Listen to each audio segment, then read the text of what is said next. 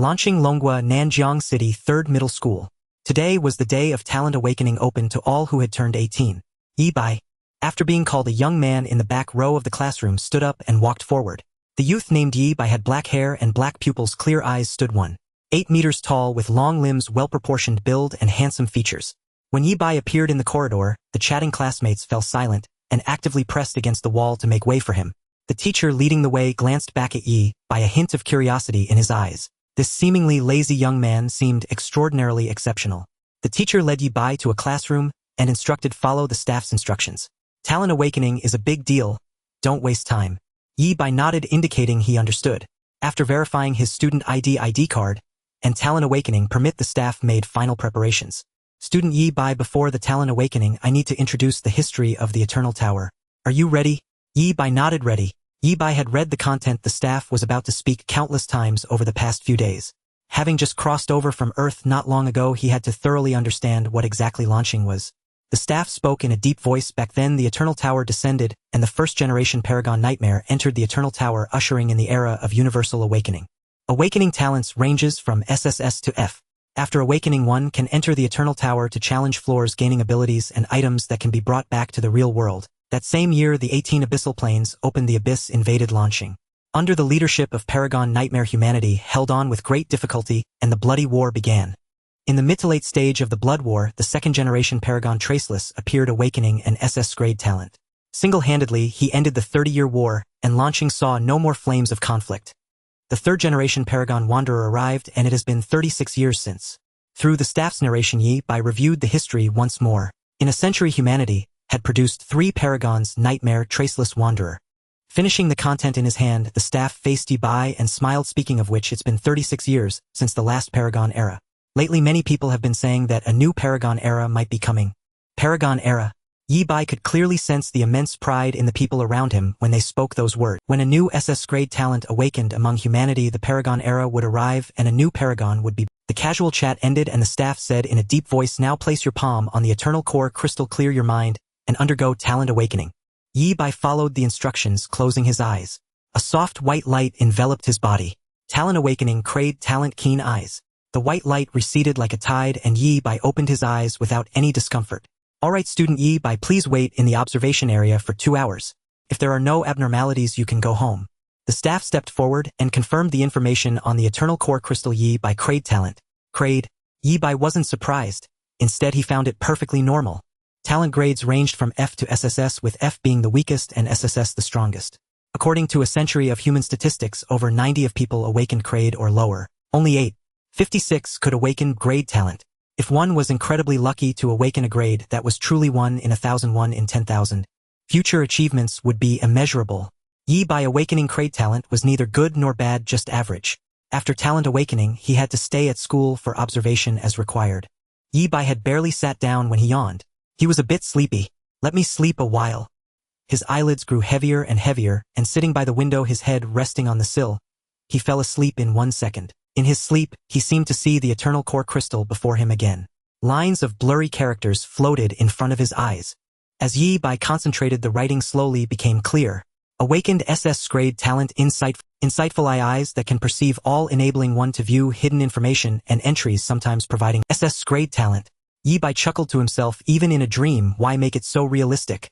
The characters before him continued to change. SS-grade talent, insightful eye at your service. The smile on Yi Bai's face froze. He tried to view more information. Current survival probability 98.56. Yi Bai. A 98.56 chance of survival. That was practically as good as certain death. Hint from SS-grade talent, this world is very dangerous. Please keep your identity a secret. This dream is too realistic. Just as Yi Bai thought this, he felt someone shaking him. His consciousness returned to reality. The one shaking him was none other than his deskmate friend Zhao Lin, who was as thin as a monkey. Bai, I awakened a grade talent. What about you? Same. Oh no, I was hoping to live the high life. Zhao Lin, by nature optimistic, quickly got over his disappointment and rallied. It's okay to Bai. You'll find a job at the 10,000 Pavilion and you'll work in the United Legion. We both have bright futures. Young, clearly Yi Bai was still sleepy. Zhao Lin pointed at the clock on the wall and said to Bai, school's over. Oh, let's go. Yi Bai stood up and glanced at the clock. A nail is loose. It will fall down in 6 seconds. The inexplicable text felt familiar. Yi Bai recalled that strange dream. Could he really have awakened an SS grade talent? What a joke. Just as he was daydreaming, the clock leaned forward, made a freefall motion, and fell to the ground with a crack, shattering the glass into pieces. Yi Bai sucked in a sharp breath, instinctively concentrated, and tried to check his survival probability again. Current survival probability 99. 99, please keep it up. Yi Bai shook his head and the writing dissipated before his eyes. He turned to Zhao Lin as if nothing had happened and called out, "Let's go eat and head home." After returning to his modest home alone, Yi Bai began experimenting again, concentrating on various light bulb lifespan 178H, forever alone. This is a cheap computer chair. After 3 hours your back will ache. Buy this 10 yuan lottery ticket and you'll win big. You'll buy a lesson. When Yi Bai concentrated, he could see more information on these notes. Conversely, when he didn't want to view them, the notes would slowly fade away. It seems this talent is of the support type. Time ticked by and Yi Bai experimented with his eyes. He still wasn't sure if he had truly awakened an SS grade talent. Everything was unknown. As a transmigrator, nothing that happened to him seemed too outrageous. After all, the very act of transmigrating was already quite absurd. Time reached 115959, 1200.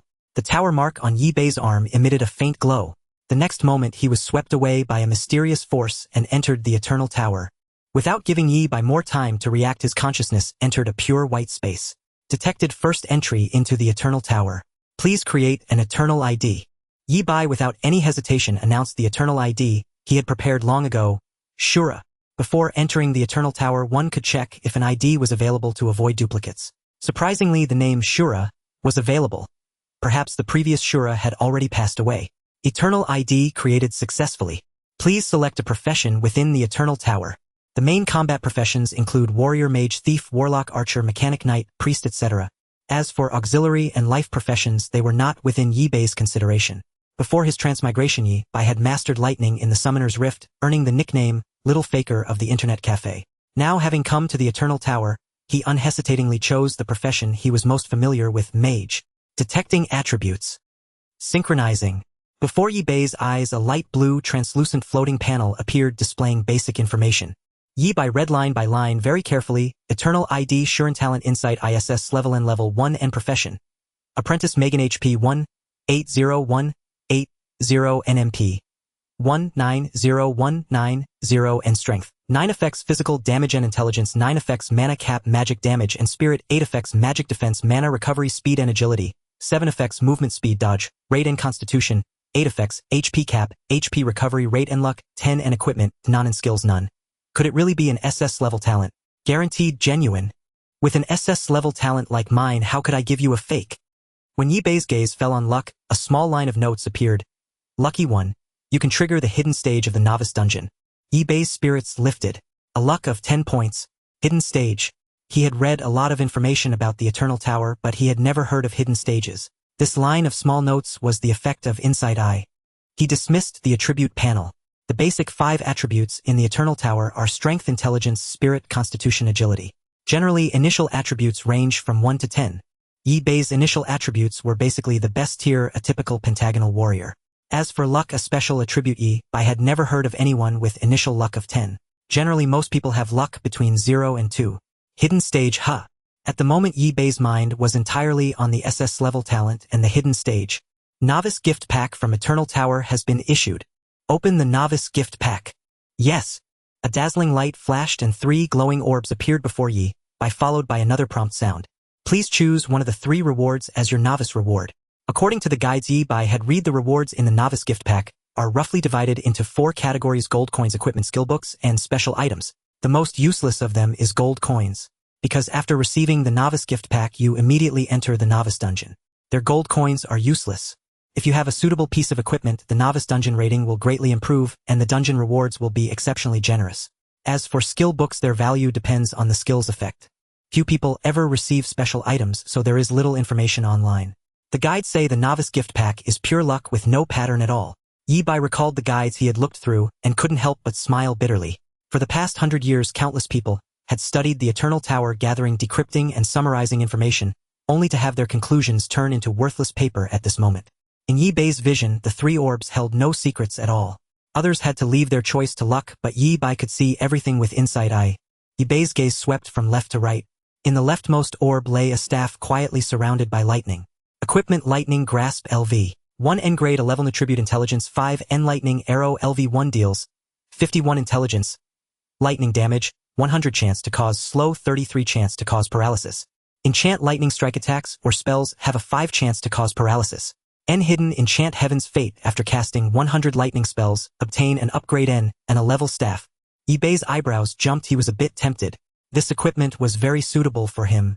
Equipment grades like talents go from SSS highest down, and a level staff with 2 enchantments and upgrade ability. Any single one has a market value exceeding 1 million yuan, and it's scarce even at that price. Enough to buy a 3-bedroom apartment in Yibei's neighborhood. Don't rush, stay calm. Yibai did not hurry to choose. Lightning Grasp was indeed powerful, but it wouldn't hurt to look at the other 2 rewards before deciding. The middle orb revealed a small mountain of gleaming gold coins. 5,000 gold coins. Yibei's eyebrows jumped again at the amount. The currency of Eternal Tower can be exchanged with Blue Star Reality. 1 gold coin exchanges for 1,000 yuan of Dragon Country currency. 5,000 gold coins means 5 million yuan. On the trading market, 5,000 gold coins could even buy an A-grade advanced equipment. Is this the joy of luck? 10. Yibai didn't expect the novice gift packs to get better and better. Of course, comparing 5,000 gold coins and lightning grasp, Yibai still leaned toward the latter to arm himself as much as possible. Although a bit reluctant reason told Yibai that in the novice dungeon money was useless. If the novice dungeon achieved an 11 level or higher rating, the reward Yibai would receive would far exceed 5,000 gold coins. He tore his gaze away from the gleaming pile and looked at the last orb. This is... Yibai gasped, rubbed his eyes, and found it hard to believe. Special item lightning element effect after use gain lightning element affinity, 100 mana recovery speed, 100. Randomly learn 3 lightning skills. Without any hesitation, Yibai pointed directly at the last orb. Obtained novice gift pack reward lightning element. Successfully used lightning element. With the novice reward in hand, Yibai wasted no time and activated it immediately. A tingling sensation surged through his entire body, and Yibai felt the surrounding lightning elements become more active, constantly calling out to him. Lightning element affinity 100. Mana recovery speed 100. Learned lightning skills lightning arrow thunderous blessing ready to... The descriptions of the 3 skills appeared before Yibai in sequence. Lightning arrow LV1 deals 51 intelligence lightning damage, 100 chance to inflict slow 33 chance to inflict paralysis. Mana cost 60. Cooldown 3 inch. Yibei's current intelligence attribute was 9. So a single lightning arrow could deal 59 damage. Without factoring in defense, 3 lightning arrows would be enough to finish off a novice player. The minor monsters in the novice dungeon with HP ranging from 50 to 100 posed no threat to Yibai. Just the lightning arrow skill alone was enough to secure Yibai a decent evaluation in the novice dungeon. Yibai continued reading. Thunderous Blessing LV1 casts a Thunderous Blessing on oneself or an ally. Normal attacks deal an additional 20 lightning damage, and magic attacks deal an additional 25 lightning damage. Mana cost 100. Duration 30s. Cooldown 45s. Ready to strike, the next lightning skill used has its effect doubled. Mana cost 10. Cooldown 10s. Hiss. Yibai hadn't expected the 3 randomly obtained lightning skills to synergize with each other. If I use Ready to Strike with Lightning Arrow, the burst damage is 118 points, enough to one-shot a minor monster. Yibai calculated rapidly in his mind. What if the combo sequence is Ready to Strike Thunderous Blessing, Ready to Strike Lightning Arrow? A double Thunderous Blessing adds 50 extra magic damage plus Lightning Arrow's base damage of 59, totaling 236 points. That doubles the burst damage. 236 damage was enough to one-shot Yibei's current health. Based on his years of gaming experience, Ready to Strike was an absolute god-tier skill. Even in the mid to late game, when Lightning Arrow and Thunderous Blessing might become obsolete, Ready to Strike would remain his... Suddenly, a bold idea surfaced in Yibei's mind. What happens if I use Ready to Strike again after activating it? Was he trying to exploit a bug? Ready to Strike consumed 10 mana per use and had a 10-second... With his mana recovery speed enhanced by the lightning element, Yibai could recover 50 mana in 10 seconds. So mana consumption was no concern. In other words, if Yibai wanted, he could cycle Ready to Strike repeatedly until the final strike. This is exponential growth. It doubles every time. If it works. Yibei's heart raced with excitement, eager to try it out. Aside from the novice gift pack, the Eternal Tower also granted a withered wooden staff. A plain item with no attributes, serving only to channel skills. Novice gift pack distributed. Enter novice dungeon. Enter. Yibai felt a dizzying spin as the pure white space blurred, and his consciousness receded like a tide. When he opened his eyes again, Yibai found himself in a dim corridor. His leather boots clicked against the granite floor as he surveyed his surroundings, unable to help but marvel. The Eternal Tower, No wonder it's hailed as a fully simulated virtual reality game. The immersion is absolutely real. Yi Bai extended his 5 fingers and touched the corridor wall. A rough texture, an uneven surface, and even a layer of dust clinging to his fingertips. Alright, time to get down to business. Yi Bai raised his staff and looked ahead. The novice dungeon he was in was a narrow corridor 5 meters high and 5 meters wide, allowing 2 people to walk side by side. On both walls, every 5 meters 2 torches were mounted, casting faint flames to illuminate the passage. According to the guide, the first section of the novice dungeon has 20 monsters. A massive shadow loomed ahead of Yi Bai, accompanied by a prompt from inside eye.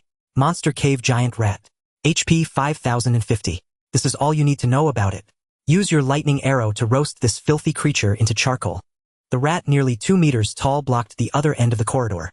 Seeming to sense Yi Bai's arrival, it shuffled slowly toward him, emitting strange clicking sounds. Here it comes. Yi Bai raised his staff and activated a skill. Ready to strike.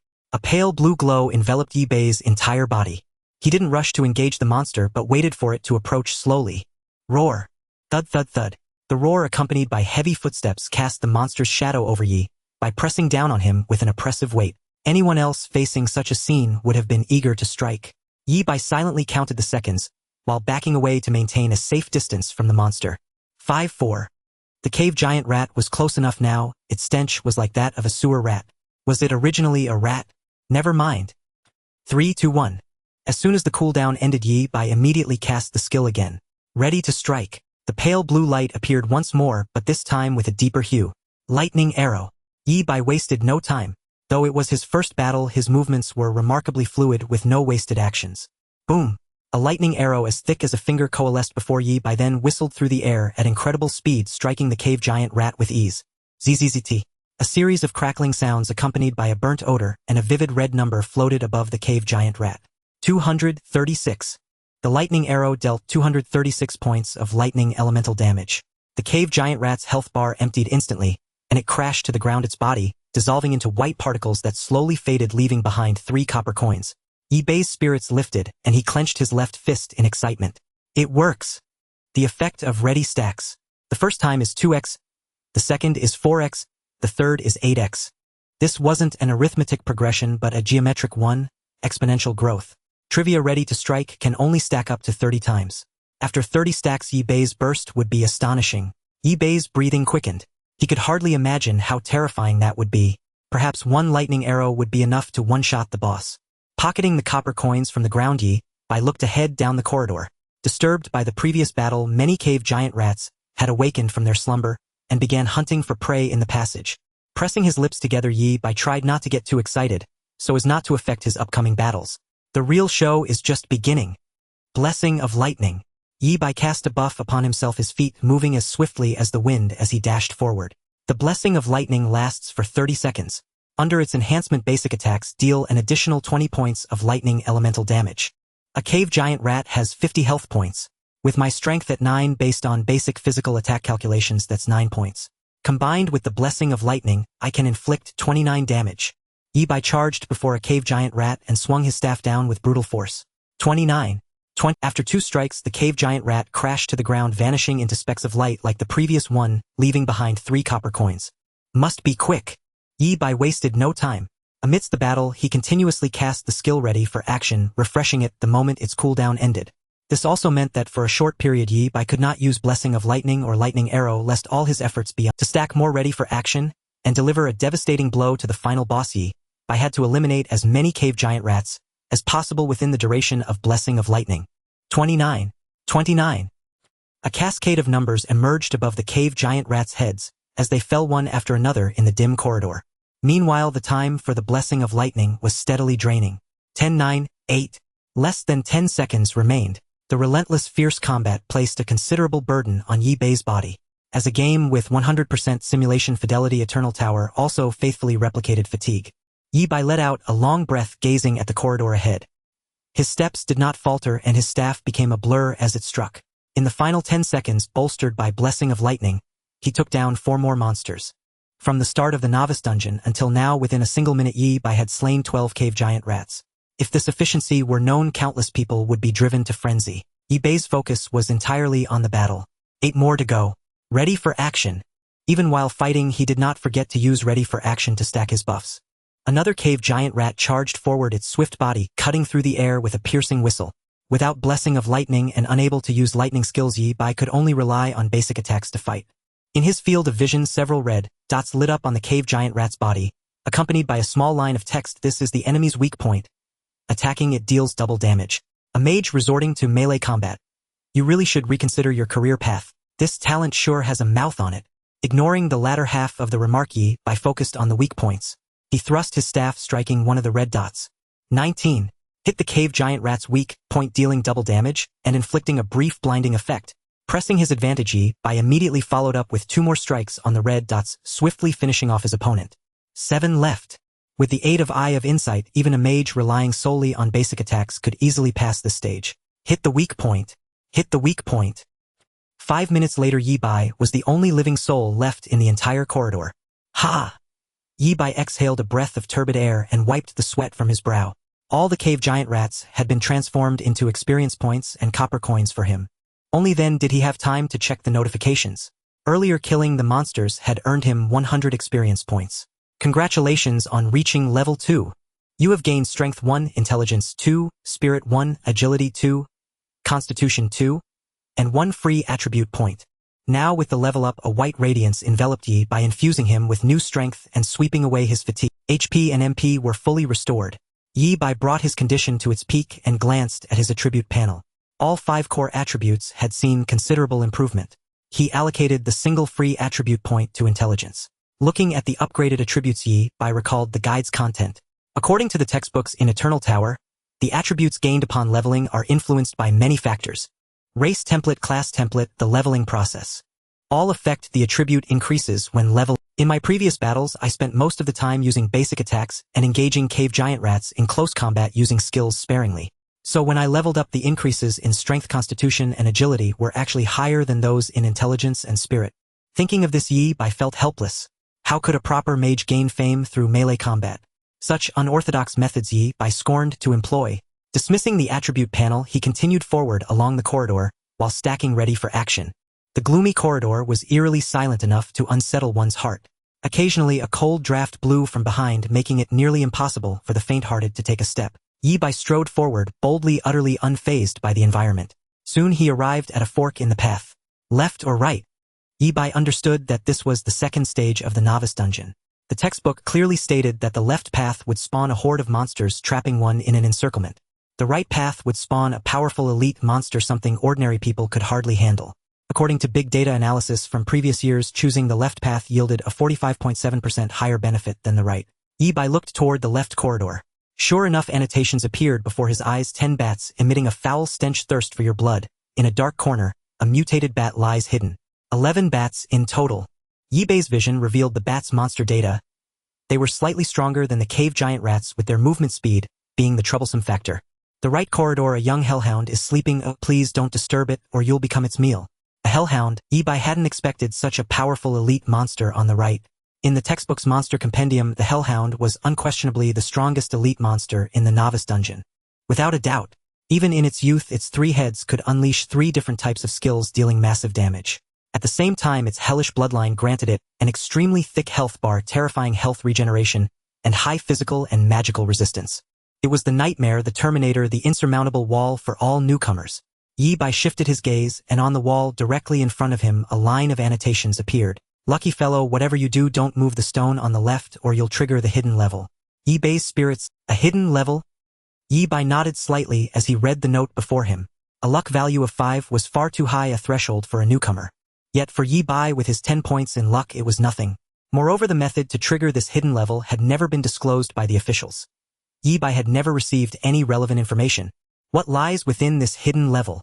Yi Bai focused his attention, discovering that the more he concentrated, the more information the notes revealed. Upon entering the hidden level, all monsters in the beginner dungeon would awaken and join the pursuit against you. Yi Bai grimaced, feeling a sharp ache in his teeth. 10 blood-sucking bats and 1 mutated bat were manageable, nothing too troublesome. The truly formidable threat was the juvenile hellhound. Monster Hellhound Juvenile LV. 10 HP, 20000 MP, 12000 physical defense, 150 magic defense, 200 skills, 20000 HP. Equivalent to 100 Yi Bais combined. With a physical defense of 150, a basic attack couldn't even break through. It was immune to magic damage below 500, and enjoyed a 33 damage reduction against any magic damage above 500. After reviewing the Hellhound's stats, Yi Bai nearly fell into despair. How in the world did the nightmare of the mightiest ever manage to kill this Hellhound? It's absurdly overpowered. Fortunately, he himself possessed an SSS-Rank talent. Yi Bai calculated the time. Ambush stacked once every 10 seconds, meaning 6 layers per minute. 5 minutes had passed since he entered the beginner dungeon. Yi Bai had stacked 30 layers of ambush, and further releases could not increase the count. 30 layers. What did that mean? This was not a mere 30-fold increase. It was 2 to the 30th power. That is. Yi Bai's mind conjured a terrifying number 1073741824. Over a billion times. Seeing this figure, Yi Bai's eyelids twitched uncontrollably, and he clicked his tongue in awe. A billion times. A single lightning bolt would deal 60 billion damage. What was a mere hellhound? Even an adult one would be obliterated, let alone this juvenile. Yi Bai suddenly perked up. Was he supposed to strike hard against cave giant rats but cower before a hellhound? That was not his style. Bring it on. Under the boost of 30 layers of ambush, Yi Bai possessed terrifying offensive power. Following the instructions, Yi Bai moved an inconspicuous stone and used it to trace an obscure pattern on the wall in a specific rhythm. As the final stroke fell, the entire corridor began to tremble with sand and stones cascading down. The central wall slowly split open, revealing a passage. Who in their right mind could possibly trigger this hidden level with such a bizarre pattern? Yi Bai grumbled, then casually stuffed the stone into his backpack. Never litter. Such a triggering item, even an unremarkable stone might hold special value. As the stone wall split, anomalies occurred simultaneously in the corridors to Yi Bai's left and right. Whoosh! In the darkness, nearly a dozen shadowy figures darted swiftly, circling above the corridor. Pairs of bloodshot eyes fixed on Yi Bai, thirsting for his blood. These blood-sucking bats did not attack immediately but engaged in a silent standoff with Yi Bai. From the right corridor came an enraged roar. Then violent crashes, the sound of breaking chains, and the earth quaking incessantly. A terrifying monster shattered its cage, and its target was unmistakably Yi Bai. Tirchu swallow. The instinct to hunt drove it forward at breakneck speed, as if in the next moment its claws would rend skin and its fangs taste blood. Here it comes. Yi Bai focused entirely, gripping his staff tightly, daring not to slacken. He had only one chance to strike. Blessing of lightning was clearly not an option. Yi Bai's speed was no match for the hellhound, which was nothing like the clumsy cave giant rats. One misstep and even a graze from the beast would turn him into a corpse under its claws, with no chance to turn. He couldn't exactly slide in to feed himself to the monster, could he? Lightning bolt was Yi Bai's only choice. A lightning bolt boosted by 30 layers of ambush would deal tens of billions of damage. One strike, one kill. Yi Bai held his breath, staring intently into the dark corridor, as a countdown appeared before his eyes. 5, 4, 3, 2, 1. Now! Yi Bai roared, thrusting his staff forward. Lightning bolt! The colossal lightning bolt was instantaneously cast. Under the boost of 30 layers of ambush, its size filled the entire corridor. The hellhound had no room to dodge. Just as it burst from the shadows, ready to savor its hunt, it was engulfed by lightning in an instant. In a flash, it was over. Its eyes flickered with reluctance, fury, confusion, and disbelief. The enemy had seemed so weak. Why had it fallen instead? Before it could even let out a howl, an astronomical number appeared above the hellhound's head, and it was reduced to charcoal. Yi Bai, feeling drained, had no time to relish the kill before a system prompt flashed before him. Level up to level 10. Yi Bai's brows shot up in ecstasy. Level 10. He knew that leveling up in the Eternal Tower was extremely difficult with experience gains beyond imagination. After arduously slaying 20 cave giant rats, Yi Bai had only risen from level 1 to level 2. Yet killing the hellhound had propelled him straight to level 10. Gain strength 50, intelligence 50, spirit 50, agility 50, constitution 50. Because it was a cross-level solo kill, during the level-up process the Eternal Tower awarded extraordinary attribute bonuses. From what Yi Bai understood, during the beginner phase each level increase granted a range of 1 to 3 points per attribute. Yi Bai had effectively gained an extra 2 points per level. This is a massive win. He could barely contain his joy, even without counting the beginner dungeon settlement rewards or the hellhound's drops. Just the current 5-dimensional attributes alone made Yi Bai a huge winner, and there were still the spoils. Yi Bai looked ahead. The corridor widened by the lightning bolt was pitch black and littered with debris. The hellhound, having received the full kill-and-dash treatment, left a vague canine imprint on the ground. Above the charcoal, a golden light orb lay quietly on the floor. Let me see what goodies have dropped. Let me have a look. The golden orb of light emanated a tantalizing radiance. The skull of a 3-headed hellhound, crunchy, and with a chicken flavor. Yi Bai extended his hand, and as the golden light slowly dissipated, a palm-sized skull floated in midair, as crystalline and translucent as amber, but with 3 distinct colors: red, yellow, and blue. A special material. The skull landed in Yi Bai's palm, and a wave of warmth spread through his body. Special material skull of the 3-headed hellhound SS-Rank. Effect can be used for equipment crafting, item creation, etc. When carried, strength 100, constitution 100, mana recovery speed 500. An SS-Rank material. Yi Bai hadn't expected that merely carrying this item would grant him such a tremendous boost in attributes. If I can forge it into a staff, it would be at least an S-Rank equipment. Yi Bai stowed the skull into his backpack. This was likely the greatest treasure of this expedition. The Supreme Being Nightmare had once slain the 3-headed hellhound and earned an SS-Rank evaluation in the novice dungeon, causing a sensation. At this thought, a surge of pride swelled within Yi Bai. He had accomplished what the Supreme Being had done. To stand shoulder to shoulder with the Supreme. The weight of those words was not mere lip service. No, that's not right. Yi Bai turned his gaze blazing as he fixed on the opening in the central stone wall. He could achieve even more than that Supreme Being had back then. The hidden stage of the novice dungeon. Though I don't know what lies ahead, since I'm already here. Yi Bai walked back to the opening, ready to continue his exploration. But first there were some minor nuisances to deal with. The lightning bolt from before had been so intense that the bats were utterly stunned, clinging to the walls, not daring to move. Whoosh, whoosh, whoosh. Bats kept falling from the air, twitching on the ground before finally breathing their last. 10 vampire bats plus 1 mutated bat were as fragile as paper before the level 10 Yi Bai. With just his basic attacks, Yi Bai dispatched them all in a flash. Since Yi Bai had already reached level 10, the vampire bats, being only level 2 to 4, provided him no experience. Thus Yi Bai only netted a handful of copper coins. He glanced at his attribute panel. Compared to when he first entered the Eternal Tower, his attributes had nearly sextupled. His health had also surged to 1800. Of course, this was thanks to the boost from the 3-headed hellhound skull, which added 100 constitution and an extra 1000 health points. One must understand that leveling up and increasing attributes within the Eternal Tower was exceedingly difficult. The attributes Yi Bai currently possessed were beyond what many level 20 or even level 30 players could achieve. Moreover, any improvement here would be synchronized to the real world. For Yi Bai, in just one night, his physical fitness had become 6 or 7 times stronger than before. This was utterly unimaginable, yet it had truly happened. Yi Bai dismissed the attribute panel and began to tally his spoils. Earlier he had killed 20 cave giant rats, earning 60 copper coins. 10 vampire bats netted him another 90 copper coins, plus 2 silver coins from the mutated bat. Yi Bai now had a total of 3 silver coins and 50 copper coins. Within the Eternal Tower, currency came in 3 types: gold, silver, and copper with a centesimal system. 100,000 copper coins equaled 100 silver coins, which equaled 1 gold coin. 1 gold coin was worth 1,000 Dragon Kingdom currency. Thus 1 copper coin was roughly equivalent to 1/10 of a yuan. In other words, after all that hard work fighting monsters, Yi Bai had earned a total of 35 yuan. That wouldn't even buy 6 bowls of cheap noodles. After counting his current loot, Yi Bai once again stood at the entrance to the hidden stage. During this time he hadn't been idle. He had started stacking ambush again. Judging by the instant kill of the 3-headed hellhound, ambush was a godly skill. Once stacked to a high enough layer, it would be unstoppable. The passage to the hidden stage was pitch black, revealing nothing. Yi Bai tore a torch from the wall of the previous corridor and lit the area before him. No danger ahead. Scan complete. With the prompt from inside, Yi Bai felt somewhat reassured, but he still remained vigilant. In the dark passage, Yi Bai moved forward cautiously. Feels like I'm going downward. Yi Bai realized the passage he was in sloped downwards. The novice dungeon is at the bottom of the Eternal Tower. If I'm going further down, could there be a floor 0? This thought lingered in Yi Bai's mind. The Eternal Tower was shrouded in mystery. Even after a century of study, humanity still hadn't fully understood it.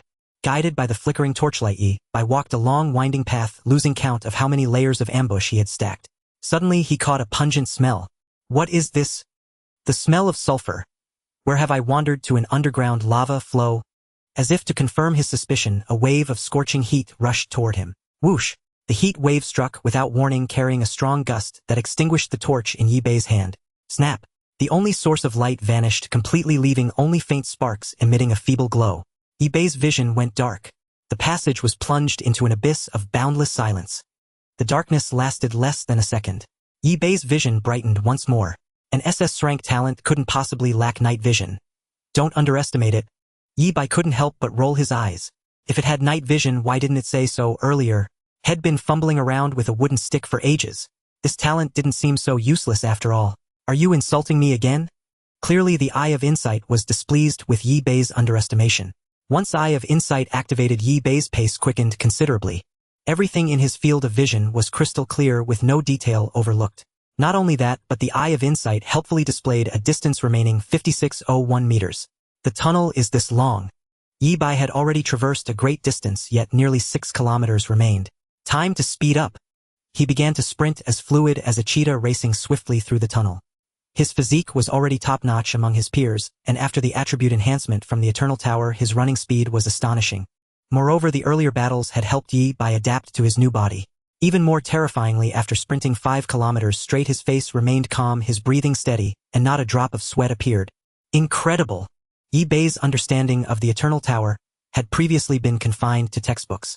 It was, as they said, a textbook-level comprehension. Only now, truly feeling the transformation, did Yi Bei grasp the profound mystery of the Eternal Tower. Most crucially, every enhancement he currently enjoyed could be synchronized 100 to reality. The true nature of the hidden level 200 meters ahead.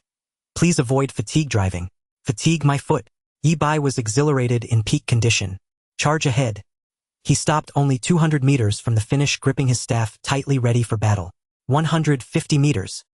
100 meters. 50 meters. Closer, ever closer. Yi Bei finally halted before an immense bronze door. The bronze door was engraved with cryptic patterns, profound and obscure, seemingly concealing secrets. Yi Bei studied them intently, trying to memorize the entire design. These are traces left by an indescribable, terrifying entity, proof of its existence. Continuing to observe for 10 seconds will result in mental contamination from a void being. 10, 9, 8. The Eye of Insight provided a countdown warning. Yi Bei averted his gaze only at the very last second, ensuring his safety. In absolute safety, pushing the limit wouldn't kill you. The sulfurous smell was choking and the temperature was abnormally high, nearing the human limit. Place your hand on the bronze door and you'll complete the hidden level. An easy parkour run, isn't it? That's simple. Yi Bei frowned, feeling something was off. The designer of the hidden level had placed a powerful boss like the Hellhound at the beginning. Yet at the very end there was no monster. Where was the boss? The reward? Yi Bei had geared up for a fight, but there was nothing. All that anticipation wasted. Was something wrong?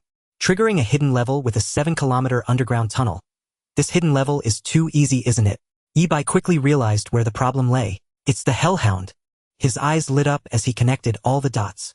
The hidden level's content is actually being chased by the Hellhound for 7 kilometers to reach the final bronze door. In other words, it's a life-or-death escape, not an easy parkour run. However, for Yi Bei, the hardest part had been resolved first. The Hellhound, barely released, was mercilessly slain by Yi Bei, reduced to a charred mass. Even its skull now lay quietly in Yi Bei's backpack. Hellhound, is this even fair? Meant to be the Temple Run NPC, it was killed like a common mob by... Where's the justice in that? Yi Bei's method was truly unprecedented and unmatched. If anyone else had triggered the hidden level, they'd be in grave danger, unlikely to survive the Hellhound's pursuit. Understanding the true nature of the hidden level, Yi Bei's doubts diminished. He looked around, ensuring nothing valuable could be taken before finally stopping. Following the prompt, Yi Bei pressed his palm against the bronze door.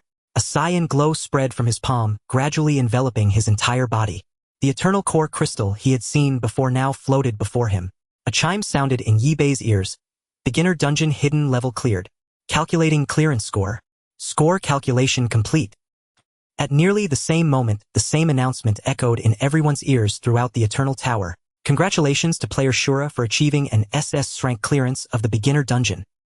The moment the announcement was received, people's hearts jolted. Before they could even express their shock, a new Eternal Tower announcement flashed across the screen. Congratulations to player Shura for achieving an SSS-Rank clearance of the beginner dungeon hidden level. All public channels fell into a deathly silence. No one spoke. The entire Eternal Tower, even the whole world, was plunged into stillness. Only silence, only wordlessness could express their feelings at that moment. Hidden level. What hid? In the century since the Eternal Tower descended, humanity had studied it for 100 years, never ceasing, even in the most difficult times. How had they never heard of a hidden level? Countless questions surged in people's minds. These questions erupted into immense energy, becoming the focus of discussion on all platforms. What is the hidden level? Hidden rewards. What are the hidden rewards? All questions eventually converged into one. Who is Shura? At this moment, the world was focused on Shura.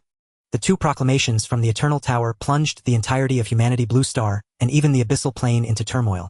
In an instant, the world was stirred into a tempest of change. An SS-grade talent has emerged, initiating the Dawn Plan, issuing the War God's summoning order. All registered War Gods must report to designated locations immediately. The Abyssal Plane has entered a second-level combat readiness state. Asura merely cleared the Novice Dungeon. With an SSS rating, yet like a butterfly flapping its wings, it ignited a storm. Of course, all of this was temporarily irrelevant to Yi Bai. He had just cleared the Novice Dungeon. After the Eternal Tower's announcement, what lay before Yi Bai were bountiful rewards for his triumph. SS-grade completion of the Novice Dungeon rewards include all attributes: 50th luck, 1 gold coins, 100000, and a trade secret realm pass. SS-grade completion of the Novice Dungeon rewards include 1 special class change opportunity. SS-grade completion of the Hidden Stage rewards include Eternal Blessing. From the dazzling array of announcements, Yi Bai identified the tangible benefits. 100000 gold coins. That's equivalent to 100 million dragon coins. Seeing such a vast sum, Yi Bai was momentarily awestruck. 100 million. What does that mean? At 5 million per house, he could buy 20 of them. If he won 10000 yuan in the lottery every day, it would take 27 years to claim 100 million. The sheer magnitude of this wealth surpassed ordinary comprehension, and even Yi Bai, with his steady composure, needed a few seconds to calm his mind. Before today, his bank card held just over 10,000 yuan, a 6-digit pin protecting a 5-digit balance. A 10,000-fold surge in wealth, enough for an ordinary person to squander for 10 lifetimes, seemed utterly surreal. But 100000 gold coins were merely the least impressive among these rewards. All attributes: 50 luck, 1. The rewards for an SS-grade completion are truly generous. No wonder the strongest rise so swiftly. Yi Bai remarked. The current pinnacle powerhouses of humanity had all cleared the Novice Dungeon with an SSS rating in their time. Their growth was like playing a game with cheats, soaring like a rocket into the sky. Now, having achieved the same SS-grade completion, Yi Bai began to grasp the journey of those predecessors. Surging base attributes, a boost in luck, 100000 starting gold coins, and a special class change opportunity. Their starting line was on an entirely different level from ordinary players. A golden sphere of light descended, materializing before Yi Bai with occasional flashes of lightning. Wrath of Heaven Mage Thunder, 1 class change opportunity. Upon use, you will be class changed into the hidden class Wrath of Heaven Mage, automatically gaining Thunder specialization, with all Thunder spell effects 100 and mana consumption 50. Wrath of Heaven Mage class template rating SS grade. Kid, why hesitate? Pick it. Under the Eye of Insight's description, the advantages of the Wrath of Heaven Mage were laid bare. As the sphere touched his hand, blue-white lightning flickered and danced at Yi Bai's fingertips, quickly sending a tingling sensation through his entire body. Class change successful. Simultaneously, on Weibo trending topics and headline news, 6 out of the top 10 were related to Asura. Whether on the Eternal Tower, the digital world, or in real life, Asura was the most frequently mentioned term. After the class change, a new attribute panel appeared before Yi Bai. Eternal ID Asura, Talent Eye of Insight, SS grade, level 10, class Wrath of Heaven Mage Thunder. HP 36003600, IMP 1, 8001, 800, Strength 126, 100, Intelligence 145, Spirit 135, Agility 124, Constitution 131, 100, Luck 11, Equipment Novice Staff, Skills Lightning Arrow Thunder Blessing, Ready to Strike Heavenly Thunder, Status Thunder Affinity Thunder Specialization. Due to the class change, Yi Bai's attributes saw a modest increase, with each rising by roughly 20 to 30 points. What frustrated Yi Bai most was that as a mage, his strength and constitution attributes were higher than his intelligence and spirit. What kind of mage was this? A mage wielding twin flaming crimson clubs, swinging at anyone in sight, a close combat invincible mage. Yi Bai could only accept reality. After class changing into the Wrath of Heaven Mage Thunder, Yi Bai gained a new skill, Heavenly Thunder, and a status Thunder Specialization. Heavenly Thunder LV1 summons a bolt of Heavenly Thunder to strike an enemy, dealing 202 intelligence, thunder damage. When the enemy's health falls below 30, it instead deals true damage. Each time Heavenly Thunder hits an enemy, it permanently increases the skill's base thunder damage by 5 points. Enemies hit by Heavenly Thunder are 100 afflicted with a slow effect and randomly receive 1 negative debuff. Mana cost 200 points, cooldown 2 seconds. Yi Bai's intelligence attribute was 145.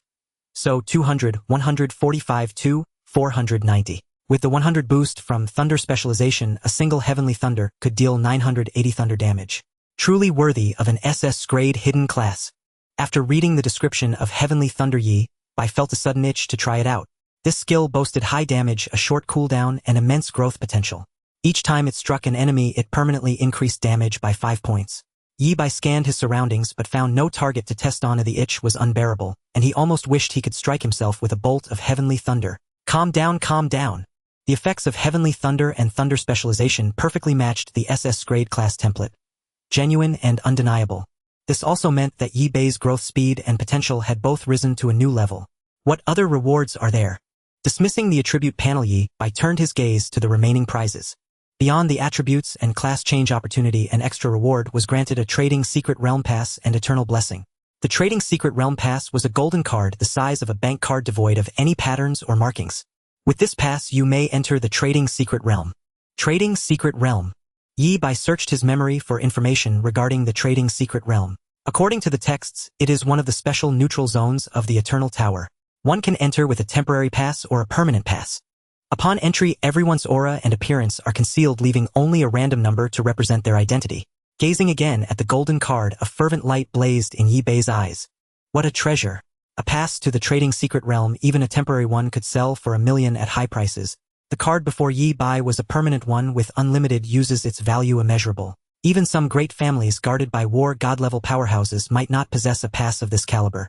Securing the golden card, Yi Bai planned to visit the Trading Secret Realm later. After clearing the novice dungeon, Yi Bai had leveled up to 10 in one go and needed to upgrade his equipment. Moreover, his future exploration plans required some materials and items that needed advanced preparation. Yi Bai looked at the final reward: Eternal Blessing. A son of the tower blessed by the Eternal Tower. Each time you clear a dungeon or break through a floor of the Eternal Tower, your rating will be elevated by 1 tier. Hiss. The weight of this blessing surpassed Yi Bai's imagination. To put it bluntly, all the rewards Yi Bai had obtained before combined paled in comparison to Eternal Blessing. A permanent elevation of rating by 1 tier. What did this mean? If Yi Bai could achieve a perfect clear and SS-level rating under Eternal Blessing, it would become an SSS-level rating. It even surpassed the Eternal Tower's own upper limit. With this blessing, Yi Bai's growth rate would exceed everyone's imagination. As expected from the reward for a hidden stage SS-level clear, Yi Bai mused inwardly. The 3 supreme powerhouses who rose among humanity only achieved an SS-level clear of the novice dungeon. None triggered the hidden stage. That means Eternal Blessing exists for me alone. In other words, Yi Bai's growth speed potential and even his ceiling might surpass even the supreme powerhouses. Of course, this was only a theoretical possibility. Yi Bai wasn't arrogant yet. If his true identity were exposed now, a demon god from the Abyss realm could kill him with a single thought. A dead genius is no better than a living ant. Surviving, realizing his potential, and achieving the pinnacle of power was the most important thing for Yi Bai. Dismissing the description of Eternal Blessing, Yi Bai calmed his mind. Entering the Eternal Tower for the first time, I can only challenge the novice dungeon, and other areas of the Eternal Tower are temporarily inaccessible. Yi Bai stared at the golden pass in his palm, lost in thought. Should I go to the Trading Secret Realm today? If I go, is there a risk of exposing my identity? According to the textbooks, there shouldn't be. Besides, to grow stronger, I need vast resources, and the Trading Secret Realm is an absolute necessity. Yi Bai made up his mind. Better to go early than late. Fortune or misfortune, one cannot escape it. Pressing his thumb on the pass, golden light flooded his vision, enveloping him entirely. A long string of numbers mixed with English letters surfaced in Yi Bai's mind. This was his number within the Trading Secret Realm. The next moment, the golden light faded and Yi Bai appeared in a corner of a market.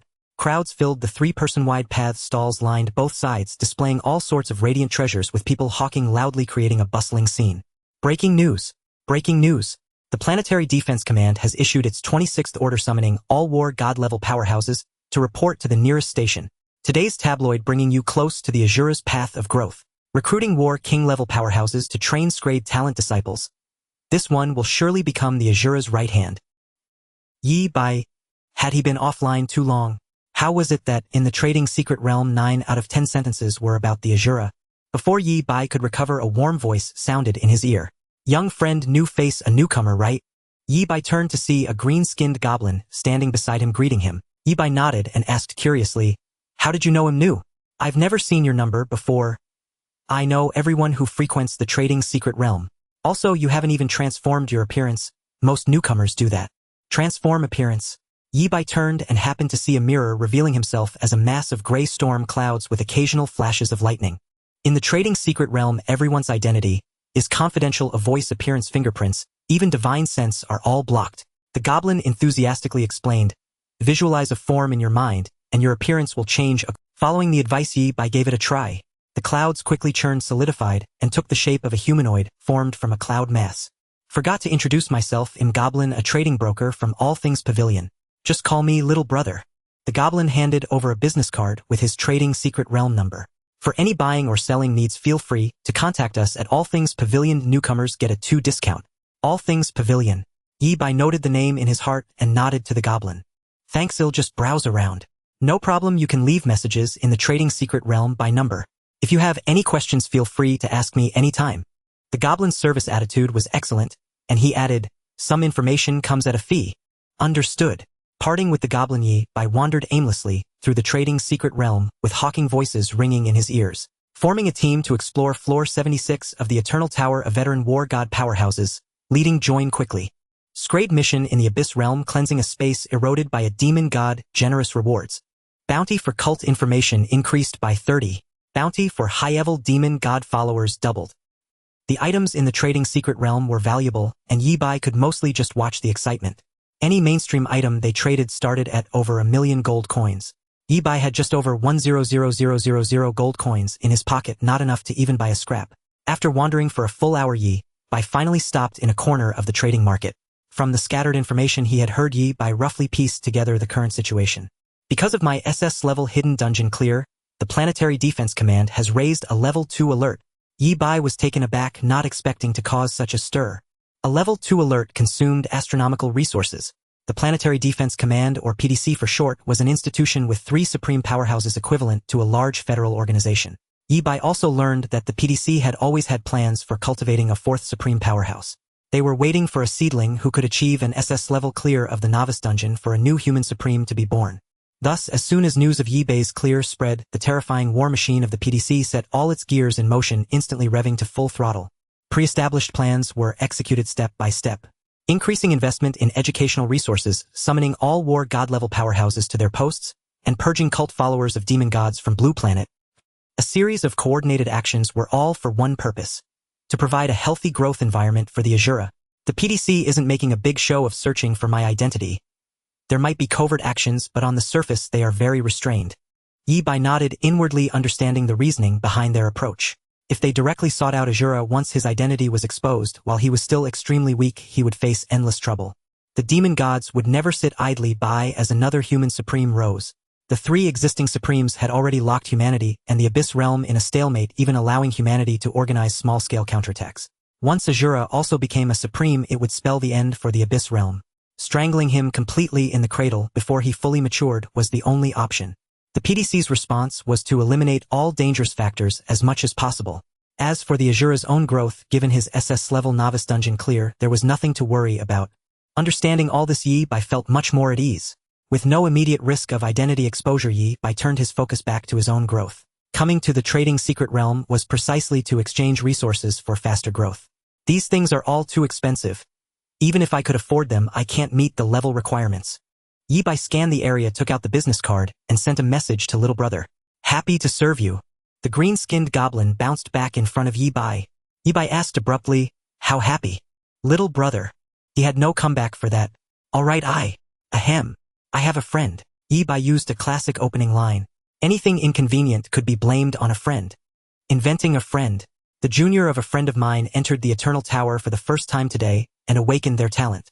The goblin quickly understood Yi Bai's meaning. Want to get some equipment and items for this junior, right? Let me look. Hey race, a common recommendation list. The goblin handed over a list clearly prepared in advance. Yi Bai glanced at it and frowned. Why are they all grade and crate equipment? The boosts from this equipment were negligible, miserably poor. Yi Bai would be better off barehanded than using such trash. The goblin patiently explained. For novice players, the most important thing is to raise their level. Equipment at this stage is just consumables. It's more cost-effective to consider high-quality equipment after leveling up. The logic was indeed sound. One had to consider cost-effectiveness. A level 10 grade staff, if not scalable, was no better than a level 50 plain staff. Yi Bai pressed on. Are there any scalable staves? During the novice gift pack, Yi Bai had the chance to choose a scalable grade staff lightning grasp. But then he encountered better rewards and had to reluctantly give it up. There are, but... The goblin hesitated, then produced another list. Scalable staves generally have hidden advancement conditions. Each time they advance, new conditions are refreshed. So, these items are actually a bit impractical. The goblin added, and they're very expensive. Upgradable equipment is both expensive and impractical. The goblin attendant spoke with utmost sincerity. At the Myriad Treasures Pavilion, they conducted business with fairness as their guiding principle. Those who could enter the trade secret realm were either wealthy or noble. Even a temporary pass cost 1,000,000 yuan just to enter once. How could an ordinary family ever afford such a fee? Thus the goblin attendant preferred to build lasting relationships rather than squeeze every last coin out of a single Yibai asked like a curious novice. Since the upgrade conditions for equipment are hidden, isn't there any way to— There is a way indeed.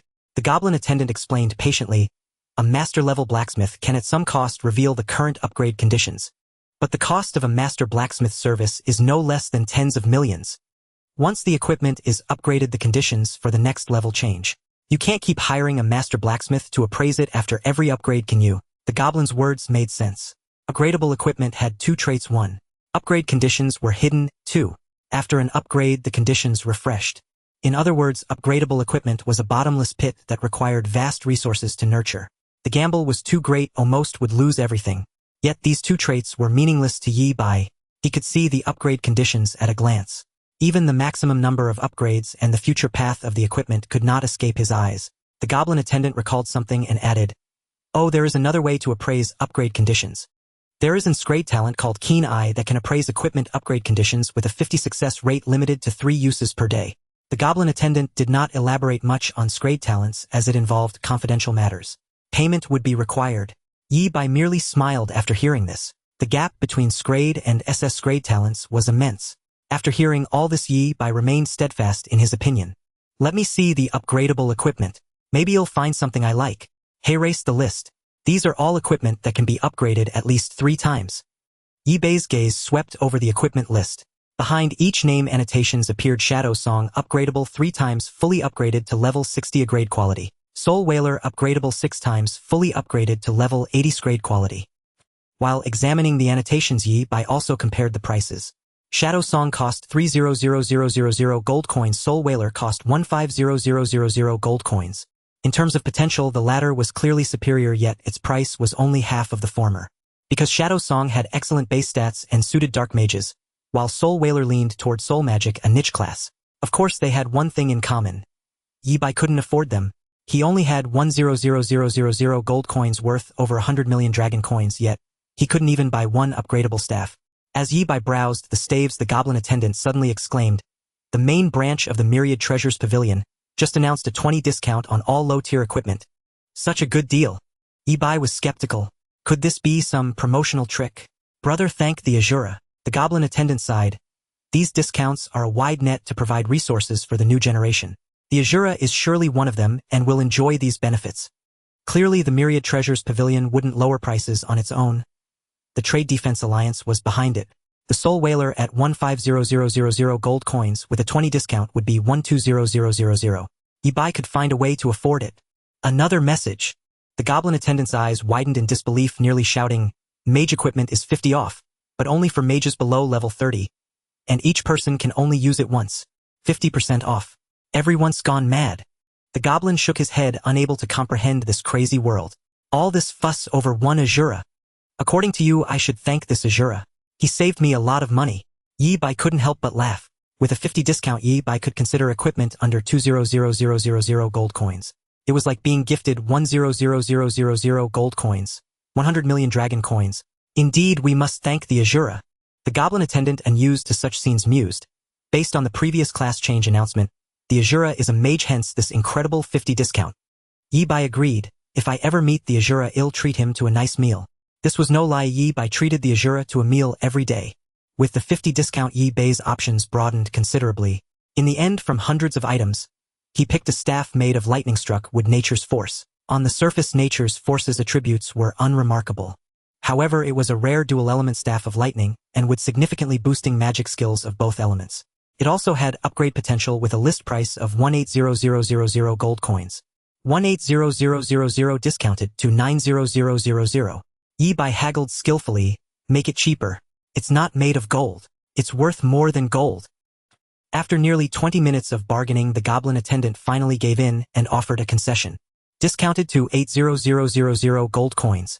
I'll throw in 60 Eternal Tower Return Scrolls, 5 gold scrolls, usable at level 10, and 12 level 15 combat puppets. Deal. Yi Bai was very satisfied with the price. Even without the freebies, the saved 100,000 gold coins were worth tens of millions, enough to buy a mountain of chicken legs. After reaching a verbal agreement, the goblin attendant immediately sent a message to the Myriad Treasures Pavilion to have the goods delivered. An 800,000 gold coin deal wasn't something he closed every day. Most importantly, the upgradable equipment Yi Bai bought was a slow-moving item. Most people wouldn't waste money on such gear. The Myriad Treasures Pavilion had a pile of such equipment sitting unsold, unable to turn into liquid capital, which was also painful. This deal was mutually beneficial. While waiting for the equipment to arrive, Yi Bai asked the goblin attendant more about the trade secret realm. As long as it didn't involve secrets, the goblin answered every question. You mentioned earlier that the Myriad Treasures Pavilion not only sells but also accepts consignments. Yi Bai asked casually. Yes, fair and square with no handling fees. The goblin attendant explained. Even for anonymous consignments, we charge no fees. That's rare, no fees at all. Yi Bai narrowed his eyes. Behind the Myriad Treasures Pavilion was clearly a top-tier powerhouse, perhaps even the Trade Defense Alliance. Otherwise, such steep discounts wouldn't be possible. Thinking this, Yi Bai spoke again. I have a friend. Ahem. The goblin attendant rolled his eyes internally. You're talking about yourself, yet you keep saying a friend. What is your talent friend from nowhere? He wants to consign something anonymously. The goblin nodded. That was easy. What is it and what price? A stone. Yi Bai took a stone from his backpack. A key item for unlocking a hidden stage in the novice dungeon. With the help of insight, an annotation floated above the stone. This is just an ordinary stone. What do you think, you can sell it for a fortune? Who would spend so much money on a rock? Can this stone be sold? Seeing Yi Bai produce a stone, the goblin clerk was somewhat surprised. It can be sold, but what makes it special? Yi Bai, it can be sold for a very high price. The goblin, what method of sale would you prefer? Anonymous auction awarded to the highest bidder within a set time. Very well, what should the starting bid be? 5,000 gold coins. 5,000 gold coins was the limit of the goblin clerk's imagination. An ordinary-looking stone fetching an astronomical price of 5,000 gold coins. A tale to boast about for a lifetime. It was like selling a stone for the price of a house in the imperial capital. Yi Bai mused, then said, set the starting bid at 1,000,000 gold coins. To an ordinary person, this stone was utterly unremarkable. Even under the appraisal of the Eye of Insight, it was just a common rock. But Yi Bai knew clearly that this was a trigger item for the hidden level in the novice dungeon, a testament to humanity's first successful completion of the beginner trial. This was the added significance of the stone. Whether anyone would be willing to pay such a high price for a commemorative stone. Yi Bai had no idea. Shoot for the stars. Consigning an item cost nothing, and if it didn't sell, Yi Bai lost nothing. But if it did sell, it would be pure profit. Very well, I'll set it up for you. A 1-month deadline, is that acceptable? The goblin clerk confirmed a few more details, and finally placed the stone in the auction house of Myriad Pavilion. The force of nature that Yi Bai had ordered had finally arrived. We must establish a transaction contract under the witness of the secret realm spirits, ensuring the buyer is a mage below level 30, and is enjoying the first-time 50 discount at Myriad Pavilion. After signing several contracts, the goblin clerk summoned the secret realm spirits, and the transaction was finalized. The slightly cumbersome procedures ensured every deal was as fair and just as possible. After all the formalities, the force of nature was finally handed over to Yi Bai. Wishing you a pleasant day. Feel free to contact me anytime if you need anything. The goblin clerk watched Yi Bai leave the trading secret realm. A merchant who knew him called out, Xiao, where did you find that guy willing to spend a fortune on an upgradable piece of equipment? Upgradable equipment was a notorious trap for all merchants. Expensive, impractical, and incredibly hard to sell. Who knows? The goblin clerk shrugged and explained, what if he can identify the upgrade conditions? What if my future son-in-law is an Asura? Stop dreaming. Such luck doesn't exist. Xiao, you made a good profit today. Treat everyone to a drink. Yi Bai's transaction at Myriad Pavilion was but a pebble cast into a vast ocean stirring no ripples. After all the hot topics among humanity revolved around the Asura.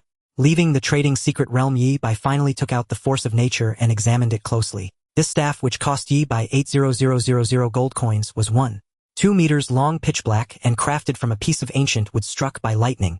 This was precisely why it had gained dual affinities for lightning and wood. Indeed, it's a top-tier staff capable of 12 upgrades. Equipment: Force of Nature LV. Grade A. Attributes: Intelligence 25. Spirit 15. Traits: Heaven's Wrath. The staff wielder's lightning damage 5. Lightning damage received 10. Wood type skill: Shields healing 10. Duality: when casting a lightning skill there is a 0.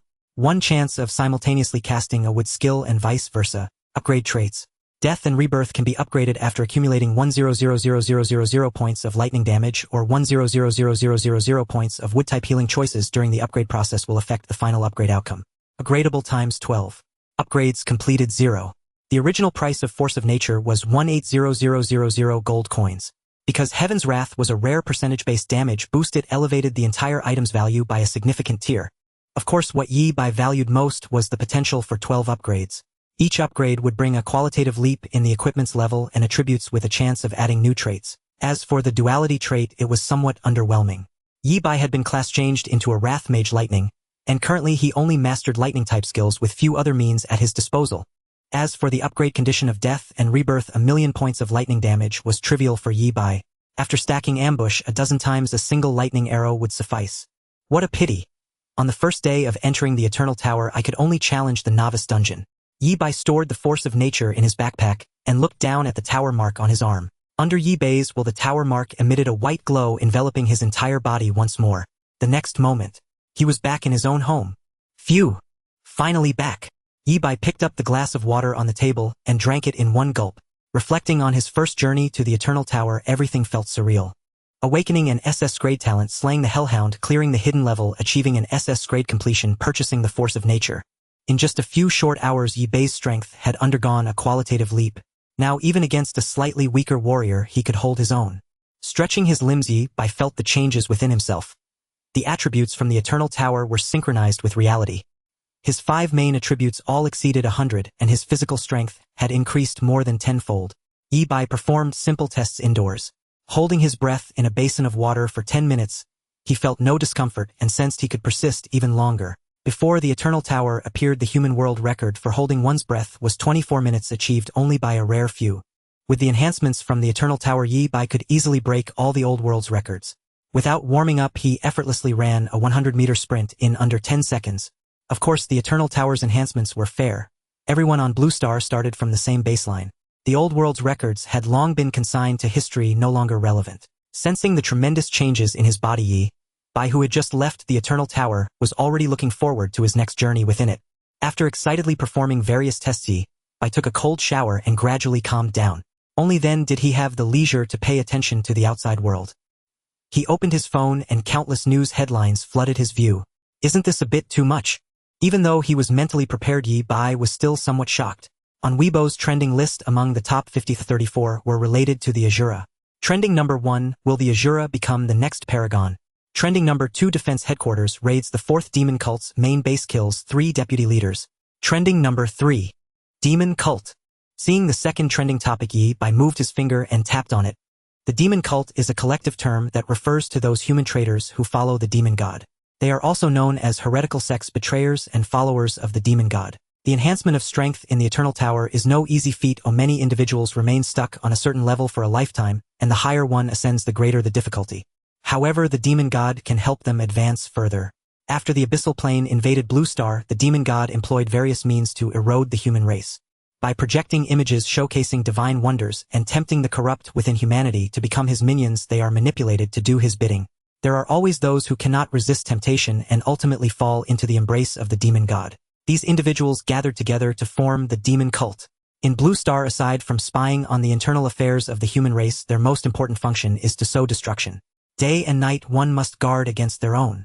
They hide in every corner of society, with some even occupying high positions waiting for the right moment to strike. In the past century of clashes, those from the Demon Cult have caused significant losses to the human race, with many talents killed in secret before they even had a chance to grow.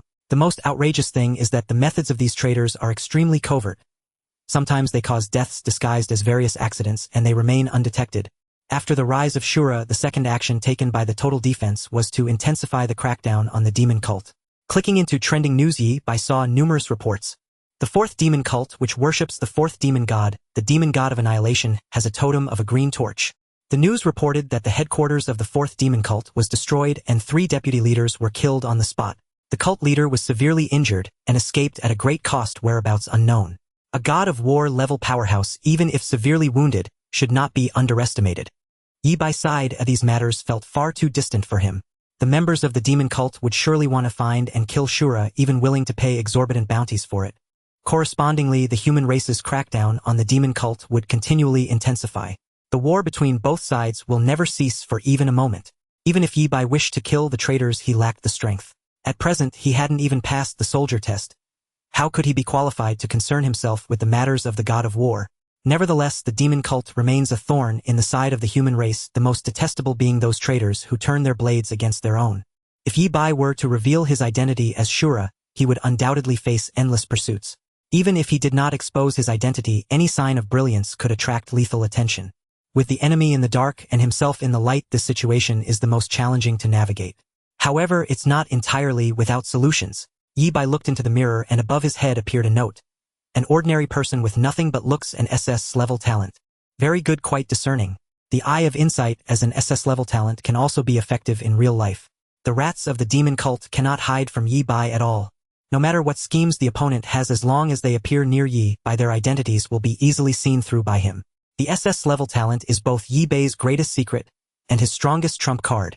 Having completed all of this, the eastern horizon began to glow faintly as Yi Bai walked towards the school in the direction of the rising sun. Along the way, Yi Bai's gaze wandered over the people. As long as he concentrated, he could see the notes above people's heads and gain a deeper understanding of them. While waiting for the traffic light, Yi Bai saw a remarkably shapely beauty, with a line of numbers floating above her head, 23 years old, 33, 22, 32. Hiss. This talent is too indecent, isn't it? On the morning road, scattered pedestrians were slowly awakening the city. Yi Bai's gaze fell upon a young man in a suit, holding a steaming cup of coffee, with a defined face adorned with a calm smile exuding an aura of elegance and approachability. Clearly this was a promising young man with a bright future. Watching him, Yi Bai's expression grew slightly serious, and a hint of worry flickered across his face. Zhuo Tianan, a follower of the fourth demon god, received the demon god's blessing just last night, and he is in a very good mood, even willing to give 100 yuan more to a beggar. A follower of the demon god. Yi Bai did not expect to encounter a follower of the demon god on his way to school. Are these things like radishes and cabbages by the roadside, so easy to come across? Calm down. Yi Bai quickly steadied his mind and began to think of countermeasures. As he pondered the note above, Zhuo Tianan's head changed accordingly. Do not think about rushing in. You can't match even a finger of the opponent with all 10 of your hands combined. Then the note transformed into a lengthy text stream, briefly introducing Zhuo Tianan's life. Zhuo Tianan, holder of grade talent Crimson Flame Passion, 179 level Flame Warrior, entered the national 6th ranked martial arts university 7 years ago, graduated 3 years ago with quasi-war general level combat power. After demonization, possesses strength comparable to a war general. After reading Zhuo Tianan's information, Yi Bai felt even more troubled. War general level strength is truly a headache. Relying on myself is definitely not possible. I'm just a level 10 Thunder Rage Mage. Should I recruit others? Yi Bai was never one to act recklessly. In a fight, if he could gang up on the opponent, he would never pick a unknown duel. Since he had seen a follower of the demon god, Yi Bai could not pretend he hadn't seen.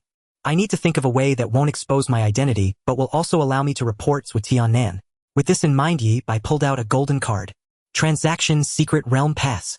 This pass serves as the key to enter the Transaction Secret Realm and has a communication function. Even without being in the Transaction Secret Realm, one can communicate using the pass, much like chatting on QQ. Not here, let's change locations. Yi Bai remained calm, slipping past Zhuo Tianan without showing any signs of abnormality. Upon arriving at school, Yi Bai sneaked into the restroom, locked the door, and took out the Transaction Secret Realm Pass. Little brother, are you there? He didn't have to wait long. The little brother quickly replied, I'm here. No one has made an offer on the stones you listed for sale. The Everything Pavilion can buy and sell anything, right? Yi Bai remembered this as the slogan of the Everything Pavilion, that anything can be bought and sold. Correct. After receiving a positive reply, Yi Bai inquired further. Do you buy information about a war general level follower of the demon cult? The little brother, a goblin. What is this outrageous operation? Can't the follower of the demon cult simply report to the authorities? For a war general level follower of the demon cult, if the report succeeds, the official reward starts at 100,000 gold. The little goblin quickly understood. He was a clever one who instantly grasped Yi Bai's true intentions. He doesn't want to expose his identity, but also wants to report the follower of the demon cult. This is using the Everything Pavilion as his firewall. The little goblin had never seen such an audacious operation. I must say this method is indeed quite good. By using the Transaction Secret Realm to contact the Everything Pavilion, ultimately reporting the follower of the demon cult to the authorities. The Everything Pavilion and Transaction Secret Realm will serve as Yi Bai's firewall, making it impossible to trace his true identity through these leads. No problem. The little goblin immediately replied, based on the completeness of the information after verification, the Everything Pavilion will pay the purchase fee. The price of the Everything Pavilion is definitely equal to or even higher than the official reporting reward. With the little goblin's assurance, Yi Bai swiftly sent the edited information. It contained detailed information about Zhuo Tianan, including talents, equipment, profession, attributes, and more. Even the special items that the demon god rewarded Zhuo Tianan were described in detail, exposing all of Zhuo Tianan's trump cards. Looking at the long string of information, the little goblin fell into a state of existential doubt. Is all this information true? How does this person know so much about Zhuo Tianan? Could it be that Zhuo Tianan is mentally unstable and is reporting himself? After reporting Zhuo Tianan, Yi Bai leisurely returned to the classroom. As expected, the entire room buzzed with excitement, all classmates passionately discussing their journey through the Eternal Tower, and naturally the topic of Shura was inevitable. Did you hear? Shura has been taken as a disciple by the supreme being Nightmare. That news is old. I heard Shura has already become a war general level powerhouse, preparing to officially venture into the Abyss Plane. Are you kidding? It's only been one night. How is that possible? The sheer defiance of an SS grade talent. You wouldn't understand. No one knows SS grade talent better than me. Listening to his classmates' praises, Yi Bai felt an unusual hint of embarrassment. Was he really that formidable? In his classmates' tales, Shura had already become omnipotent, stomping on the Abyss Plane, tearing apart demon gods, and defeating a war god with a single punch. In reality, Shura himself, even when encountering a war general-level cultist, would cautiously report them anonymously, fearing exposure and unnecessary trouble. Yet, amidst the storm, he managed to enjoy tranquility, and Yi Bai was quite satisfied with his current state. Returning to his seat, Zhao Lin immediately leaned in. Bai, did you hear? That kid Zhang Yun hit the jackpot. Oh! Yi Bai glanced at Zhang Yun's seat. It was empty, no one knew where he had gone. Zhao Lin said with a tinge of envy. That guy awakened and a grade talent.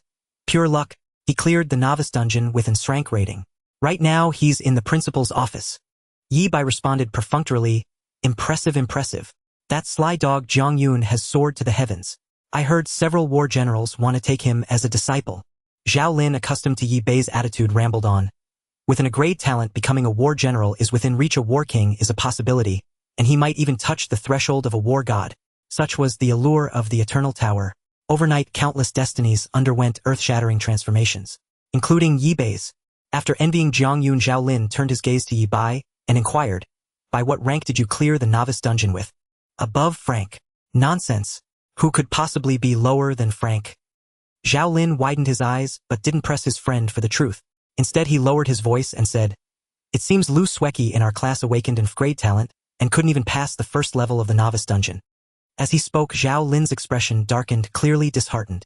Failing the first level of the novice dungeon meant starting 100 or even 1,000 times harder than others.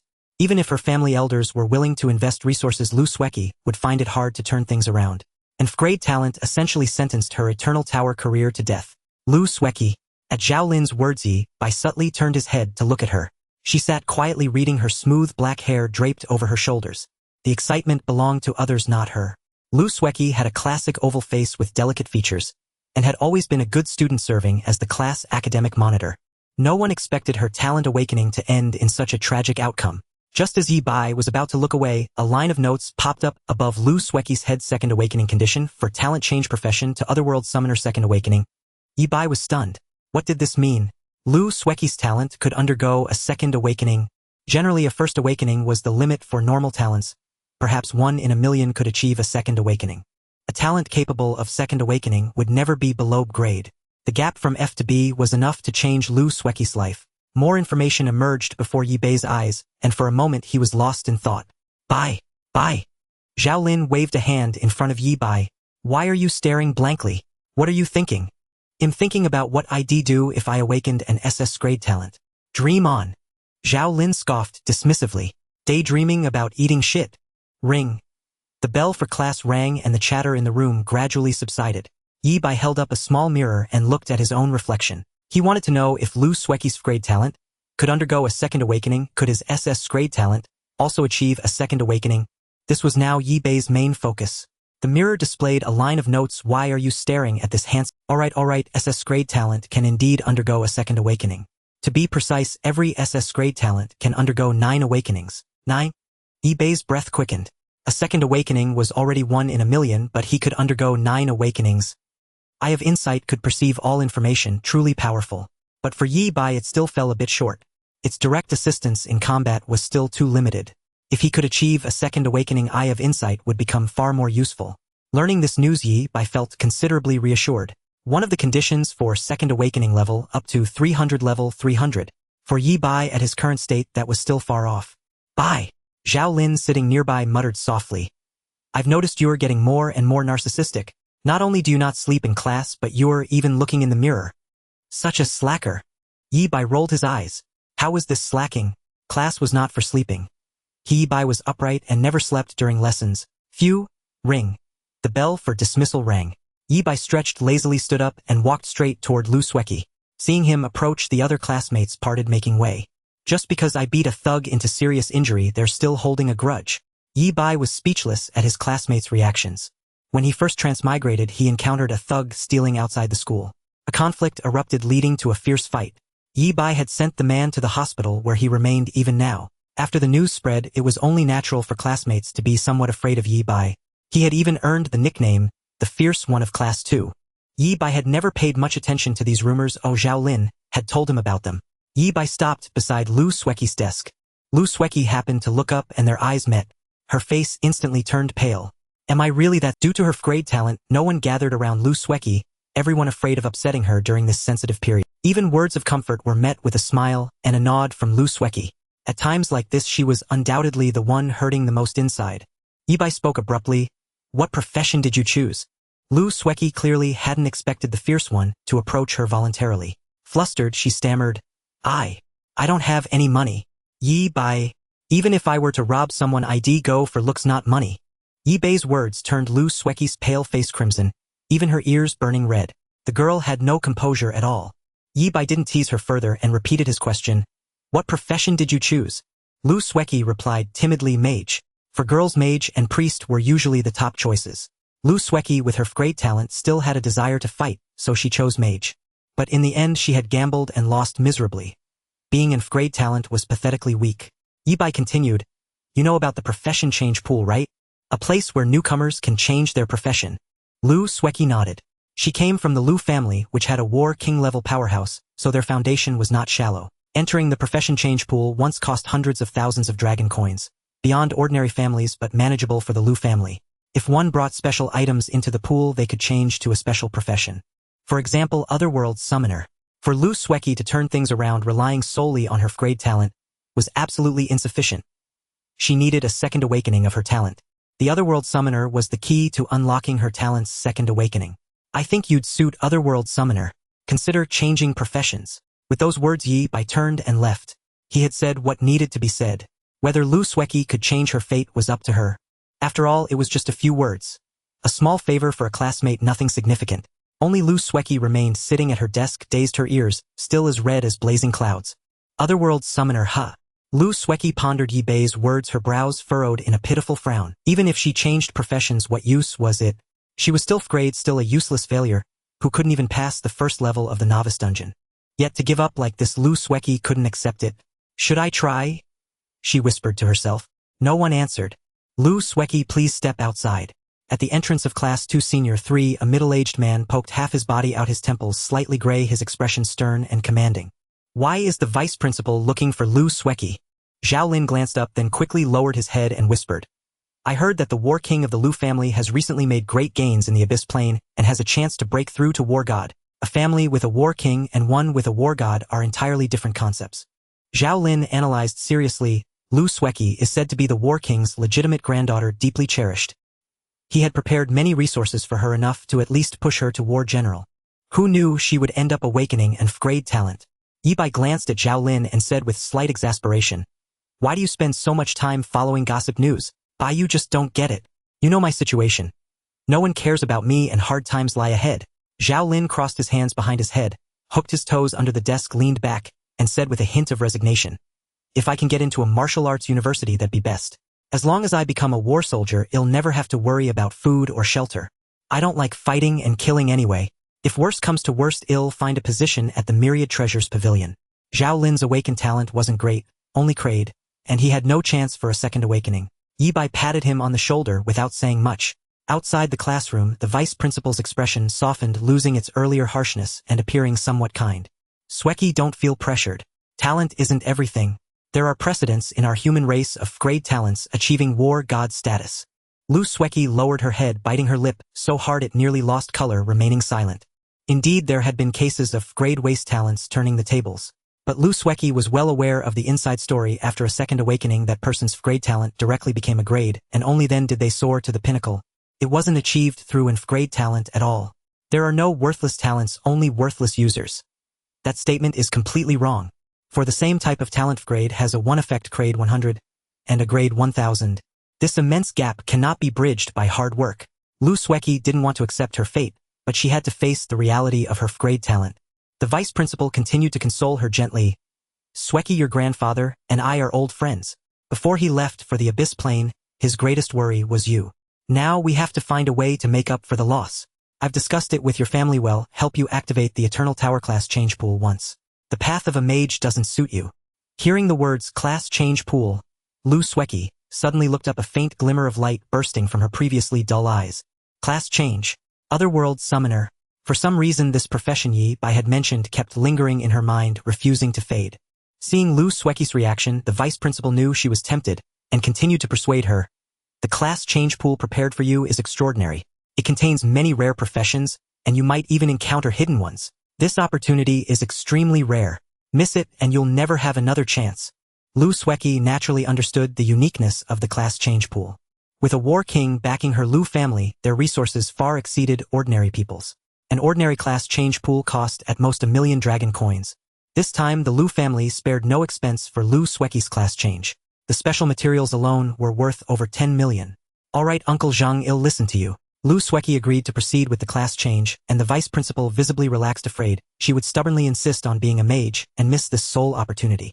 If Lu Sweki's grandfather returned to find his precious granddaughter a complete waste, no one wanted to face the war king's wrath. Lu Sweki pressed on.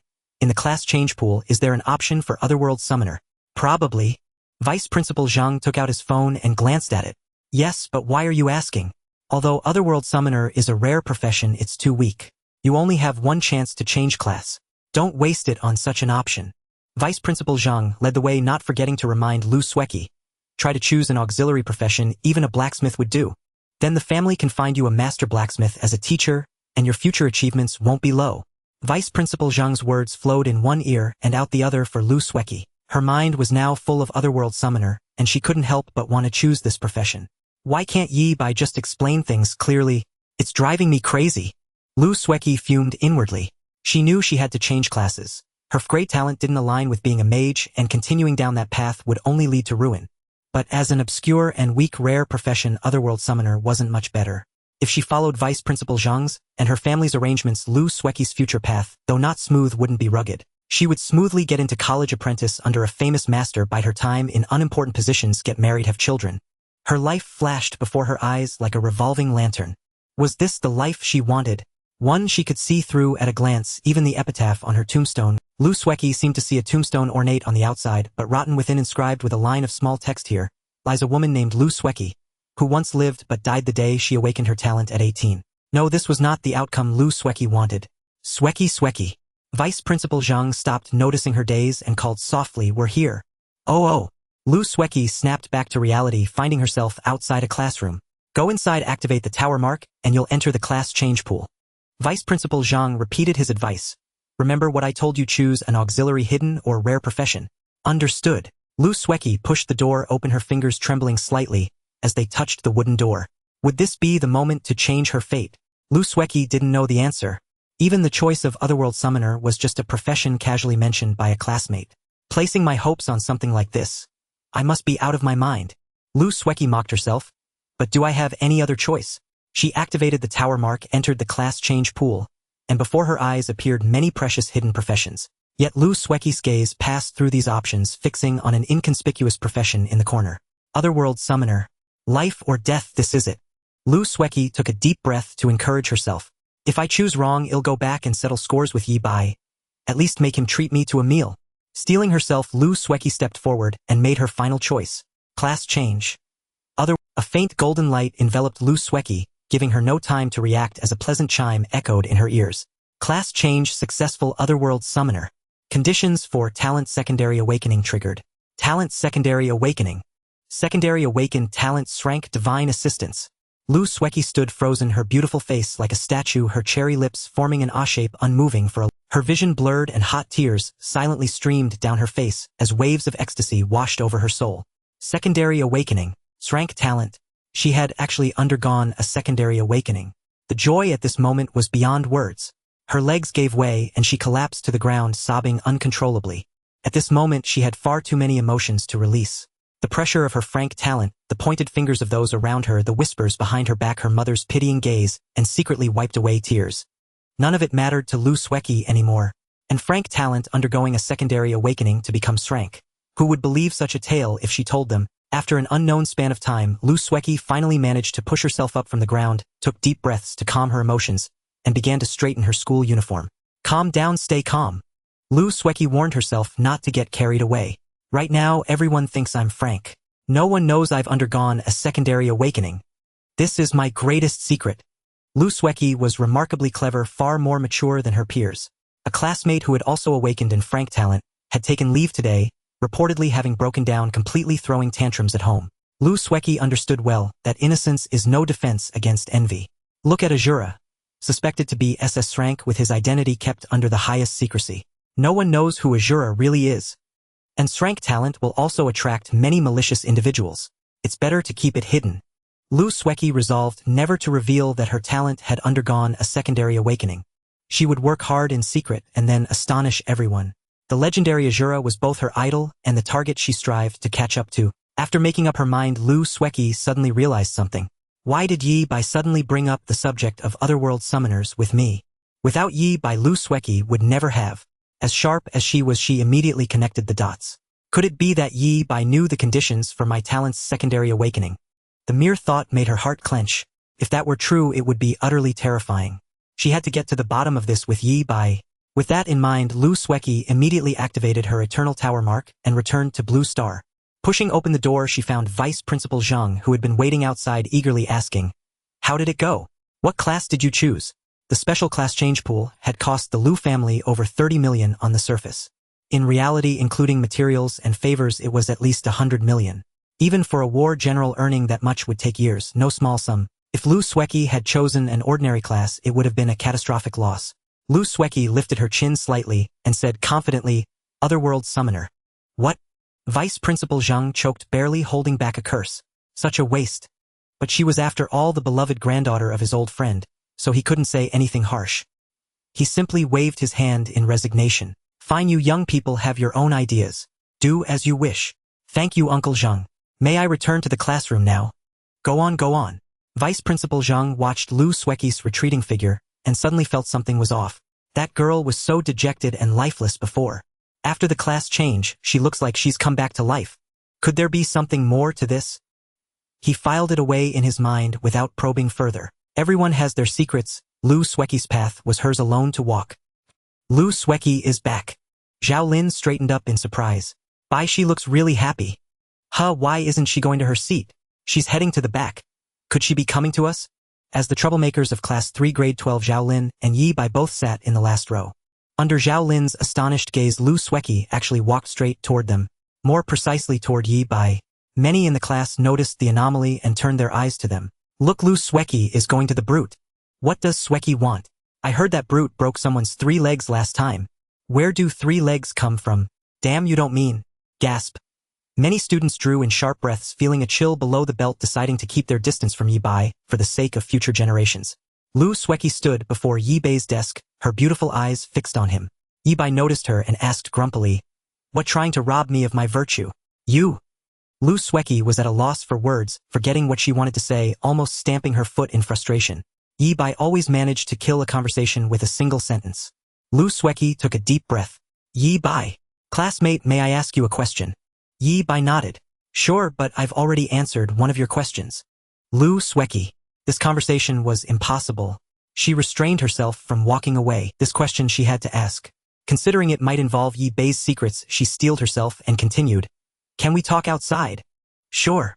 With that, Yi Bai stood up, walked straight to the window, pushed it open, and leaped out. The classroom was on the first floor. Such confidence.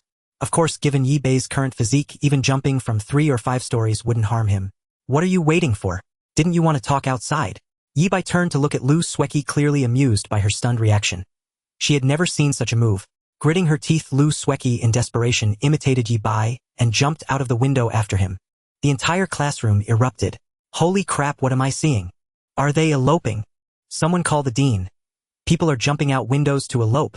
The chaos-loving students started cheering, turning the classroom into a sea of joy. Lu Sueki had no mind for their antics. She only wanted to ask Yi Bei one question. Standing outside the window, ensuring no one could overhear, Lu Sueki asked cautiously, Yi Bei, why did you mention changing class to Otherworld Summoner earlier? Such a big fuss over nothing. Yi Bei rolled his eyes and replied dismissively, I searched Jihu for the best class for Frank talent, and a highly upvoted answer said Otherworld Summoner. With that, Yi Bei even pulled out his phone, opened Jihu, and demonstrated for Lu Sueki. See this question, best class for Frank talent. Lu Sueki? This was nothing like the script she had imagined. Yi Bei really didn't play by the rule. If there's nothing else, I'll head back now. With that, Yi Bei was about to climb back through the window into the classroom. Wait! Lu Sueki called out instinctively, her mind, a tangled mess, unable to sort through her thoughts. Could it really be a coincidence that she was just lucky? This was far too coincidental. Is there something else? Yi Bei paused, but Lu Sueki found herself at a loss for words. Logically speaking, Yi Bei had done Lu Sueki a great favor. A life-changing one.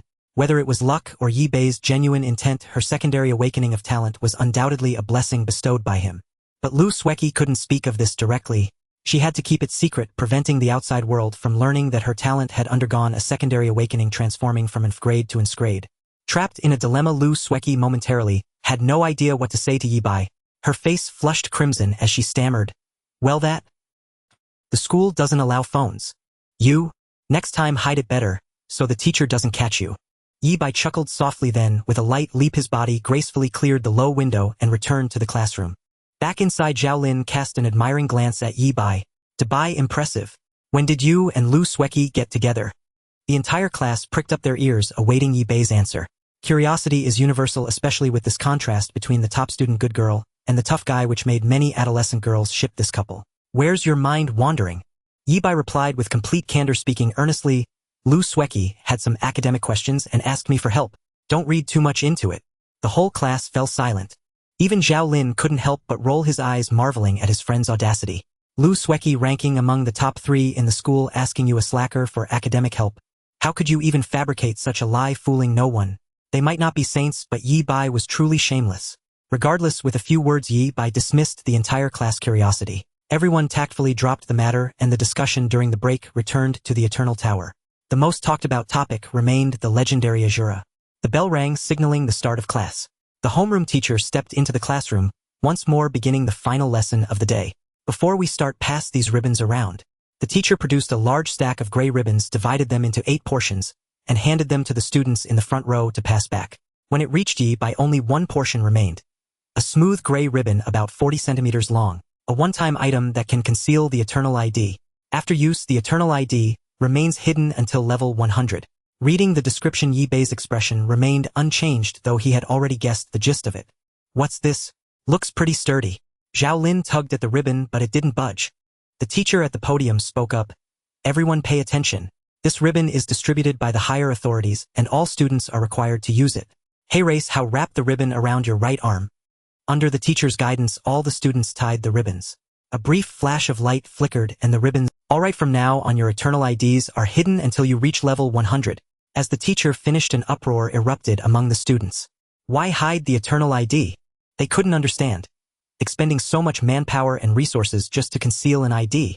Some quick thinkers immediately connected the dots. It's Asura. To help Asura hide his ID, the best way is to conceal Asura among everyone. A single drop of water is safest when hidden in the ocean. The ribbons distributed by the higher authorities could hide the Eternal ID. With all students' IDs hidden, Asura's would naturally be concealed as well. Admittedly, this method was indeed effective. Except, it was incredibly extravagant. Zhao Lin counted on his fingers. One such ribbon must cost at least 1 million, right? With tens of millions of examinees across Blue Star, the expenditure. Even Yi Bei felt a pang of pain at the thought. He wished he could jump out and say, I'm Asura. Stop wasting money and give it to me instead. But he couldn't reveal himself. Quiet. The teacher tapped the blackboard and continued. This ribbon was crafted by the Supreme Powerhouse Nightmare. When a Supreme Being takes action, it's no longer about cost but a statement. No matter the cost, humanity will ensure the birth of a fourth Supreme Being. In other words, humanity stands as Asura's guardian. At this point, the teacher's voice softens slightly. In fact, this isn't just Asura's opportunity. It's yours too. This year, all funding has been significantly increased, and the treatment for the college entrance exam would make even many war generals envious. Students, you are in the best era, an era where a Supreme Being is about to rise. When the blazing sun ascends, can the stars fail to accompany it? Guarding Asura is also guarding yourselves. As Asura rises, so do you. These words stirred the students' blood, making them eager to charge into the Eternal Tower and dominate. Yi Bai was slightly surprised. These words didn't seem like the teacher's usual style. Narrowing his eyes, he noticed the teacher glancing down at his phone before continuing his impassioned speech.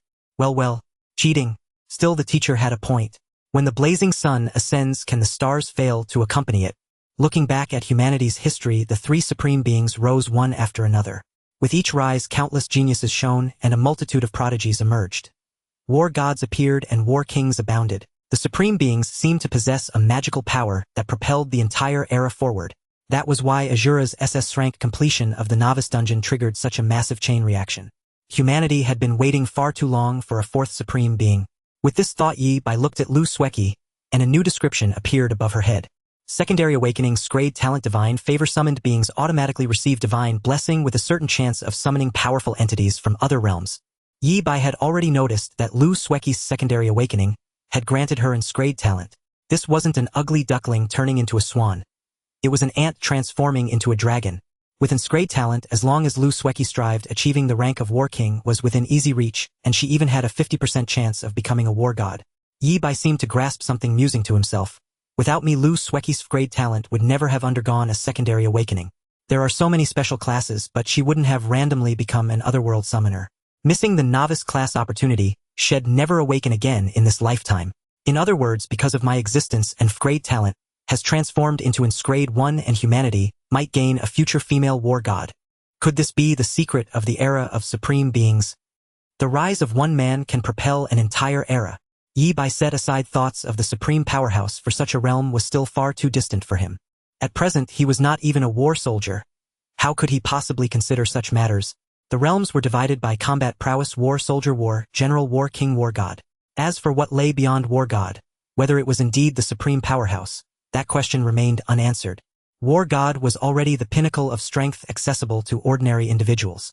These four realms were not defined by the levels of the Eternal Tower but were determined through combat power assessments. Generally speaking, reaching level 30 in the Eternal Tower granted one the opportunity to pass the War Soldier assessment, becoming a first-rank war soldier, and enjoying certain subsidies and preferential policies. Some with weaker combat abilities at the same level might need to reach level 40 or 50 to become a first-rank war soldier.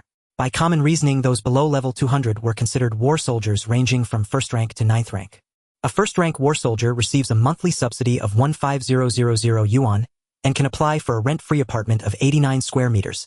After living there for 3 years, they can purchase it at half the market value.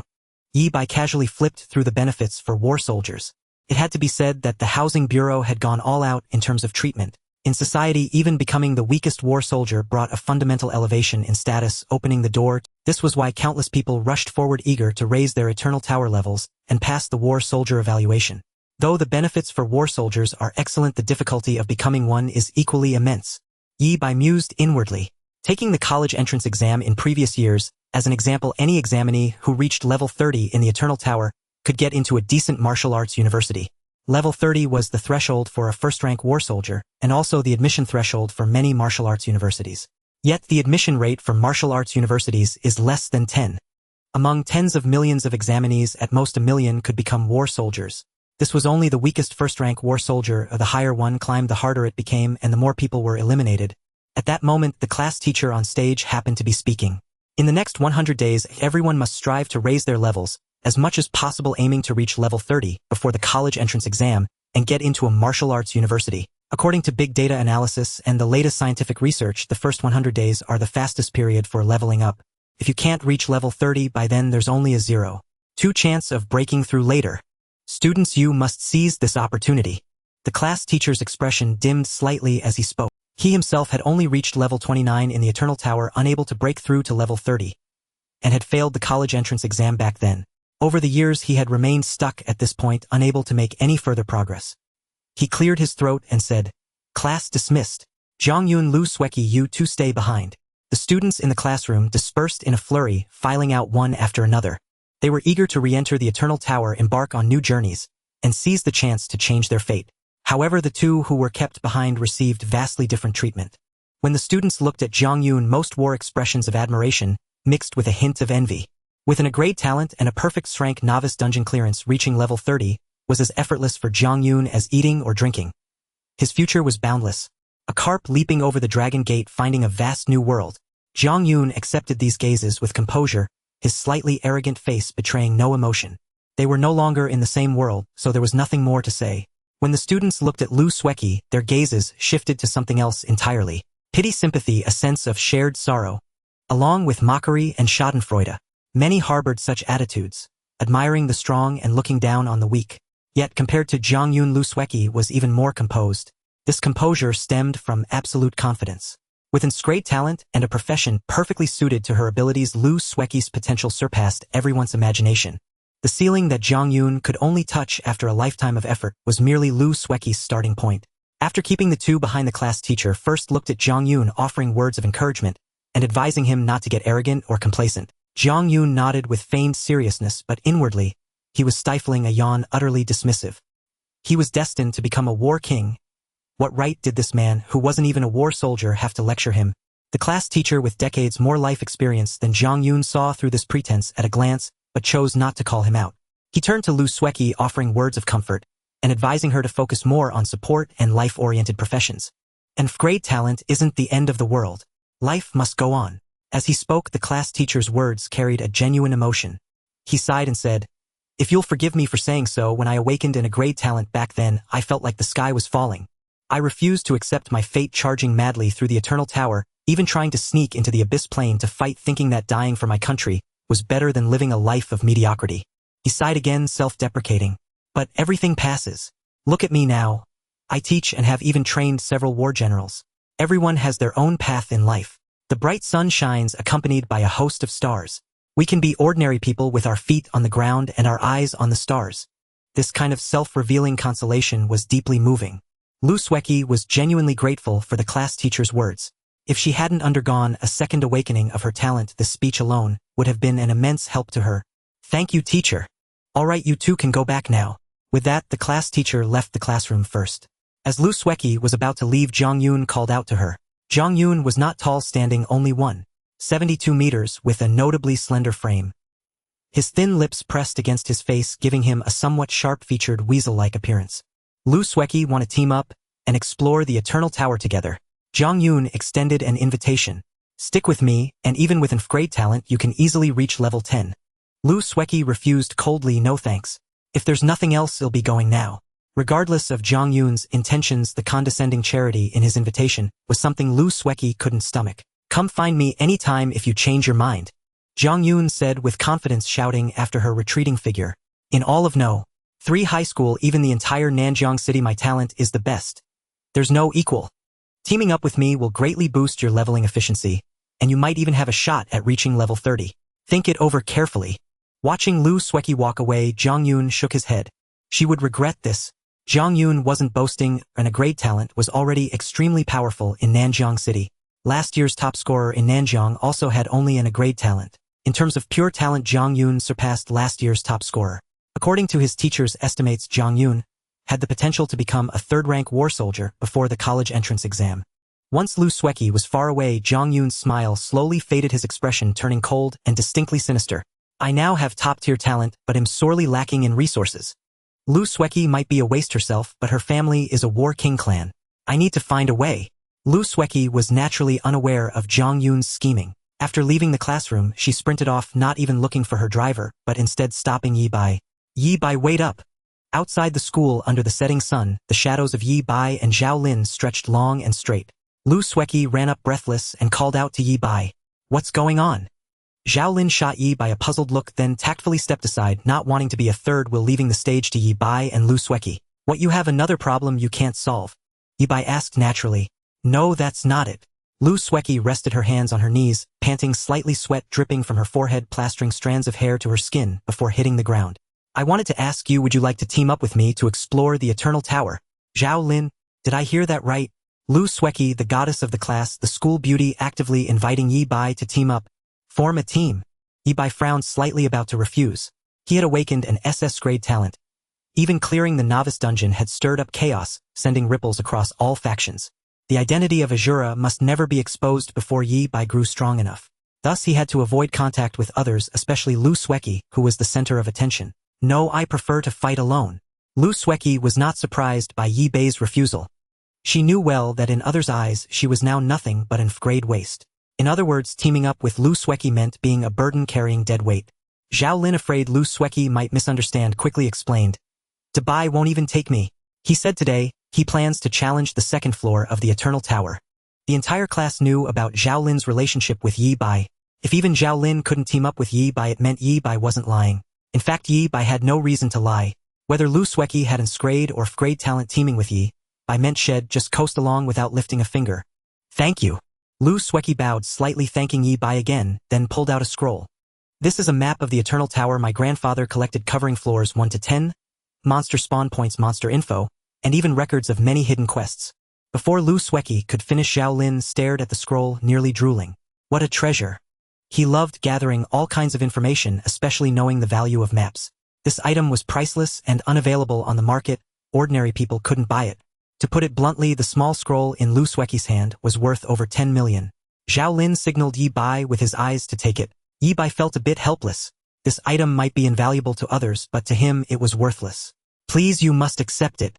This is the most valuable thing I can offer right now. Lu Sueki held up the scroll, her face flushed, her gaze exceptionally resolute. Seeing her stance, Yi Bai knew she wouldn't relent unless he accepted. All right, I'll return it after I'm done. Yi Bai took the scroll, waved his hand, and said, if there's nothing else, I'm off. Watching Yi Bai's silhouette against the setting sun, Lu Sueki bowed again, silently thanking him, tears streaming from the corners of her eyes. Sueki, Sueki. A well-dressed woman hurried to Lu Sueki's side. What are you doing here? I couldn't find you earlier, or you worried your mother to death. The woman had an elegant demeanor, well-maintained, with a rosy complexion, her features somewhat resembling Lu Sueki's. Sueki, don't worry about the talent issue. Listen to Mom, let's go home for dinner. Lu Sueki forced a smile. Mom, I'm fine. Still saying you're fine. Your eyes are all red. My poor child. The woman pulled Lu Sueki into her arms, a hint of worry flickering in her eyes, but it quickly vanished. She controlled it well. Who was that male classmate just now? Aren't you going to introduce him to your mother? No, no one special, just a classmate. Mom saw you give him the map. Tell me the truth, do you like him? Lu Sueki quickly defended herself. Mom, no. Yi Bai is just a classmate in our class. All right, let's go, get in the car. Sitting in the passenger seat, the woman took out her phone, tapped a few times, and sent a text message. Check the background of Yi Bai from Class 2, Senior 3. Looking at her seemingly carefree daughter in the rearview mirror, the woman's gaze turned cold. Her daughter had awakened an grade talent. What mother wouldn't feel heartache? If anyone tried to take advantage of the situation, deceive her daughter, and gain benefits from the Lu family, she as a mother would never allow it. After dinner and returning home, Yi Bai took out the map Lu Sueki had given him and spread it on the table. There's quite a bit of information, but it's useless to me. In Yi Bai's vision, under the effect of Eye of Insight, nothing could remain hidden. The Eternal Tower requires constant climbing, breaking through floors. I'm currently on the first floor. Yi Bai looked at the map of the first floor. Leveling spots from LV 1 to LV 10 were already useless to him. As for some hidden quests and special areas, the rewards were too low and Yi Bai directly ignored them. Yi Bai noticed a number marked next to the first floor map, Exploration 0. There's an exploration rate. What happens when exploration reaches 100? The higher the exploration rate, the richer the rewards when breaking through Eternal Tower floors. First floor clearance history: 2 people with 100 exploration, 19 people with over 90 exploration. Seeing the notes floating before him, Yi Bai's spirits lifted. 100 exploration. Only 2 people.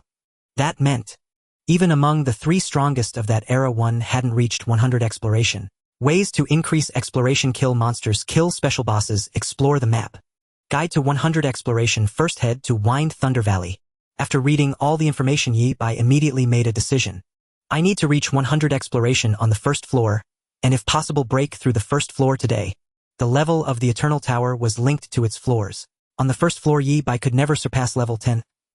he had to break through the first floor to continue leveling. After analyzing the guide for 100 exploration, Yi Bai found a tricky problem. The combat wasn't difficult, but covering such a long distance within 6 hours would be tough. The Eternal Tower was only open for 6 hours each day. Missing today meant waiting until tomorrow.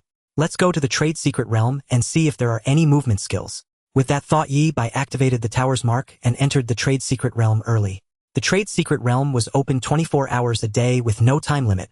As soon as he logged in, Yi Bai received a barrage of messages from his goblin underling. Boss, are you there? If you see this, contact me ASAP. Yi Bai replied with an address, and within a minute, the goblin underling appeared before him. But this time the goblin underling looked at Yi Bai with a strange expression. Boss, who the hell are you? What's wrong? The guy you reported today's with Tianan. Cough. He's been taken into custody. Good news. Yi Bai remarked, the cultist's downfall was a satisfying victory. The fewer such people, the fewer backstabbing threats humanity faced. You don't know yet, but after his arrest he quickly flipped and ratted out many big shots. Based on his leads, 3 cultists at the war general level were caught just today. The goblin underling said excitedly. Yi Bai hadn't known this news. Buy 1 get 3 free. It's like a double 11 sale. Let's get down to business. The goblin underling steered the conversation back, speaking seriously. After the main guild and the Defense Bureau confirmed the reward, the amount is set at 300,000 gold coins. From now on, all your purchases at the 10,000 goods pavilion will be at a 10 discount. 30,000 gold coins with a 10% discount from the Myriad Treasures Pavilion. This was Yi Bai's entire reward for reporting Zhua Tianan, equivalent to 30 million dragon coins. As for the 10% discount, that was a privilege only a war general could enjoy. Here is an anonymous gold coin card worth 30,000, and this VIP card grants war general level privileges. Please keep them safe, big brother. The goblin attendant explained, this VIP card can be used both online and offline. It's anonymous. Just present it at any auction or trading market hosted by the Myriad Treasures Pavilion, and you'll receive war general level treatment. Understood. Yi Bai accepted both cards and stated the purpose of his visit. Do you have any movement skills or equipment suitable for a low-level mage? Yes. The goblin attendant, highly professional, immediately brought out several items. Here is the Gale Step skill book. Using it increases movement speed. As your level rises, you can enter a brief stealth state and your first basic attack deals critical damage. It costs 500 gold coins. 500 gold coins equivalent to 500,000 dragon coins. A truly steep price. Next, Yi Bai dismissed Gale Step without a second thought. He had no intention of becoming a sword saint or traversing another world. Why would he learn such a skill? The goblin attendant continued his introductions one by one. Wind Spirit Boots equipped with a movement skill. After sustained running, they grant temporary wind wings for flight. Flame Leap blinks 2 meters in a designated direction, dealing fire damage to surrounding enemies. Listening to the goblin attendant's explanations, Yi Bai frowned slightly. None of these items suited him, and none resonated with his needs. The goblin attendant was at a loss. Low-level mage equipment was scarce to begin with, and most had been snapped up by the major families. All that remained were these meager scraps. There is one more, an all-class skill book, though usually only warriors learn it. Wind Slash charges at the enemy with extreme speed, delivering an instant basic attack dealing 65 damage. No cost cooldown of 0.5 seconds. The goblin attendant trailed off, unable to continue. Wind Slash was indeed a movement skill, but it was a close combat charge. What was the most crucial aspect of a mage's combat? Distance control. Keep as far from the enemy as possible while continuously wearing them down. This was a battle technique distilled by countless predecessors. Yet the nature of Wind Slash completely contradicted it. A mage charging in to land a basic attack. What kind of devilish tactic was that? The enemy would surely think, hey, want a slap in the face. But to the goblin's surprise, Yi Bai showed interest. How much is this? 8,000 gold coins, rounded down to 7,000 after discount. You're not actually planning to buy this, are you? The goblin attendant frowned, sensing something amiss. Yi Bai directly handed over 7,000 gold coins and said calmly, "I'll take it." The goblin attendant was speechless. Money changed hands, goods exchanged. Transaction successful. Skill learned, Wind Slash. Yi Bai nodded in satisfaction as he examined his newly acquired movement skill. For other mages, Wind Slash was utterly useless.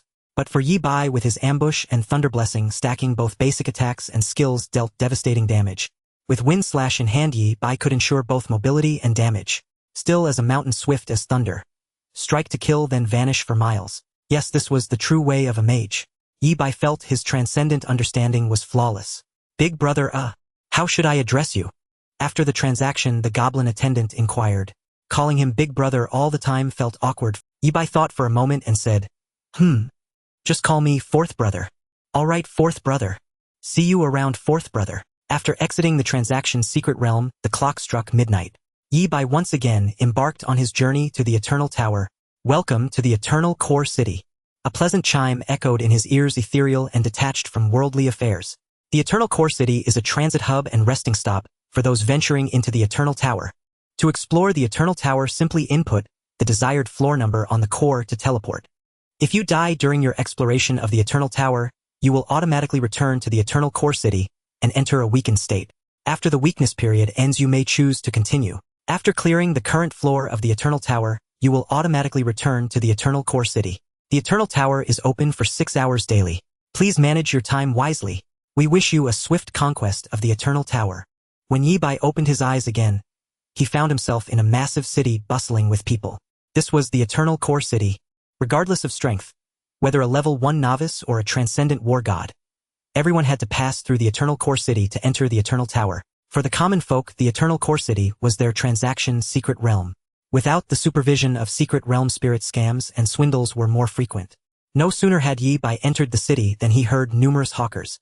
Special map of the first floor, only 50 copper coins. Don't miss out. 3 silver coins to guide you through the first floor. Guaranteed success or your money back. Silver scale chest plate, 5 gold coins each. Over the past century, the Eternal Core City had been continuously developed and divided into distinct zones: trading zone, profession zone, combat power testing zone, and party zone. The trading zone handled exchanges, no need to elaborate. In the profession zone, one could find their respective professional associations. Fellow practitioners of the same profession could exchange insights, accelerating their growth. The combat power testing zone was a dedicated area established by the defense headquarters.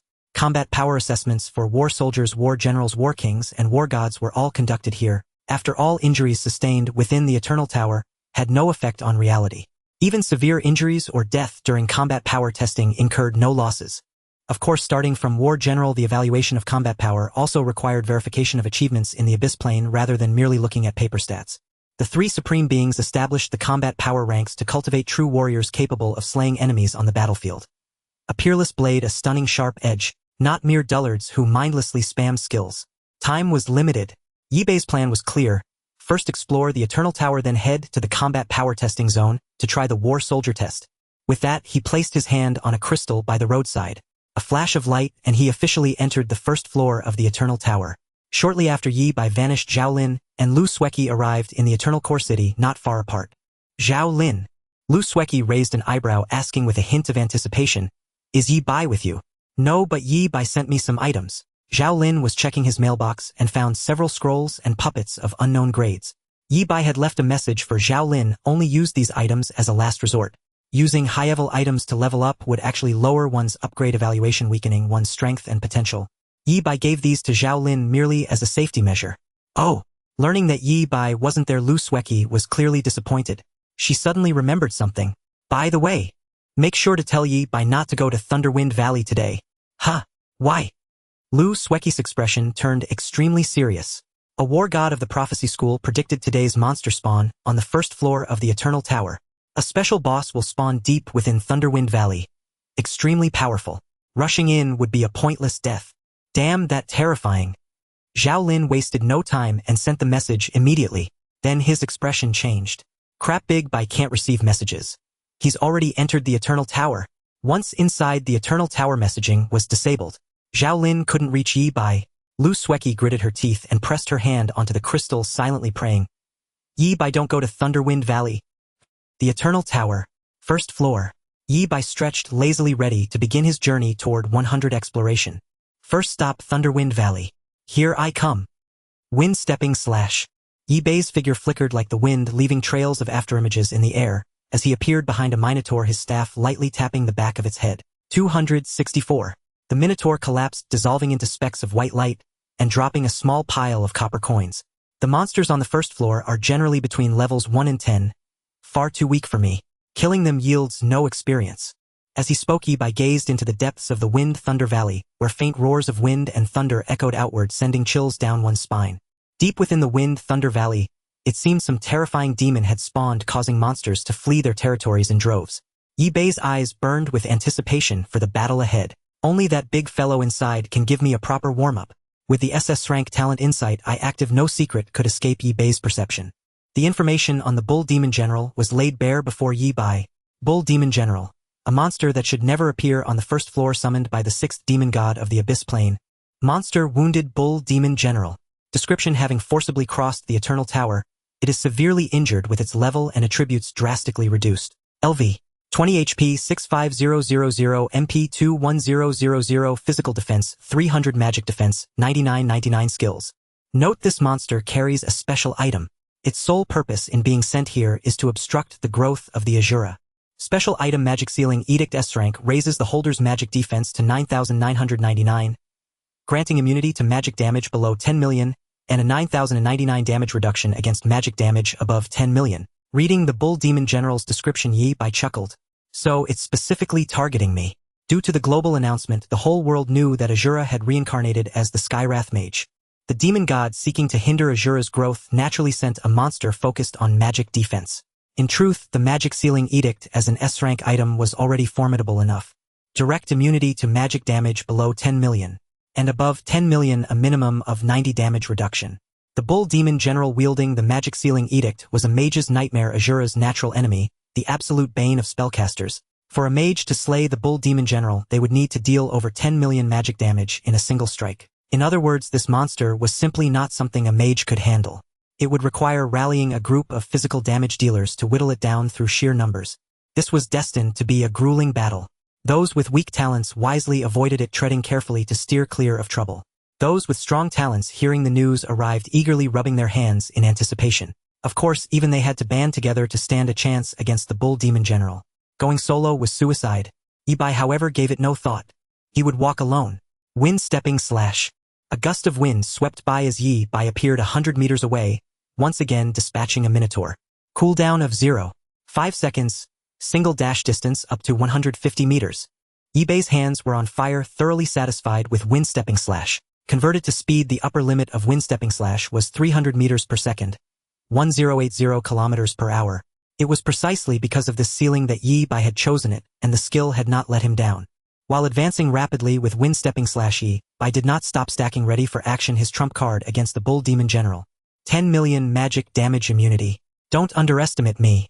The hellhound that was obliterated yesterday endured tens of billions of magic damage. A mere 10 million isn't even enough to fill the gaps between my teeth. Yi Bei surged forward like a gale, but his movements were far from silent.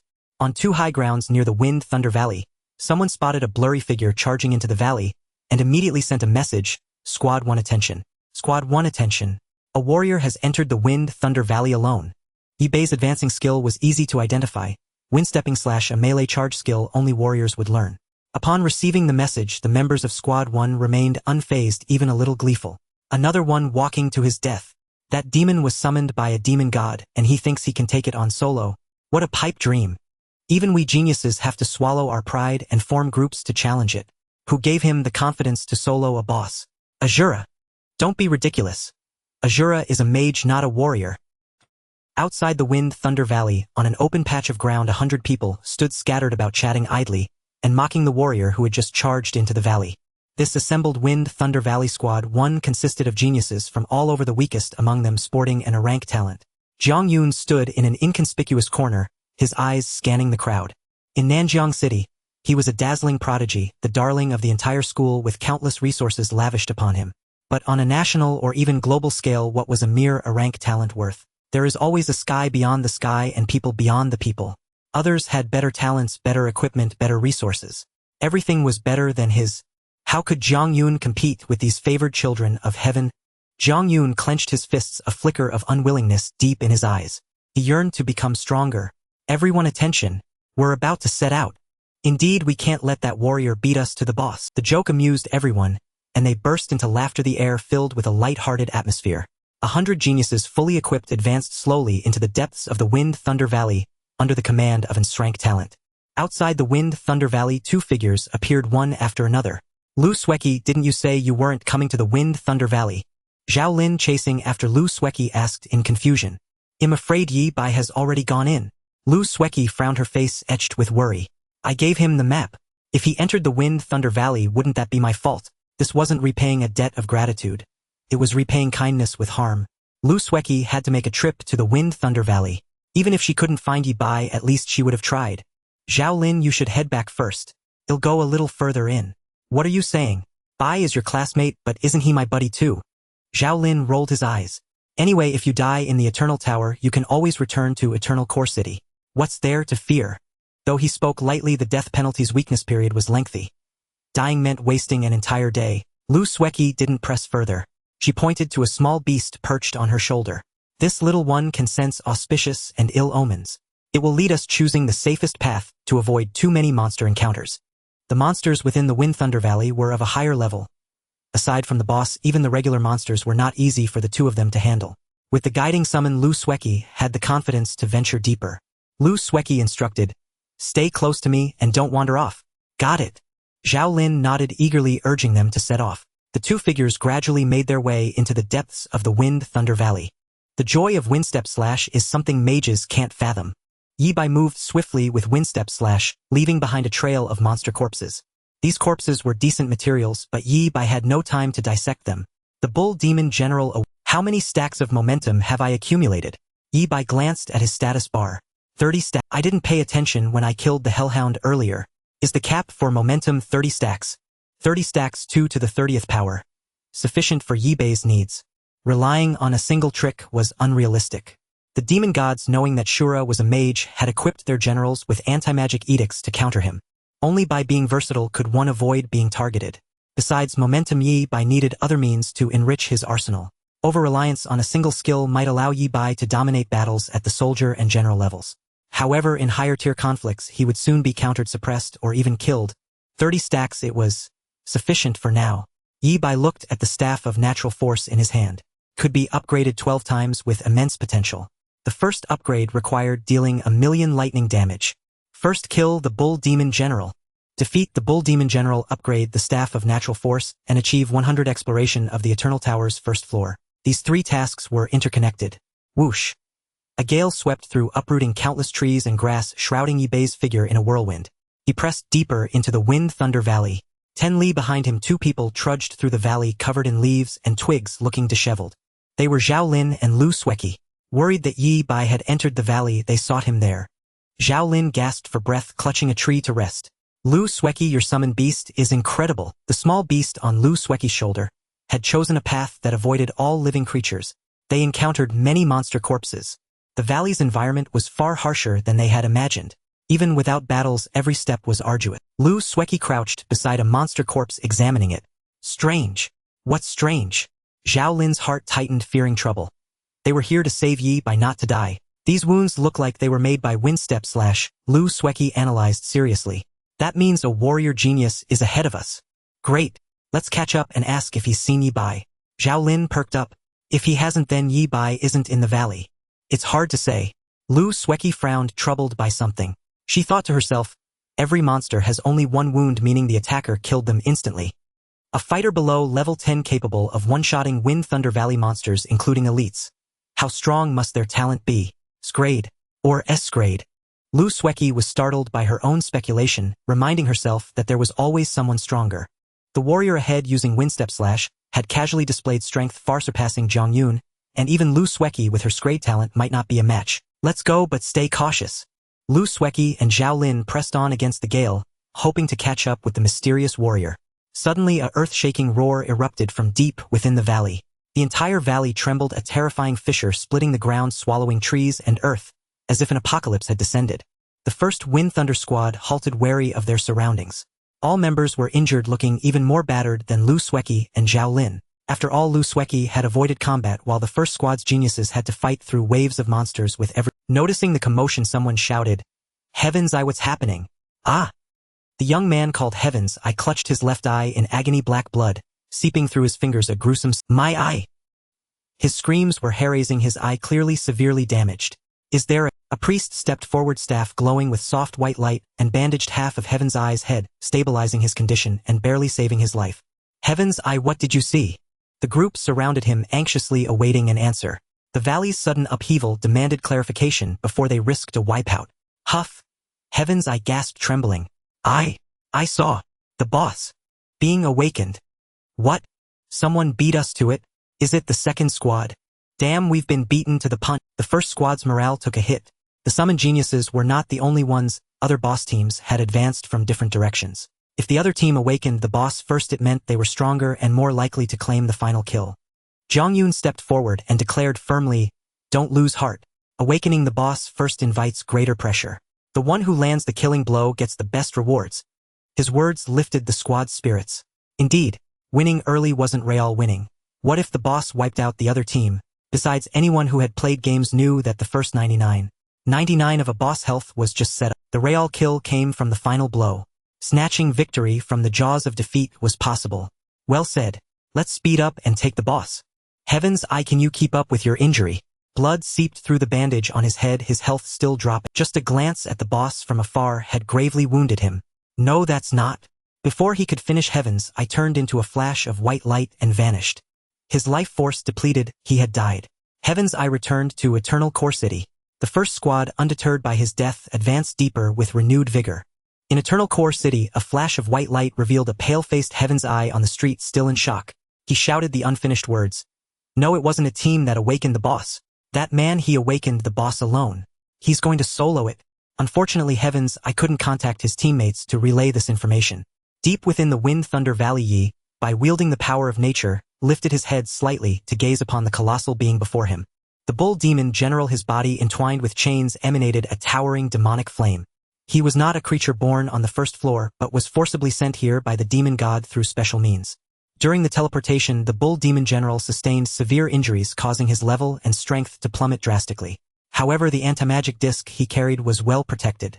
The anti-magic disc was the key artifact to counter the Asura and the bull demon general's greatest trump card on this mission.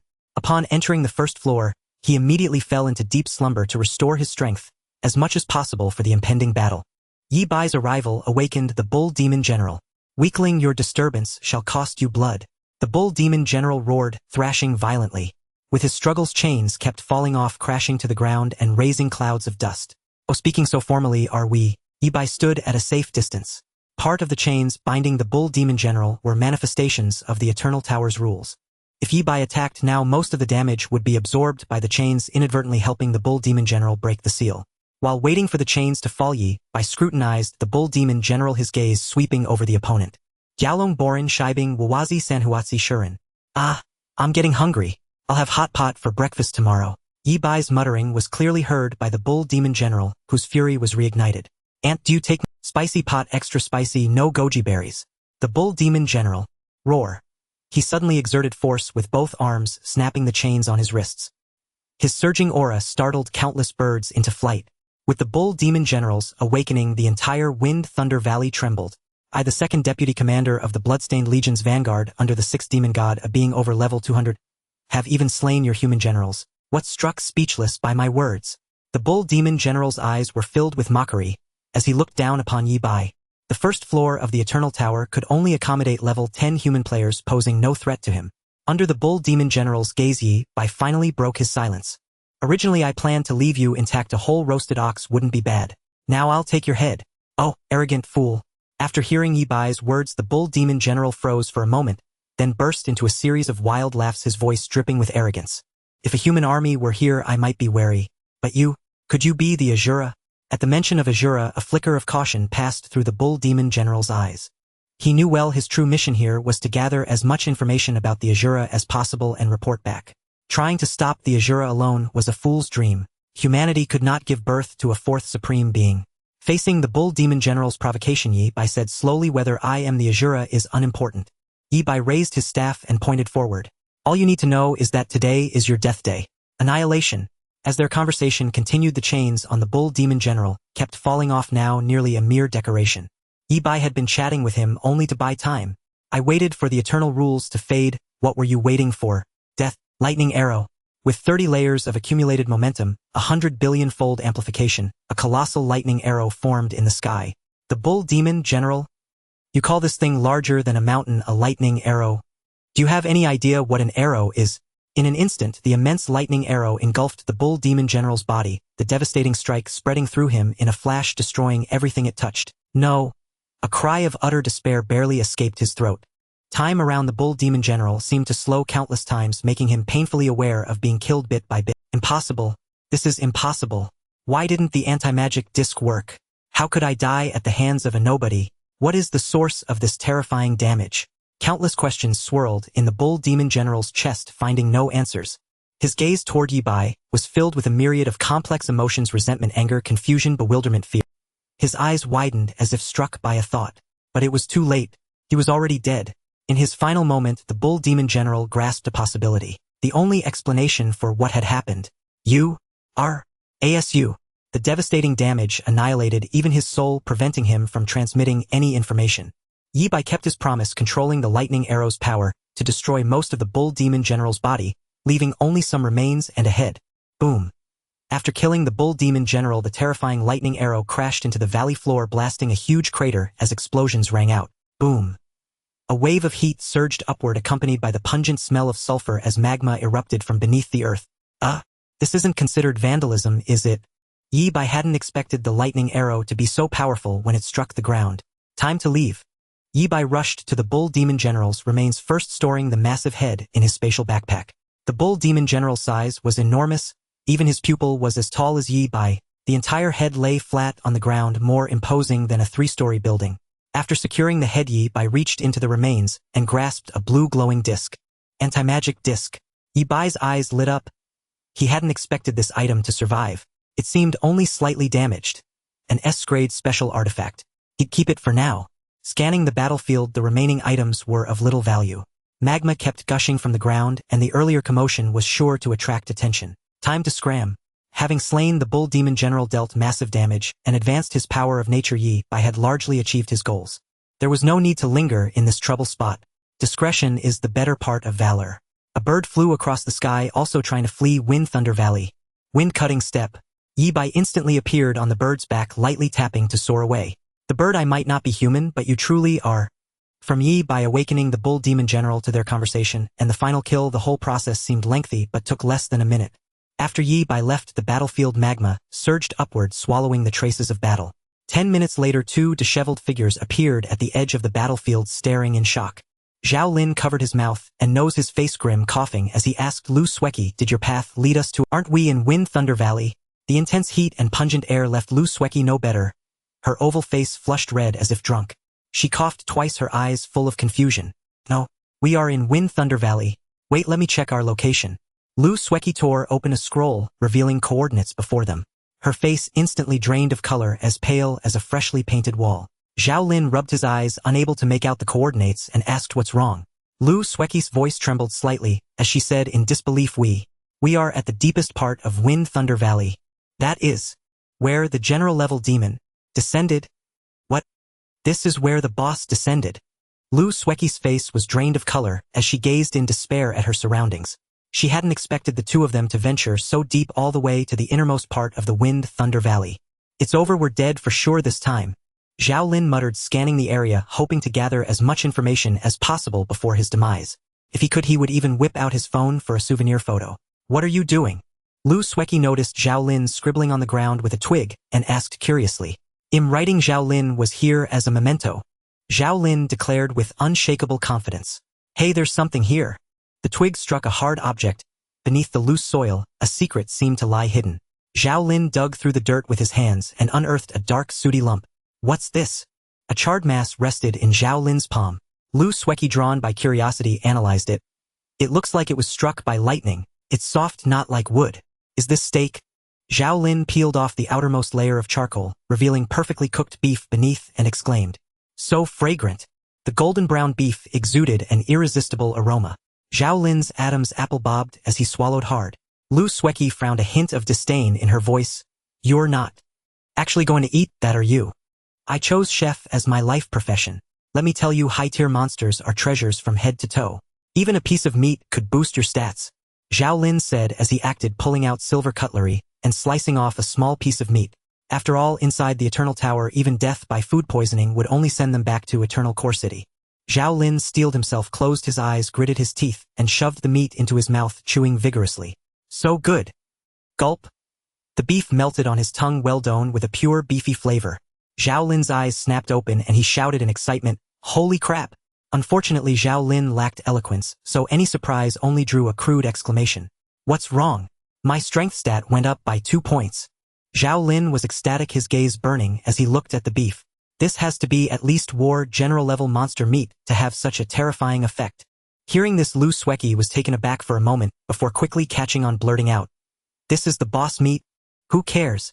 Let's look for more of this beef. Zhao Lin began searching everywhere, and in no time he found 2 more steaks the size of ordinary ribs.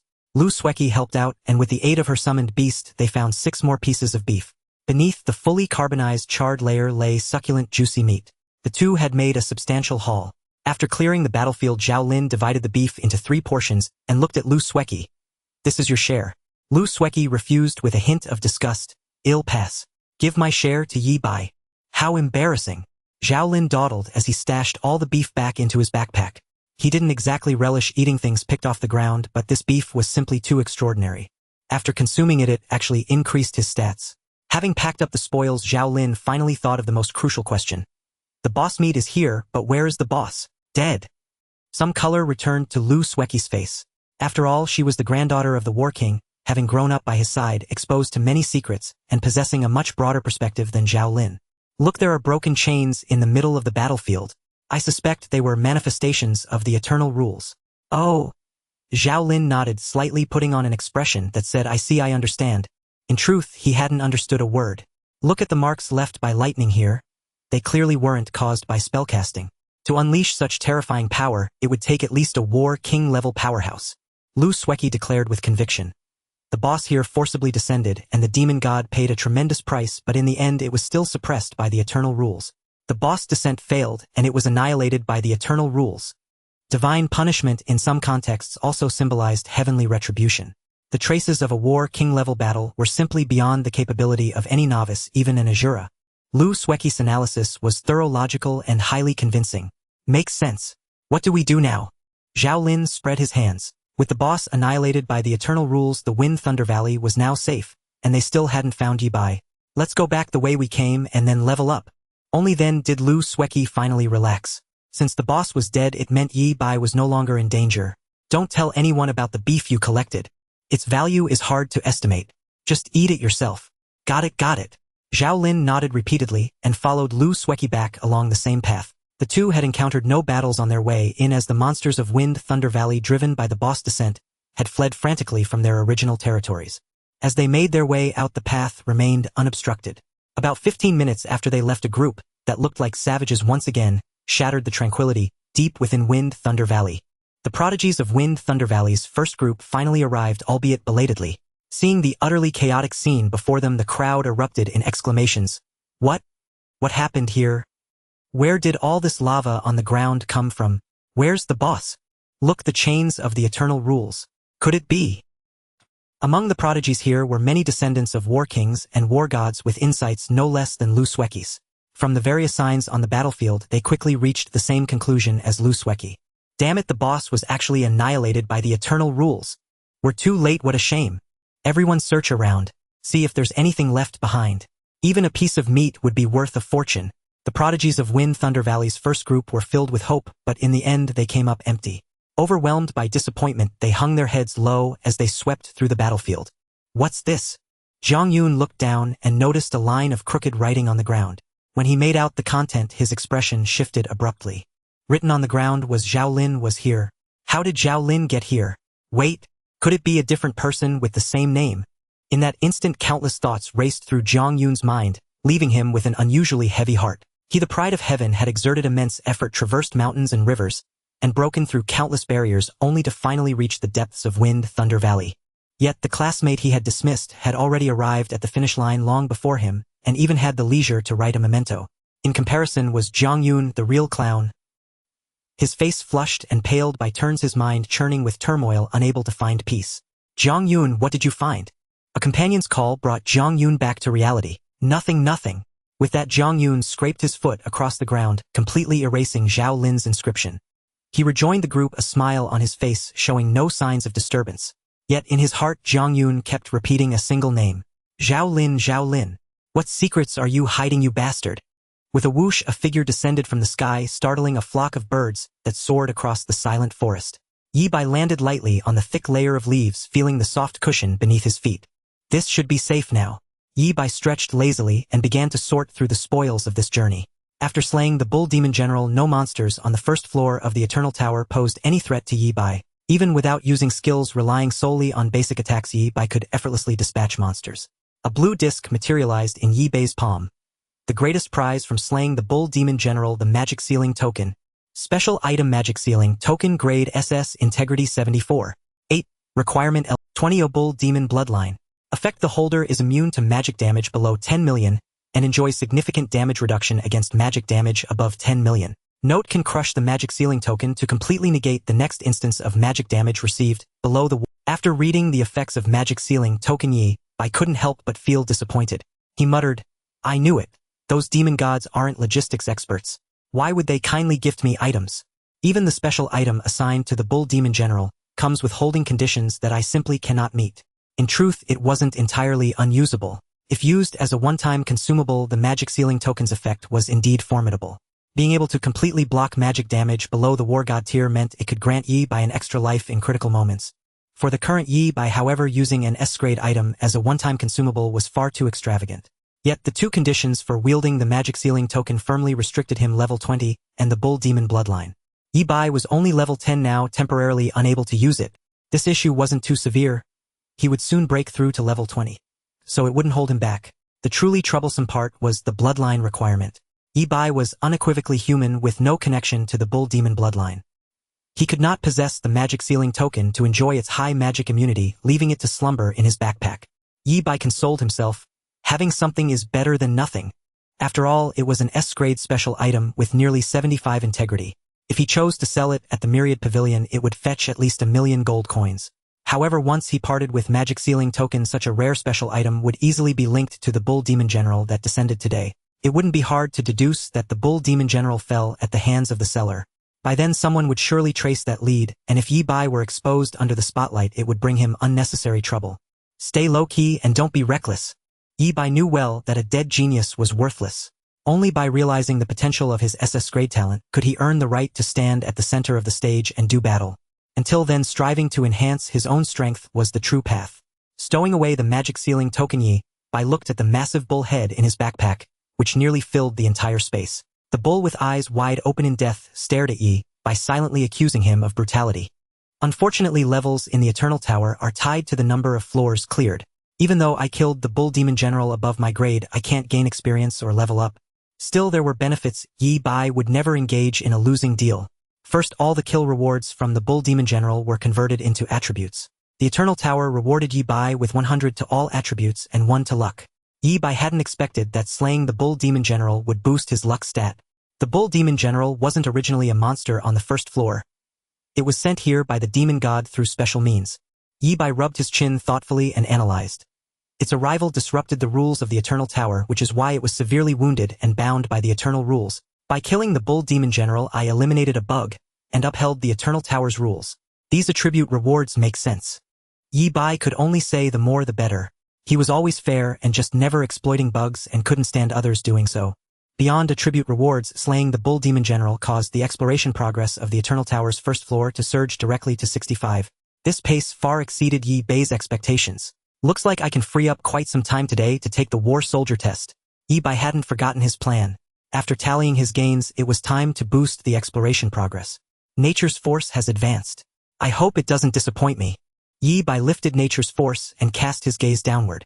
The 100 billion damage from slaying the bull demon general had satisfied the hidden advancement condition for Nature's force, triggering an automatic upgrade. The staff, originally 1.2 meters long, now felt heavier, weighing nearly 20 gene. With Yi Bai's strength attribute exceeding 300, this weight posed no challenge. For another mage, merely lifting Nature's force would be a struggle. Let alone raising it to cast spells or engaging in high-speed mobile combat. It would be utterly impossible. As Yi Bai's gaze fell, the information on Nature's force was laid bare. Equipment: Nature's force LV. 10th, grade A attributes: intelligence 40, spirit 30, affixes divine wrath, lightning damage from the staff wielder 15, lightning damage received 5, shield healing from wood type skills 15. Duality: when casting a lightning skill, there is a 1 chance to simultaneously cast a wood type skill and vice versa. Thunderstorm: when casting a lightning skill, there is a 0 0-1 chance to deal double damage. Advanced affix path to annihilation's end, kill 1000 units above the wielder's level with lightning damage 0-1-0-0-0. Available advancements 11 advancements made 1. Nature's Force originally had 3 affixes. After the advancement, the previous advanced affix refreshed to path to annihilation's end, killing 1000 units above one's level. This condition wasn't difficult. It was even simple. Divine Wrath and Duality both saw slight enhancements. Notably, Divine Wrath not only dealt more damage but also reduced its side effect. The newly added affix Thunderstorm, however, was the most valuable. A 1 in 10,000 chance to deal double damage. Gazing at Thunderstorm, Yi Bai grew more fond of it by the second. Oh no, it felt like a heart attack. From a mathematical expectation perspective, Thunderstorm's yield wasn't high. Casting 10000 spells would trigger it once, and even then it only doubled the damage. But Nature's Force still had 11 chances for advancement, and each upgrade would enhance all affixes. That meant as time went on, both the probability and damage of Thunderstorm would see significant improvement. Its potential was worthy of Yi Bai's trust. Those 80000 gold coins were well spent. Yi Bai beamed with joy. This money was incredibly well invested. If he put Nature's Force up for sale at the Myriad Pavilion now, even without revealing its advancement conditions, it could easily fetch over 300,000 gold coins. Stowing away Nature's Force, Yi Bai casually opened his attribute panel. Eternal ID Shura Talent Insight ISS Grade Level 10. Class Heavenly Wrath Mage Lightning. HP 4600 4600 AMP 31003100. Strength 226. 100 Intelligence 245. 40 Spirit 235. 30 Agility 224. Constitution 231. 100 Luck 12. A Equipment Nature's Force. 1 Skills Lightning Arrow Lightning Blessing. Ready to strike Heavenly Thunder Status Lightning Affinity Lightning Mastery. All 5 core attributes exceeded 200. The current Yi Bai could pass the first tier War Soldier test with his eyes closed. With a sigh, the attribute panel slowly faded. Yi Bai stretched and gazed at the dense forest brimming with energy. First, let's push the first floor's exploration progress to 100. Charge, charge, charge. Wind-splitting slash. A cold gleam flashed and Yi Bai instantly killed a ghost ape, withdrawing his hand with ease. The exploration progress is already at 80. Thanks to the Ox Demon War General, the exploration progress of the first floor started at 65, greatly boosting Yi Bai's speed. Once the exploration progress reaches 100, I can summon the Eternal Core Crystal and settle the clearance. With this thought, Yi Bai lifted his head, slightly gazing at the sky. The Eternal Tower. Each floor was a small world in itself. How many floors did the Eternal Tower have in total? 1,000? 10,000? No one knew the answer. For 100 years, not even the strongest of humanity had ever cleared the Eternal Tower. But no matter what the path lay beneath one's feet, a journey of 1,000 miles begins with a single step. A mountain 1,000 ren high starts from a speck of dust. Wind-splitting slash. Yi White once again swept out a cold gleam, charging forward without hesitation. Tonight, he was the brightest star on the first floor. Xiaolin will be leveling separately soon. There's something I need to tell you. 2 dust-covered figures emerged from the Thunderwind Valley. Even covered in grime, Lu Sueki's delicate features were faintly visible. She spoke seriously. It's about the exploration progress of the Eternal Tower. Exploration progress. Xiaolin blinked, clearly unfamiliar with the term. Yes, after you hear this, remember to ahem. Tell Yi Bai too. When mentioning Yi Bai, Lu Sueki's expression stiffened slightly, though the dust on her face obscured it. Go ahead, I'll write it down. Xiaolin produced paper and a pen, ready to take notes. Lu Sueki spent 5 minutes explaining the function and importance of exploration progress to Xiaolin. Xiaolin attempted to summarize. You mean the higher it is, the better? Exactly. You have a Kraid talent, and I recall Yi Bai also registered as Kraid, right? Yes. Xiaolin nodded in agreement. After the awakening of talents, a teacher was specifically assigned to register and report them. Low-grade talents were not considered top secret and were semi-public information. Based on past experience, reaching 30 exploration progress with a Kraid talent is already quite an achievement. After completing these tasks, you'll be able to advance to the next floor. Lu Sueki handed over a task list, which required visiting many places and killing hundreds of monsters. The sight of it made Zhao Lin's head ache. 30 is already this troublesome, what about 100? As a notorious slacker, Zhao Lin still harbored the heart of a top student, wanting to see what a perfect score looked like. I don't know either. Lu Sueki shook her head, speaking frankly. As you know, even though my grandfather is a war king, he doesn't let me know about things that are too classified. Besides, achieving 100 exploration progress is incredibly difficult. Even the legendary Asura might not be able to achieve it. No way. I've read online that the Asura is considered a seed for ultimate strength, right? Zhao Lin was astonished, never imagining that a perfect score could be this hard. It's said that back in the day. Ahem. It's better if you don't know these secrets. I'm not even sure if they're true. Lu Sueki dared not say more. Rumors held that a certain ultimate powerhouse had failed to clear the tower with 100 exploration progress. Because of this, they had been ridiculed for a long time in a certain small circle. But rumors were just rumors without official confirmation, and not to be spread carelessly. Oh right, my grandfather said that if anyone could clear the tower with 100 exploration progress, something unimaginably good would happen. Oh, what good thing? He was very vague. Probably. Lu Sueki recalled the scene, repeating her grandfather's words. Once someone clears the trial with 100 exploration progress, all dormant existences will awaken. The old monsters who haven't appeared for years will emerge en masse, and the world will shift into a true era of great contention and great renown. That sounds impressive, but is it really that mystical? Zhao Lin was intimidated by the War King's words, not daring to question them, and could only nod in awe on the sidelines. Alright, time is running short. Go level up now. The two parted ways. On Lu Sueki's shoulder perched a delicate canary, looking pitiful and utterly harmless. Once Zhao Lin was out of sight, Lu Sueki shrugged her shoulder, and the canary swelled in the wind, transforming into a golden rock. Roar! Under the golden rock's attacks, monsters fell one after another, powerless to resist. Where the golden radiance passed, nothing survived. Only scorched silence. Lu Sueki's level soared. I must grow stronger fast. Lu Sueki coldly surveyed the scene before her, recalling the events in the Thunderwind Valley. That mysterious warrior who used the wind-splitting slash had left a profound impression on her. A mysterious powerhouse who appears out of nowhere is far stronger than me, let alone the legendary Asura. Lu Sueki gripped her staff tightly, her gaze resolute.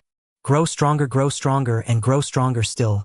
To catch up with the prodigies of her generation, to catch up with the legendary Asura, and also to repay Yi Bei's kindness. When thinking of Yi Bei, the frost on Lu Sueki's face seemed to thaw slightly. No matter what, growing stronger was the only way. I possess an great talent. I can try to push for 70 exploration progress. Something even my grandfather couldn't achieve back then. Lu Sueki's eyes were steady, brimming with power. Finally, 100 exploration progress.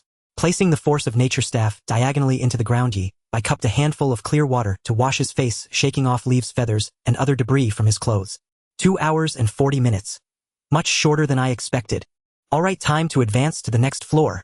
Pulling out the force of nature, Yi Bei summoned the eternal core crystal and pressed his palm against it. Golden liquid appeared at the base of the rhomboid crystal, surging upward until it filled the entire crystal. Congratulations on completing the trial of the first floor of the Eternal Tower. Calculating exploration progress. Exploration progress 100. Clearance rating SSS. Eternal blessing activated. Clearance rating automatically increased by 1. After a brief silence, a pleasant chime sounded in Yi Bei's ear once more. Congratulations on clearing the first floor of the Eternal Tower. Final rating SSS. At the same time, an announcement echoed in the ears of all players within the Eternal Tower, including the powerhouses in Eternal Core City. Congratulations to player Asura for clearing the first floor with an SSS rating. Congratulations to player Asura for clearing the first floor with an SSS rating. The Asura cleared the tower? Murmurs of discussion arose on the public channel. Soon someone spotted the anomaly. The Asura got an SSS rating, not SSS. Oh my god, there's an extra S. Could the Eternal Tower have made a mistake? What's going on? Why does he have an extra S? Quickly summon the ultimate powerhouse nightmare. The entire world erupted in turmoil at that moment because of a single announcement. In the history of humanity, the first SSS-rated clearance had been born. 100 exploration. SSS-rank clear.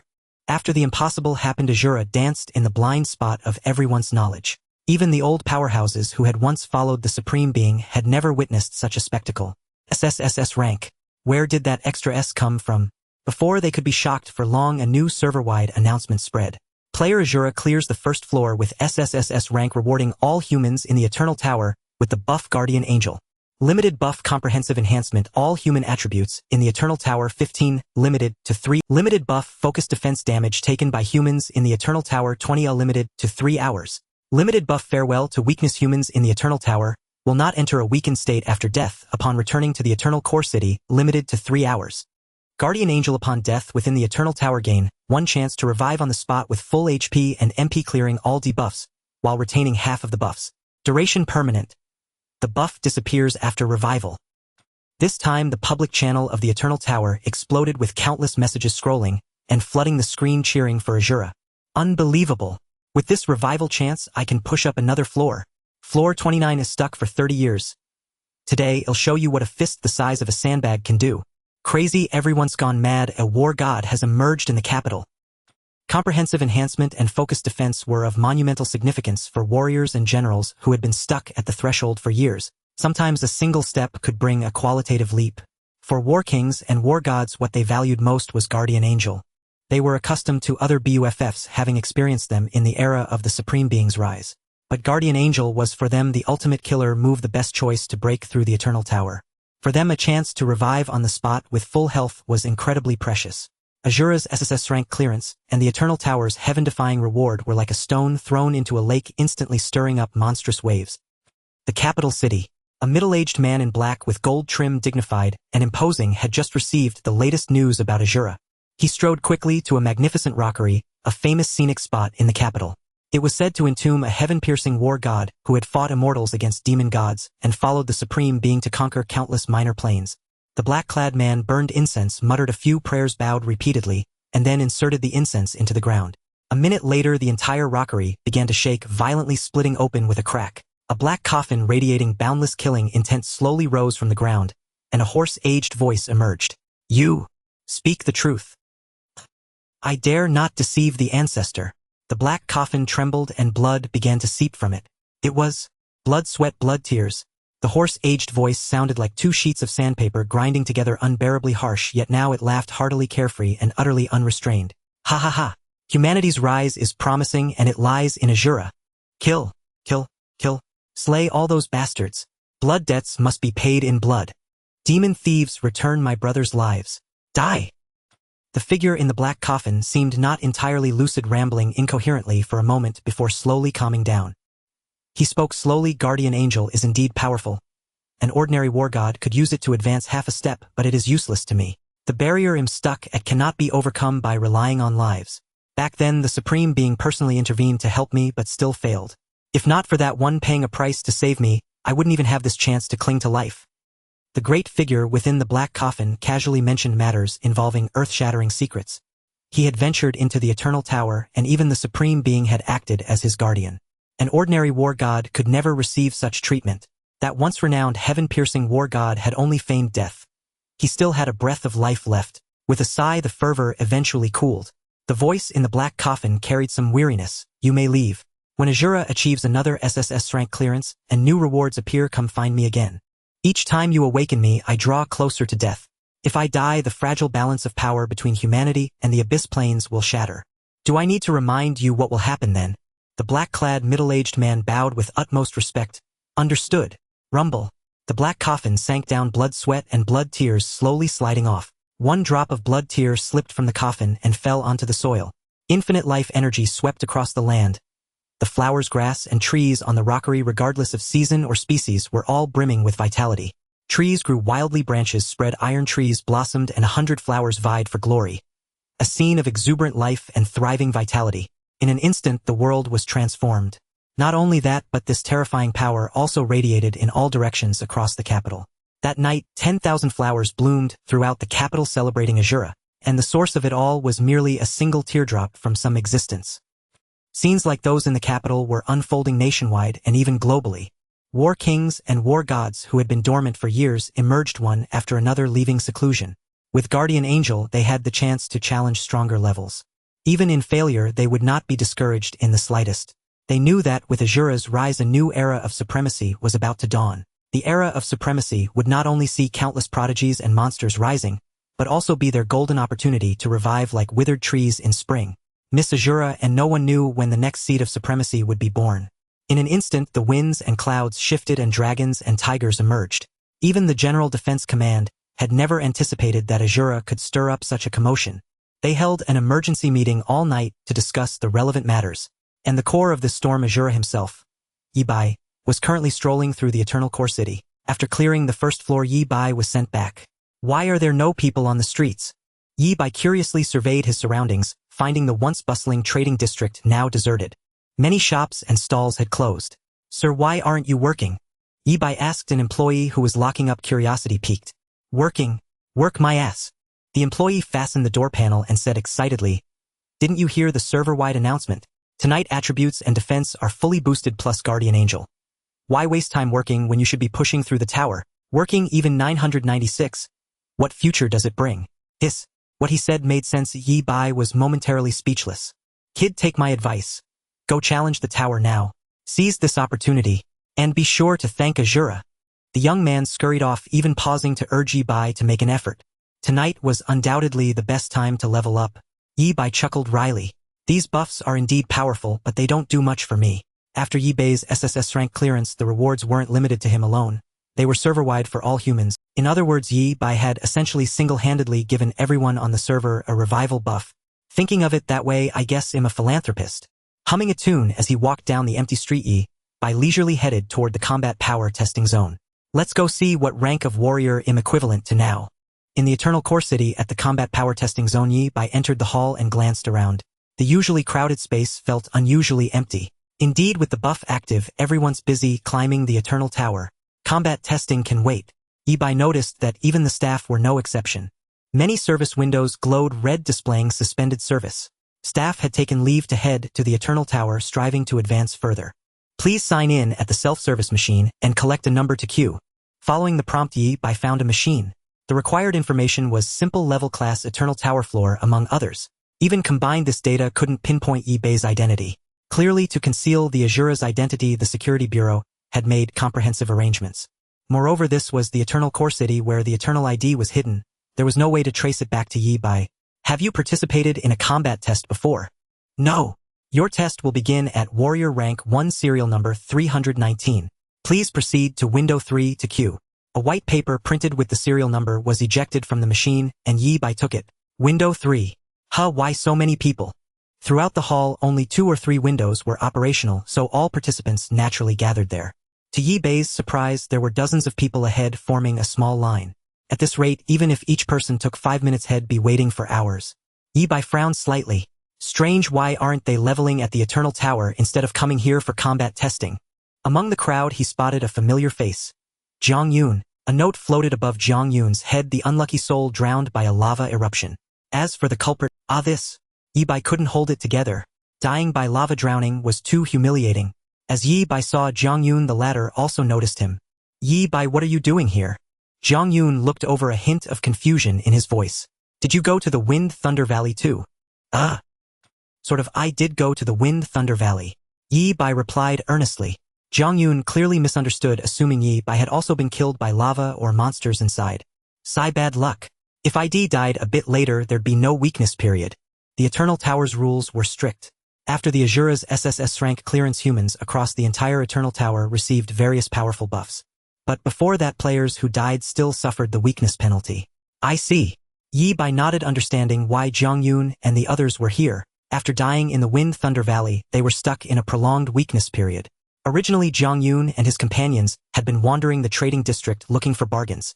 But after the buffs stacked, everyone else ran off, leaving these unlucky few with nothing to do in the Eternal Core City. Finally, someone suggested coming to the combat power testing zone to try the warrior test. They were just there to see the spectacle, not expecting to actually pass. The warrior test was so difficult that even many level 30 seniors couldn't clear it. Only higher levels could hope to become a first-rank warrior. Even geniuses with a rank or S-rank talents typically needed to be level 20 to pass. If anyone could pass the warrior test now, they'd rival the Asura. As they chatted while queuing, Zhang Yun merely greeted Yi Bai without further conversation. After waiting a few minutes and seeing the line motionless, Yi Bai said, "I'll go check ahead." He had a VIP card from the Myriad Treasures Pavilion with general-level privileges. If usable, it could save him a lot of waiting time. Zhang Yun glanced at Yi Bai's retreating figure but said nothing. Today, Lu Sueki seemed to have some connection with this guy, but Zhang Yun wasn't worried. He didn't think Yi Bai posed any threat to him. After all, he was an A-rank talent. A thief named Heavens, I suddenly asked. Zhang Yun, what class is your classmate? Yi Bai. I don't know. Zhang Yun replied casually. I wasn't close to him before. In their class, probably only Zhao Lin had a good relationship with Yi Bai. Let me check the database. Nanjiang No. 3 High School. Yi Bai. Mage. Heavens, why are you interested? The other geniuses were curious, as Heaven's Eye's talent was appraisal type, so maybe he saw something special in Yi Bai. A mage, huh? Not a warrior. Heaven's Eye muttered. Nothing, I misjudged. I thought. Earlier heavens I had used his talent to probe deep into the Wind Thunder Valley. In a fleeting glance, he saw a warrior single-handedly awaken, a SSS attempting to solo it. That glance cost heavens I his life. But in the rush his attention was on the bull demon general, and he didn't pay much mind to the warrior. The warrior's features were blurry. When heavens I saw Yi Bai he felt a resemblance but reassured himself. Maybe all handsome people look alike. Under everyone's gaze Yi Bai walked straight to the front service robot, presented a card, and was let through. Why doesn't he have to queue? No idea. Skipping the line is at least a general-level privilege. I think I saw him take out a card. A VIP card from the Myriad Treasures Pavilion. These remarks darkened Jiang Yun's expression. A Myriad Treasures Pavilion VIP card with general-level privileges. With Yi Bai's strength and background, there was no way he could possess such a thing. It must be from Lu Sueki. Damn it. Jiang Yun sneered. No matter. Let him test first. I bet Yi Bai won't even last 10 seconds in the first-rank warrior test. The others nodded frequently. Though harsh, Jiang Yun's words rang true. A mage with mediocre talent lasting 10 seconds was nearly impossible. Inside the combat test chamber Yi Bai was stretching. I didn't expect the Myriad Treasures Pavilion VIP card to actually work. Several red lights flashed and a mechanical voice devoid of emotion echoed in the sealed space. First-rank warrior test stage 1 neural reaction test. Are you ready? Ready. Countdown 5, 4, 3. Bang. As the countdown ended a gunshot rang out, and a bullet shot toward Yi Bai at incredible speed. Neural reflex test begin. As the countdown ended a gunshot rang out. A 6mm caliber bullet tore through the air howling past at breakneck speed. Yi Bai sidestepped, slightly dodging it with ease. Bang. The bullet struck the wall, leaving a small crater and sending sparks flying. It really is a live-fire test. Yi Bai focused his mind staring ahead. Since this took place within Eternal Core City, part of the Eternal Tower, death carried no real penalty. The warrior test was designed to be as authentic as possible. Bullets, fireballs, lightning bolts, throwing knives. To pass the neural reflex test, one had to evade these attacks as best as possible. Survival alone meant clearing the stage. In other words, there were two ways to break through: one, maximize one's agility attribute and learn more mobility skills for greater maneuverability. This was the test's original intent. 2. Maximize defensive stats like shields and health. If you couldn't dodge, don't tank all the damage and break through with raw power. Surviving was still a pass. The warrior test aimed to select fighters capable of battling in the abyss plane. Absolute versatility wasn't required. Based on past experience, an agility of 200 or total damage tolerance exceeding 4000 would clear the first stage. Many were stuck here groaning in frustration. But for Yi Bai this was no challenge at all. Eye of Insight could predict the trajectory of all incoming attacks, granting brief precognition. It also mapped out the optimal evasion plan for Yi Bai. All he had to do was pick a plan and execute. Step by step he dodged every attack with ease. Amidst the hail of bullets Yi Bai strolled leisurely, as if walking in his own backyard. Bullets often missed him by a mere 0.1 centimeter, yet he remained unflappable. To avoid standing out too much, he even deliberately took a hit or two, feigning a misdodge. A true veteran actor. 10 seconds, 20 seconds, 30 seconds. Time ticked by, the attacks grew faster, leaving Yi Bai with fewer options. Achieving a perfect dodge became increasingly difficult. Yi Bai's health remained at a very healthy level, but the sheer density of firepower was overwhelming. Strange is the first-tier warrior test this hard. Yi Bai dodged while complaining. My agility is 224. Even without Eye of Insight I should clear this stage on agility alone. But this difficulty is insane. Even someone with 300 or 400 agility couldn't handle it. Yi Bai felt trapped in a sea of flames. A single misstep would mean instant death and failure. He gritted his teeth, following Eye of Insight's guidance to execute every movement, perfectly dodging the incoming attacks. Countdown. 10, 9, 8. Sweat beaded on Yi Bai's forehead, and his left shoulder was singed by a fireball reeking of burnt cloth. Even a grazing fireball dealt over 300 damage to Yi Bai. Something's definitely wrong. This isn't a first-tier warrior test. Yi Bai was certain, but trapped in the test chamber. He could only grit his teeth and persevere, waiting for the countdown.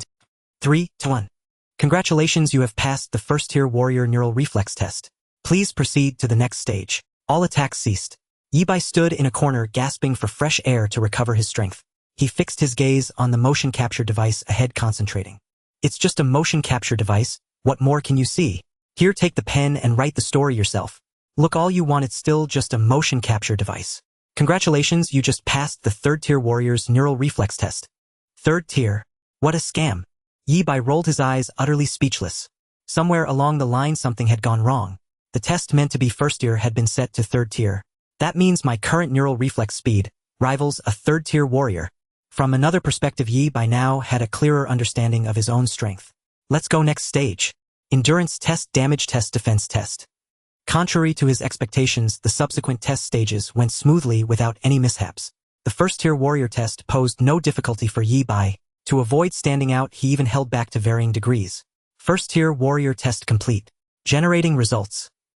On a large screen, countless data points scrolled, generating a test scorecard for Yi Bai. Neural reflex test 98, evasion rate S grade. Endurance test 86, completion A grade. Based on all results, your first-tier warrior test rating is A. Congratulations, you have passed the first-tier warrior test. Please choose your affiliation.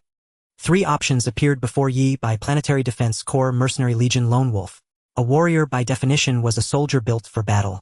After passing the warrior test, Yi Bai could apply to join any legion under the Planetary Defense Council. Once approved, he would be sent to a designated plane to integrate into the legion. This was the most common choice. Official legions offered top-tier strength and benefits. However, the cost was low freedom. Obeying orders left little room for independent action. This path clearly didn't suit Yi Bai now. He had too many secrets and needed time to grow. Joining a legion was out of the question for now. The Mercenary Legion was a loose, mercenary-style organization with clear pricing. They formed temporary teams, took orders from various powers, completed missions, and collected rewards. Analyzing the information at hand, Yi Bai mused, "The Mercenary Legion sounds good and suits me, but it requires real name registration. My school records show a crate talent.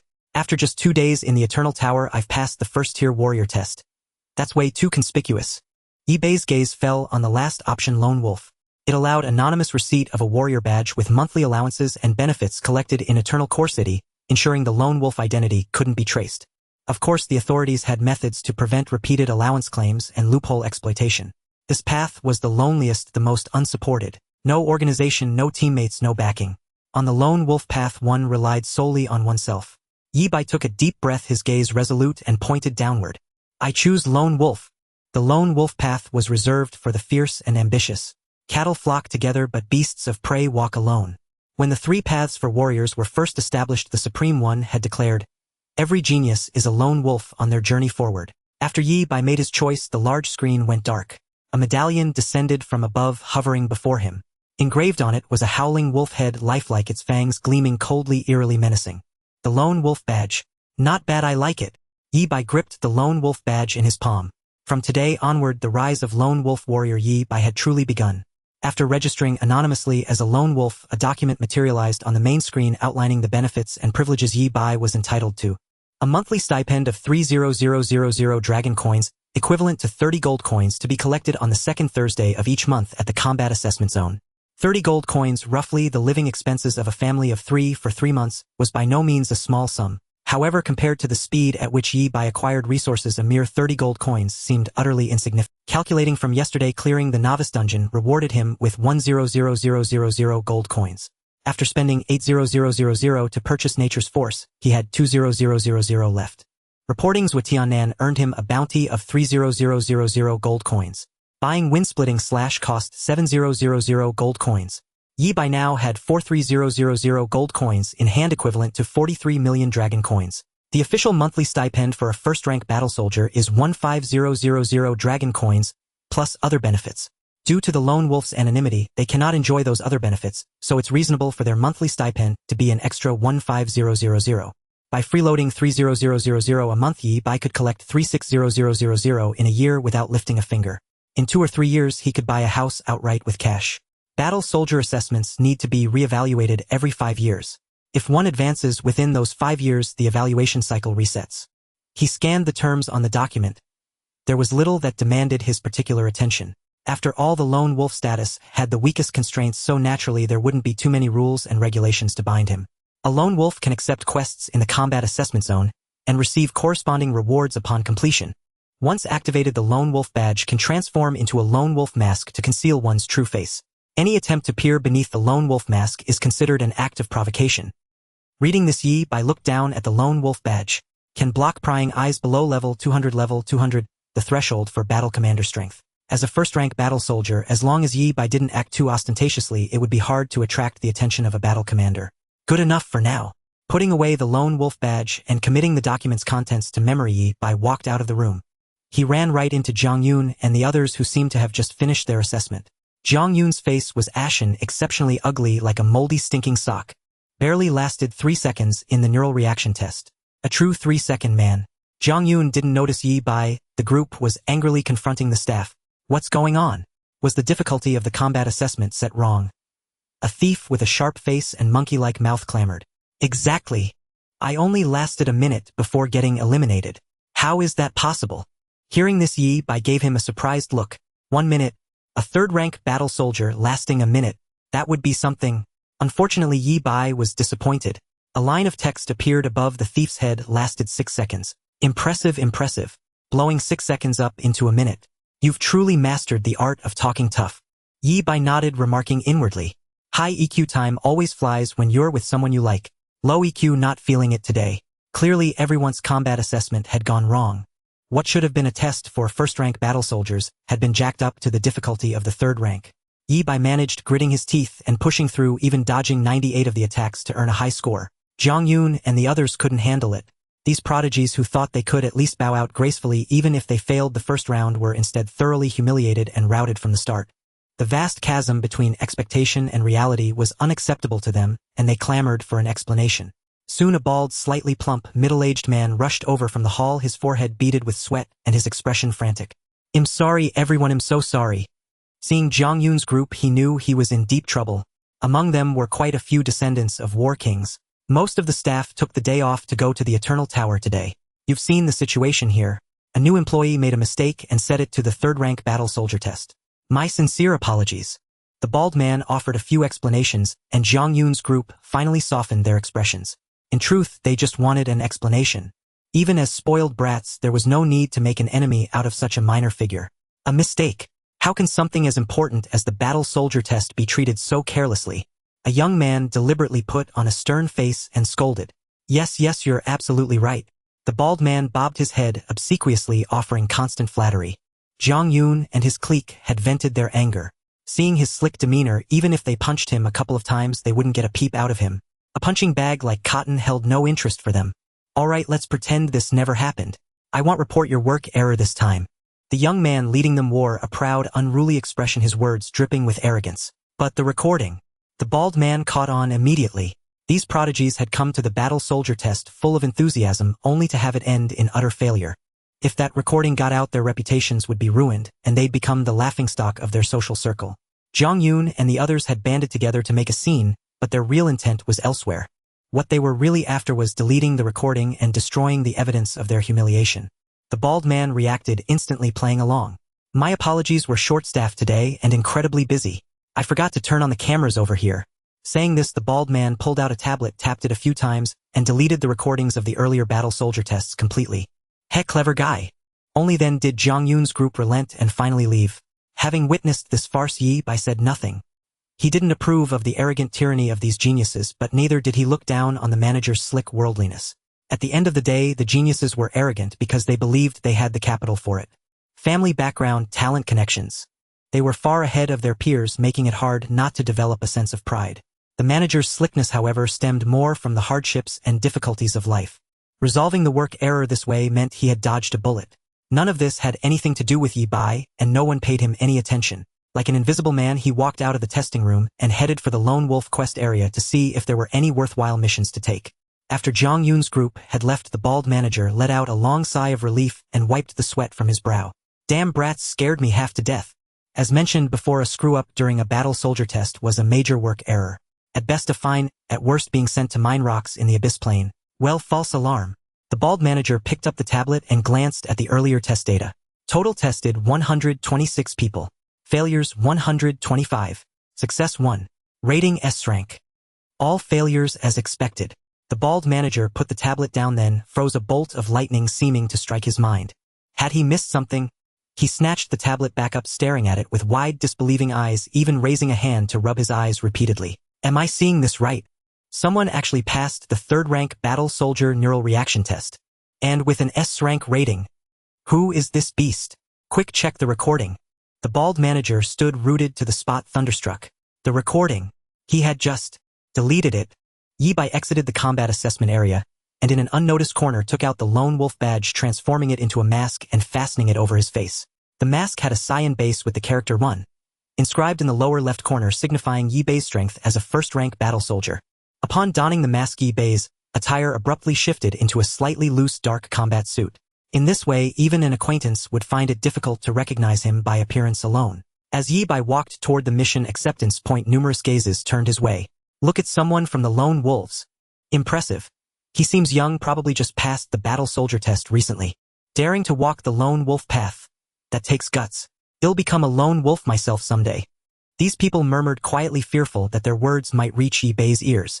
Lone wolves were the most formidable among all battle soldiers. With minimal external constraints, they acted with greater intensity, even cruelty. No one wished to offend a lone wolf, even if he was merely a first-rank battle soldier. This must be it, the wolf's den. Yi Bei gazed at the mission point's name and smiled faintly.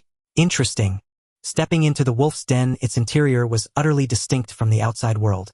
The wolf's den resembled a languishing bar adorned in European classical style, with dim lighting, soft music, and tables and chairs haphazardly arranged. Patrons clustered in small groups, forming their own circles. At the center of the wolf's den stood the bar counter, above which hung 4 large screens, cycling through available missions. As Yi Bei entered, a voice suddenly rang out from a corner. A newcomer has arrived. Instantly, Yi Bei became the focus of everyone in the wolf's den. A handsome man raised his bottle. This round's on me. Tonight's tab is courtesy of young Master Zhao. Soon a robotic bartender delivered small bottles of beer to each person, including Yi Bei. Raising the bottle, Yi Bei nodded slightly toward young Master Zhao, then tipped his head back and drained it in one go. The icy beer flowed down his throat, reaching the depths of his soul, eliciting a pleasurable sigh. What a bold drinker. Kid, I like your style. Come find me in the capital for a drink. After a few lively exchanges, the bar returned to its previous calm. The wolf's den was not only a lair for lone wolves, but also a self-formed community. Those who chose this path held a deeper recognition for their kind. Among the 3 paths for battle soldiers, lone wolves suffered the highest casualty rate. Both legions and mercenary companies had official backing and ample medical support, offering greater safety. Yet while lone wolves bore the highest casualties, they also boasted the most terrifying success rate. Those who chose this path advanced in strength far faster than their peers. Such was one of the lone wolves' allure. Placing the empty bottle on the table, Yi Bei looked up at the large screen, which displayed numerous missions. At the top, pinned, capture the 4th demon sect leader. Provide valuable clues, reward 1 to 10 million gold coins. Capture the 4th demon sect leader alive, reward 1 SS grade weapon of equivalent level and 10 war god. Provide the corpse of the 4th demon sect leader and confirm death, reward 1 SS grade equipment of equivalent level and 2 war god merits. Beyond the sect leader, there were also bounty missions for the vice leader and core members. However, most of these missions far exceeded Yi Bei's current abilities. The weakest target was at the War King level. If he encountered such an opponent on the battlefield, a mere glare could cost him his life. Let's see which missions suit me. Yi Bei's gaze drifted downward, searching through tasks available for first-rank battle soldiers. At the combat assessment hall in the corridor outside the director's office, a bald manager paced back and forth, his expression tormented, clearly engaged in a fierce internal struggle. To speak or not to speak? That is the question. If he concealed the matter and acted as if nothing had happened, should the truth ever surface, that a mysterious prodigy had slipped through his fingers, the reckoning would be more than the bald manager could bear. Reporting the incident upward, though he was at fault, allowed for redemption. With the merit of voluntary confession, he might receive a lighter punishment. Finally summoning his courage, the bald manager raised a trembling hand and knocked on the director's office door. Creak. Like a guilty schoolboy, the bald manager hung his head and haltingly recounted everything, from the new employee setting the wrong difficulty mode, the furious prodigies gathering to cause trouble, to secretly deleting the footage to cover up the incident. Before the director, he dared not conceal a single detail. The director was a retired war king with close ties to various legion commanders. Both in strength and connections, a figure to be revered. Playing tricks before the director would be courting death. After listening to the bald manager's report, the director, contrary to expectations, did not fly into a rage. Instead, he pointed to the sofa. Why stand? Sit and talk. Yes. Yes. The bald manager nodded, frantically perching on the edge of the sofa. His back straight, his paunch propping up his legs, looking absurdly like a round ball.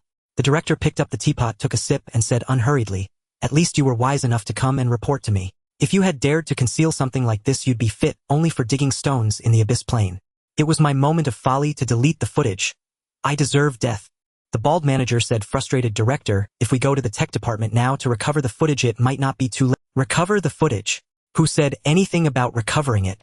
The director's words left the bald manager bewildered. Without the footage, how could they identify that mysterious prodigy?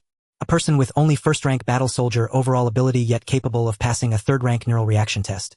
If that wasn't genius, what was? The bald manager sat dumbfounded on the sofa, his eyes vacant, feeling utterly lost.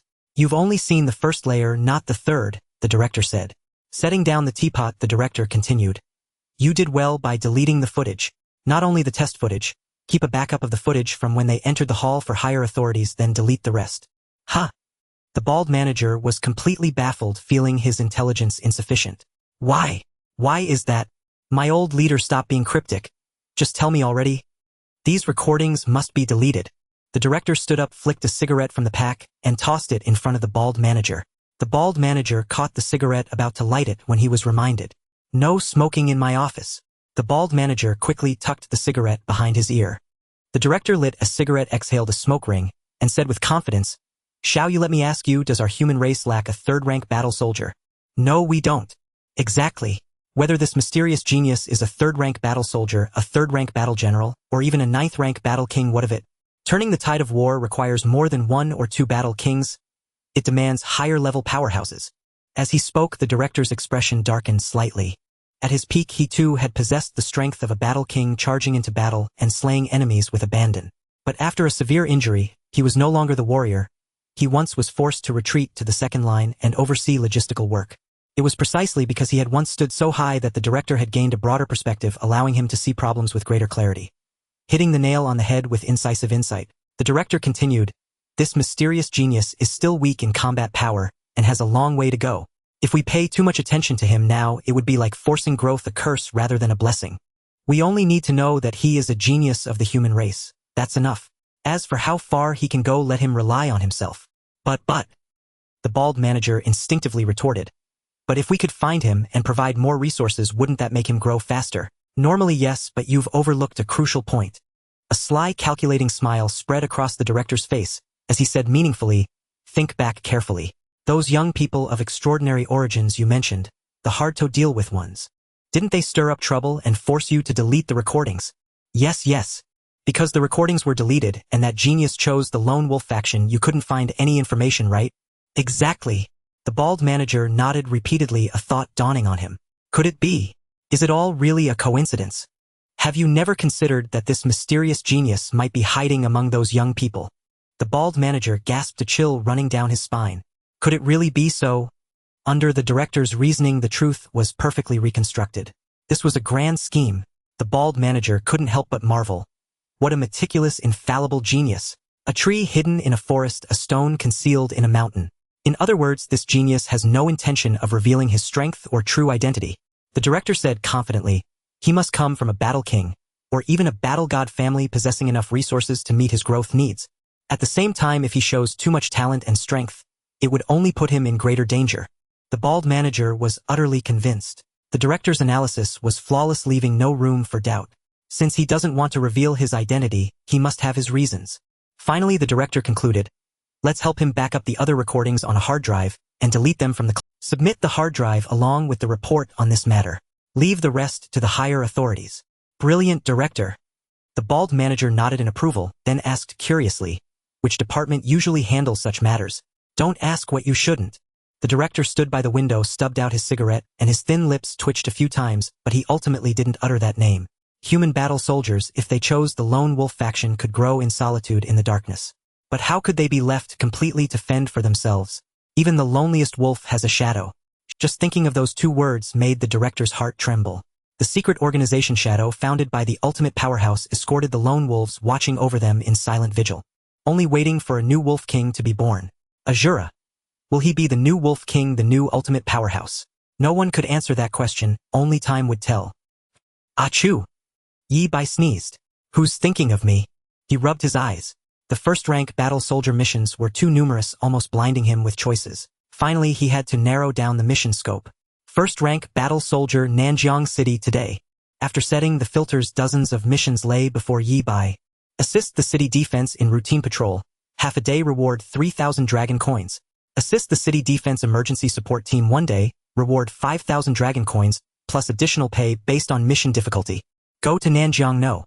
3 high school to instruct senior students in combat 3 hours, reward 6,000 dragon coins, overtime at 2,500 dragon coins per hour. Yi Bai eliminated missions that took too long as he still had school and couldn't spend entire days on. He couldn't neglect his own duties. No support type or life type missions. In the end, only 3 missions remained for Yi Bai. 1.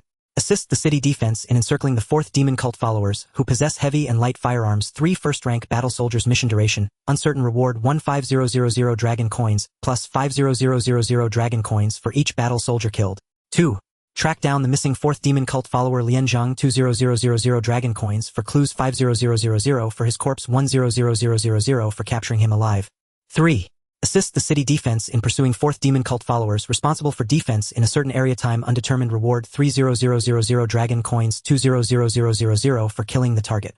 These 3 missions all offer chances for combat perfect for testing my recent progress. Among them, Yi Bai eliminated the first mission. Their operation time was likely during the day when Yi Bai was busy with school. Moreover, collaborating with the city defense wasn't good for hiding his identity. Yi Bai's gaze fell on the name Lianzhang. This is a big fish. He's dropped the act revealed to be the son of the 4th demon cult leader. The leader's son. Can't afford to mess with that farewell. Yi Bai prepared to skip this option. He has undergone a demon god's baptism, now severely wounded with demonic energy backlash, half paralyzed, only at 2nd rank battle soldier level with no guards around. Yi Bai's eyes narrowed slightly, feeling tempted. A 2nd rank battle soldier, Yi Bai could indeed take him on. And as the leader's son, his identity alone was priceless. The 4th demon cult leader, gravely injured, was now fleeing everywhere. The once mighty 4th demon cult had scattered like a fallen tree, leaving even the leader's son without strong guards. As Yi Bai hesitated, a new prompt appeared. Lianzhang holds clues to track the leader. The 4th demon cult leader. Yi Bai's eyes lit up. He had seen the bounty before. Just providing clues could net a minimum of 100,000 gold coins. Fortune favors the bold. Moreover, in this fight, the enemy was in the open while Yi Bai was in the shadows. If things went wrong, he could always slip away. Low risk, high reward. Yi Bai walked straight to the counter, looking at the masked attendant. Hello, ID like to claim mission number NJ154941DS. Sure, please wait. Scanning the Lone Wolf badge. Mission claimed successfully. Completion within 7 days. Yields the reward. If failure to do so will be recorded in your file. Her voice was sweet and she gave a slight bow. May you complete your mission soon and return victorious. After accepting the mission, Yi Bai lingered in the wolf's den for a while, only forced to log out when today's eternal tower closed. Returning to his home, Yi Bai gazed out the window at the faintly brightening sky and began to tally the gains from this trip. All the preset goals have been achieved and I passed the first order battle soldier test. In Yi Bai's palm, the lone wolf medal lay quietly like a beast lurking in the shadows, waiting for its moment to strike. The biggest gain is still the anti-magic edict, but the bloodline restriction is too harsh. Thinking of this, Yi Bai took out the trade secret realm pass and proactively contacted the goblin underling. The other party replied almost instantly. 4th brother, you want to remove the bloodline restriction on a special item. This is a bit tricky. Usually we recommend handing it over to the defense headquarters in exchange for corresponding rewards. Afraid that Yi Bai might misunderstand, the goblin underling quickly explained. The situation you described, 4th brother, mostly happens with spoils from the Abyss Plane. It's quite common. Those monsters in the Abyss Plane aren't stupid. The special items they use in battle are always layered with a bloodline restriction. So even if we capture such a special item, it's pretty useless in our hands. Listening to the goblin's explanation, Yi Bai nodded in agreement. Indeed, the anti-magic edict was exactly the same case. The goblin continued, of course, after years of dealing with this, we do have ways to crack it. We can ask a high-level powerhouse to break the item's restriction. I'll send you the price list. Soon Yi Bai received a price list. Below a rank, a single crack costs 100,000 gold coins. An S-rank special item costs 1.2 million gold coins for a single crack. Why doesn't he just rob me? The 1.2 million gold coins completely extinguished Yi Bai's thoughts of removing the restriction. Even if he sold himself outright, he couldn't scrape together 1.2 million gold coins. The price is a bit outrageous, but it's already an internal discount.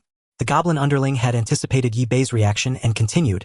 If you have acquaintances in the lone wolf's 4th brother, you can post a mission in the wolf's den. The cost there would be a bit lower.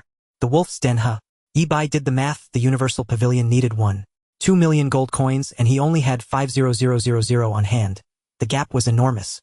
Even if a lone wolf in the den offered a discounted price, it wouldn't be less than 1 million gold coins. Where was Yi Bai supposed to get 1 million gold coins? Was he really going to hand over the anti-magic edict to the defense headquarters? Yi Bai knew well that the defense headquarters always acted fairly. turning in the edict would earn him rewards worth no less than 1,000,000 gold coins. But the effect of the anti-magic edict was far more valuable than that.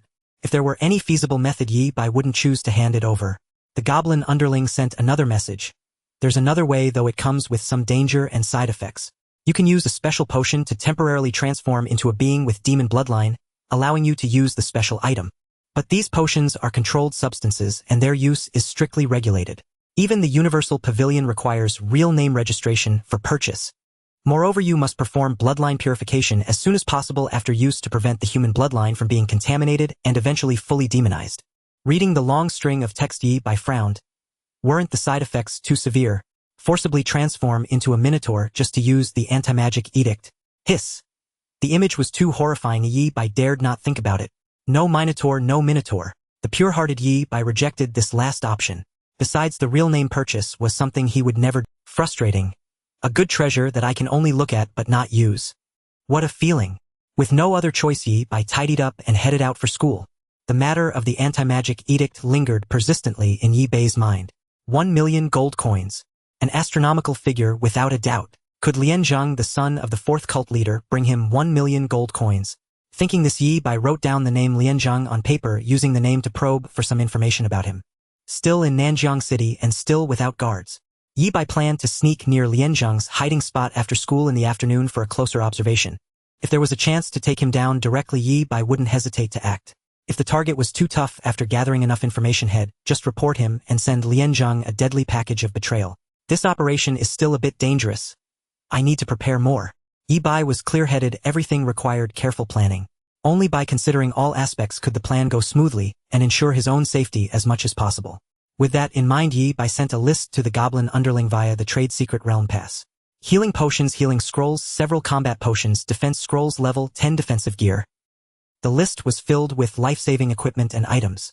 Since Yi Bai's requirements were low-level, only level 10, the total value wasn't expensive, adding up to just 300 gold coins. So cheap. After a brief exclamation, Yi Bai mailed 300 gold coins to the other party via the trade secret realm pass. Soon the goblin underling prepared everything and mailed them back. Thus, for the afternoon's operation, Yi Bai gained a bit more confidence. But the matter of the anti-magic edict, like a thorn, remained lodged in his heart, impossible to ignore. As the son of a demon cult leader, even if Lianzhang had no guards, he certainly wouldn't be short of special item scrolls, and if a fight broke out between them, having the anti-magic edict for protection would greatly increase Yi Bai's safety.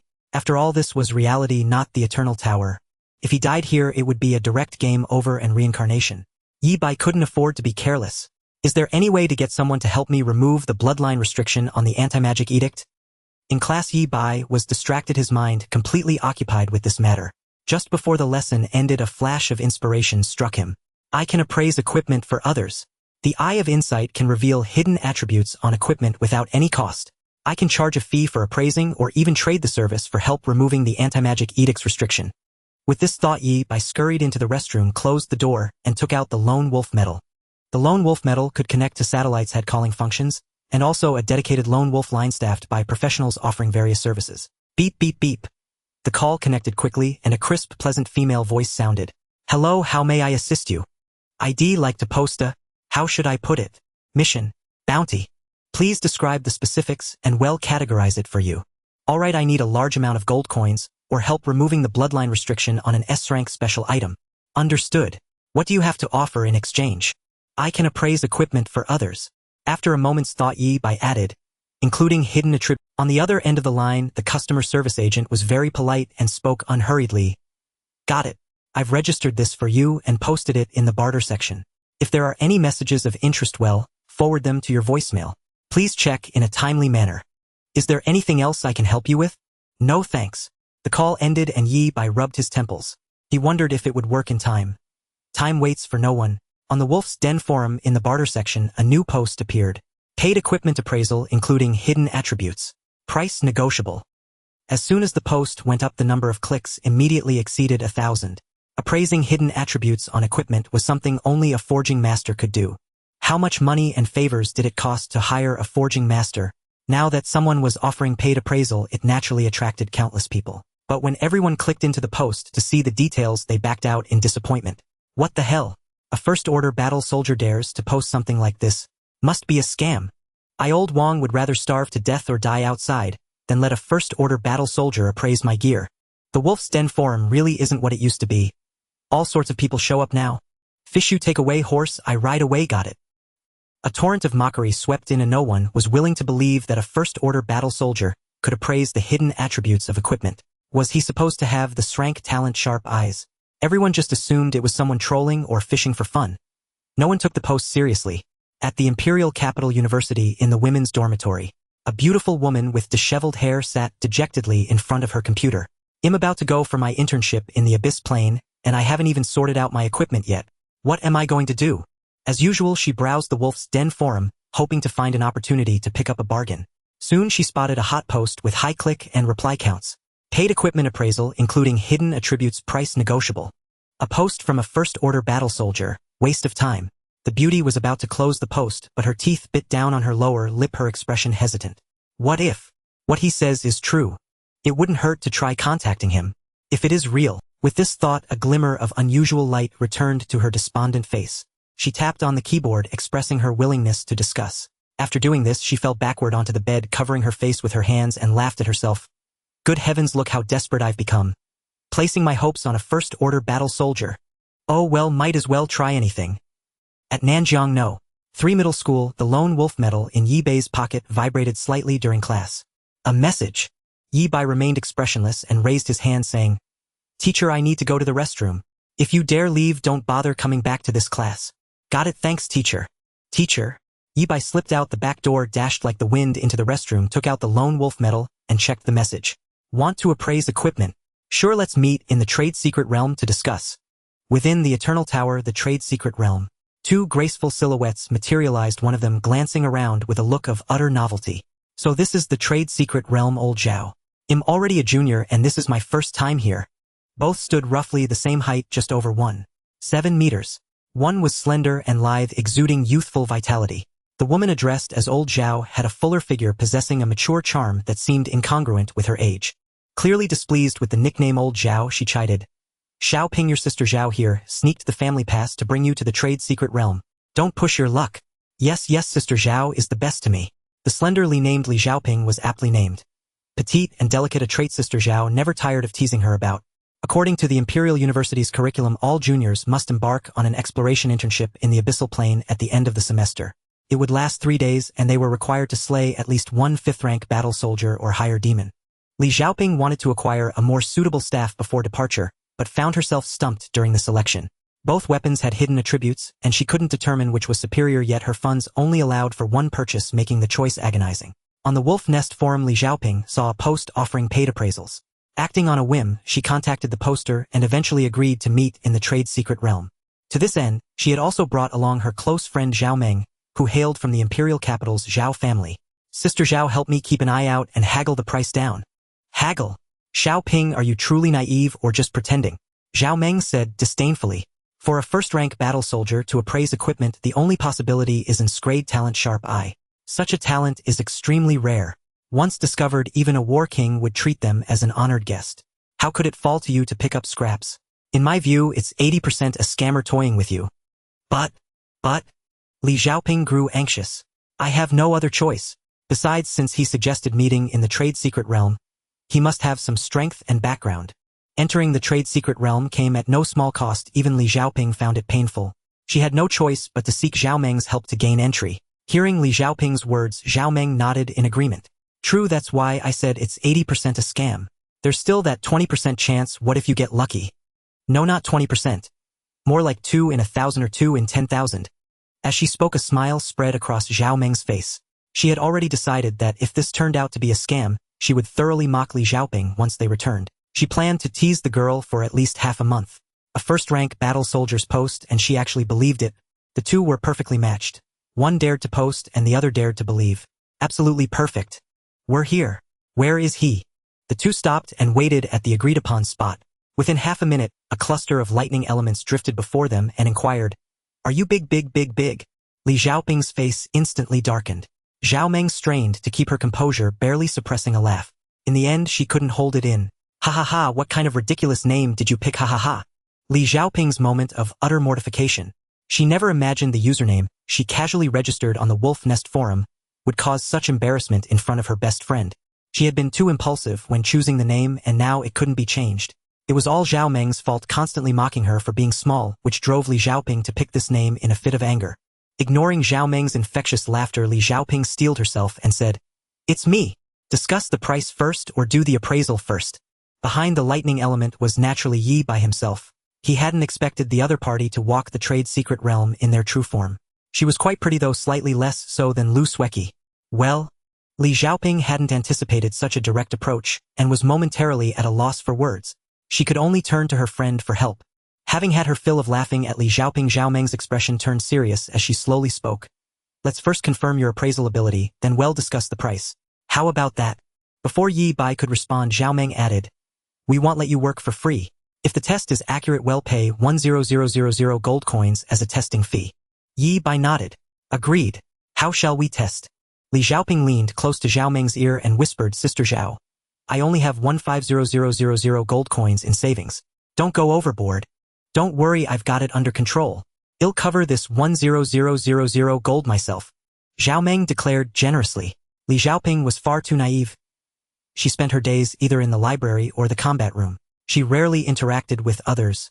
Otherwise, she wouldn't have come up with the bizarre idea of finding a first-rank battle soldier to appraise equipment. Zhao Meng was different. Growing up in the Zhao family, she had been exposed to business dealings from a young age. She understood better than anyone how sought after an appraisal talent like sharp eye was. If the other party could truly identify hidden attributes, Zhao Meng would gladly pay even 100,000 gold coins to forge this friendship. The test is simple. Zhao Meng produced 3 small colored balls and explained, "These are the most commonly used appraisal balls. Their hidden attributes are numbers. Appraising them won't cost much. Out of the 3 balls, you only need to identify the hidden attributes of 2 to be considered." Before Zhao Meng could finish, Yi Bai interrupted. 4, 5, 6. "Huh?" Li Xiaoping looked bewildered, unsure of what he meant.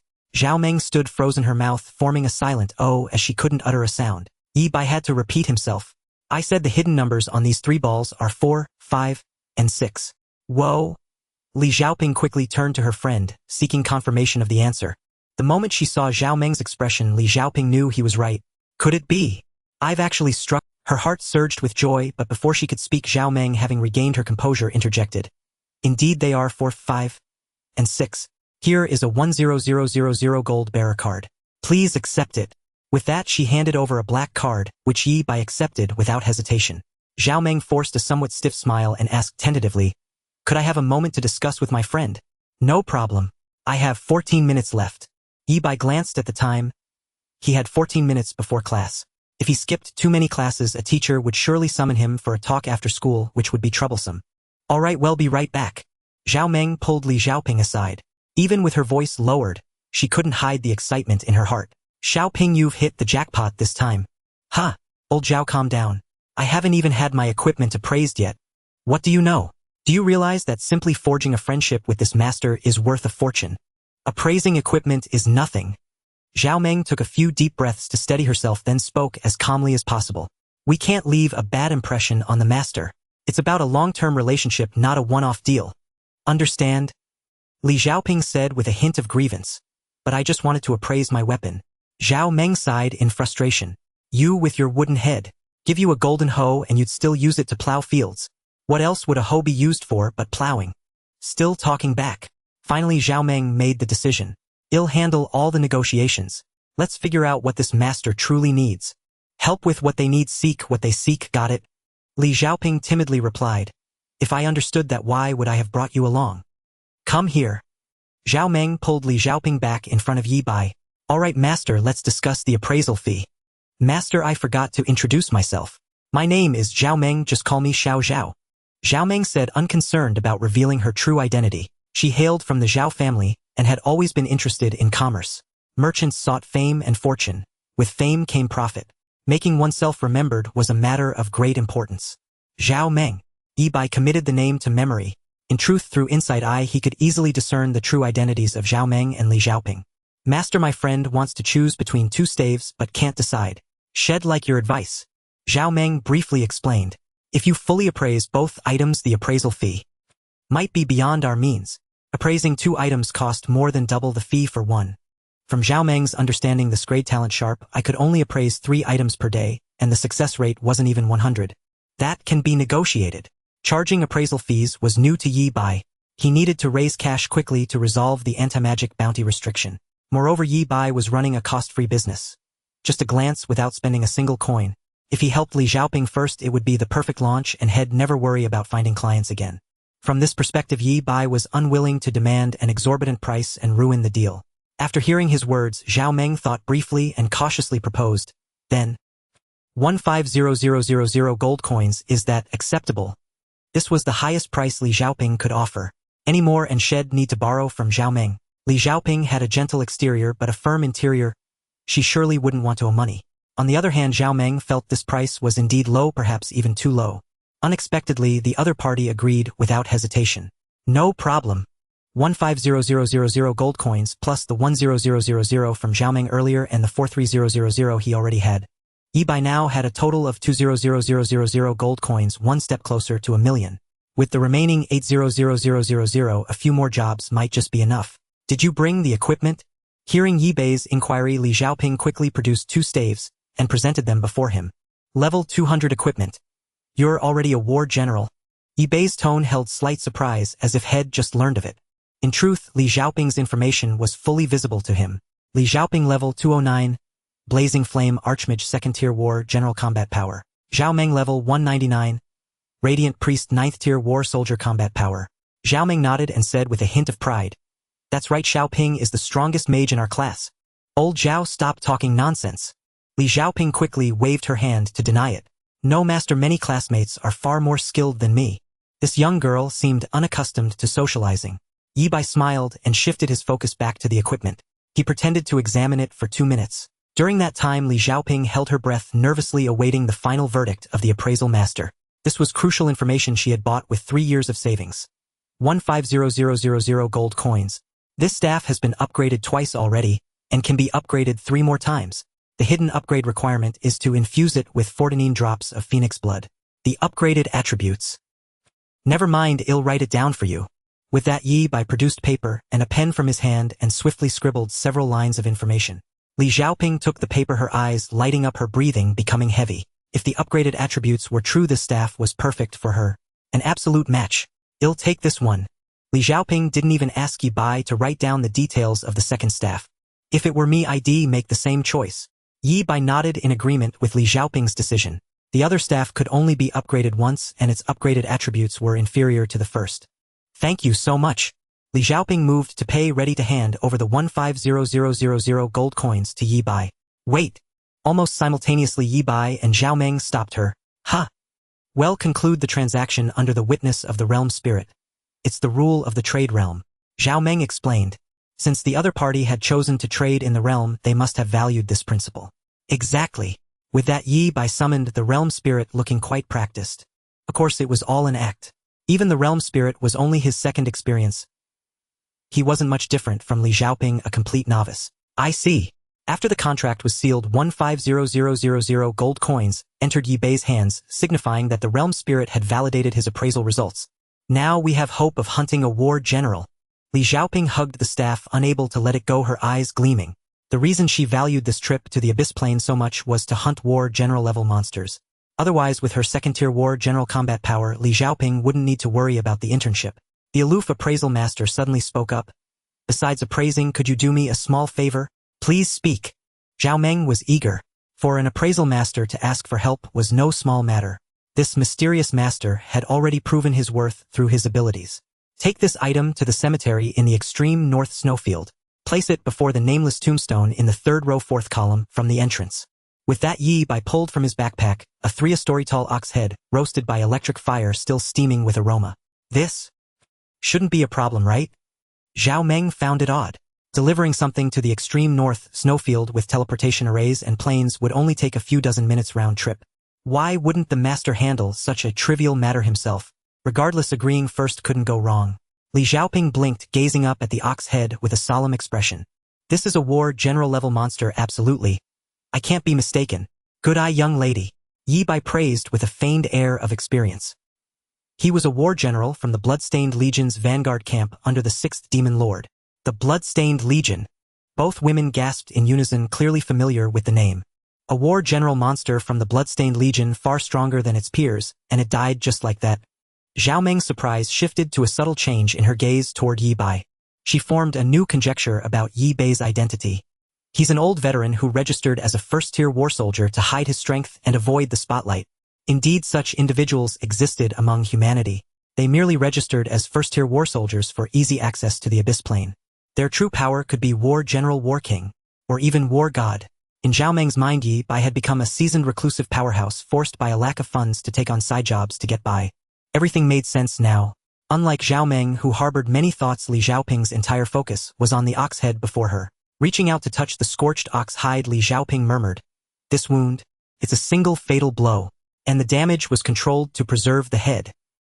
Even Yi Bai had to admit that Li Xiaoping was a prodigious talent. Otherwise, she couldn't have gotten into the Imperial University or become a war general by her junior year. Her insight alone far surpassed her peers. Hearing Li Xiaoping's analysis, Zhao Meng grew even more unsettled. She asked cautiously, "Xiaoping, in your view, how powerful was the one who struck?" "Powerful? Hard to say. This blow dealt at least tens of millions of damage, right? Even if not a war king, it's close." Zhao Meng gasped, her gaze toward Yi Bai shifting once more. Filled with immense shock and indescribable, this was a concealed war king-level powerhouse. A war king and an appraisal master. Each identity was supremely noble. Zhao Meng's mind nearly reeled, a single thought echoing wildly. "I must build a good relationship with him, at all costs. I must get on good terms with this master no matter the cost." Zhao Meng's heart roared, yet on the surface she remained as gentle as a spring breeze, speaking softly. "We will certainly help you deliver it, but there is one question I hesitate to ask. Speak freely." Since the other party was willing to lend a hand, Yi Bai didn't mind exchanging a few more words. After all, he knew well what to say and what to keep to himself. "You charge so little for appraising our equipment, and you accept gold coins." Zhao Meng carefully chose her words. "Are you in urgent need of money?" For high-level powerhouses, gold coins were far from the most preferred currency.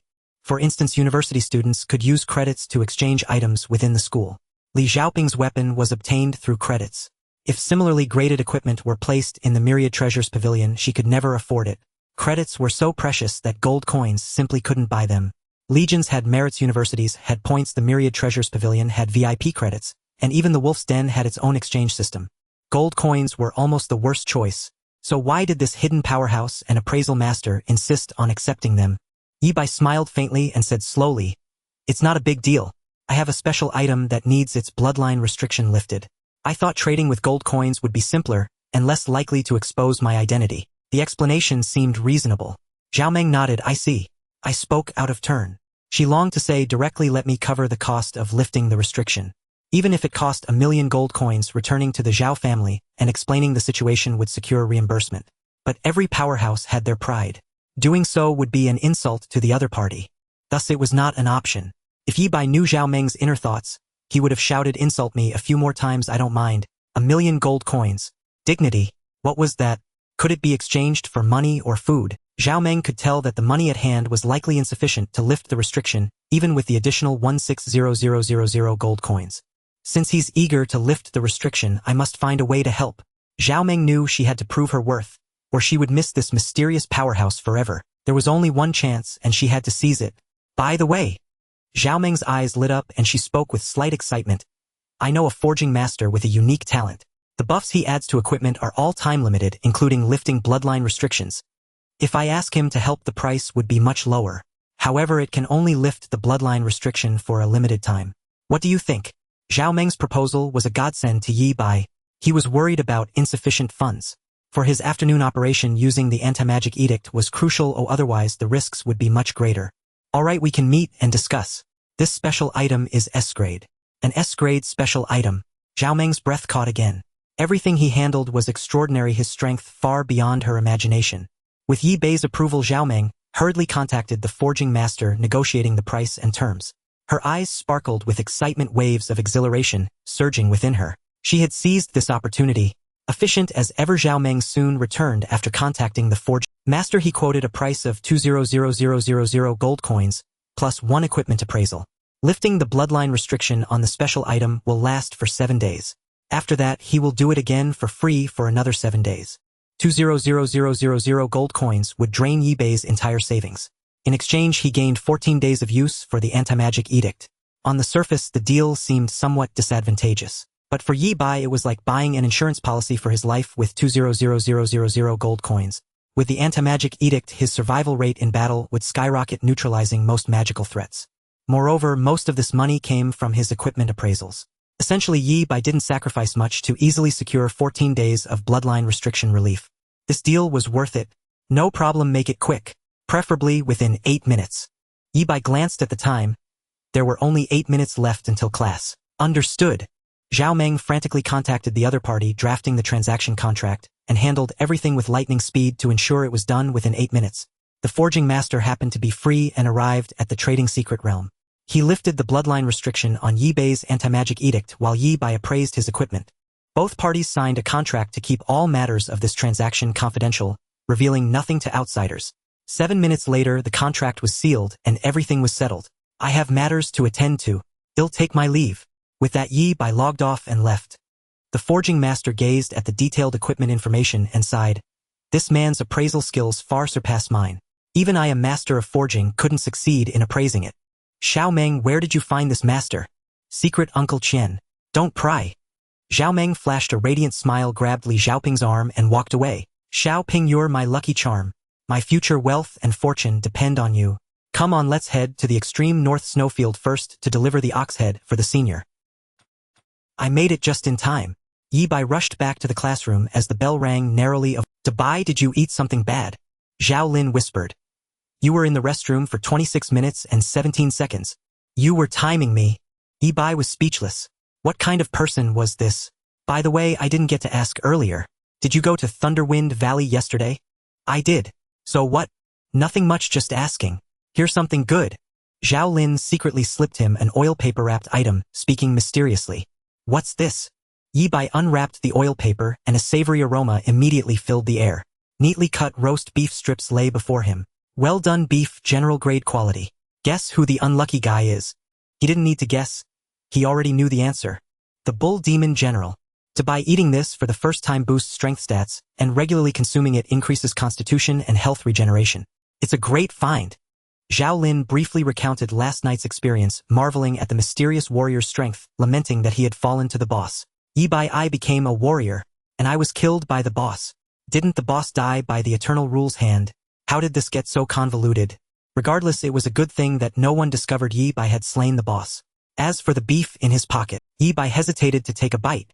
Stowing the beef away, he continued planning his afternoon operation. With the anti-magic edict in hand, along with the potions and scrolls he had purchased, his survival measures were fully maximized. I'll just take a look. If there's real danger, I can still run. The bell rang, signaling the end of class. Yi Bai was the first to leave the classroom. Lingering after school shows a lack of commitment. Slipping into the small forest, he changed clothes, donned the mask conjured by the lone wolf emblem, and used a random teleport scroll to leave. His movements were fluid and seamless. Yi Bai's figure appeared in a suburban alley, his gaze fixed on an abandoned factory by the roadside. The location was remote and sparsely populated. A perfect hideout. Lian Zhang, son of the 4th Demon Sect's leader, a severely injured second-rank battle soldier, was hiding here. Good, no guards, no special arrangements. Yi Bai surveyed the area, confirming there was no danger. Get closer, then decide on the next move. This factory had been abandoned for years, its iron gates mottled with rust, the corners of walls and roadsides overgrown with weeds, and even wild rabbits occasionally darting through. Yi Bai hid 800 meters away from the factory, meticulously scanning the surroundings. No electronic surveillance system. No defensive formations, no traps. It seems many are searching for Lianzhang, and he dares not act. Yi Bai mused inwardly. If Lianzhang had set up formations around the area, it would be like telling the city defense department something's wrong here, come investigate. The 4th Demon Sect's headquarters had been destroyed, its leader gravely wounded, and its high-ranking members suffered heavy casualties, plunging both strength and morale to rock bottom. Under these circumstances, the half-paralyzed Lianzhang was like a startled bird, a rat hiding in the sewers, afraid to show even a trace of his presence. In truth, Lianzhang's choice was quite prudent. This suburban abandoned factory was rarely visited and not a priority for searches. Without Yi Bai, Lianzhang might have actually escaped unscathed. Approach slowly and flee at the first sign of trouble. Yi Bai produced 2 items: Mana Suppression Edict and Hellhound Skull. The former, with its bloodline restriction lifted, could withstand a vast amount of magical damage, serving as Yi Bai's greatest reassurance for this mission. The latter provided Yi Bai with 100 points each of strength and constitution, significantly boosting his health pool. These two special items were carried on Yi Bai's person and their effects activated. Prior to this, Yi Bai had already stacked 30 layers of ready for action, ensuring his offensive capabilities were maximized. Then Yi Bai took out nearly a dozen scrolls and tore them open one by one. Feather Fall. Conceal Aura. Focus Enhancement. Lights flickered across Yi Bai's body, as layer upon layer of buffs stacked up, pushing his state to its peak. This mage was absurdly powerful yet excessively cautious. Camouflage. After using the last scroll, Yi Bai glanced at the time. 182846. The longest of these buffs lasts 30 minutes, the shortest 15. No matter what happens inside the factory, I must retreat after 15 minutes. Yi Bai knew well that fortune favors the bold, but one must live to enjoy it. In 15 minutes, regardless of the gains, Yi Bai had to retreat to ensure his safety to the greatest extent. Go! The countdown on his watch began. Yi Bai crouched low, darting through the air like the wind, leaving only a trail of afterimages. Windwalk Slash. Yi Bai had previously deployed several decoy puppets in remote spots, perfectly concealed and specifically for high-speed movement. When he retreated, these puppets would also serve as his best escape aids. In less than 10 seconds, Yi Bai had effortlessly slipped into the abandoned factory, with only a 500-meter straight-line distance to Lianzheng. He's on the 3rd floor. Through the concrete walls in his field of vision, Yi Bai could clearly see the scene inside. What is he doing? From a greater distance earlier, Yi Bai couldn't discern more details. In an abandoned office on the 3rd floor, the decor was unexpectedly luxurious. The entire office was encased in special materials resembling a bank vault. In the center of the office lay a bed. A pale-faced man leaning sideways propped himself up on his elbow on the mattress, slightly raising his upper body. Lianzheng, the target of Yi Bai's mission. At that moment, a display screen in front of Lianzheng showed a sinister, aged face bearing some resemblance to him. The 4th Demon Sect leader. The moment Yi Bai saw him, his pupils constricted and his breath caught in his throat. This was a war god-level powerhouse. Indeed, Lianzheng had clues leading to the sect leader here. Yi Bai couldn't hear what they were saying as the sound was blocked by the special materials. Generating subtitles. The Eye of Insight surprised Yi Bai once again. He couldn't hear indeed, but he could see. Lianzheng, father, save me. Yi Bai. Quite a distinctive translation style indeed. Obviously, Lianzheng's actual words were longer and more euphemistic, but simplified by the Eye of Insight, the meaning was crystal clear. Lianzheng wanted to survive. The subtitles continued, sect leader, stay calm, don't panic. I'm getting out of here first. Lianzheng, if you don't save me, I'll report you. Sect leader, you little brat, if you dare report me, I'll kill you.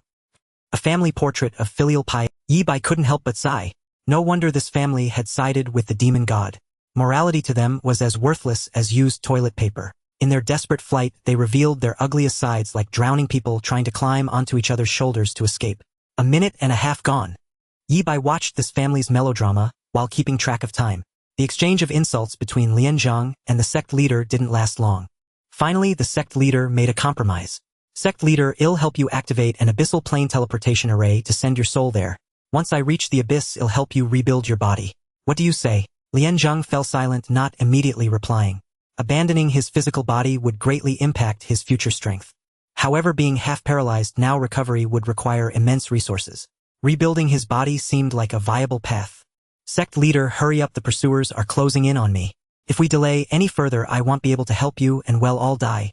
Ultimately, Lianzheng made his decision and nodded, agreeing to the plan. Yet he had his own concerns. Lianzheng, the abyssal plane teleportation array takes a long time and creates a huge disturbance. What if it attracts the city defense department's experts? Though Lianzheng was paralyzed and only a 2nd-rank battle soldier, he was meticulous and wouldn't act without considering the consequences. If the city defense department noticed the commotion and disrupted the teleportation array, Lianzheng would be handing himself over on a silver platter. Sect leader, no worries. The safe house you're in can not only withstand billions of damage but also conceal the array's disturbances, leaving them with little reaction time.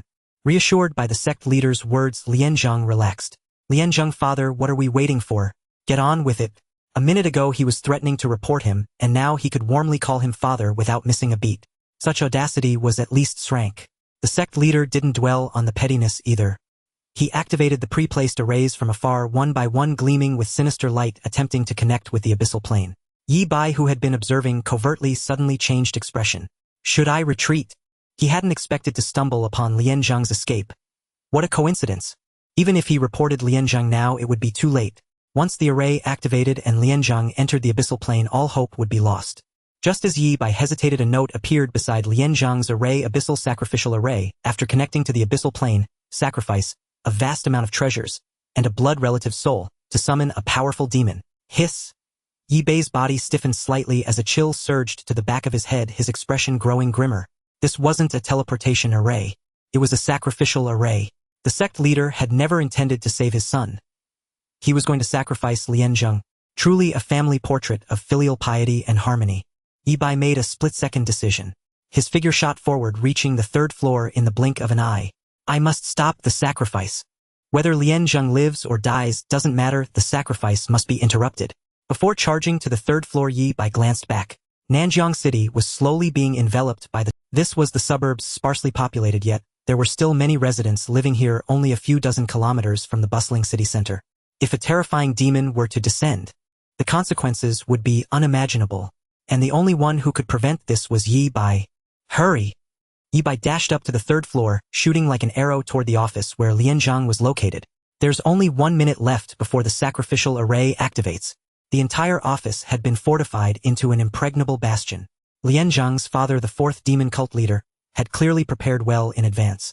His plan was not hard to deduce. By sacrificing to open a passage to the abyss, he would summon terrifying monsters to curry favor with the dark deity he served.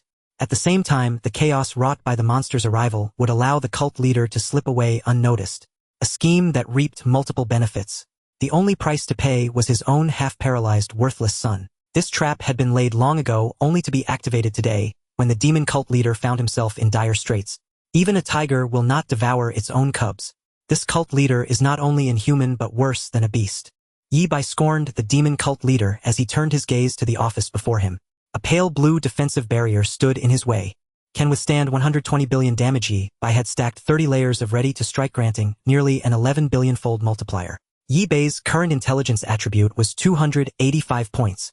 Lightning bolt dealt 51 intelligence, lightning damage amplified further by nature's forces, 15 damage bonus. Thus a single lightning bolt inflicted 386 points of lightning damage. With the 11 billion-fold multiplier from ready to strike, that soared to a staggering 400 billion damage. Yi Bei could shatter this barrier with ease. Stay calm. Beyond this barrier lie other foes, and even Lianzheng himself possesses the combat power of a second-rank war soldier. Yi Bei knew he was racing against time, his life hanging by a thread. Once he chose to step forward, there was no turning back. Since he could only charge ahead, Yi Bei was determined to survive. Using lightning bolt would be a one-shot deal. All stacks of ready to strike would be cleared. If another fight breaks out, he'll be in grave danger. Instead of lightning bolt, Yi Bei chose another skill, thunderous blessing. Thunderous blessing LV1. Bestow a thunderous blessing upon yourself or an ally. Normal attacks deal an additional 20 lightning damage, and magic attacks deal an additional 25 lightning damage. With nature's forces 15 bonus and the 11 billion-fold multiplier from ready to strike, normal attacks gained an extra 25. 3 billion damage. Magic attacks gained an additional 31. 6 billion damage. Duration 30 seconds. Finish all battles within 30 seconds. Pressing his lips together, Yi Bei raised his staff and began to conceal himself. Thunderous blessing. Boundless lightning power surged into Yi Bei, making him feel as though every move possessed terrifying strength beyond mortal limits. As if he could shatter heaven and earth with a mere gesture. Without wasting a second, Yi Bei slammed his staff against the barrier. 25. 3 billion. A sledgehammer cost 80. No, 25. 3 billion. The barrier trembled violently, fine cracks spreading across its surface. Within the office, Lianzheng clearly noticed the commotion outside. Damn, it is the city defense department here. How are they so fast? He glared furiously at his father, roaring, "Old fool, didn't you say you could mask the disturbance? What's the rush?" On the screen, the demon cult leader's face was as dark as water as he scolded. "You have no composure. This safe room was personally forged by me. It can withstand over 100 billion damage. Even a war king would need at least a minute to break through. By then the array will be complete." The cult leader's words were like a calming pill, easing Lianzheng's nerves. But the violent tremors did not cease. They only grew more intense. Thump, thump. Like a divine being beating a war drum, countless spiderweb cracks spread across the barrier, as fragile as a shattered piece of fine porcelain ready to crumble at the slightest touch. Can this really hold for a minute? Lianzheng screamed in terror, flailing his arms wildly, utterly. Boom! With the final strike, the barrier shattered into dust. The shield that could withstand 100 billion damage was as flimsy as paper, broken in less than 5 seconds. He's broken in. Lianzheng howled like a cornered beast, seeing no glimmer of hope. Through the smoke, a figure charged out. Just one person. Lianzheng raised his hands high, shouting with all his might, "I surrender. Don't kill me. I'll tell you everything." He forced me into this. I never meant to betray humanity. It was that damned old man who made me. Without needing 15 minutes, Lianzhang surrendered on sight. Yi Bai cast a disdainful glance at him, his contempt beyond words. A message appeared above Lianzhang's head. Trivia: the fourth demon cult leader was once a meritorious war king of humanity until his son lured him into corruption. The phrase fatherly kindness and filial piety was perfectly embodied by this family. The son betrayed the father and the father betrayed the son, turning against each other in a tragic, brutal conflict. Yi Bai wasted no time and raised his staff. Lightning bolt. Empowered by thunderous blessing, the lightning bolt flashed with devastating might, hurtling toward Lianzhang. Boom. The bolt struck a blue ripple and they canceled each other out. Quick, save me. Lianzhang's expression twisted as he realized his stalling tactic had failed. Everything he had said earlier, whether his surrender or his curses against his father, was merely a ploy to buy time for his escape via teleportation. But the other party saw through his game. He struck with lethal intent from the start. If not for the special item Lianzhang carried which blocked a fatal blow, he would already be dead. Almost there, just hold on for 45 more seconds. On the TV screen, the demon cult leader's figure flickered, accompanied by a terrible explosion. Clearly he was also caught in battle and his own situation was far from favorable. Why isn't the passage open yet? The next attack was already being chanted. Lianzhang had no courage to face Yi Bai in direct combat. Yi Bai had shattered a barrier worth 100 billion and destroyed a life-saving special item with a single lightning bolt. In Lianzhang's heart, Yi Bai's strength was at least that of a war king. Such a powerhouse was far beyond Lianzhang's ability to handle, let alone fight hidden. In truth, Yi Bai was only level 10, a mere first-rank war soldier. If Lianzhang had been brave enough to charge at Yi Bai and fight, it wouldn't have changed anything. With the 11 billion-fold boost from Thunderous Blessing, Yi Bai's offensive power rivaled that of the most formidable war king. Even if it only lasted 30 seconds, that was enough. Lightning bolt. Lightning bolt. 2 consecutive lightning bolts shattered 2 more of Lianzhang's life-saving items, and true despair finally flickered in his eyes. Lianzhang roared in despair. I curse you. Whether your soul ascends to heaven or descends to hell, I curse you. I offer my own soul as a price. Yi Bai did not give him the chance to finish. Lightning bolt. The fourth lightning bolt surged forth with annihilating force, striking Lianzhang squarely and ending his wretched life. Boom. Lianzhang was blasted into oblivion, leaving only a faint charred outline on the floor. As the sacrificial offering for the array, his death triggered a chain reaction that terminated the ritual, forcing the sacrifice to a halt. The crisis was averted. Yi Bai let out a long sigh of relief. On the other side of the large screen, as if sensing the shift, a faint sigh echoed. After all, they were father and son. When a child dies, some sorrow is inevitable. Soon a venomous, raspy voice emerged from the screen. Whoever you are, you killed my son. I swear I will kill you. Even if I fall into the endless abyss of hell, I will drag you down with me. Remember, this is a war god's oath staked on his very life. The hoarse voice spoke each word deliberately. I swear to kill you. I swear I will kill you. The 4 words were uttered with unwavering finality. The thick killing intent almost spilling through the screen could make children cry in the night and silence all blossoms. With a crackling sound, the television screen flickered and went black. Yi Bai, holding the screen's power cord in hand, sneered. I thought the war god was so formidable. Come on, crawl through the internet cable and hit me. After unplugging the demon cult leader's internet, Yi Bai had no time for idle talk. Eye of Insight warned him that locking gazes with the opponent for over 10 seconds would bring an unknown danger. In truth, the war god could indeed kill across dimensions. Even the sacrificial array here had been activated remotely. This commotion is considerable. The city defense department has probably noticed. Clean up and evacuate quickly. Yi Bai glanced around. The office, serving as the demon cult leader's safe house, had once stored many valuable items for emergencies. Unfortunately, the previous battle was too fierce. The shockwaves had destroyed most items, leaving only a few covered in dust lying in the ruins. Yi Bai's figure flashed as he retrieved a few valuable objects from the rubble.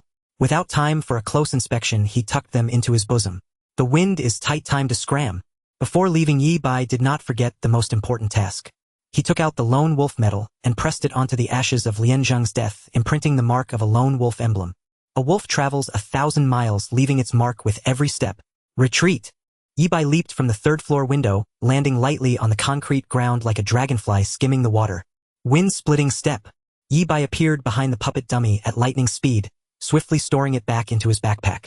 It wasn't out of frugality, but to erase all traces of his actions, preventing others from uncovering clues. His figure flickered, and the wind-splitting step grew increasingly fluid in Yi Bai's execution. his rhythm hitting a scorching peak. In a series of swift motions, all the puppet dummies were retrieved and most traces were thoroughly cleaned.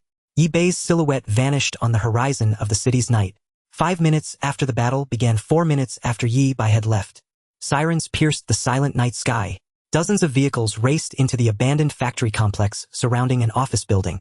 Hundreds of elite soldiers leaped from the vehicles taking strategic positions, their guns and weapons all aimed at the office building.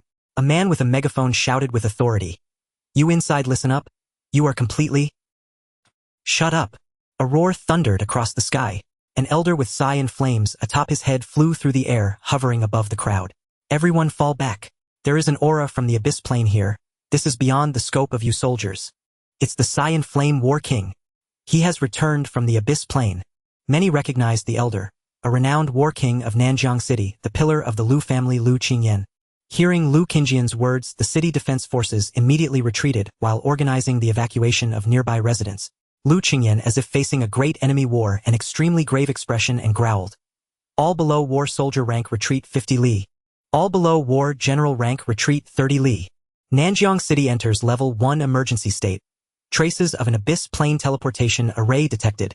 One message after another was dispatched from his hand, spreading rapidly. On the radar vehicle, a communications officer wearing a headset was working frantically. "By order of the Cyan Flame War King, Nanjiang City enters level 1 emergency state. All cities within 3,000 li of Nanjiang enter level 2 emergency state. All war kings report to the nearest teleportation array. Those who delay the mission shall be exiled to the abyss plane for 3 years by law. Those who defy orders shall be executed." When uttering the last word, the communications officer's voice trembled slightly. A level 1 emergency state meant that an abyss demon might have breached Blue Star, posing a massive threat to the planet's homeland, with humanity facing potentially enormous losses of life and property. Under such circumstances, any act of disobedience to the Planetary Defense Council was deemed an act of rebellion. When the Supreme Powerhouse first enacted this iron law, a war god relying on his merits and authority deliberately delayed for a moment. As a result, he was publicly stripped of all positions and exiled to the Abyss Plane's death row camp. Only under the Iron Law could peace be secured. The current paradise of Blue Star, the tranquil lives of its people, were forged with countless blood and sweat. The orders were executed swiftly, as if ingrained in people's bones. No one dared to resist. In less than a minute, a piercing alarm echoed over Nanjiang City. Several auras equally tyrannical and not inferior to the Cyan Flame War King surged into the sky, occupying strategic points and standing ready. Simultaneously, 2 war kings moved at high speed, approaching Lu Qingyan. "Old Lu, what's going on? Why such a big commotion?" One of them, with a face cold as frost and brows knitted into a deep frown, wore an extremely grave expression. "Speak quickly. I need to report to my superiors." At the time of the incident, Lu Qingyan was closest to the scene and the first to arrive, taking command of the situation. Lu Qingyan's expression was equally tense. He said slowly, "There is the aura of an abyss sacrificial array here. Look." As he spoke, Lu Qingyan lashed out with a whip of fire, striking the air. It seemed to hit something, emitting a wisp of foul black smoke. "Indeed it is." The two immediately braced themselves, as if facing a great enemy. The abyss sacrificial array opened a passage between 2 worlds, summoning abyss demons. Judging by the scale, the array was of no low grade. The summoned creature was at least a War King level demon, perhaps even stronger. At this thought, the 3 of them felt a chill in their hearts, their courage halved. A War God level demon. One that had not set foot on Blue Star for nearly 50 years. If a War God level demon truly descended, the 3 war kings present would not even be enough to fill its teeth. "Regardless, we are the closest. We must take the lead." Lu Qingyan spoke slowly. "According to the emergency response manual, I hold the highest rank and have on-site command authority. You 2 will follow my orders."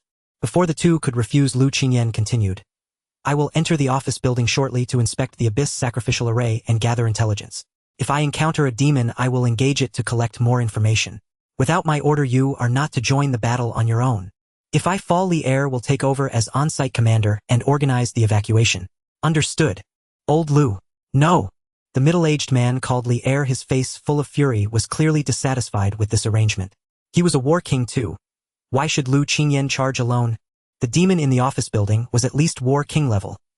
Even an unknown duel would be a near-certain death sentence. Lu Qingyan's arrangement clearly placed himself in extreme danger. "If you have objections, save them until after this emergency is handled." Ignoring the others' protest, Lu Qingyan took a deep breath. The cyan flame above his head solidified, slightly swaying in the wind. If the opportunity is right, perhaps this battle will be my chance to achieve war godhood. Head the Sai and Flame War God. I like the sound of that. With that he strode forward, his entire aura reaching its peak, oppressive enough to steal one's breath, and with an unstoppable momentum, he burst into the office building. There where the Abyss Demon descended, a War King level or even War God level demon lurked in the shadows. Wretch, look at me. Lu Qingjian's roar echoed from within the office building, brimming with boundless battle intent. Come out and then die. What's going on? Why such a big fuss? Hearing the ubiquitous alarm, Yi Bai quickened his pace, not looking back at the commotion behind him. After killing Lian Zhang, the Abyss sacrificial array had been broken. The danger was already resolved. How did a level 1 emergency get declared? Did I miss something? Yi Bai reviewed his memories, certain he had not overlooked a single thing. With the eye of insight, nothing could escape Yi Bai's notice. As he walked swiftly, he muttered to himself, "Nothing to do with me, nothing to do with me. I'm just a passing high schooler done buying soy sauce and heading home. Yes, that's it." In the outskirts, within an abandoned factory, after the residual aura of an abyssal sacrificial array was detected, Nanjiang City entered a state of level 1 emergency. 3 war kings rushed to the outskirts of the abandoned factory. The most formidable among them, the Azure Flame War King, took the lead and charged into the office building. With an imposing aura carrying the overwhelming momentum of thunder, he stormed into the office building that reeked of the abyss, fearing no formidable foe. 1 minute after the Azure Flame War King entered the office building. 2 minutes. 5 minutes. As time ticked by, no battle ever erupted within the office building.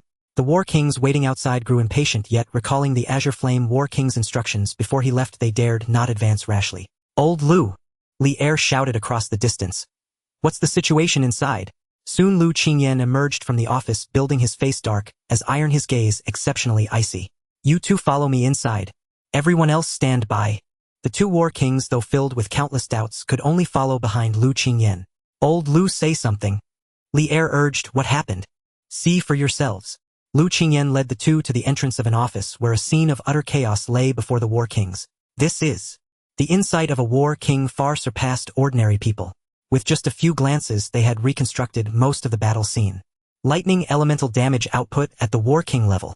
Look at the battle marks here. It seems the barrier was shattered first, then the person was struck dead.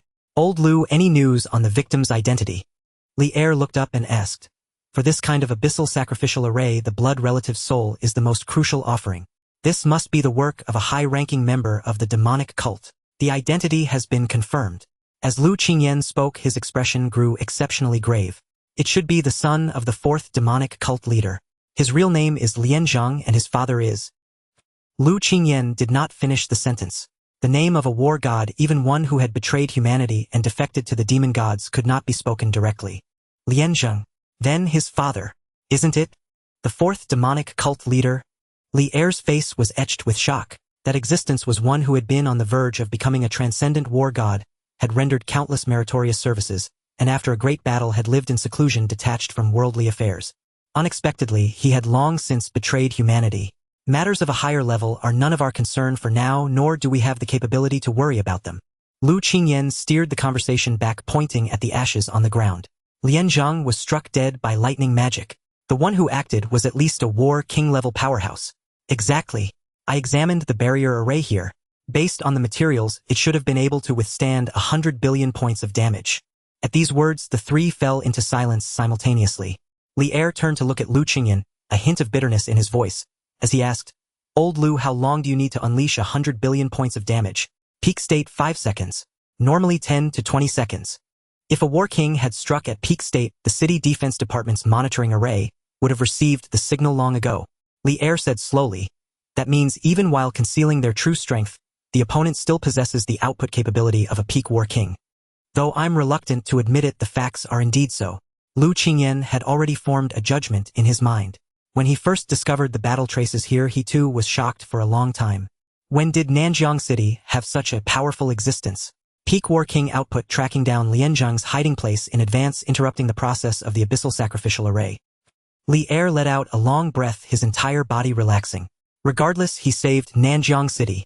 If the abyssal sacrificial array had been successfully activated, summoning War King-level monsters, Lu Qingyan, Li Er, and the others would have been forced into a great battle.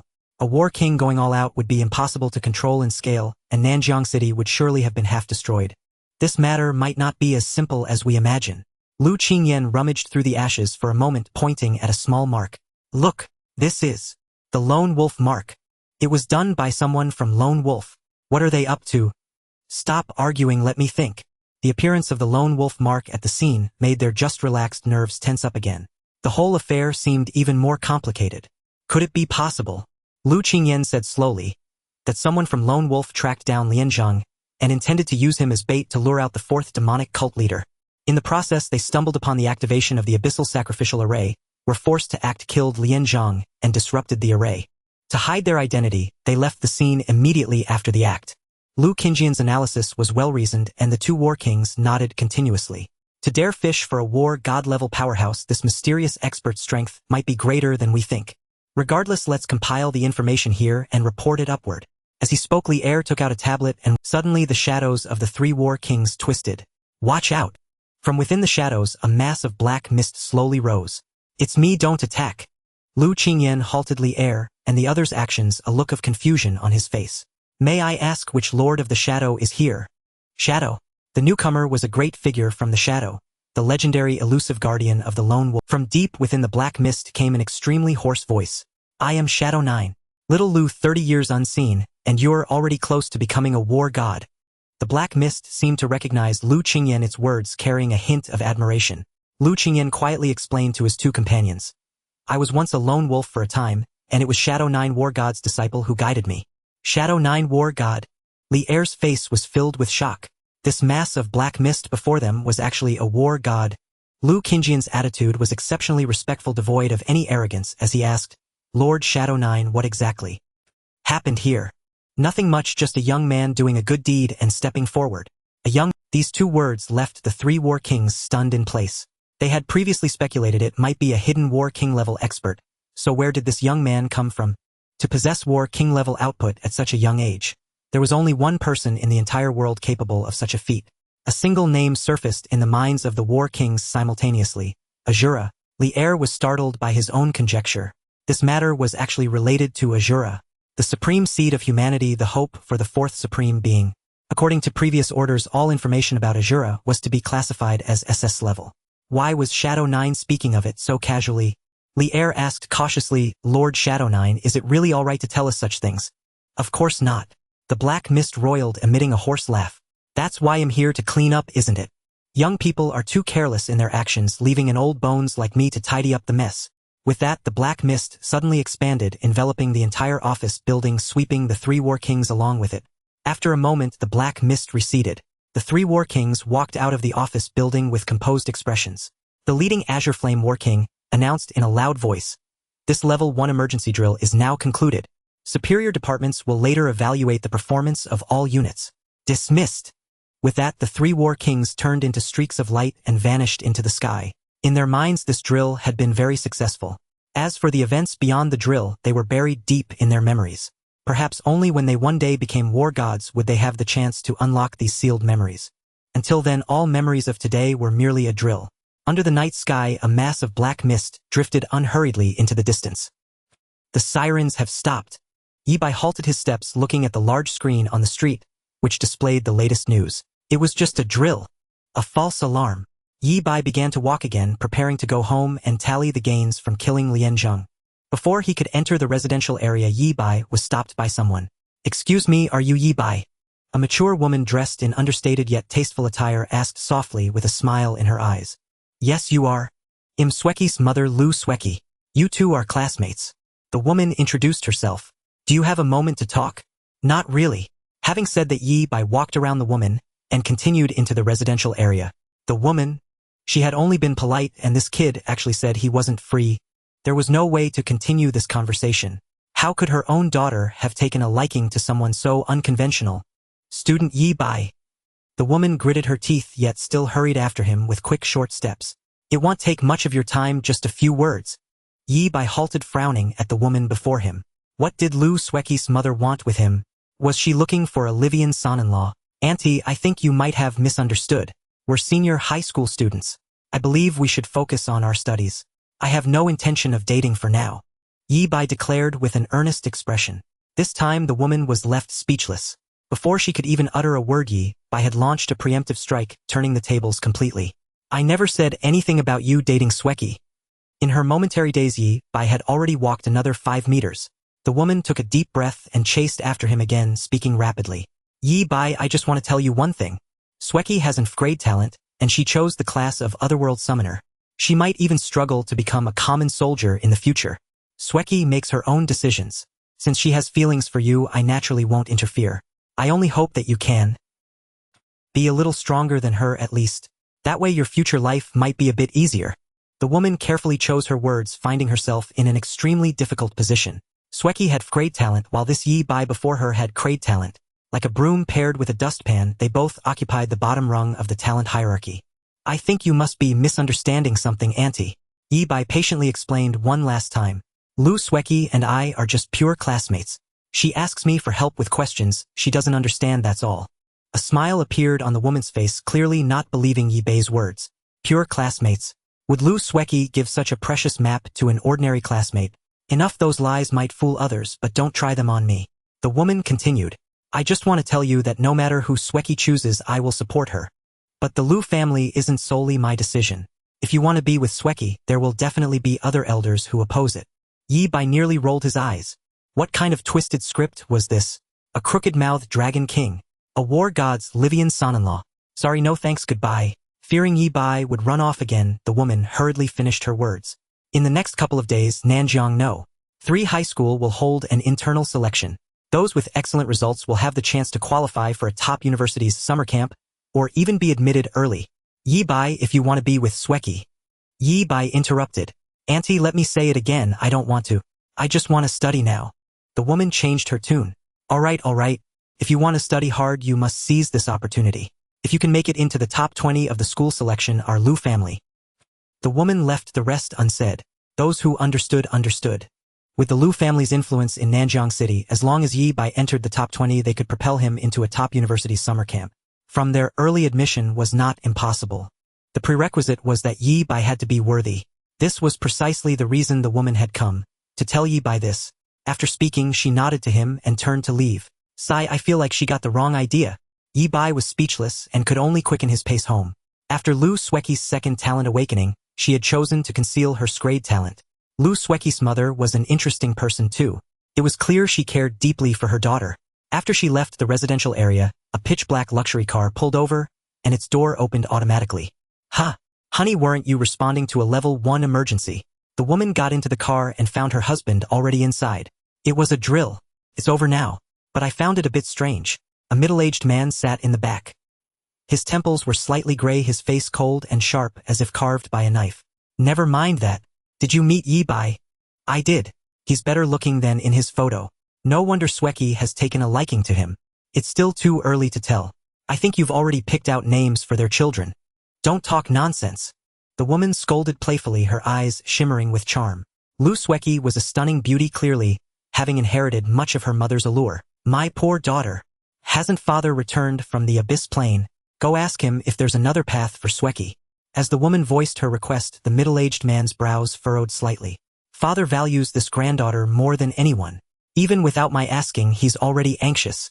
Word has it that when news of Sweki's grade talent reached him, he gave up his chance to become a war god and rushed back from the abyss plane overnight. If it weren't for that level 1 emergency drill, he'd have been home by now. He's probably already meeting with Sweki. As he spoke, the middle-aged man gazed out the window, his worry deepening. With grade talent and a class change to Otherworld Summoner, Lu Sweki had effectively blocked off every path. To reverse Lu Sweki's fate, it would take a war god or even a supreme being. Otherwise, the only hope lay in a second talent awakening. How difficult was a second talent awakening? 1,000 words ultimately dissolved into a single sigh. In the end, Sweki must walk her own path. Sweki, tell your grandfather again what exactly happened. An old man in a Zhongshan suit stood by the window, his face full of disbelief. He was the Azure Flame War King, having just returned from the abandoned factory. Upon learning of his granddaughter's grade talent awakening, he had immediately ended his exploration of the abyss plane without a moment's pause. Yet the moment he arrived home and saw his granddaughter, she privately revealed to him that she had undergone a second talent awakening and had become grade. It shocked the Azure Flame War King to his core. Lu Sweki had to patiently recount everything that had happened over the past few days. So you're saying your second awakening was all thanks to Yi Bai? The Azure Flame War King stroked his beard, analyzing calmly. Not necessarily. I'm not sure. There's no not necessarily about it. It must be Yi Bai. The Azure Flame War King's judgment was exceptionally sharp. He was certain of this. You did well keeping your secret and sparing Yi Bai a lot of trouble. It benefits you both. With that, the Azure Flame War King paced back and forth in the room, a few times slowly forming a plan. Sweki, listen to your grandfather. Pass the soldier test as soon as possible and choose the Lone Wolf faction. And then, Lu Sweki blinked her lively intelligent eyes waiting for more. Once you become a lone wolf there will be you'll be much safer. Even if your grandfather isn't around, someone will protect you. The Azure Flame War King did not elaborate on the matter of the shadow. This was not something Lu Sweki needed to know at this stage. As for that classmate of yours, I'll arrange for someone to make contact. We can't forget this debt of gratitude. With that, the Azure Flame War King walked out. Get some rest. Prepare for tonight's Eternal Tower. Aim for higher exploration on the first floor before pushing upwards. Leaving the villa, Lu Qingyan strolled through the garden. A stooped butler silently appeared behind him and spoke respectfully. Master, the young master and his wife have already met with Yi Bai. What do you think? He's an interesting person. The butler hesitated before adding, should I send someone to learn more about him? When the Azure Flame War King was away, the old butler handled all matters concerning the Lu family. He had served Lu Qingyan for years, as close as a brother, and was regarded as family. No need. Lu Qingyan refused outright. The butler's face showed a hint of surprise. Not send anyone? Then how did the master plan to? I'll go myself. Lu Qingyan said casually. This boy has done a great favor for Sweki. I've also been feeling a bit off lately. I can't return to the Abyss Plane, and it's not suitable to explore the Eternal Tower. Since I have some free time, I might as well see what the new generation of young people are like. Standing before a willow tree, Lu Qingyan stood straight and tall like a drawn sword. Yi Bai, Yi Bai. Don't disappoint this old man. Achoo! Yi Bai rubbed his nose. Why is everyone thinking about me lately? Back home, he finally relaxed. That trip was a close call. Sitting on the sofa, Yi Bai let out a long sigh of relief. Taking several items from his backpack and placing them on the table, Yi Bai examined them one by one, beginning to tally the gains from his journey. The spoils laid before Yi Bai were the treasured collection of the fourth demon cult leader. They had survived the earlier battle with Lianzhang and scathed a testament to their extraordinary quality. To the far left lay an irregular sphere the size of a fist. Its black surface was speckled with golden dots, and it was exceptionally heavy. This single piece weighed 1,000 jin. Yi Bai, with his strength attribute exceeding 300, could barely move it. It now rested on the floor, where the tiles unable to bear its weight were ground to dust. Chun Jin meteorite, 512 kilograms, a specialty of the Abyss Plane. After special refinement, it becomes exceptionally sharp with outstanding armor-piercing effects, often used to craft War King-level melee weapons. Excellent stuff. Yi Bai's heart burned with excitement. This was the primary material for a War King-level weapon. From his earlier clash with the Bull Demon General, he was certain that enemies would relentlessly target his Asura form. Even the first-floor boss had directly carried an S-grade special item like Mana Suppression Edict to counter mages out. The path ahead for Yi Bai would only grow more treacherous. They target mages, so will secretly train in close combat and astonish everyone in battle. Yi Bai knew clearly that to advance further he needed to develop comprehensively. But human energy was after all limited. Rapid improvement in close combat skills was hardly realistic. A well-suited weapon was the most convenient path, greatly enhancing Yi Bai's close-quarters combat and survival. Setting the Chun Jin meteorite on the floor, Yi Bai knew this stone held great value, but to truly utilize it he would need to invest considerable resources. Yi Bai's gaze shifted to the second item, a somewhat tattered scroll. Scroll of Forbidden Spell can inscribe and release a forbidden spell maintaining 80 of its power. Each use consumes 5 durability. Durability, 55,100. Stored Forbidden Spell 0. Maximum storage 2. Hiss. It can actually store forbidden spells. A skill only barely releasable by War Kings. It said that even the residual power of a forbidden spell can alter mountains and rivers. Yi Bai couldn't help but gasp in awe. He was truly fortunate. This item was picked up near Lianzhang. Clearly Lianzhang also knew the value of the scroll of forbidden spell and carried it with him. Unfortunately, during the previous escape the forbidden spell stored within had been consumed. Otherwise, when Yi Bai stormed his doorstep, he would have been met with a devastating forbidden spell.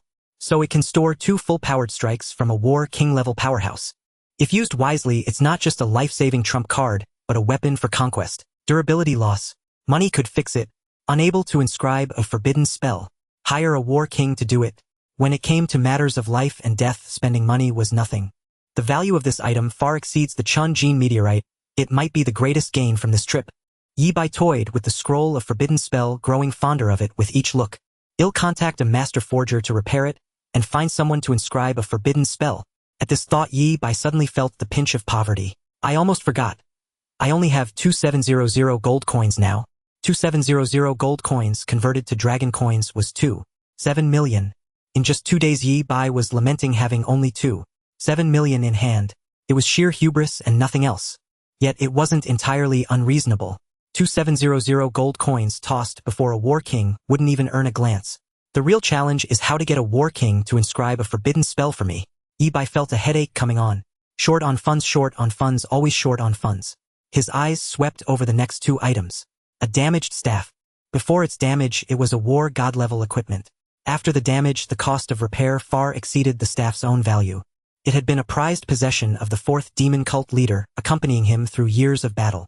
In a near-death fight, it was severely damaged, and its staff spirit perished along with it. This item is more of a memento for the 4th demon cult leader.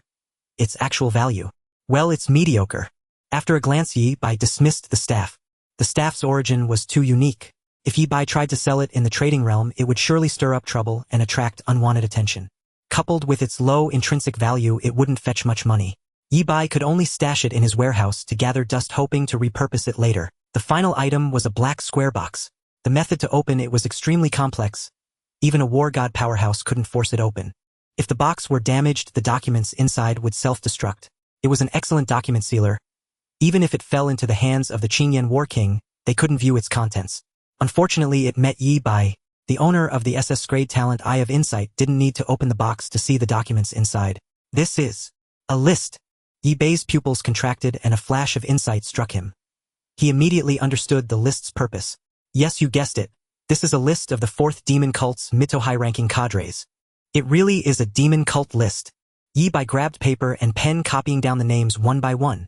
Yi Bai had once reported a general and earned 30000 gold coins.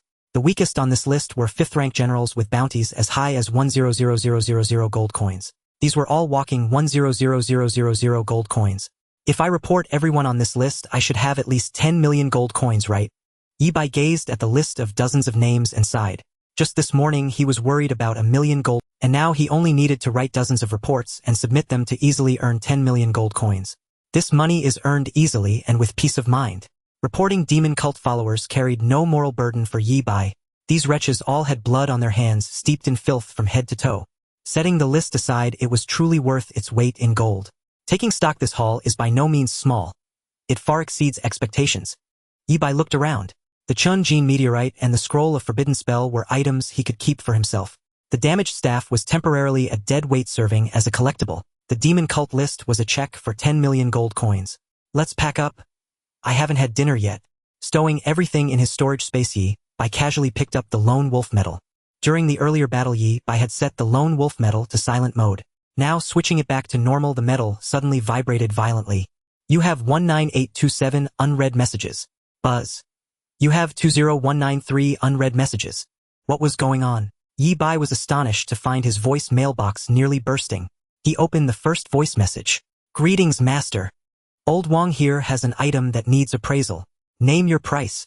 This is... Yi Bai scanned through. All the messages were similar. People seeking his appraisal services. What in the world was happening? Over 20,000 unread messages lay in Yi Bai's voice mailbox. Not only that, but the number was skyrocketing with no sign of stopping. Yi Bai had no choice but to set aside the Lone Wolf medal, temporarily open his computer, and log into the Wolf's Den forum. The moment he entered the forum, he spotted a blazing bold red title. Paid equipment appraisal, including hidden attributes, price negotiable. Strange, wasn't this post published this morning? Yi Bai remembered clearly that he had intended to trade equipment appraisal for money to lift the bloodline restrictions of the Forbidden Magic Decree. After posting, the response was lukewarm, with only Li Xiaoping seeking him out. Let's see what's going on. Yi Bai moved the mouse, scrolling through the post quickly. In the first half, most people thought it was a phishing post with only one user named Da, leaving a message wanting an appraisal. Originally, this matter would have faded away, and Yi Bai's post would have slowly sunk. In the afternoon, the user named Da posted again, stating that the equipment had been appraised, thanking the original poster, and even wanting to give a 50-star review. This sparked a new wave of buzz.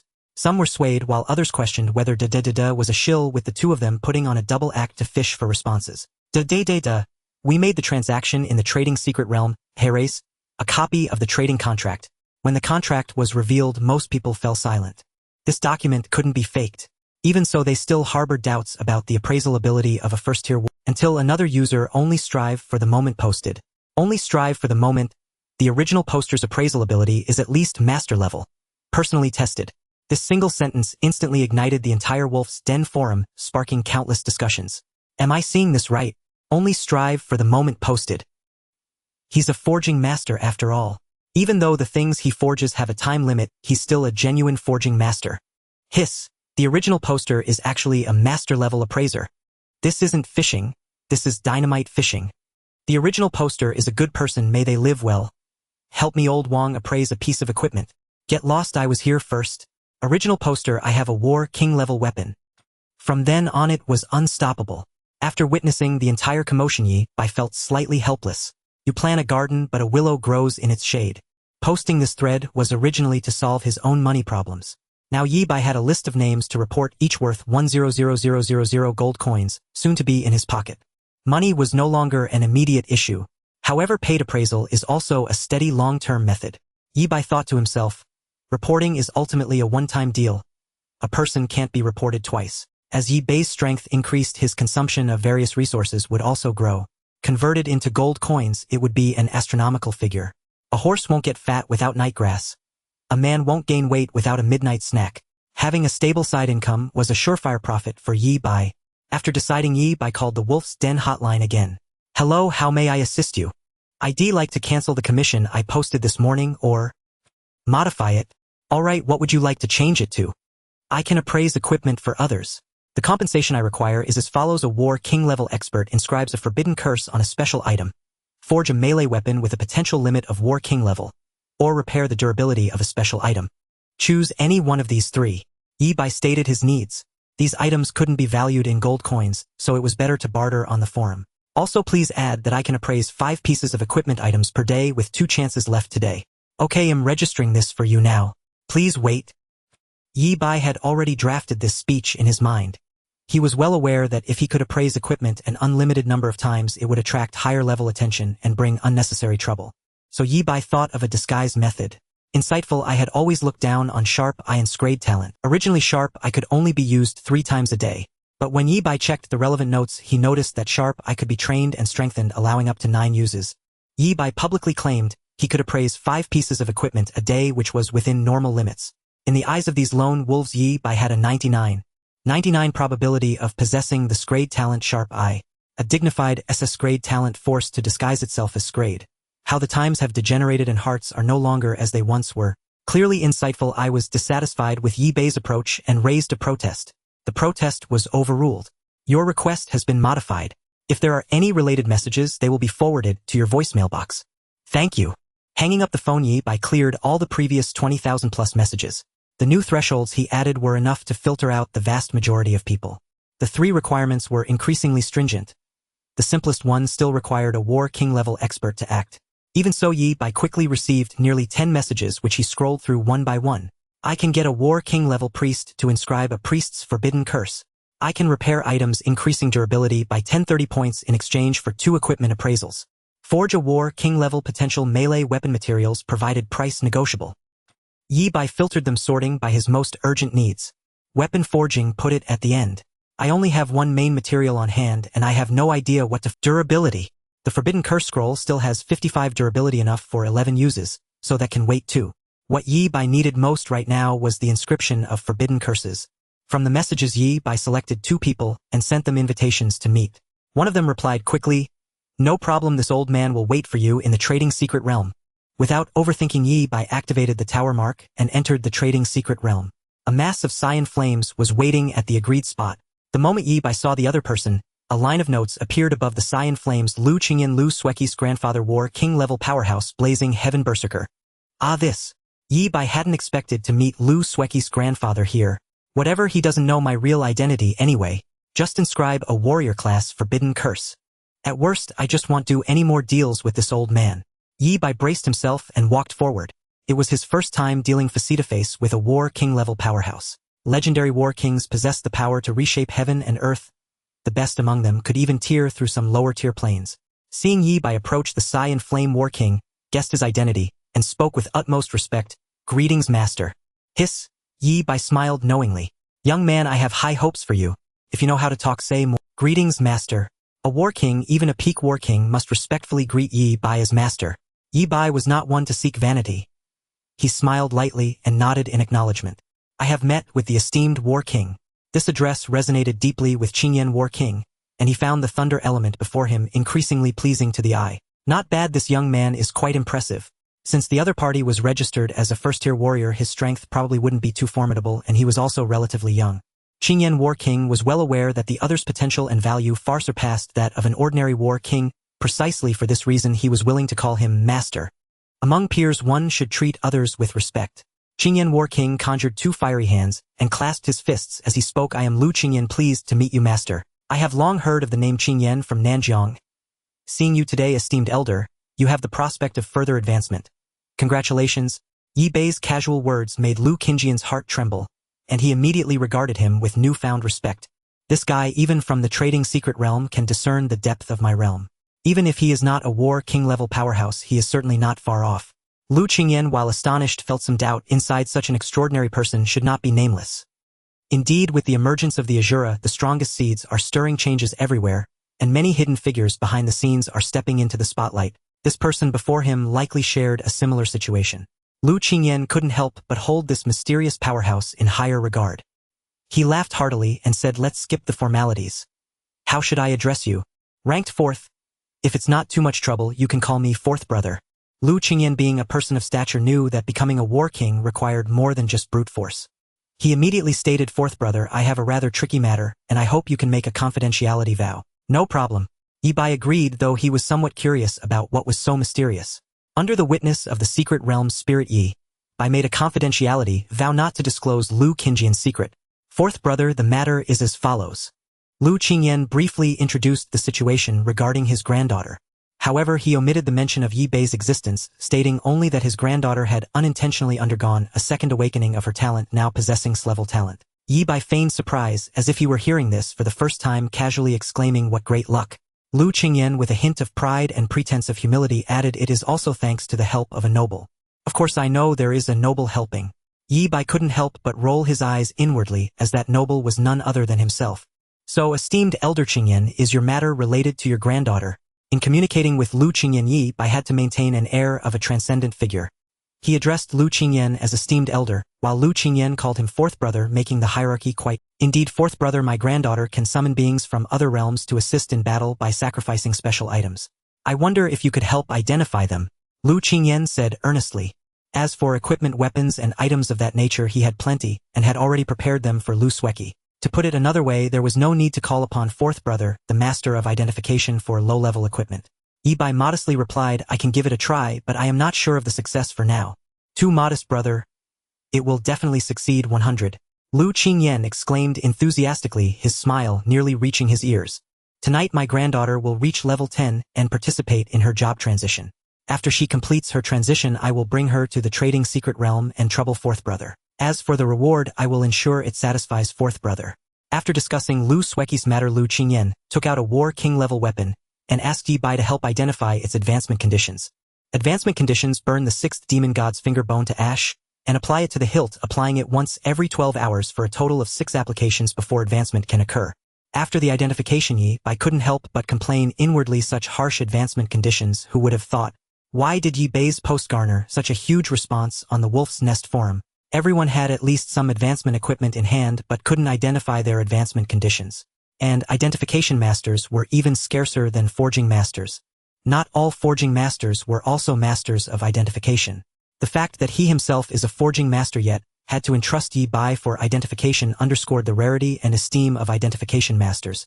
After stowing away the weapon, Lu Qingyan felt refreshed, as good fortune had been following him lately. "Fourth brother, let's discuss the matter of rewards."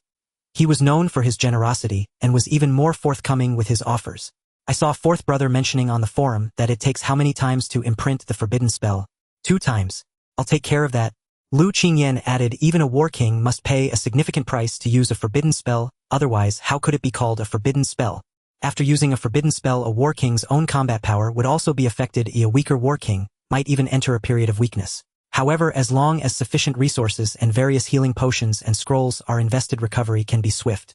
Thus, imprinting a forbidden spell is essentially a money-burning endeavor. Lu Qingyan stated frankly, I don't have to participate in frontline battles lately, nor do I have to venture into the Eternal Tower, making it the perfect time for imprinting. With such generosity, Yi Bai did not hold back, saying then, I would trouble esteemed Elder Qingyan to help me imprint the 2 forbidden spells, Fires of Desolation across the seas and Eternal Flame. Good eye. Lu Qingyan couldn't help but exclaim. These 2 forbidden spells were his signature skills with exceptional effects. Though not the strongest forbidden spells he mastered, they were the most convenient to use. Fires of Desolation across the seas is a large-scale AoE that can inflict massive fire damage, incinerating everything and dealing special damage to water-based beings. Existences below War King level have no chance of survival. Even a War King caught off guard against Fires of Desolation across the seas could suffer a heavy loss. Eternal Flame is a life-saving skill. After use, it lights up to 18 heart lamps on the caster's body. As long as the flames remain lit, the caster cannot die. Of course, after sustaining massive damage, one can still die. In the face of absolute power, everything is trivial. However, Eternal Flame as a life-saving forbidden spell has particularly outstanding effects. Upon receiving the forbidden spell scroll, Lu Qingyan immediately began to imprint the spells. Fires of Desolation across the seas succeeded after 2 attempts, while Eternal Flame required 4 attempts to succeed. Lu Qingyan returned the forbidden spell scroll to Yi by wiping the sweat from his forehead, as he explained Fires of Desolation across the seas should be able to cause fire magic damage on the order of billions, equivalent to a casual strike from a War King. As for Eternal Flame, I succeeded on my first attempt. The effect was not very satisfactory, so I re-imprinted it 3 times. It should light up to 16 heart lamps, and unless a War King attacks, there won't be any danger of death. Thank you, esteemed Elder Qingyan. Yi Bai took note of Lu Qingyan's goodwill, remembering it in his heart. Lu Qingyan's actions were not merely to pay for Yi Bai's identification fees, but also to pave the way for his granddaughter. Elder, I have other matters to attend to and must take my leave. 4th brother, travel safely. Lu Qingyan watched as Yi Bai left, nodding slightly. This 4th brother is likely cultivating a successor. These 2 forbidden spells, given 4th brother's true strength, are quite trivial. Rather, they are most suitable for protecting his junior. Lu Qingyan's keen insight allowed him to immediately determine that a War King definitely did not need such things. As for the junior 4th brother was cultivating, Lu Qingyan was somewhat curious. In any case, they are certainly not stronger than my granddaughter Sweki. A 2nd awakening's level talent, my old warrior friends will probably be wide-eyed with envy. After leaving the trading secret realm, Yi Bai returned to Blue Star. Through the Lone Wolf Medal, Yi Bai declined the identification requests of others. At this moment, he was neither lacking in money nor in forbidden spells, and he had nearly used up the 5 identification attempts for today. Lu Qingyan took quite a bit of time to imprint the forbidden spells, and it was now close to midnight. Yi Bai also needed to prepare for the upcoming journey to the Eternal Tower. Tick-tock. Seconds, minutes, and hours crossed, mountains and rivers coming together once more. 1200. Yi Bai activated the tower mark. Welcome to the Eternal Core City. Welcome to Eternal Core City. The familiar prompt sounded once more. Yi Bai did not immediately enter the Eternal Tower to explore. Instead, he made his way to the wolf's den. Hello, I'm here to submit a task.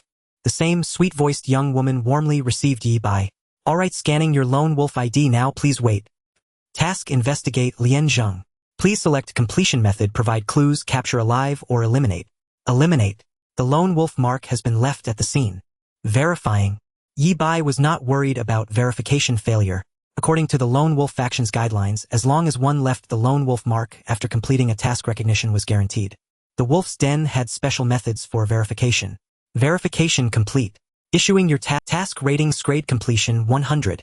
You have received 2,000 Lone Wolf points, and your Lone Wolf rank has been upgraded to Gold. Apart from the combat power classification, the Lone Wolf organization also had an internal ranking system: Bronze, Silver, Gold, Platinum, Diamond, Stellar. Whether higher ranks existed was still unknown to Yi Bai. After completing this mission, he had directly ascended from Bronze to Gold, leaping across an entire major rank. Yi Bai's Lone Wolf badge was also plated with a dark gold trim, exuding understated luxury. Here is your mission reward: 100,000 gold coins. Please take good care of it. The young woman, noticing it was Yi Bai's first promotion, couldn't help but add a few words. The internal rank of the Lone Wolves carries significant weight. As a gold rank Lone Wolf, even as a first-tier war soldier, you are entitled to treatment equivalent to a war general in official circles. Your monthly stipend has also been increased from 300,000 dragon coins to 900,000 dragon coins. You can enjoy a 2 discount at the Wolf's Den internal shop. Your current available points are 2,000. If you enhance your combat power rank in the future, your lone wolf rank will automatically drop by 1 tier. This meant that if Yi Bai, currently gold as a war soldier, advanced to war general, his rank would decline to silver. Listening to the introduction, Yi Bai nodded slowly. He had never heard of these details before. Ordinary tasks simply did not reward lone wolf points. Clearly Lian Zhang's special identity had played a role. The higher-ups of the Wolf's Den likely already knew that Lian Zhang was the son of the 4th demon cult leader. Calculating it this way, Yi Bai had made a tremendous profit from this mission. 100,000 gold coins was equivalent to 100 million dragon coins. For the current Yi Bai, it wasn't exactly a trivial sum, but it could be considered a moderate one. The most valuable rewards were the 2,000 points with purchasing power comparable to 200,000 gold coins, and the promotion to a gold rank lone wolf, which would grant Yi Bai many conveniences in the future. By the way, you have entered the War Soldier Gold leaderboard, ranked 9,812 globally. You can input a pseudonym or your own eternal ID onto the Lone Wolf badge as a memento, ranked 9812 globally. Yi Bai nodded to show he understood. He then asked, I have information about a demon cult traitor to report concerning Lian Zhang's father. Can you help submit it to the higher-ups? Yi Bai hadn't forgotten the list of the 4th demon cult's high-ranking members he carried with him. This list had to be handed over as soon as possible. Those walking 100,000 gold coins needed to face justice swiftly. Yi Bai wasn't being greedy. These people hiding within humanity would always be a latent threat. They needed to be reported early. If left to continue their concealment, who knew what the consequences might be? Treat illness early, let the wicked die early. Die early for a quick rebirth, giving them a chance to be good in the next life.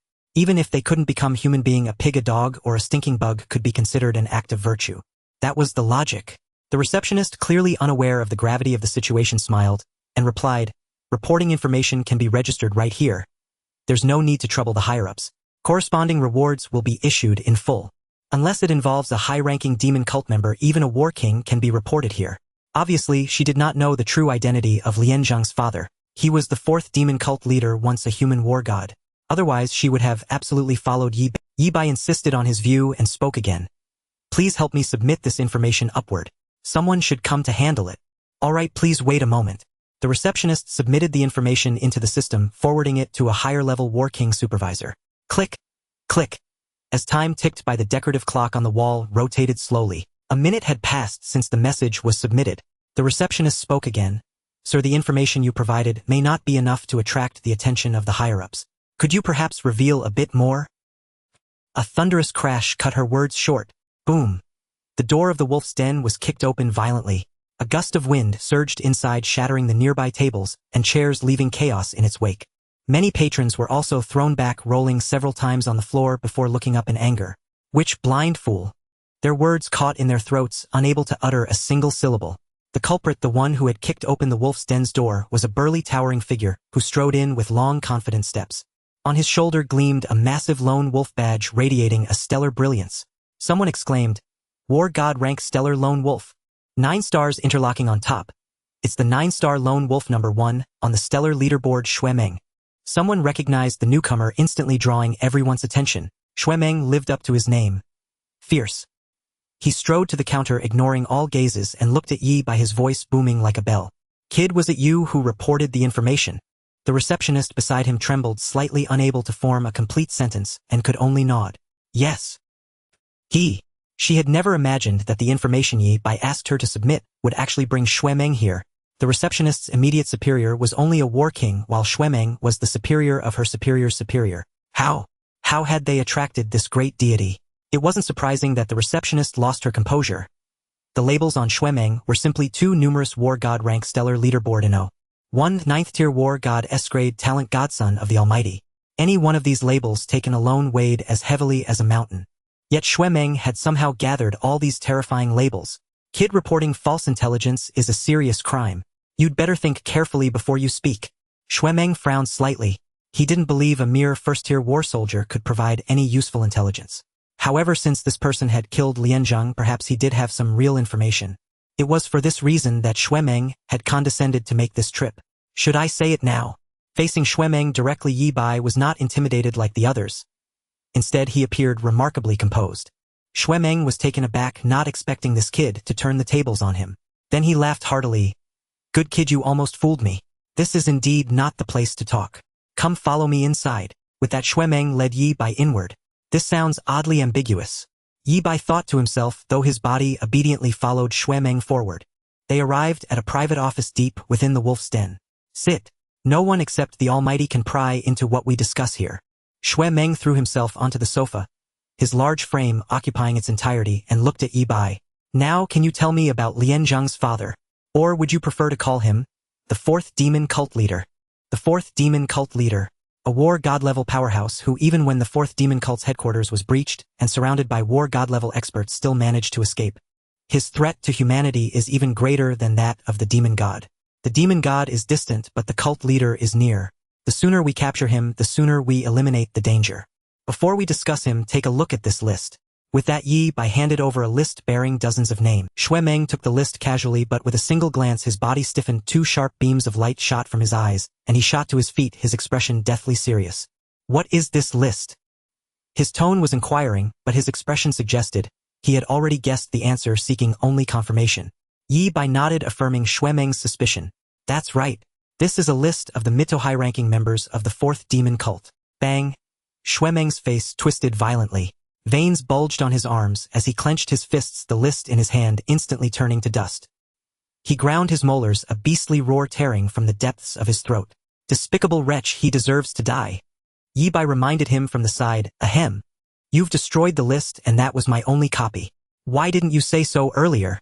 Xue Meng rolled his eyes. He raised both palms, and all the paper powder swirled in his hands. In less than 3 seconds, the list was restored to its original state. See any omissions? With Xue Meng's level of cultivation, even a casual glance was enough to imprint the list into his memory. After confirming the list was correct, Yi Bai returned it to Xue Meng. Having passed the initial surge of rage, Xue Meng's emotions calmed. Where did you get this list? He pondered. This matter is of grave importance, and we must be cautious. You know, many people on this list hold high positions and key roles. Accusing them of being cult followers is no small matter. It's best to have evidence. Yi Bai produced the explanation he had prepared. After Lian Zhang died, I found a small box among his belongings which contained this list.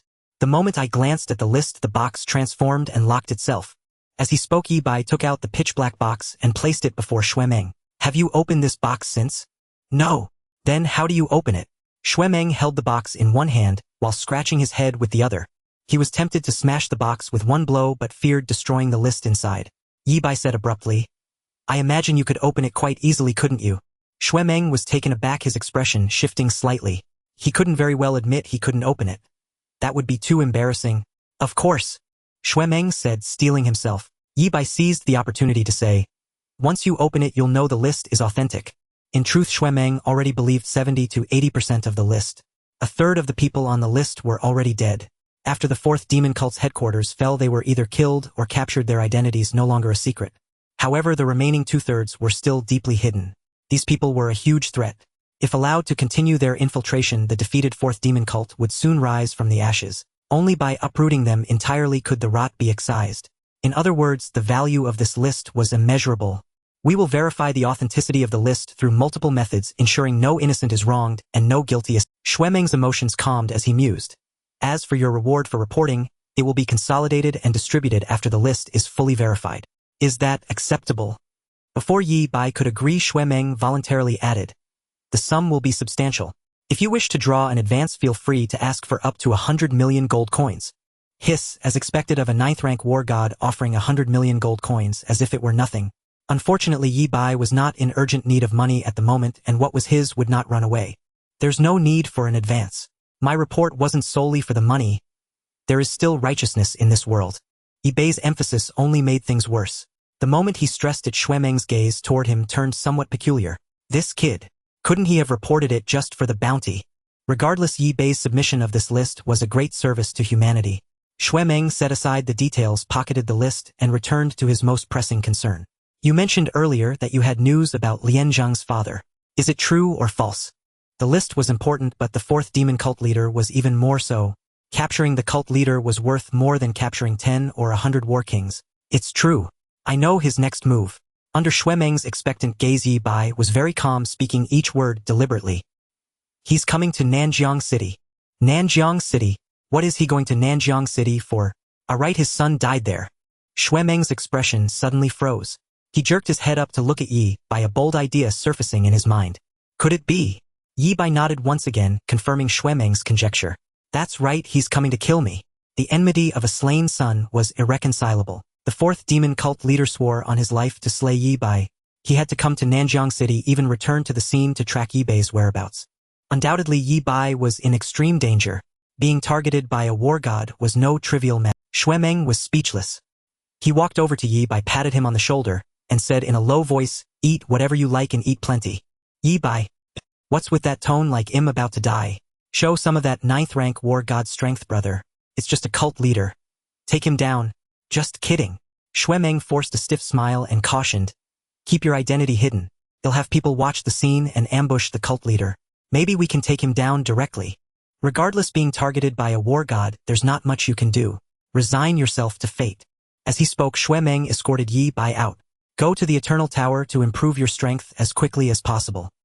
He might not make a move against you personally. Even so, he could send a few lackeys, each a war king, and that would be more than enough to give you trouble. Xuemeng had to admit that even he at Yi Bai's war soldier level would face a near-certain death in such a situation. That Yi Bai could remain calm was already remarkable. Xuemeng remarked offhandedly, the death benefits for a lone wolf are quite generous. Yi Bai, you said that out loud, brother? Is that really appropriate? Yi Bai deeply understood the saying, some people are alive but they are already dead. Xuemeng saw Yi Bai to the entrance of the wolf's den and said solemnly, take care. This jinx was bad luck. Better to keep distance. Yi Bai didn't want to spend another second with Xuemeng and hurried off to the Eternal Tower. After Yi Bai left, Xuemeng on the contrary broke into a smile. Brat, you dared to mock me with that box. If I didn't scare you, my name isn't Meng. Earlier, Yi Bai had used the box to flatter Xuemeng, putting him at a disadvantage. Xuemeng retaliated by terrifying Yi Bai, settling the score.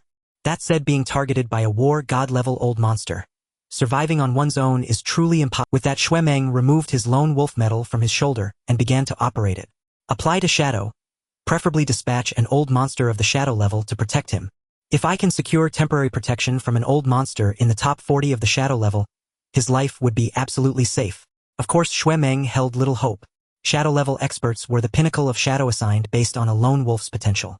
Back in the day, Xuemeng had been accompanied by Shadow 23. That meant he ranked 23rd in potential among his generation.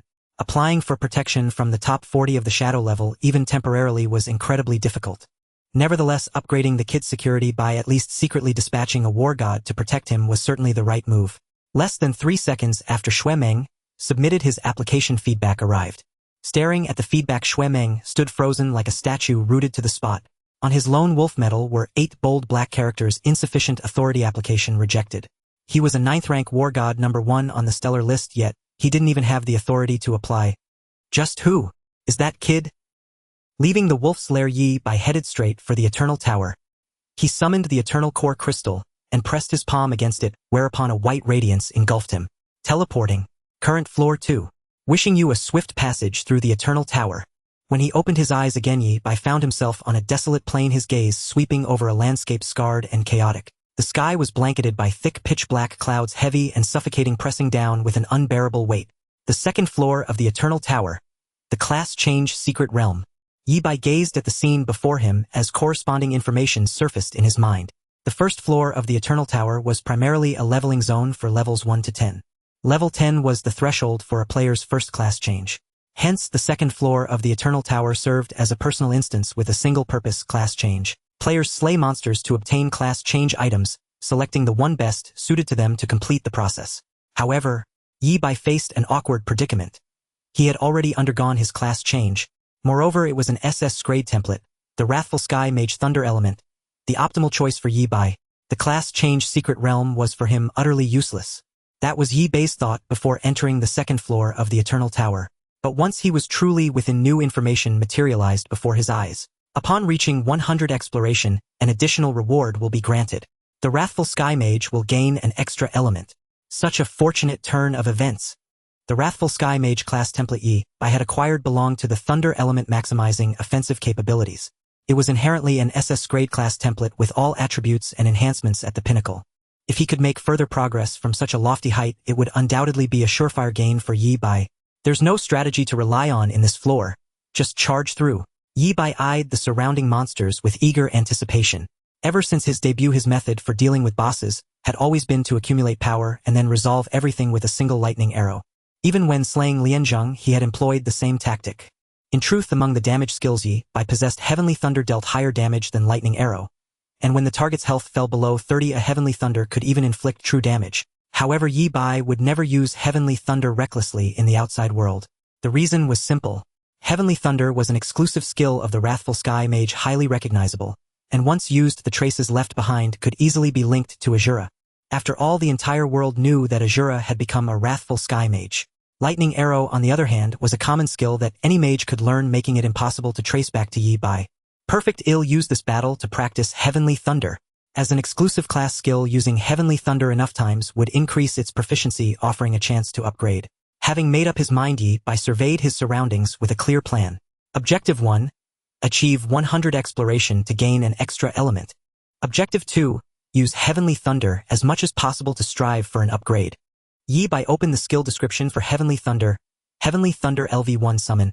A bolt of Heavenly Thunder from the sky to strike an enemy, dealing 202 intelligence thunder damage. When the enemy's health falls below 30, it instead deals true damage. Each time Heavenly Thunder hits an enemy, it permanently increases the skill's base thunder damage by 5 points. Enemies struck by Heavenly Thunder have a 100 chance to receive a slow effect and gain a random negative debuff. Mana cost 200. Cooldown 2 seconds. Yi Bai's intelligence attribute was 285 points, so the damage was 285 to 770 points. The Wrathful Sky Mage boosts Thunder skill damage by 100, and Nature's Force adds another 15, resulting in 772. 1,655 points of damage. Without stacking any buffs, Yi Bai could deal 1,655 points of thunder damage to a target with 0 magic resistance. If the target's health was below 30, it directly converted to 1,655 points of true damage. The most terrifying aspect was the skill's growth potential. Each use increased the base damage by 5 points. Closing the skill description, Yi Bai's gaze fell upon a two-headed ogre not far away. Two-headed ogre, HP 25002500. An excellent target. Oh, it has noticed you and has decided to make you its meal. The two-headed ogre locked eyes with Yi Bai, then charged forward with clumsy lumbering steps. Heavenly Thunder. 1364. A vivid red number appeared above the ogre's head, and its movements abruptly slowed, as if in a slow-motion film. The slow debuff. Heavenly Thunder had a 2-second cooldown, reduced by 50 by the Wrathful Sky Mage, leaving only 1 second. Heavenly Thunder. 1 second later, another bolt of Cyan Thunder descended. 1,665. The ogre's health dropped below 30, bypassing magic resistance entirely to inflict true damage. With a resounding crash, the ogre collapsed, its body exuding a charred odor. Experience 200. Exploration 0. 1. In less than 2 seconds, the ogre was vanquished and the base damage of Heavenly Thunder increased by 10 points. Impressive results. Yi Bai nodded in satisfaction, his eyes shifting to the monsters further away. In his eyes, these monsters were walking experience points, the perfect vessels for Heavenly Thunder's growth. Don't flee. Take my Heavenly Thunder. Boom, boom, boom. The thunder never ceased across the desolate plain as monster after monster fell, Yi Bai reveling in the process. Wind-splitting slash. Heavenly Thunder. Stealing the peach. Joy sometimes was this simple. Is this the second floor of the Eternal Tower? Lu Sueki curiously surveyed her surroundings, the golden canary on her shoulder radiating disdain. Yesterday she had fought for 6 hours on the first floor, relying on her powerful pet, and the limited time buff provided by Asura to reach level 10 early. Today she had even cleared the floor with 83 exploration. Before entering the Eternal Tower, her grandfather Lu Qingyan had specifically instructed her to complete her class change today. A great opportunity awaited her, one that would lead to lifelong regret if missed. Lu Sueki dared not delay and rushed straight to the second floor to undergo her class change. Kill as many monsters as possible to drop high-tier class change items and increase exploration. The golden canary on Lu Sueki's shoulder swelled into a golden-winged rock. Once more its golden flames, ravaging the land as monsters perished one after another in the sea of fire. Thankfully the second floor is a solo instance, allowing me to unleash my full power. Lu Sueki thought to herself, aware that her second awakening of inscrayed talent needed to remain a secret. Even Lu Qingyan supported her discretion, as these were precarious times where the wise path was to develop quietly and amass strength without drawing attention. Based on my previous experience, achieving 80 exploration on the second floor and obtaining inscrayed class template would already be an outstanding performance. Striving for a higher tier would be extremely taxing and likely end in failure. Lu Sueki was well aware of her limits. 80% as my goal. Let's give it my all. An 80 exploration rate was already an impressive achievement for an SSS-grade talent. Having set her mind, Lu Sueki followed the golden-winged rock as they embarked on their campaign together. Exploration is at 90. Yi Bai surveyed the corpse-strewn plain, withdrawing nature's force. He was untouched by the dust, exuding an air of effortless grace. He was the sole survivor on the entire plain. Like the god of death descending upon the land, none survived where he passed.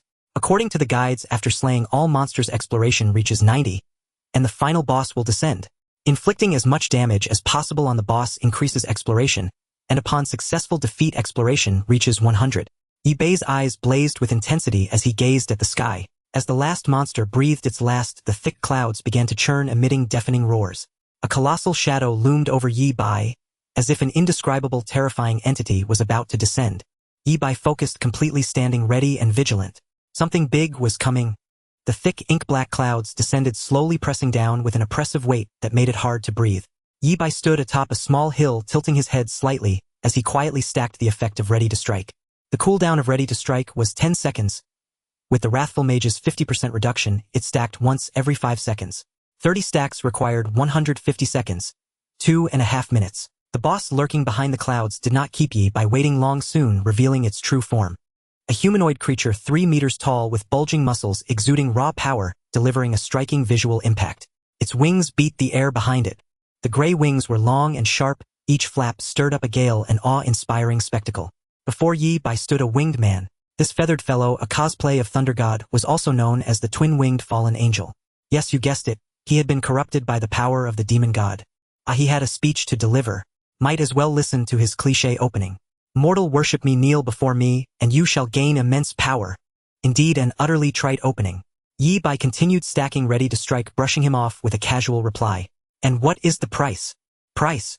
True power demands no price. Only a heart that yearns to grow ever stronger. The winged man crossed his thick arms, looking down at Yi Bai with arrogance. The fifth demon I serve. The fifth deity was once the ruler of the Eternal Tower. Can't you even be bothered to get your lines right? Yi Bai couldn't help rolling his eyes. The fool had already revealed his hand. Just a lackey of the fifth demon god. His spiel might fool a 3-year-old, but against Yi Bai, a positive modern youth, it was useless. Instead, Yi Bai was curious about another matter. The second floor of the Eternal Tower was a solo instance. Each player encountered different monsters and bosses. How had this one tracked him down so precisely? Yet the winged man's attitude toward Yi Bai showed no sign he knew Yi Bai was Asura. That meant they've corrupted the entire floor. Anyone entering the second layer during this time will face a demon. That was the only logical explanation. I need to find a way to purify the second floor. Yi Bai's gaze toward the winged man grew gradually murderous. Such filth was best reduced to ashes early. I stop funeral service from entry to eternal rest. Yi Bai checked the stacks of Ready to Strike, 20 layers, 10 more to go, 50 seconds. Seeing that Yi Bai was unmoved, the winged man realized mere promises wouldn't sway him. Anyone who reached the second floor at this time was a human genius with at least some wit or wisdom. Mortal, kneel before me, and you shall obtain what you seek. With that, the winged man extended his right arm, and a ball of light materialized in his palm. This is a class change item for an S-grade hidden class. Even if you defeat me, the best reward you'll get is at this level. To others, this might be a considerable temptation. But for Yi Bai, how did he view an S-grade class template? He didn't even spare it a glance. I have an SS-grade class template, the Wrathful Mage. Am I proud? Am I boastful? Absolutely proud. Yi Bai continued to brush him off. Impressive, impressive. He even raised his hands in a smattering of applause. Humph. The winged man snorted coldly, clearly seeing Yi Bai's indifference. He smirked scornfully.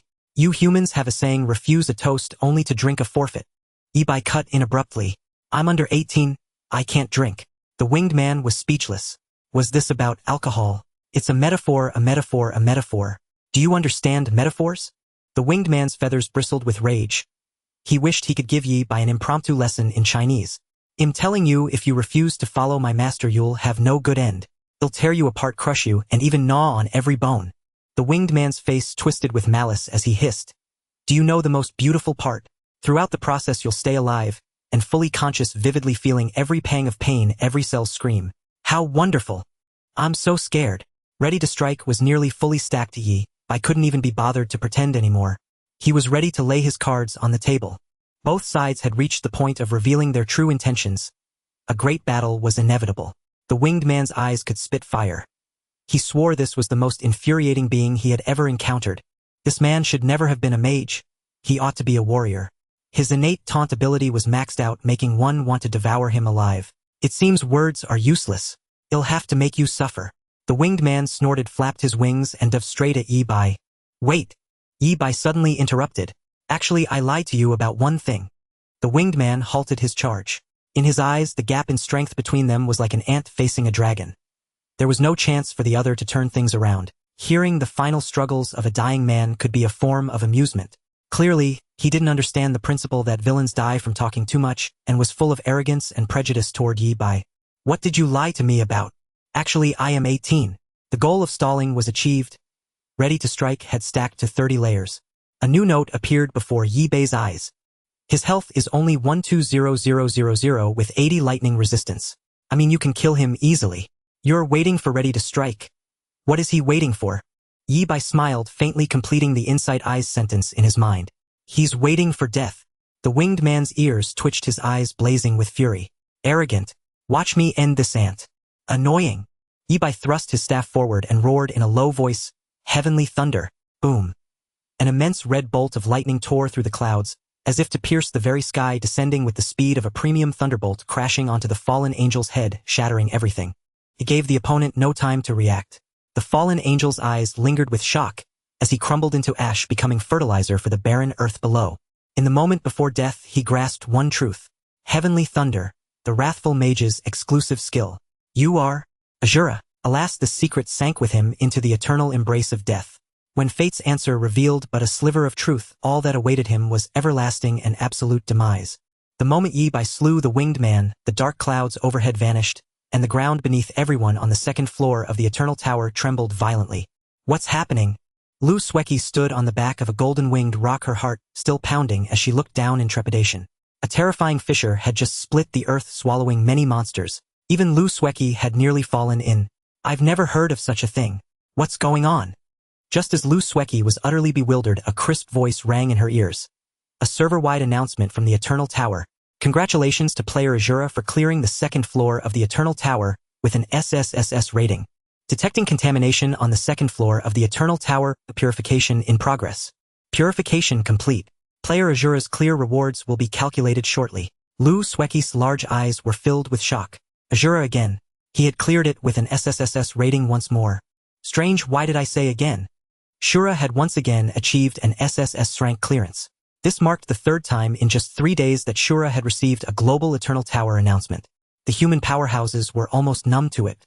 Compared to their earlier excitement, the public channel was now filled with boastful remarks. The last SSS-Rank evaluation feels like it was just yesterday. Oh, it really was yesterday? Then never mind. The Eternal Tower cannot be without an SSS-Rank evaluation, just as humanity cannot be without Shura. This is a paid run for Eternal Tower ratings. Full refund if not SSS-Rank. The designated pro for Eternal Tower SSS-Rank. Shura. Pro. He's a god-tier pro. Of course, their calmness had a reason. Because the second floor of the Eternal Tower had been corrupted by a demon god, it took some time to purify, delaying the distribution of Shura's clearance rewards. Everyone gathered eagerly, awaiting the server-wide rewards, while casually hyping up Shura. Yesterday's SSS-Rank evaluation had granted several powerful time-limited buffs, including the incredible Guardian Angel buff. Their appetites were whetted, their hearts full of anticipation. What kind of surprise would today's Shura bring to everyone? Meanwhile, Yi Bai faced a choice. He stood on the desolate plain, the Eternal Tower's prompt sounding in his ears. Calculating clearance rating and rewards. Eternal Blessing activated. Clearance rating automatically 1. Reward obtained: Heaven's Wrath Mage Elemental Orb Mastery. Please select up to 2 corresponding elemental affinities. Before Yi Bai floated several options: wood, water, fire, wind. According to the earlier hint from Eye of Insight, with 100 exploration and an SS-Rank clearance, Yi Bai could add 1 elemental affinity to his Heaven's Wrath Mage. However, that was automatically assigned by the Eternal Tower at random without considering Yi Bai's opinion. But the SSS-Rank clearance brought Yi Bai 2 benefits. First, he could freely choose the elemental affinities he wanted for better synergy. Second, Yi Bai could add 2 elemental affinities instead of the original 1. The quality had undoubtedly seen a massive improvement. The options are a bit limited, only basic elemental affinities. Yi Bai took out a mirror and aimed it at his handsome face. You want to admire your handsome face again? Fine, I admit you are indeed very handsome. Enough. Testing elemental affinity. Since he had to choose new elemental affinities, Yi Bai naturally wanted to know which elements he was more attuned to. Only with higher elemental affinity could he better leverage his class strengths, maximize advantages, and minimize weaknesses. This was the true path. Top 5 elemental affinities: Lightning 200, Soul 110, Fire 95, Wind 90, Water 70. According to the Eye of Insight's suggestion, Yi Bai's optimal choices should be Soul and Fire. Unfortunately, Soul wasn't among the options given by the Eternal Tower, so he had to reluctantly set it aside. Yi Bai mused inwardly, my soul affinity is as high as 110. It might be due to my transmigration. Excluding Soul, Yi Bai had 3 options before him: Wind, Fire, and Water. Water offers the best healing shields and sustainability, but its affinity is only 70. Far too different from Fire. Yi Bai analyzed Wind, Lightning, and Fire are aligned in nature, complementing each other. Wind and Lightning, Lightning and Fire, Fire and Wind, Wind, Fire, Lightning. No matter how they were combined, all 3 were compatible. If Yi Bai chose Water, Water, Lightning and Fire, Lightning would be fine, but Water and Fire were incompatible, making synergy tricky. After making up his mind, Yi Bai made his choice. Confirm receipt of Heaven's Wrath Mage Elemental Orb Mastery Wind and Heaven's Wrath Mage Elemental Orb Mastery Fire. Confirmed. 2 elemental orbs fell into Yi Bai's hands, and he used them immediately. Class template evolution successful. Heaven's Wrath Mage Wind, Fire, Lightning Tri-Affinity. All Tri-Affinity spell skill effects 100. All Tri-Affinity spell skill cooldowns 50. Learned class skills: Wind Fury and Ignite. Wind Fury LV1 enhances the next skill or attack, releasing it twice consecutively. Buff lasts 6 seconds. During the Wind Fury buff, Wind Fury cannot be used. Mana cost 300. Cooldown 6 seconds. Unlike Ready for Action, which doubled effects, Wind Fury allowed consecutive releases. With the same Lightning Bolt, using Ready for Action doubled the damage, while stacking Wind Fury would cause both strikes to be reduced by magic resistance, resulting in lower overall damage. Moreover, like a bug patch, Wind Fury couldn't stack, killing Yi Bai's idea of exploiting a glitch. This note is practically an insult. Am I the kind of person to exploit bugs? Yi Bai felt the Eternal Tower's targeting. Of course, Wind Fury outperformed Ready for Action in certain situations. For instance, when casting Heavenly Thunder with Wind Fury's boost, the first strike would drop the enemy's health below 30, and the second would deal true damage. In such special cases, a single Wind Fury was superior to a single Ready for Action.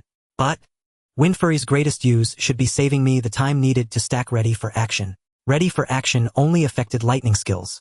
Yi Bai could follow a combo order like Wind Fury, Ready for Action, 2 Wind Fury. Such a sequence would have the stacking time. Wind Fury seemed to lament some skills are born to be supporting acts, aren't they? Ignite LV1 unleashes a flame to burn a designated target, dealing 201. 5 intelligence, fire damage over 5 seconds. Applies a heavy wound effect, reducing the target's healing by 40 and granting true sight of the target. For every 10 enemies killed by Ignite, the heavy wound effect increases by 1. For every 100 enemies killed, duration increases by 1 second, with damage scaling proportionally. Mana cost 200. Cooldown 20 seconds.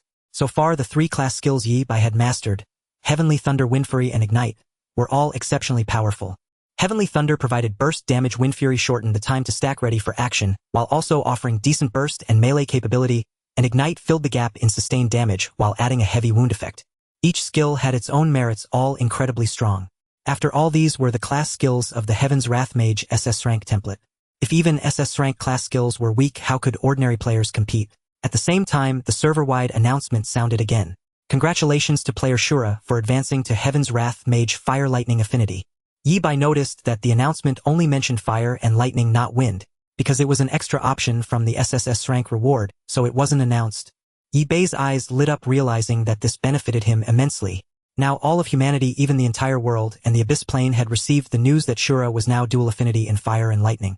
Yi Bai secretly cultivated wind as a hidden card. This wasn't just about being impressive anymore. It was a direct strike at the heart of his enemies. Moreover, hiding the wind class added another layer of disguise to Yi Bai's true identity. Yi Bai could easily claim to be a mage specializing in wind. This way no one would suspect he was Shura, since the classes didn't match. The room for maneuver left to Yi Bai was enormous, allowing him to advance or retreat freely without being constrained. The Eternal Tower had done a great service. Amidst the universal anticipation, the Eternal Tower announced the server-wide rewards for this SSS-Rank advancement. Player Shura has cleared the second floor with an SSS-Rank rating, rewarding all humanity in the Eternal Tower with the buff Strive for Excellence. Time-limited buff comprehensive enhancement, all attributes of humanity in the Eternal Tower 20 lasting 6. Time-limited buff Swift as the wind, humanity's movement speed in the Eternal Tower 30. Attack speed 15, lasting 6 hours. Time-limited buff farewell to weakness after death. Humanity in the Eternal Tower returns to Eternal Core City without entering a weakened state lasting 6 hours. Strive for excellence on the next entry into the class change secret realm. Automatically gain 20 exploration. Higher chance of obtaining hidden and special classes upon settlement. The above buff's duration only counts time spent within the Eternal Tower. When the server-wide rewards were announced, the public channel, faction channel, and guild channel all fell into dead silence. Everyone's eyes were wide open, staring fixedly at the announcement, before them unmoving, forgetting to breathe, until the first person began to cheer Shura nice. It was like the first firecracker of a festival, igniting everyone's emotions. The entire human world plunged into a frenzy of celebratory jubilation. Such powerful buff rewards were invaluable to humanity. Every individual benefited immensely, their strength improving to varying degrees. Their faces beamed with joyful smiles, firmly believing that everyone had a bright future. In every channel, countless words converged into one phrase: Shura nice. After the class change was completed, a white radiance once again engulfed Yi Bai. He returned to the Eternal Core City. The place was bustling with noise and excitement, with every street and alley abuzz with a single topic: Asura. This time the limited time buff was different from the last. It only counted down when one was inside the Eternal. Thus, instead of rushing into the Eternal Tower all at once like last time, everyone could leisurely purchase supplies and familiarize themselves with their skills, preparing to ascend to higher floors. Yi Bai wandered aimlessly through the streets with the crowd, soaking in the lively atmosphere and blending in perfectly. When his spirits were high, he even joined the crowd in shouting Asura NB. Fortunately, they weren't shouting for a refund. Yi Bai wasted no time. His mind was entirely focused on sorting through the gains from this journey. He summoned his attribute panel and dense text appeared before his eyes. Eternal ID Asura. Talent Eye of Insight SSS-Rank. Level 26. Class Skywrath Mage Wind Fire Lightning. HP 71007100. MP 86008600. Strength 386. 100. Intelligence 565. 40. Spirit 515. 30. Agility 364. Constitution 231. 100. Luck 12. Equipment Force of Nature 1. Skills Lightning Arrow, Lightning Blessing, Ready to Strike, Heavenly Thunder, Wind Cleave, Wind Fury, Ignite. Status Lightning, Affinity Lightning, Mastery Fire, Mastery Wind, Mastery. Free attribute points 160 inch. During the second floor, the experience from killing monsters and the boss directly boosted Yi Bai to level 26, while his basic 5 attributes saw significant enhancement. Each level also granted 10 free attribute points. Yi Bai did not forget that he was a mage and evenly distributed the free attribute points between intelligence and spirit. As an SS rank class template, Yi Bai's 5 attributes improved far faster than others. His attribute panel at level 26 was already stronger than many geniuses at levels 50 or 60. This also meant that Yi Bai could achieve better results in the War Soldier test, raising his War Soldier rank. Improving his War Soldier rank brought immense benefits to him. It not only increased his monthly allowance and unlocked more permissions for higher level tasks, but most importantly helped him understand his true strength. Eye of Insight could indeed provide a surface level evaluation of Yi Bai. In terms of pure destructive power, with Ready to Strike fully stacked, Yi Bai's output rivaled that of a War King. This was his greatest reliance. Even in sustained frontal combat, ignoring the fully stacked Ready to Strike, Yi Bai's strength was no less than that of 6th or 7th rank war soldiers. Knowledge gained from books is ultimately shallow. Only through actual combat summarization, reflection, and repeated combat verification could Yi Bai fully tap into his potential and display even greater strength in battle. Aside from leveling up and the advancement of the Skywrath Mage class template, the greatest gain from this trip should be the enhancement of Heavenly Thunder. Heavenly Thunder, as a scalable damage skill, increased its base damage by 5 points with each use. During this dungeon run, Yi Bai used Heavenly Thunder as much as possible, employing it a total of 120 times. Now, Heavenly Thunder's base damage had increased from 200 to 800 points, with an additional damage equal to twice Yi Bai's intelligence, which stood at 695 points. That meant 800, 695 to 2,190 points. With the Skywrath Mage's 100 bonus and Force of Nature's 15 bonus, even without Ready to Strike, it could deal nearly 4,700 points of damage. With a single strike of Heavenly Thunder, Yi Bai could instantly kill ordinary 3rd rank war soldiers, while 4th and 5th rank war soldiers would be left half dead. Looking at the damage numbers calculated by Eye of Insight, Yi Bai nodded in satisfaction. If Wind Fury plus Heavenly Thunder could unleash nearly 10,000 damage in an instant, it would be enough to kill a 6th rank war soldier. Dismissing the attribute panel, Yi Bai casually picked a skill bookstore and walked in. If I bought all skill books and equipment from the trading secret realm through the goblin underling over time, it would easily expose my identity. Yi Bei's needs were now immense as he cultivated 3 systems: wind, lightning, and fire. He planned to anonymously purchase some transitional skill books in Eternal Core City to learn. As for truly valuable items that Yi Bei needed, wind-related skill books and equipment could be bought from the Goblin Behind the Goblin Underling was the Myriad Treasures Pavilion, which despite its official background was not absolutely secure. Everything related to the wind element would be the least likely to expose Yi Bei's identity as Asura, so he could safely obtain them through this channel. As for fire, Yi Bei had just met a master of fire today, Blaze War King. Establishing a friendly cooperative relationship with him would bring nothing but benefits to Yi Bei. Blaze War King was not only illustrious in battle, but also utterly loyal to humanity, always leading the charge and never retreating. The most critical lightning-related materials were the most likely to expose Yi Bei's identity as Asura. Yi Bei decided that from now on he would only source goods from Wolf's Den for transactions, ensuring his absolute safety. Though this arrangement seemed cumbersome, it was necessary. Why were the streets resounding with shouts of Asura NB? Because in just 2 days Asura had achieved 2 SSS-Rank completions, elevating humanity's strength and potential by a huge margin. The more important Asura was to humanity, the greater the threat he posed in the eyes of the demon gods. A tree that stands out in the forest is the first to be struck by the wind. To survive, Yi Bei not only needed to enhance his strength as quickly as possible, but also to keep a low profile, concealing his identity as much as possible to buy time for his growth. Resources he no longer lacked. What he lacked was the time to convert those resources into strength. After sorting out his thoughts, Yi Bei's plan became clearer. First, buy a batch of wind element skill books to learn, then use the newly learned wind skills to participate in the War Soldier test. Give me a copy of low-level Wind Shield along with Wind Blade Lightness Art Wind Bind. Yi Bei bought several skill books of average rank, spending a total of 80 gold coins. Young man, a wind mage, right? I have top-quality wind staves here. Care to take a look? The skill bookstore owner was very enthusiastic, having just made the biggest sale of the day, his grin nearly splitting his face. 80 gold coins, and this young man in the lone wolf mask spent it without batting an eye. These low-level skill books, though practical, were something ordinary folks had to save up for a while before gritting their teeth to buy one. After all, the price was steep. A skill book cost several thousand or even tens of thousand dragon coins. How many chicken legs could that buy? And the wealthy preferred to learn more effective skills, looking down on these street vendor wares. Who else would buy these low-level skill books like Yi Bei, as if shopping at a market? No staff needed. Do you have any other weapons? Yi Bei asked. Like gauntlets, for instance. Gauntlets? The owner frowned, wondering what this young man wanted with gauntlets. Was a mage thinking of dabbling in melee combat? Had things gotten that competitive nowadays? Despite his doubts, the owner borrowed 2 pairs of gauntlets from the adjacent weapons shop. In the end, Yi Bei purchased a pair of bladed gauntlets usable by all classes for 15 gold coins, which had an extremely weak armor-piercing effect. This temporarily filled Yi Bei's gap in melee combat output. Putting on the gauntlets, Yi Bei left under the owner's astonished gaze. I've learned all the wind skill books. Now I have offensive capabilities relying solely on wind skills. Yi Bei had participated in the War Soldier test before and remembered that the testing rooms had surveillance. Zhang Yun and the others had once caused a scene, forcing the bald manager to delete the footage. If Yi Bei wanted to continue taking the War Soldier test without exposing his identity, he needed to minimize the use of lightning and fire skills and rely more on wind. After thorough preparation, Yi Bei entered the War Soldier testing hall once more. He took a number and scanned his lone wolf badge, and he was assigned to the express lane. Old you, there's a first-rank war soldier who wants to retake the test. A lone wolf, a security guard monitoring the surveillance, called out. For some reason, the hall manager had instructed them to notify him whenever any first-rank war soldier wanted to test. What? The bald manager jolted upright, rushed to the monitor, and fixed his gaze on Yi Bei's back. Does it look like him? Can't tell. No ID, no markings. Is it that genius from yesterday? The bald manager hesitated, uncertain. A sharp-eyed security guard noticed the unusual quality of Yi Bei's mask and exclaimed in surprise. Oh, this is a golden lone wolf. Impressive.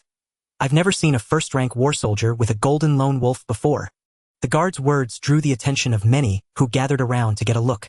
As he said, it was extremely rare for a first-rank war soldier to become a golden lone wolf. Move aside, all of you. Contrary to the crowd, the bald manager's face turned pale as he confirmed the identity. He quickly pushed through the crowd, struggling to break free. It must be that genius from yesterday. In just 1 day, he had become a golden lone wolf. He had to report this to the director immediately. Eager to make amends, the bald manager sprinted toward the director's office, wishing he had 4 legs.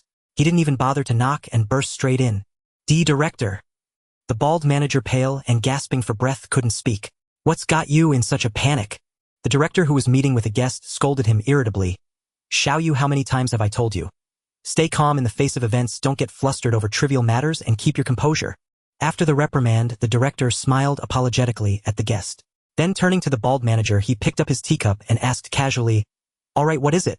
"That genius from yesterday is back." The bald manager wiped the sweat from his brow and chose his words carefully. "He's become a golden lone wolf and has come for another combat test." Pfft. The director spat out his tea and blurted out, "Holy crap, is that true?" The bald manager thought so much for staying calm and keeping composure. "Where's your sense of proportion now?" Heh. Of course the bald manager only dared to think these words. If he said them aloud, he'd either be dead or sent to mine stones in the abyss plane. The bald manager nodded. "Absolutely true. What are you standing around for?" The director stood up abruptly and headed out. "The surveillance for a golden lone wolf's combat test has high confidentiality. It can't be viewed on mobile devices, nor by anyone below War King rank. Let's go to the surveillance room." The director's eyes sparkled with excitement. He placed great importance on this mysterious genius. "Just how far can you go? 2nd rank war soldier. 3rd rank war soldier." The director was full of anticipation. "Everyone put your work aside for now." Entering the monitoring room, the director spoke calmly, with a composed expression. "To support your breakthroughs in the Eternal Tower, you'll have a half-day paid leave today." Ha! Some hadn't yet processed how good fortune was raining down on them. Those with sharp minds and seasoned experience exchanged knowing glances, silently guessing the reason. Probably some genius has popped up again, and the test surveillance must be kept strictly confidential. Exactly last time they used the same excuse to fool us. They didn't even bother changing the pretext, even the pauses in their tone were identical. They communicated with their eyes, lowered their heads, and shuffled out of the monitoring room with light steps joyfully. Who could resist a paid day off? After the room was cleared, only 3 remained: the director, the bald manager, and the director's guest. An imposing veteran war king. "Qingyan, I haven't introduced you yet. This is Xiaoyao. He followed me back in the Legion days and has been under my command since I stepped down from the front line." The veteran war king was none other than Lu Qingyan. With time on his hands, he had come to the Eternal Core City to have tea and chat with an old friend. Of course, the most important matter was that today Lu Sueki would likely come for the warrior test. Lu Qingyan was watching over things, and incidentally, he was there to conceal the secret of his granddaughter's secondary talent awakening. As an old-school war king, he understood the principle of reaping rewards in silence. But he never expected to stumble upon Yi by coming for a combat test. "How extraordinary is this genius you're talking about?" Lu Qingyan said with unshakable confidence, without a hint of boasting. "I'm a man who's seen the world. Xuemeng and I were in the same class. Back in the entrance test that year, I even landed a punch on him." The director snorted coldly. "Enough, I've heard this old story countless times. It's worn my ears thin." The proudest achievement of Lu Qingyan's life wasn't becoming a war king, but having once punched Xuemeng. Xuemeng was a 9th rank war god, the war god among war gods. Even the Paragon had taken him as an adopted son, a testament to his terrifying potential and strength. "All right, enough joking. Xuemeng took only 3 days to pass the 3rd rank warrior test."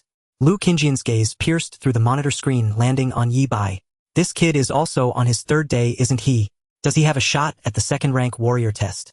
Hearing Lu Qingyan's words, the bald manager and the director exchanged odd looks. The director, holding back a smile, said, "Shall you open our war king Qingyan's eyes? Tell him what this genius did yesterday." The bald manager replied honestly. "He passed the neural reaction stage of the 3rd rank warrior test yesterday." Lu Qingyan shot to his feet, his face a canvas of disbelief. "Old Wu, don't you dare fool me. Why would I lie? The report was submitted early this morning." Director Wu said with an air of calm authority. "Xuemeng was indeed fierce, but this one is fiercer than him. I'll bet you right now. His advancement speed will surpass Xuemeng's." "Enough talk, he's about to start the test."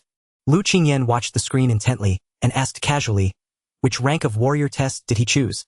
As a golden war wolf, Yi Bai could opt for cross-rank testing. If he passed, he would advance several tiers in one go. "Let me see."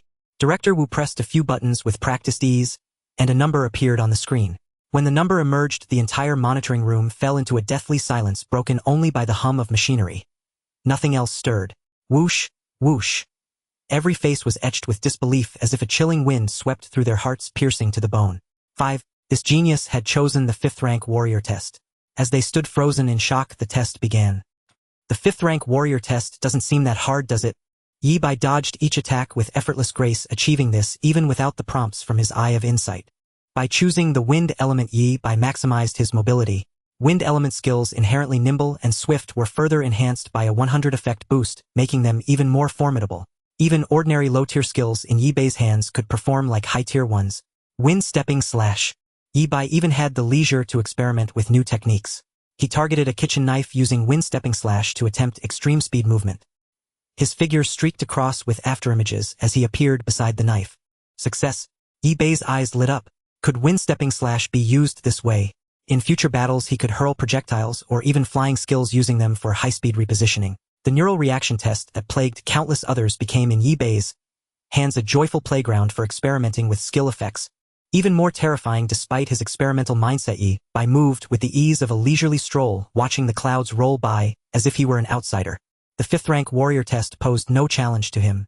The 3 observers watching Yi Bai's test had their astonishment deepen with each passing moment. The bald manager asked with a trembling voice, Old leader, is this something we're supposed to see? Even as a fool he now had some inkling of the lone wolf's identity on the screen. 3 days, just 3 days. He had grown to surpass the 5th rank warrior fiercer than Xue Meng in his time. And Xue Meng with his S-grade talent was already the pinnacle. Thus the lone wolf's true identity was almost thrust into their faces. Asura. It was Asura. Clatter, clatter, clatter. Footsteps sounded behind them, startling the 3 into spinning around. Lord Shadow 9? Lu Qingyan hastily bowed and said, It's been over 30 years since we last met, my lord, yet your figure is so familiar to me, as if I saw you only yesterday. The newcomer was none other than Shadow 9. A shadow-level powerhouse of shadow, ranked 9th in strength, hence the name Shadow 9. Seeing Lu Qingyan here, Shadow 9 couldn't help but shake his head and sigh. Lord Shadow 9, why do you sigh? Lu Qingyan asked in confusion. He hadn't yet reported their discovery of a suspected Asura. This was almost the most important finding. Shadow 9 extended a withered hand, patted Lu Qingyan's head, and looked at him with a caring gaze like an affectionate elder. I sigh for you. Lu Qingyan grew even more puzzled. Sighing for him?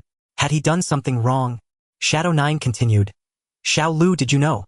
Forbidden spells that seal memories when used multiple times on the same target can significantly affect the target's intelligence.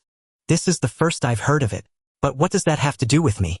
Before Lu Qingyan could finish, darkness enveloped his vision. A cluster of black mist silently shrouded him, and even as a peak war king, he had no power to resist. Such a good kid. Shadow 9 sighed. A few more seals and he might really turn into a fool. Always getting entangled with this one. I don't know if your luck is good or bad. Either way you'll have to endure a bit more. With that the black mist churned and returned to Shadow 9's sleeve.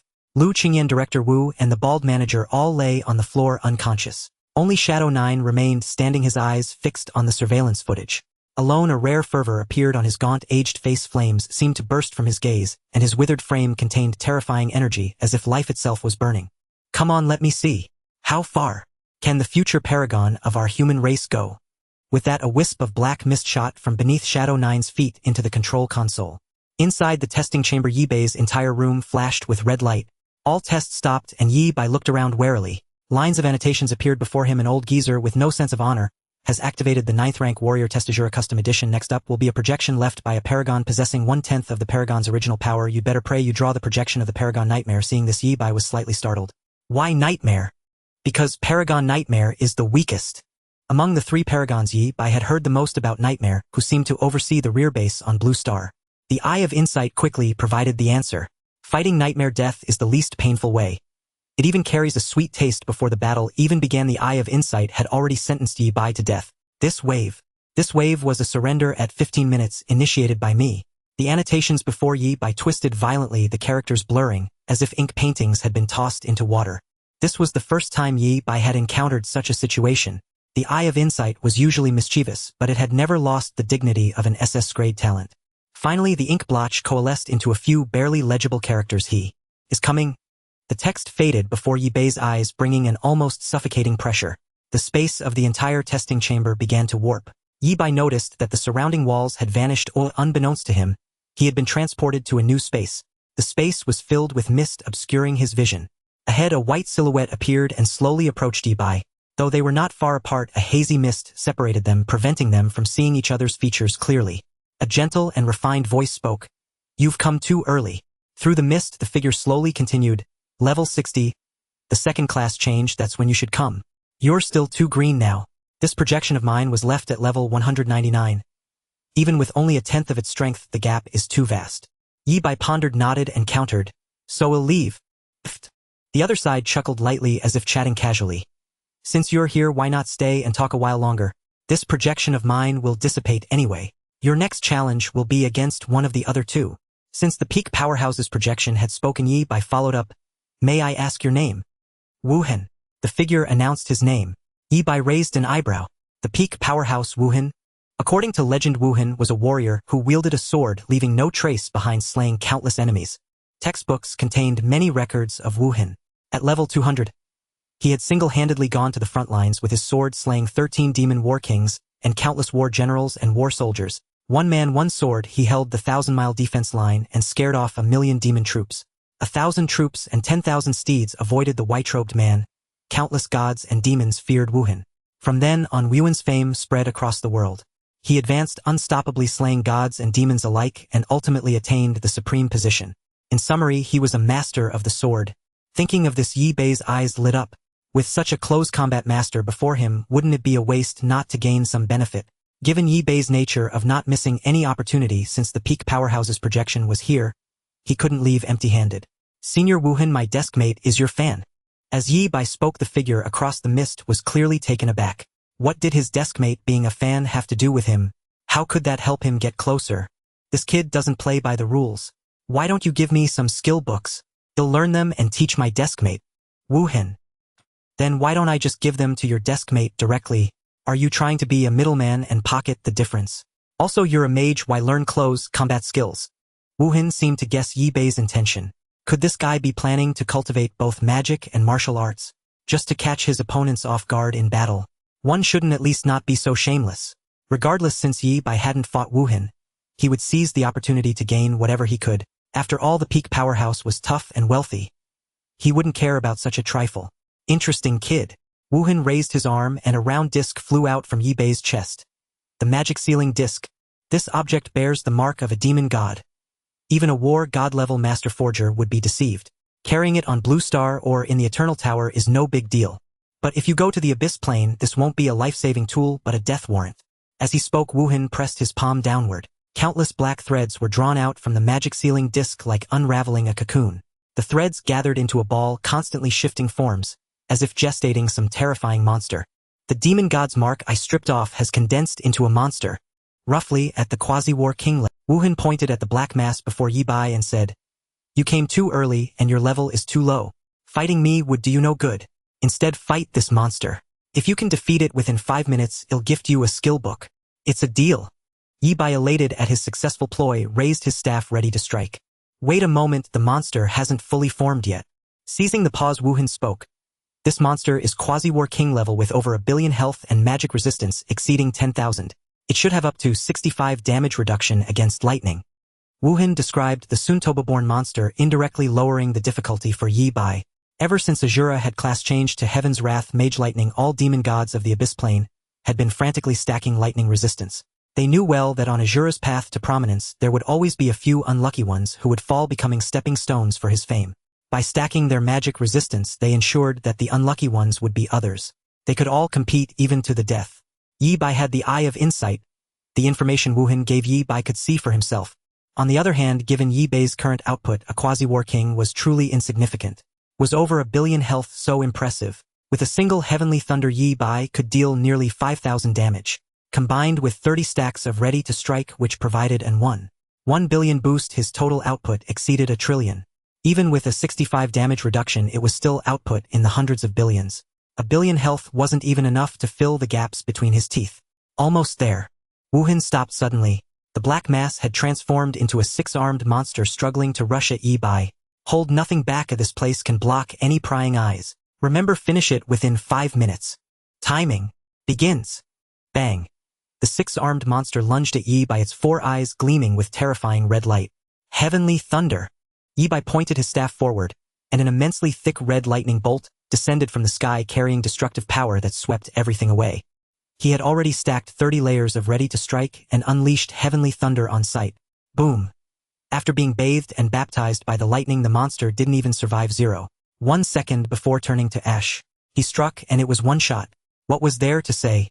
Withdrawing his staff, Yi Bai looked at Wuhen through the mist and said casually, "Where were we? Let's continue." Wuhen. Damn, this kid is showing off.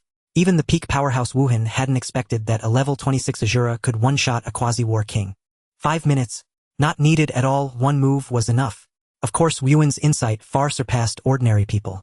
He could tell at a glance that Asura's explosive damage came from stacking some buff. In other words, in terms of output, Asura had extremely high burst damage but relatively average sustained damage. He just didn't know how long it took for Asura to stack those buffs. The mist parted slightly to the sides, revealing Wuhen's figure more clearly. Yi Bei's expression turned serious as he awaited what came next. Wuhen's voice rang out again, but this time it carried an unusual seriousness. He said solemnly, "Asura, I take back my earlier assessment. I apologize for my underestimation. Now you are qualified to fight me. Now you are worthy to cross swords with me."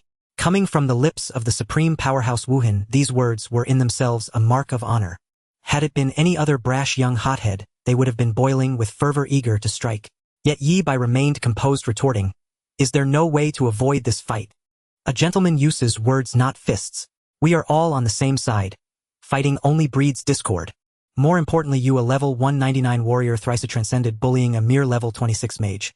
What kind of achievement is that?" Yi Bei would avoid a fight if at all possible. "Oh!" Wuhen found the lad increasingly intriguing. "Why not fight? The Supreme has always been my idol." Wuhen interrupted, "Your desk mate's idol. And mine too."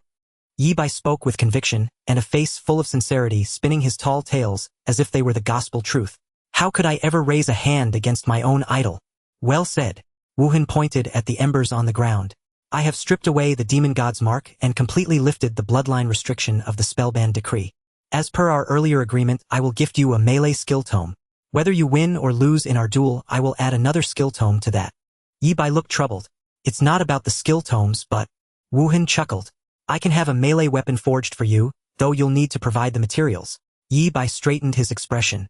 "I have long wished to experience the swordsmanship of the supreme Wuhen. Please enlighten me." It was absolutely not for the skill tomes and equipment that he agreed. Enlightenment is too strong a word. As this projection of mine is over 100 levels above you, a direct duel would be unfair. Wuhen mused, "You strike first. I shall yield you one move. After that we settle life and death." At this moment Yi Bei's earlier demeanor vanished, replaced by a face of utmost gravity. If he truly faced Wuhen's projection with a level gap of over 160, Yi Bei would be instantly slain. Such a duel would be utterly meaningless. By yielding Yi Bei one move, Wuhen intended both to test Yi Bei's ultimate offensive power and to grant him a chance. If Yi Bei could slay Wuhen's projection in that single move, victory would be his. If the projection survived, the outcome would be self-evident. "Very well." Yi Bei nodded in agreement. "I am ready to begin at any moment." This was exactly what Yi Bei had been waiting for. Wind's fury. Heavenly thunder. Without hesitation, having long since stacked 30 layers of ready to strike, Yi Bei opened with Wind's fury, immediately followed by heavenly thunder. The terrifying crimson lightning descended once more, crashing fiercely toward Wuhen's crown. Within the entire space, the mist churned and time itself seemed to slow, everything unfolding like a slow-motion film. In truth, everything happened in the blink of an eye. Boom. A mere meter above Wuhen's head, the crimson lightning exploded violently, unleashing bolts of destructive energy, like a grand fireworks display, igniting countless sparks in the air. Yet Wuhen stood rooted to the spot, unmoving, without even a glance at the lightning. Hiss. Yi Bei drew a sharp breath, unable to help but exclaim, "The supreme Wuhen, terrifying beyond measure. This child is..." Yi Bei stopped himself before finishing. After the single move, Wuhen remained completely unscathed. The superiority was clear. Yi Bei retreated swiftly, widening the distance between them to buy time for stacking ready to strike. But Wuhen remained where he was, his gaze toward Yi Bei shifting subtly. "It's been nearly a decade since I last used my talent. That strike just now must have exceeded 1 trillion damage, touching upon the domain of a war god." Wuhen had not anticipated that Asura's offensive power would be even more terrifying than he had imagined. A level 26 mage unleashing a burst surpassing a peak war king. Even Wuhen in his youth could not have achieved such a feat. Just as Wuhen was about to make his next move, his form turned translucent and began to fade away. My energy is depleted." In these last remaining seconds, had he wished to strike, Yi Bei would likely have been unable to evade. Yet, as a supreme powerhouse, even as a mere projection, he possessed his own dignity. In Wuhen's heart, since Yi Bei had forced him to use his talent, this duel was already Yi Bei's victory. Just before the projection vanished completely, Wuhen spoke. "Asura, the promised rewards will be delivered to you. You have done well so far. This world is far more dangerous than you imagine. Conceal your identity as best you can and raise your strength." Wuhen's voice echoed through the space, as the thin mist slowly dissipated and Yi Bei found himself back in the combat assessment room. It felt like a dream from which he dared not stir even after waking. Yi Bei looked around warily, half expecting another twist. Meanwhile, in the combat assessment monitoring room, Shadow 9 stared intently at the monitor, which displayed nothing but static. In truth, the moment the Supreme's projection appeared, the surveillance had been blocked. Shadow 9 could see nothing. He was merely waiting for the final outcome. Is the 9th tier warrior assessment too difficult for Asura? It's only his 3rd day in the Eternal Tower. Hard to say. An SS-rank talent defies all conventional logic. Shadow 9, as the 9th ranked shadow class powerhouse among the elite shadows, was a testament to his own strength. Even a 9th tier war god like Xiaoyao would fall to Shadow 9's assassination in under 3 moves. There were gaps even among war gods. The Starlight ranking changed yearly and lone wolves rose in waves. But the rankings within shadows were the accumulation of generations. A legacy unshaken for a century. And the Supreme was a being beyond war gods, rivaling deities. Far beyond Shadow 9's reach. A century ago, Shadow 9 had been a classmate of the Supreme Nightmare. This secret was known to very few even among the upper echelons of shadows. Having witnessed the era of Supremes, he understood better than anyone the sheer terror they embodied. Crackle. The monitor image twisted violently before returning to normal. Shadow 9's eyes widened as he stared at the screen, missing not a single detail. When he saw Yi Bai alive and kicking, his eyelids began to twitch uncontrollably. How? How is this possible? Asura's guardian angel hasn't activated, which means Asura didn't die. Hiss, the moment this thought surfaced, it sent a jolt through Shadow 9. A 9th tier warrior assessment facing a level 199 Supreme's projection. Even with only a 10th of its full power, and Asura had survived the battle. That alone was a miracle. This child bears the potential of a Supreme. It was only at this moment that Shadow 9 was truly won over by Asura. He had witnessed the rise of the Supreme Nightmare, and it was no exaggeration to say that even Nightmare in his prime might not have surpassed what Asura had accomplished. Given enough time, Asura will undoubtedly ascend to the rank of Supreme. The black mist surrounding Shadow 9 roiled uncontrollably, surging outward. A testament to the indescribable agitation of his emotions. Our human race is finally about to birth a 4th Supreme. The dawn is breaking. Just as Shadow 9 stood there fervent, and with his old blood boiling, his peripheral vision caught the scrolling text at the bottom. Warrior Assessment Tier 9 passed. Like a bolt from the blue, Shadow 9 stood frozen, his expression blank, his entire being as lifeless as a withered tree. Asura had actually passed the 9th tier warrior assessment. He hadn't just survived under the Supreme's projection, he had counter-killed it. At that moment, Shadow 9 felt his entire world turned upside down. Ingzhou was astonished by Asura's combat record. Though he didn't know what had transpired, his intuition told him that Asura seemed incredibly formidable. In his shock, Ingzhou even lost track of time, staring blankly at the surveillance footage as Asura obtained the 9th grade war soldier medal and left the combat testing room. Even Lu Qingyan on the floor twitched his eyelids and let out a faint groan, showing signs of waking. What the hell happened? Snapping back to reality, Ingzhou slapped Lu Qingyan on the forehead, knocking him unconscious again. Calm down, calm down. I'm an old hand. I've seen it all. The problem was Ingzhou had truly never seen such a sight. He tossed the 3 men lying on the floor onto chairs, and rolling black mist enveloped them. Ingzhou slightly altered the memories of the 3. In their recollections, that genius had challenged the 2nd grade war soldier test and suffered a crushing defeat. Even so, it was a glorious failure. Thus it left a decent impression on them, with Lu Qingyan especially admiring this mage skilled in wind element spells. Ingzhou nodded. This level of alteration is enough. With that done, the black mist receded, and Ingzhou vanished from the spot, leaving everything as it was. It was as if a paused film had resumed playing. Lu Qingyan, Director Wu, and the bald manager opened their eyes, simultaneously sensing nothing amiss. Director Wu said with slight regret, "What a pity he failed. He was just 1 step away from passing the neural reaction test." The bald manager nodded in agreement. Only Lu Qingyan held his forehead, silent and frowning deeply. Director Wu noticed his oddity and turned to ask, "Old Lu, say something." Lu Qingyan spoke in confusion. "Why does my forehead hurt so much, as if someone hit me? Cough, I can't hide it anymore, old Lu. It'll come clean. I'm actually a war god." Director Wu said with a straight face. "Not only did I slap your forehead, I even used a forbidden spell to such nonsense." Lu Qingyan had only one word: screw off. I'd rather believe Asura lives next door than your bullshit. After this little farce, the 3 resumed discussing the gifted mage from earlier. Soon Lu Qingyan suddenly stood staring at the surveillance screen with barely contained excitement. Here she comes. On the screen, a beautiful woman had just entered the combat testing room to challenge the 1st grade war soldier. "Who's coming?" "My granddaughter, old Wu. Watch closely what happens next," Lu Qingyan instructed. "I'm not showing off, but you must keep it a secret that my granddaughter has awakened and scrayed talent for the 2nd time. Director Wu, this old geezer is getting more shameless." In the surveillance room, their attention converged back on the monitor.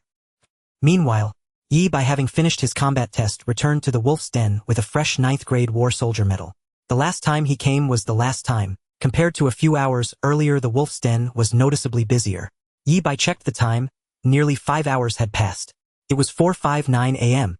The time to explore the Eternal Tower was limited to between midnight and 6. Thus everyone would first head to the Eternal Tower to level up and attempt breakthroughs. Once their condition was depleted, they'd return to Eternal Core City to resupply and handle other matters. Yi Bai had the same plan. As he entered the Wolf's Den, his vision darkened as a mountain of a man blocked his path. Xue Meng, expressionless, looked at Yi Bai with immense complexity, momentarily speechless. Earlier he had applied for shadow protection for the man only for the request to be ruthlessly denied. At that moment Xue Meng was shocked. After the shock, he immediately realized exactly what kind of existence he was dealing with. If he couldn't guess the man's identity, Xue Meng might as well bash his head against a tofu block. There was only one answer: Asura? Seeing Xue Meng's stance, Yi Bai understood what was happening. Given Xue Meng's position, he likely knew that the lone wolf before him was Asura. Of course, Xue Meng only recognized Asura within the Eternal Tower. He was completely unaware that Asura's true identity was Yi Bai. As long as that was secure, Yi Bai was safe. What are you looking at? Yi Bai's sudden remark nearly made Xue Meng spit blood. Please. Cough, come follow me inside. Following the same procedure as last time, Yi Bai trailed Xue Meng into the depths of the Wolf's Den. Sit, let's have a good talk. Xue Meng pulled over a chair and sat opposite Yi Bai. Has the list been verified? 100 confirmed. Xue Meng smiled wryly. Did Asura need to give him a fake list? Besides, anything related to Asura wasn't just being watched by Xue Meng. Asura had at least one shadow rank war god and possibly even higher level observers. The ultimate powerhouse nightmare. So has my bounty been determined? As soon as Yi Bai mentioned this, Xue Meng's face stiffened and he stammered, well, the final value can only be confirmed after the specific arrest operation concludes. It might take a bit longer. Understandable, understandable. Yi Bai had only asked casually. He wasn't short on money for now. What he lacked couldn't be bought. Based on his previous dealings with the ultimate powerhouse Scarless, the man was reasonable. If the upper beam is straight, even if the lower beam is crooked, a gentle nudge straightens it right back. Yi Bai had enough trust in Xue Meng and the Wolf's Den. Their awkward conversation came to a halt, filling the air with tension. Xue Meng truly didn't know what to say to Asura. Xue Meng knew he was Asura. He knew Xue Meng knew he was Asura. Xue Meng knew he knew. It was an infinite nesting doll. Had dinner. Xue Meng finally blurted out after a long pause. No, why ask? You planning to treat me? Xue Meng, just hours ago, had told the man to eat his fill. Now in hindsight, the clown was. Xue Meng had reason to believe that even if he died, Asura wouldn't ill-treat you. Just mention my name at the Wolf's Den front desk. Ending the small talk, Xue Meng's expression turned serious. We took the list you submitted very seriously. The arrest operation has already been set in motion, and he'll soon have a mission to execute. Before he finished, Xue Meng's lone wolf badge vibrated faintly, signaling urgent business. Glancing at the message, he stood and headed for the door. At the doorway, Xue Meng paused and looked back at Yi Bai. And, stay safe. He spoke those 4 words with exceptional gravity. Even an SS grade talent isn't infallible. There's still a risk of falling. If a person dies, nothing remains. Yi Bai immediately denied it. Who said I have an SS grade talent? Don't talk nonsense or I'll sue you for defamation. You're slandering me. Right, you don't. Xue Meng shook his head with a smile and left the office. With that shamelessness, the kid wasn't one to die young. After Xue Meng left, Yi Bai didn't linger and headed out. Sitting in a corner of the Wolf's Den, he browsed the mission board and checked his current benefits. Yi Bai was now a 9th grade war soldier, a golden lone wolf. This was equivalent to the treatment of a 2nd grade war general. He could draw a monthly allowance of 200,000, had the right to ignore emergencies below level 6, and could move freely during level 4 emergencies. If injured on official duty, medical expenses were fully covered. If disabled, he could transfer to the Planetary Defense Council with a lifetime 2nd grade war general's benefits. Clearly the council spared no effort in treatment, never shortchanging any warrior. Additionally, Yi Bai could purchase items at the Wolf's Den with a 5 discount. Half an hour flew by and a graceful figure wearing a lone wolf mask entered the den. Another newcomer. Even without his inside eye, Yi Bai recognized her instantly. Lu Sueki. She actually passed the 1st grade war soldier test. Interesting. Yi Bai raised his glass, his voice was automatically modulated by the mask, concealing his identity. This rounds on me. Yi Bai declared with grand generosity. The Wolf's Den erupted into a sea of joy. Lu Sueki, experiencing such a welcome for the first time, seemed a bit shy. But soon she would blend into this place and even come to love it. A robot delivered the bill to Yi Bai. Sir, 1 round of drinks after discount totals 2.89 million dragon coins. 2.89 million dragon coins, roughly 3000 gold coins, and Yi Bai didn't mind spending it. Was he the stingy type? With a grand wave of his hand, Yi Bai said confidently, "Put it on Shui Meng's tab. This drink's good. Another round. On his tab too. This round's tab is on young Master Xiao." A low voice resonated through the wolf's den, once again drawing cheers from the crowd. Young Master Xiao. Yi Bai was somewhat puzzled as his surname wasn't Zhao. Could it be that Shui Meng's surname was actually Zhao? Yi Bai recalled that the first time he came to the wolf's den, and someone treated everyone to drinks, they had also shouted, "Young Master Zhao is picking up the tab." Just then a young woman emerged from the front desk. Her figure was graceful, and every gesture exuded an enchanting allure as she strolled over to Yi Bai's side. "Young man, is this your first time treating everyone to drinks?" The young woman wore a silver-white lone wolf mask obscuring her features, but her voice was exceptionally melodious. At the wolf's den, no matter who's buying, everyone shouts the same thing: "Young Master Zhao is picking up the tab." After all, the lone wolf's original intention is to provide everyone with a concealed identity. It's impossible for us to pry into anyone's personal information. "Oh, I see." Yi Bai nodded.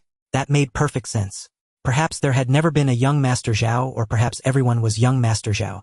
The young woman spoke again. "Everyone here calls me Dai Meng. May I ask how I should address you?" Yi Bai didn't stand on ceremony. "Just call me Fourth Brother." The young woman looked back at the front desk and said softly, "Put Fourth Brother's tab for tonight on my account." Then she turned to Yi Bai and said with a light laugh, "I hope you enjoy yourself at the wolf's den." She clearly found Yi Bai extraordinary and wished to build a rapport, so she was naturally more talkative. After all, Yi Bai's current identity was a 9th-tier war soldier gold lone wolf. One more step and he could become a war general. A lone wolf's war general was always 30 to 40% more powerful than an ordinary war general, and the truly monstrous ones could even fight above their rank. Moreover, since Fourth Brother had become a gold lone wolf while still a war soldier, his potential was definitely not limited to just war general. There was a very high probability he would achieve the rank of war king.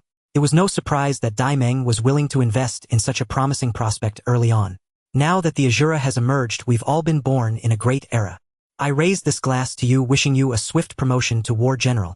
With these words, Dai Meng picked up a cocktail and drained it in one gulp. The words were spoken and the drink was finished. Dai Meng gave Yi Bai a slight nod and turned to leave. "Sister Meng, found a handsome guy to your liking." Behind the bar, a young female bartender teased casually, a mischievous grin on her face. "It's nothing. I just found the 9th-tier war soldier a bit unfamiliar, and since he knows Shui Meng, he might be a genius sent out by some war god clan." Dai Meng said offhandedly, "It's a pity he's not from the same generation as the Asura. In this coming age of supremacy, he'll have to watch others feast while he only gets the scraps." "Ah, is that so?" Dai Meng's words drew puzzled looks from a few people behind the bar who were clearly unfamiliar with the subject. "That's right. The previous 3 ages of supremacy all confirmed a universal truth: those from the same generation as the Supreme One reap the greatest benefits. He's already a 9th-tier war soldier, at least 20 years old, likely a sophomore at a top war soldier university. That puts him 2 years behind the Asura." Having said this, Dai Meng didn't give the matter another thought. Even if Fourth Brother became a war king, it would be a trivial matter to Dai Meng. Her own family had more than one war god and was connected to the Supreme One, so naturally her horizons were broad enough. Almost 6 o'clock. Yi Bai stretched lazily and chose to log out of the Eternal Tower. There were no tasks in the wolf's den suitable for Yi Bai. Moreover, given the threat from the 4th demon cult leader, Yi Bai couldn't afford to focus on other tasks. The demon cult leader had sworn to kill Yi Bai. This was no small matter. A single misstep could lead to Yi Bai's tragic death. After logging out of the Eternal Tower, Yi Bai opened the curtains, letting the faint sunlight stream into the room, casting a long shadow at his feet. He looked down at his shadow. "Senior, what would you like for breakfast?" Silence. No response. "Even if you don't eat breakfast, you could come out and chat for a bit." The shadow remained motionless. Yi Bai had no choice but to use his trump card. "That Supreme One told me that every lone wolf has a shadow protector. Lord Shadow 9, no need to hide." Upon hearing the words Supreme One, the shadow beneath Yi Bai's feet began to distort. A mass of black mist rose into the air, eventually manifesting into a hunched old man whose face was hidden in the shadows. "Heh heh heh." The moment he spoke, Yi Bai felt a chill run down his spine. Good grief, why did he laugh so much like a villain? "Big brother, that's not a good laugh." Yi Bai had known about Shadow 9's existence since the day he arrived. When Yi Bai chose the Lone Wolf faction, the Eye of Insight had alerted him to the presence of a shadow. Every lone wolf had a shadow to protect their growth on Blue Star and carve out a safe space for them. What Yi Bai hadn't expected was that he would be assigned a war god-level protector. The one who had acted so unscrupulously in the combat test room earlier was probably this old senior. Shadow 9 stopped laughing and said seriously, "The Supreme One wouldn't tell you that, kid. You're still green." Shadow was an organization founded by the Supreme One Nightmare. The three Supreme Ones do not interfere with one another. No one would have told Yi Bai these things. "You're right, I was bluffing. My apologies." Yi Bai was very candid. He just wanted to talk to this war god Shadow 9 about his personal safety. "You know a war god wants to kill me." "That's correct. Can you go and kill the fourth demon cult leader first?" Yi Bai had always adhered to the principle of striking first. If he had a fight scheduled with someone, it was best to run them over with a dump truck the day before guaranteeing 100% victory. Shadow 9's reply was equally blunt. "No. To kill Lien, can you have to find him first. The demon god has concealed his whereabouts." The fourth demon cult leader's name was Lien Can. What kind of ridiculous name was that? Did he just pick it from a random online game? Yi Bai couldn't help but roll his eyes. This guy's name was chosen very casually. With the plan to assassinate Lien Can foiled, Yi Bai settled for the next best thing. "Can you call in a few more people to protect me? The more war gods, the better." Ideally, he could command 100,000 war gods to arrive in a grand procession on a green train. Shadow 9 shook his head again. "No. Because a certain Asura has appeared, the demon gods of the Abyss Plane have gone mad. The human race is stretched thin on all fronts right now.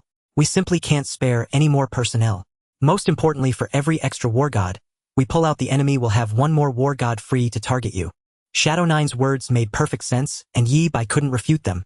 Higher-level struggles were like a tug-of-war, with both sides locked in stalemate, waiting for an unexpected factor to break the deadlock. Having hit one dead end after another, Yi Bai still wouldn't give up. "What if I pack my bags and move in with the Supreme One?" The Supreme One is always in the most dangerous places. Even a war god risks falling.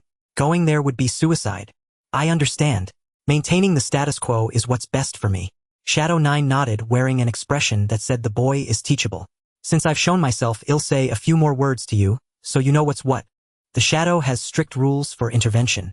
I won't act against enemies below the level of a peak war king. You'll have to deal with them on your own."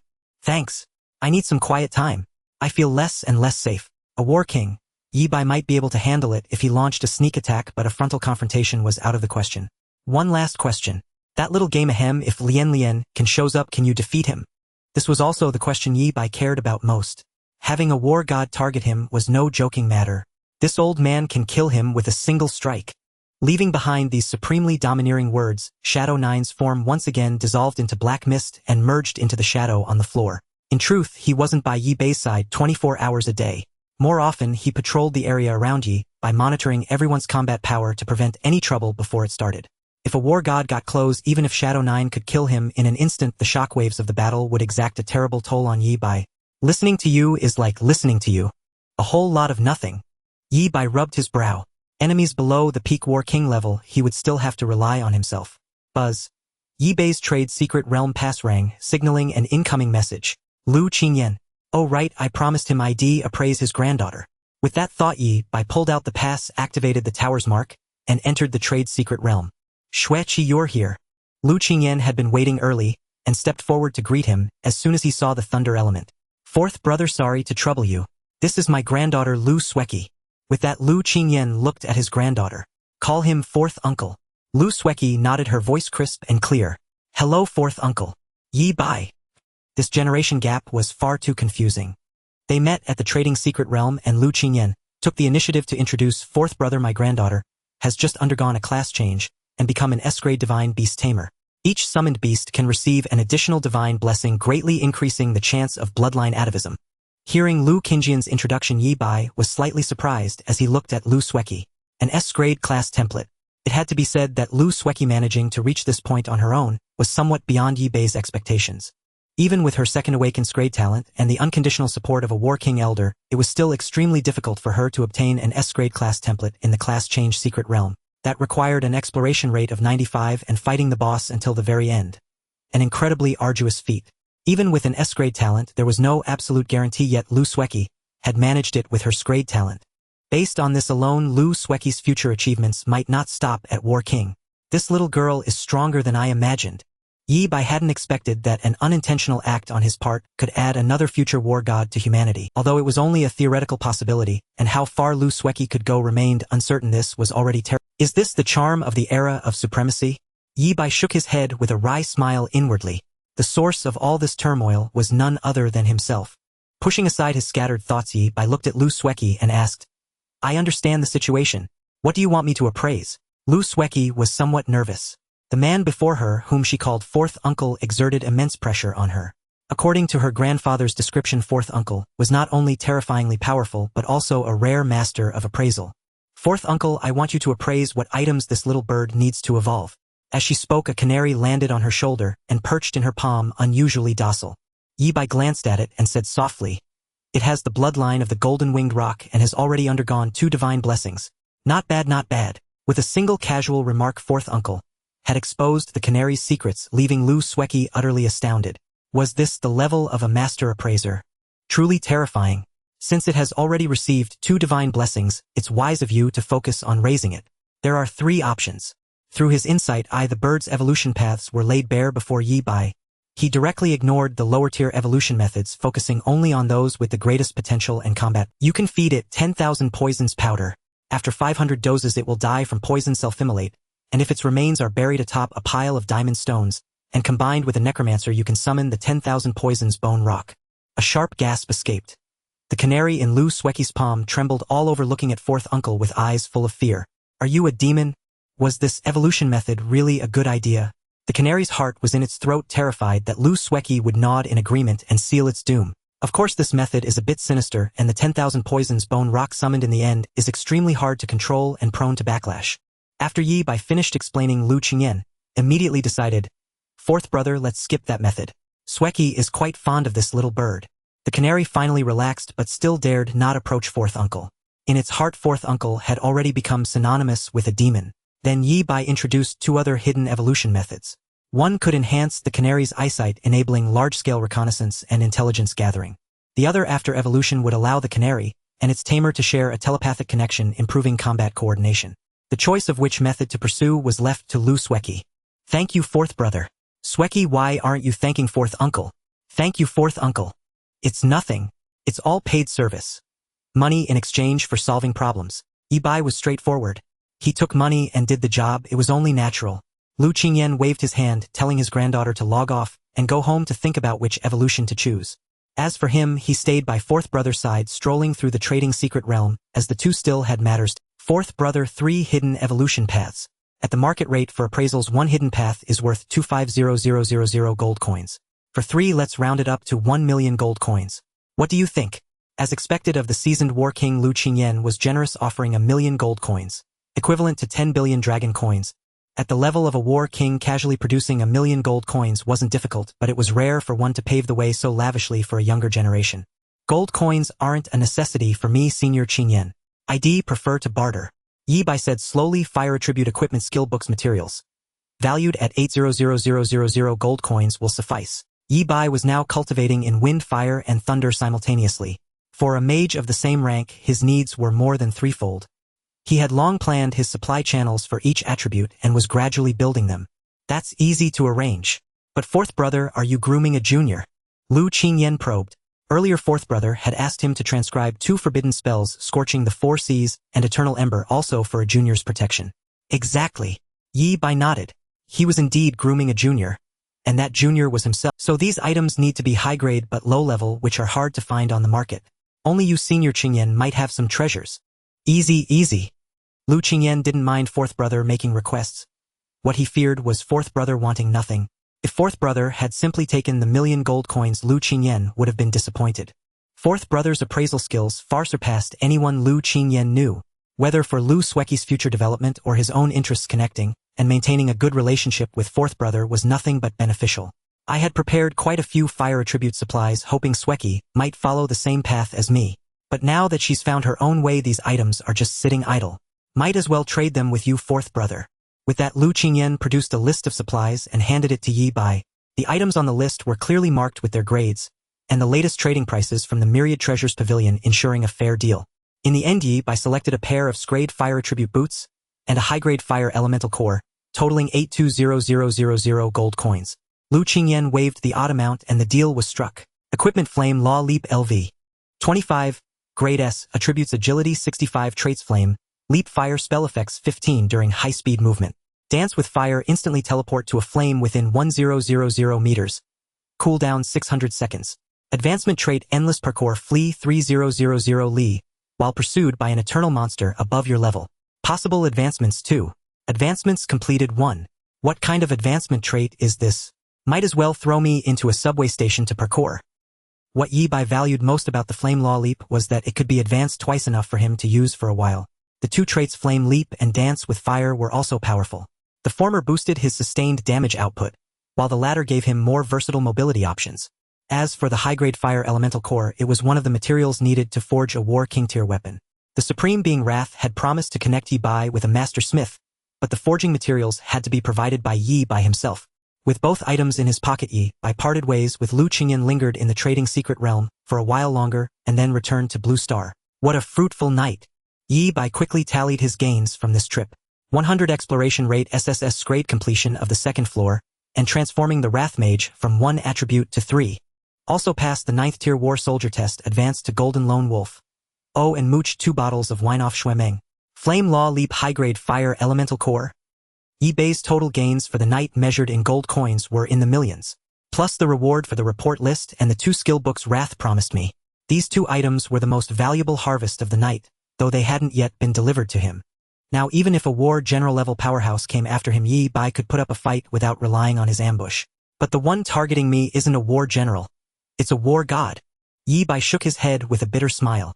Being targeted by a war god was no pleasant experience. He could only hasten his strength. He was too weak, too powerless. If I can keep up this pace, just give me a little more time. After sorting everything out, Yi Bai pushed open the door and prepared to head to school. Good morning, young man. The door opposite was open with workers moving furniture. An amiable old man stood on the landing and greeted Yi Bai. I just moved in. My surname is Lu. I used to be a teacher, so you can call me Teacher Lu. We'll be neighbors from now on. Hope we can look out for each other. Yi Bai. No need for introductions. I know your surname is Lu, I know you're Lu Qingyan, and you were calling me fourth brother just 15 minutes ago. But Yi Bai couldn't say any of that. This old fox moving across from him was surely because of Lu Sueki. With her second talent awakening, her vision was limited and she couldn't see the truth. But Lu Qingyan could see at a glance that Yi Bai had definitely helped Lu Sueki. For this reason, he didn't mind hiding his identity and moving next door to Yi Bai to observe this young man more closely. Yi Bai put on a smile and greeted him back. Hello, Teacher Lu. Young man, you look energetic. Had a good harvest at the Eternal Tower last night. Just average thanks to the Asura. Teacher Lu, your forehead is glowing red. You must be having good luck lately. Not at all, it's just that my granddaughter is. Ahem, let's not talk about that. I bumped my head last night, still hurts.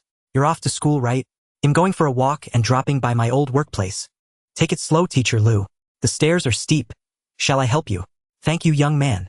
Warm-hearted youngsters like you are rare these days. An old fox and a young fox, each with their own schemes, bantered and slowly made their way toward the school. At Nanjiang No. 3 High School, in the principal's office. War King Qingyan, what brings you here? The principal stood before the sofa, flustered, his hands flailing in the air, unable to find a place to rest, much like his turbulent emotions. Lu Qingyan sat calmly on the sofa, his previous gentle demeanor gone. His entire aura shifted abruptly, domineering, exuding an unspoken authority. What, am I not allowed to come? I am, after all, the lifelong honorary principal of Nanjiang No. 3 High School. A few words from Lu Qingyan were enough to make the principal's legs go weak. Of course, Principal Qingyan about Sueki. The reason for the principal's panic was all due to one person, Lu Sueki. As the War King's most beloved granddaughter, she had unexpectedly awakened, with an grade talent casting a shadow over her future. Even Lu Qingyan, the Blaze War King far away in the abyssal plane, had set aside everything to rush back to the family. The principal feared Lu Qingyan would vent his anger on the school. The wrath of a peak War King was no trivial matter. His heart pounded with anxiety and torment, but then Lu Qingyan's voice reached his ears. Regarding Sueki, you handled it well. We didn't. Huh? The principal froze. Had he heard correctly? Awakening and grade talent equaled handling it well. If those words hadn't come from Lu Qingyan himself, the principal would have definitely suggested a checkup at the hospital. Ignoring the stunned principal, Lu Qingyan continued. I heard before coming that the summer camp selection is to be held early. Yes. The principal nodded, hastily explaining. Because the era of supremacy has begun. The higher authorities have informed us that the improvement speed of this year's examinees will far exceed previous years. Starting the summer camp early will allow us to screen out prodigies and provide more resources for their cultivation while also facilitating competition among them. The college entrance examination summer camp, jointly organized by top-tier universities, gathers prodigies from across the land for intensive training and assessment. Outstanding performers can earn extra points on the exam or even secure early admission. The camp participants are selected through internal school evaluations and then reported upward.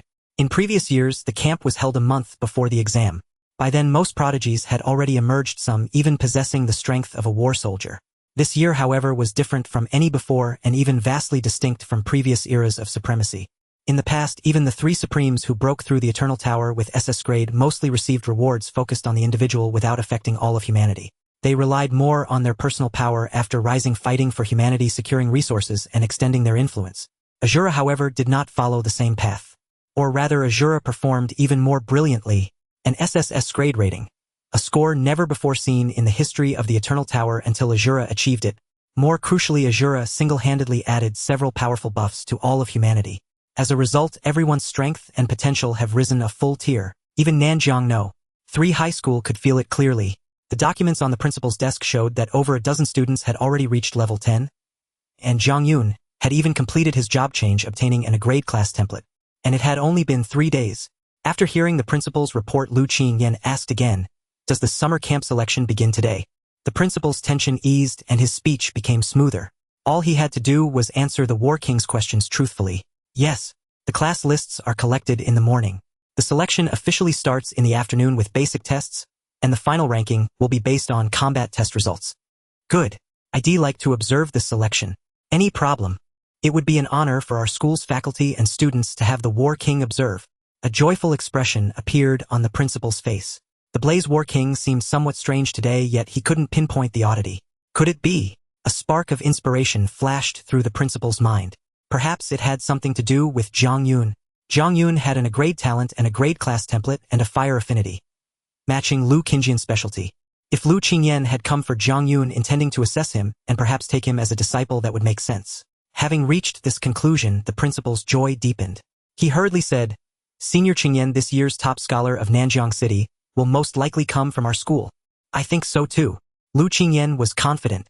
He knew his granddaughter's level well, and grade talent and S-grade class template coupled with the unwavering cultivation efforts of a peak War King. With such a level, if she couldn't become the top scholar of Nanjiang City, who could? Suddenly a name leaped into Lu Qingyan's mind. Yi Bai. Could it be that Yi Bai kid? "Bai, are you signing up for the summer camp selection?" Zhao Lin brought back 2 application forms and handed one to Yi Bai. "I heard the school is pulling out all the stops for this selection. Anyone in the top 50 can get a reward worth 100,000 dragon coins." Zhao Lin urged Yi Bai to go with him. 2 grade talents should stick together. If they were to embarrass themselves, they'd do it together. Classic best friend behavior. Sure. Yi Bai took the form and they filled it out together. As Zhao Lin wrote, he asked quietly, "Bai, did you eat the roast beef I gave you?"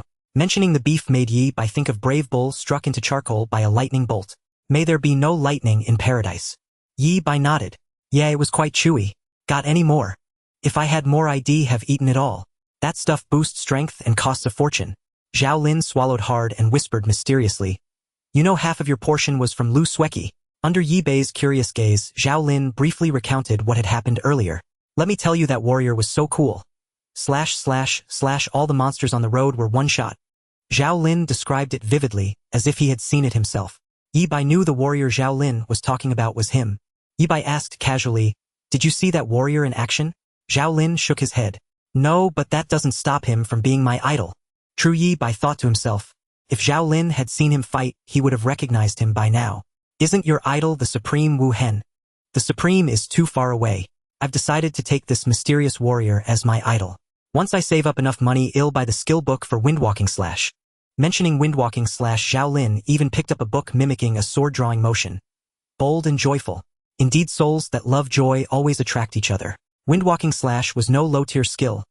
It was highly sought after by warriors, driving its price sky-high. Yi Bai had bought it from his goblin underling at a discount for 7,000 gold coins, equivalent to 7 million dragon coins. Given Zhao Lin's talent and level, it would take him countless years to save up enough. Yi Bai finished filling out the form and tossed it to Zhao Lin. "Hand it in for me." I'm going to the restroom. Bye, you've been going to the restroom a lot lately. My dad has a friend who frequents the men's clinic. Want me to ask for you? Get lost. Expertly entering the restroom and locking the door, Yi Bai took out the trade secret realm pass and contacted his goblin underling. Another copy of the windwalking/skill book. Fourth brother, the price has gone up recently, but I'll still give it to you for 7,000 gold coins. Don't forget your little brother for future deals. The goblin underling replied quickly.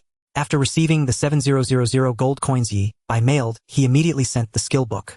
A windwalking/skill book was a drop in the ocean for Yi Bai. Giving it to Zhao Lin was no more than a simple gesture. Yet Zhao Lin, who had risked his life in the Wind Thunder Valley to gather the beef, had generously shared 2/3 of it with Yi Bai. That beef genuinely boosted strength. Zhao Lin could have easily kept it all for himself, or at most shared it with Lu Sueki without needing to include Yi Bai. And he was a warrior class, the one that needed strength the most. Despite that, Zhao Lin still shared without any reluctance. In his mind, good things should be shared with brothers. It was only natural. That attitude alone spoke. Others might laugh at Zhao Lin's naivety if they knew, but 17 or 18-year-old boys sometimes still cling to that kind of innocence, valuing brotherhood. With the skill book in hand, Yi Bai faced a new problem. This thing is worth millions. How can I get it to? Yi Bai was just a poor student. Suddenly producing an expensive skill book would require a plausible explanation to avoid raising suspicion. Who could take the blame? Yi Bai walked out of the restroom troubled by this question and ran into Lu Sueki. Yi Bai called out to Lu Sueki, "Xiao Lu." "Ah, Yi Bai. Are you calling me?" The nickname Xiao Lu caught Lu Sueki off guard. I mean classmate Lu. Yi Bai beckoned her over, pointing to the small grove next to the teaching building. "I need to talk to you about something." With that, without waiting for Lu Sueki's consent, he strode toward the grove. Lu Sueki's mind went blank, and before she knew it, she found herself following him. Half a minute later, an explosive piece of news spread through Nanjiang No. 3 High School. The school beauty Lu Sueki had just entered the small grove with Yi Bai from her class. At Nanjiang No. 3 High School in the small grove.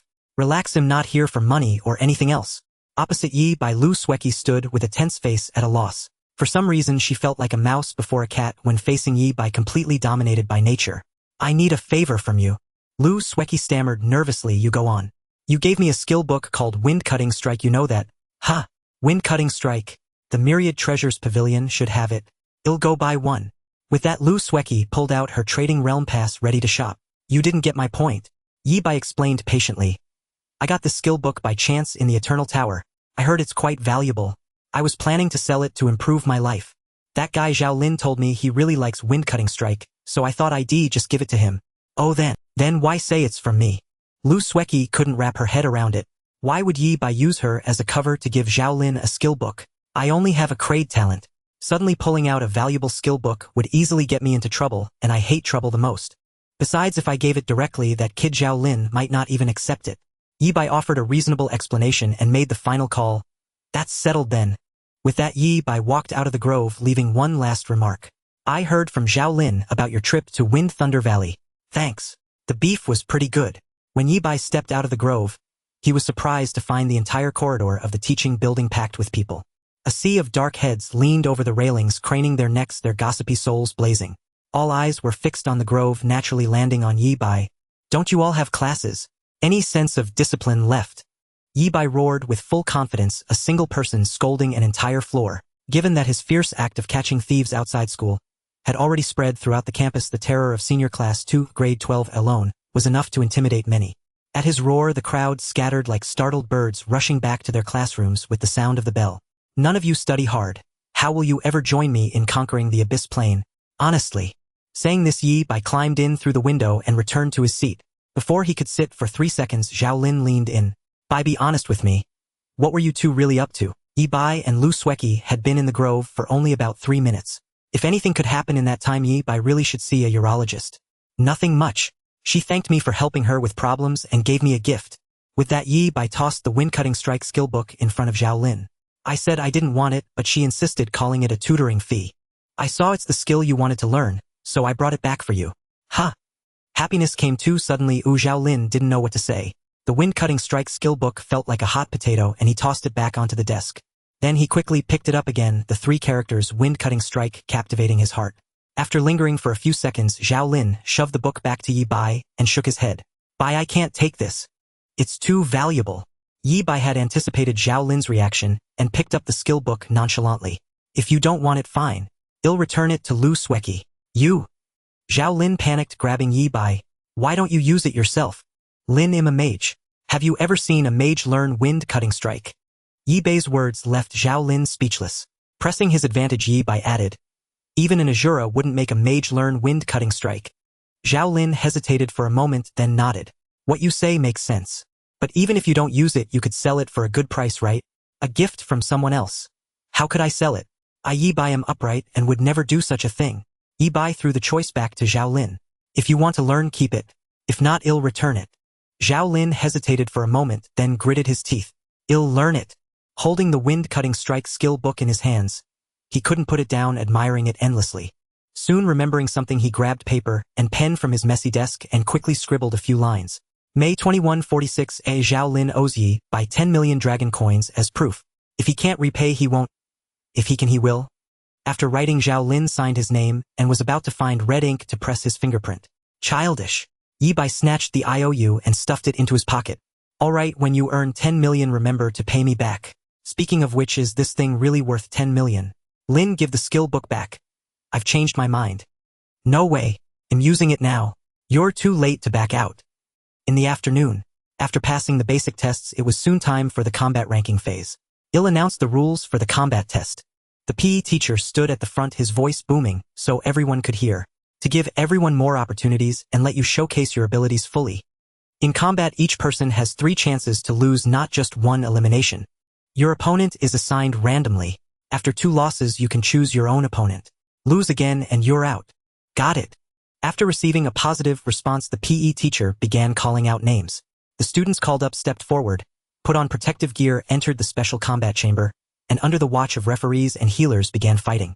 Only school-provided weapons were allowed, no prop scrolls or puppets were permitted. No other restrictions. The one whose protective gear was breached first would lose. The loser exited the combat chamber, waiting for the next call. The winner, after receiving treatment, would start. The round-robin rule ensured that the one standing at the end was definitely the most well-rounded. With good luck, you might win 1 or 2 rounds, but you couldn't win the whole thing. By the same logic, with bad luck, you might lose 1 or 2 rounds. For the 3rd round, you could pick your own opponent. If you lost, even then, there were no regrets. Moreover, under this round-robin system, when pushed to the brink, everyone would inevitably choose the opponent they thought would. Only then could they ensure their own advancement. Real and brutal. Nanjiang No. 3 High School had many students, filling over half the gymnasium. Yi Bai and Zhao Lin's names, sorted alphabetically, were near the very end. They waited over 10 minutes without hearing the PE teacher call their names. Zhao Lin grew increasingly impatient. Some classmates had even finished 2 rounds and Yi Bai still hadn't gone up. But Yi Bai wasn't in a hurry. He only needed a spot for the summer camp, not necessarily first place. A boy with naturally curly hair walked out of the combat chamber, his face pale. He clawed at his hair, frantically muttering, I'm done. I've lost 2 rounds already. I'm a grade talent. I can't lose 3 in a row and get eliminated. He had encountered 2 other grade talents in succession, and they fought fiercely. Victory hung by a thread, but Lady Luck wasn't on his side, and he lost both times. He had to seize this last chance. The curly-haired boy thought to himself, I must pick a weak enough opponent. Choose your next opponent. The PE teacher handed him a list with brief notes on each person's class and grade talent. Lu Sueki. Forget it, she's the War King's granddaughter. He ruled out the weakest one. Other DE or F grade talents wouldn't even sign up for this test. Their talents were too weak. Coming to this test was just asking for humiliation. Look for a grade talent, preferably a mage. I'm a warrior with anti-magic effects. Best at targeting mages. The curly-haired boy scanned the dozen names on the list and found a target. I choose this one. He declared, resolutely pointing at a name, his eyes already seeing the dawn of victory. The PE teacher glanced at it and called out loudly, Class 2 Grade 12. Yi Bai stepped forward. Check your gear, prepare for combat. At Nanjiang No. 3 High School's gymnasium, when the teacher called Yi Bai's name, he stepped out from the back of the line to cooperate with the protective gear inspection, making final preparations for the combat. In the monitoring room on the 2nd floor, the principal, accompanied by a group of teachers, stood beside the Qingyan War King, observing the afternoon combat test. Principal Qingyan, a student of our school named Zhang Yun, has long admired you. Silence. Lu Qingyan interrupted impatiently. Who was Zhang Yun? He had never even heard of that name. Even if he had an A-rank talent, was nothing special. Lu Qingyan had seen at least 8,000 of them. Was that supposed to be impressive? Lu Qingyan had set aside other matters and taken precious time to come all the way here just to watch a bunch of kids fight. Most of the reason was for Lu Sueki and the remaining small part was for this very boy before him, Yi Bai. Pointing at Yi Bai on the screen, Lu Qingyan said, "This kid has a third of my youthful charm. I find him quite agreeable. His name is Yi Bai in the same class as Lu Sueki, but his talent is mediocre, only crank." The principal casually pulled out Yi Bai's file and handed it to Lu Qingyan. But Lu Qingyan didn't even glance at it. He stood up and walked downstairs. "I've grown restless sitting still. I'll go down and watch this kid fight. Handsome people always Lu Qingyan turned back and instructed the principal. "I don't like watching with others. No referees or healers should be present either.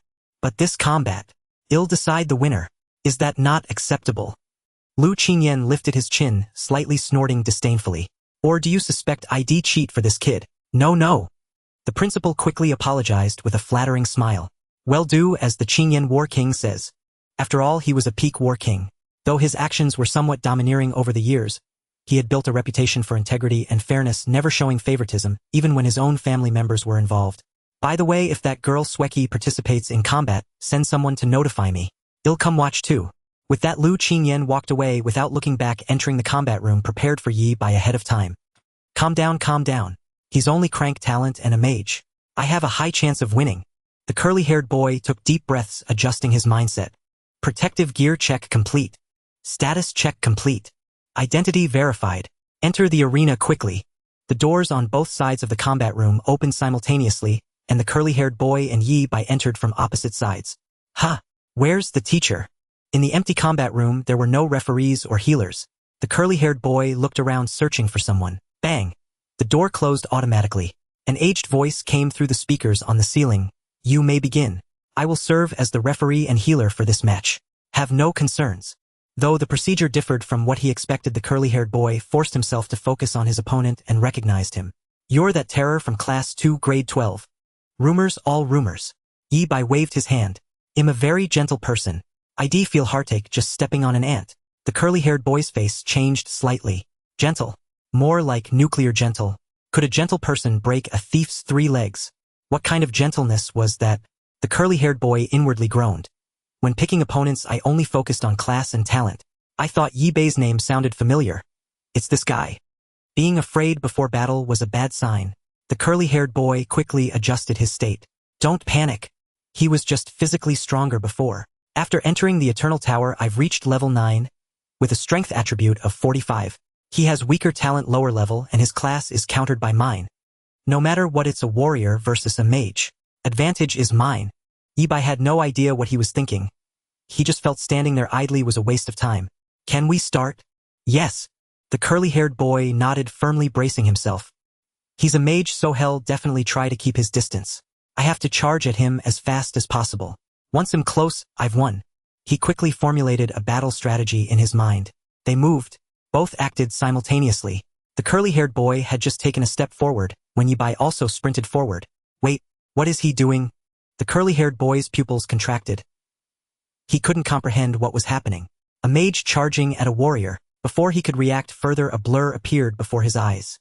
Yi Bai had already rushed in front of him, so fast. "Sorry about this."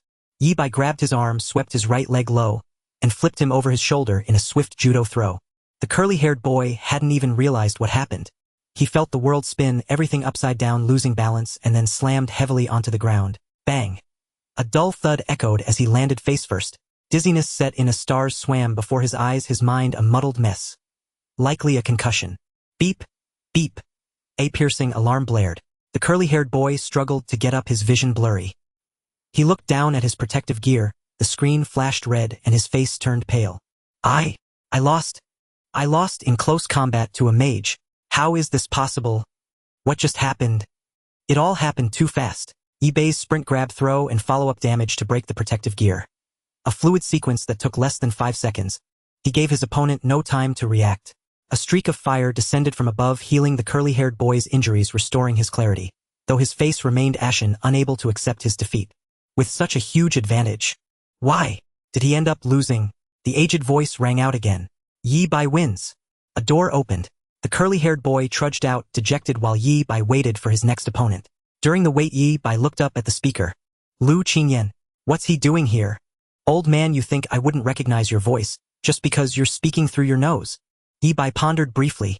With Lu Qingyan present, he decided to focus on wind-based techniques. I need to build my persona as a wind mage. Yi Bai reminded himself not to engage in close combat immediately in the next match. His base stats were too high, a single punch could shatter the protective gear. These classmates, none even reaching level 10, were no match for Yi Bai. Yi Bai quickly finished another fight. Meanwhile, in other combat rooms, fierce battles were under. In the combat room next to Yi Bai's, wind-stepping slash. Zhao Lin appeared behind his enemy in a flash, his long blade striking catching the opponent off guard. Seizing the initiative with wind-stepping slash, Zhao Lin launched a series of attacks dominating the fight. Finally, with a wind-stepping slash followed by a heavy slash, he shattered his opponent's protective gear and secured victory. Zhao Lin wins. Yeah! Cheers of joy echoed in the combat room. In another combat room, a girl wore a face full of gloom, muttering incessantly, "I'm doomed. Why is my luck so bad? I got matched against Zhang Yun. I'm definitely losing this." Across from her stood Zhang Yun from Class 2, Grade 12. And a rank talent rumored to be the strongest of this cohort with the potential to become the top scholar of Nanjiang City. Fighting Zhang Yun meant no chance of victory. She was so flustered that she didn't even hear the referee announce the start of the match. "I surrender." Ha! She never expected Zhang Yun to surrender. The referee looked sternly at Zhang Yun and reminded him, "Zhang Yun, you've already surrendered once. If you surrender again, you'll only have one chance left." "I know." Zhang Yun insisted. "I surrender." Behind the glass window, the principal and the others were baffled. What is that kid Zhang Yun thinking? With his strength, there's no need to surrender. As everyone was utterly perplexed, Zhang Yun spoke again.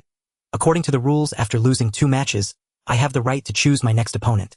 The referee nodded. "That's correct." Hearing this, many teachers' expressions changed as they guessed what Zhang Yun intended to do. A commotion stirred among the crowd with someone muttering, "What an arrogant kid. Too cocky." Arrogant. He has the right to be. Isn't being cocky just being young? Indeed, looking at this year's cohort at Nanjiang 3 High School, it's hard to find anyone who can threaten Zhang Yun. Inside the combat room, Zhang Yun, having surrendered, looked more like a victor, tilting his head slightly. "I don't need 3 chances to fail. For me, 1 is enough. From now on, I won't lose a single match until I've won them all." Even the referee, who had seen many prodigies, found Zhang Yun's pride and arrogance exceptionally rare. "Choose your next opponent." Zhang Yun announced the name he had prepared long ago, Yi Bai. Starting with Yi Bai, Zhang Yun would show Nanjiang 3 High School what a true genius was. At the South River 3 High School Gymnasium. "Zhang Yun, your protective gear has been in." Before entering the combat chamber, a teacher who favored Zhang Yun approached and cautioned, "Zhang Yun, a war king will be observing your upcoming battle. This is your chance. Perform well." Zhang Yun's eyes lit up. A war king was watching. Had he come for him? Although he didn't know which war king it was, if he could leave a deep impression, Zhang Yun's future path would be much smoother. Why had he previously curried favor with Lu Sueki, if not because her grandfather was a war king? Now opportunity had presented itself again before Zhang Yun, and he would not waste it. Zhang Yun prepared to enter the combat chamber. The door opened and then closed automatically. The walls blocked the view of everyone present. No one knew what would happen inside. Yet, in the hearts of the vast majority, the outcome of this duel was already decided. Zhang Yun would surely win. Zhang Yun, a grade talent level 10A, had awakened to a grade class template mage. Yi Bai, a grade talent, likely hadn't even reached level 10, and awakening a class was a fantasy. Moreover, Zhang Yun was fighting with his back against the wall. Having conceded defeat twice already, he had no room to retreat, and would surely claim victory.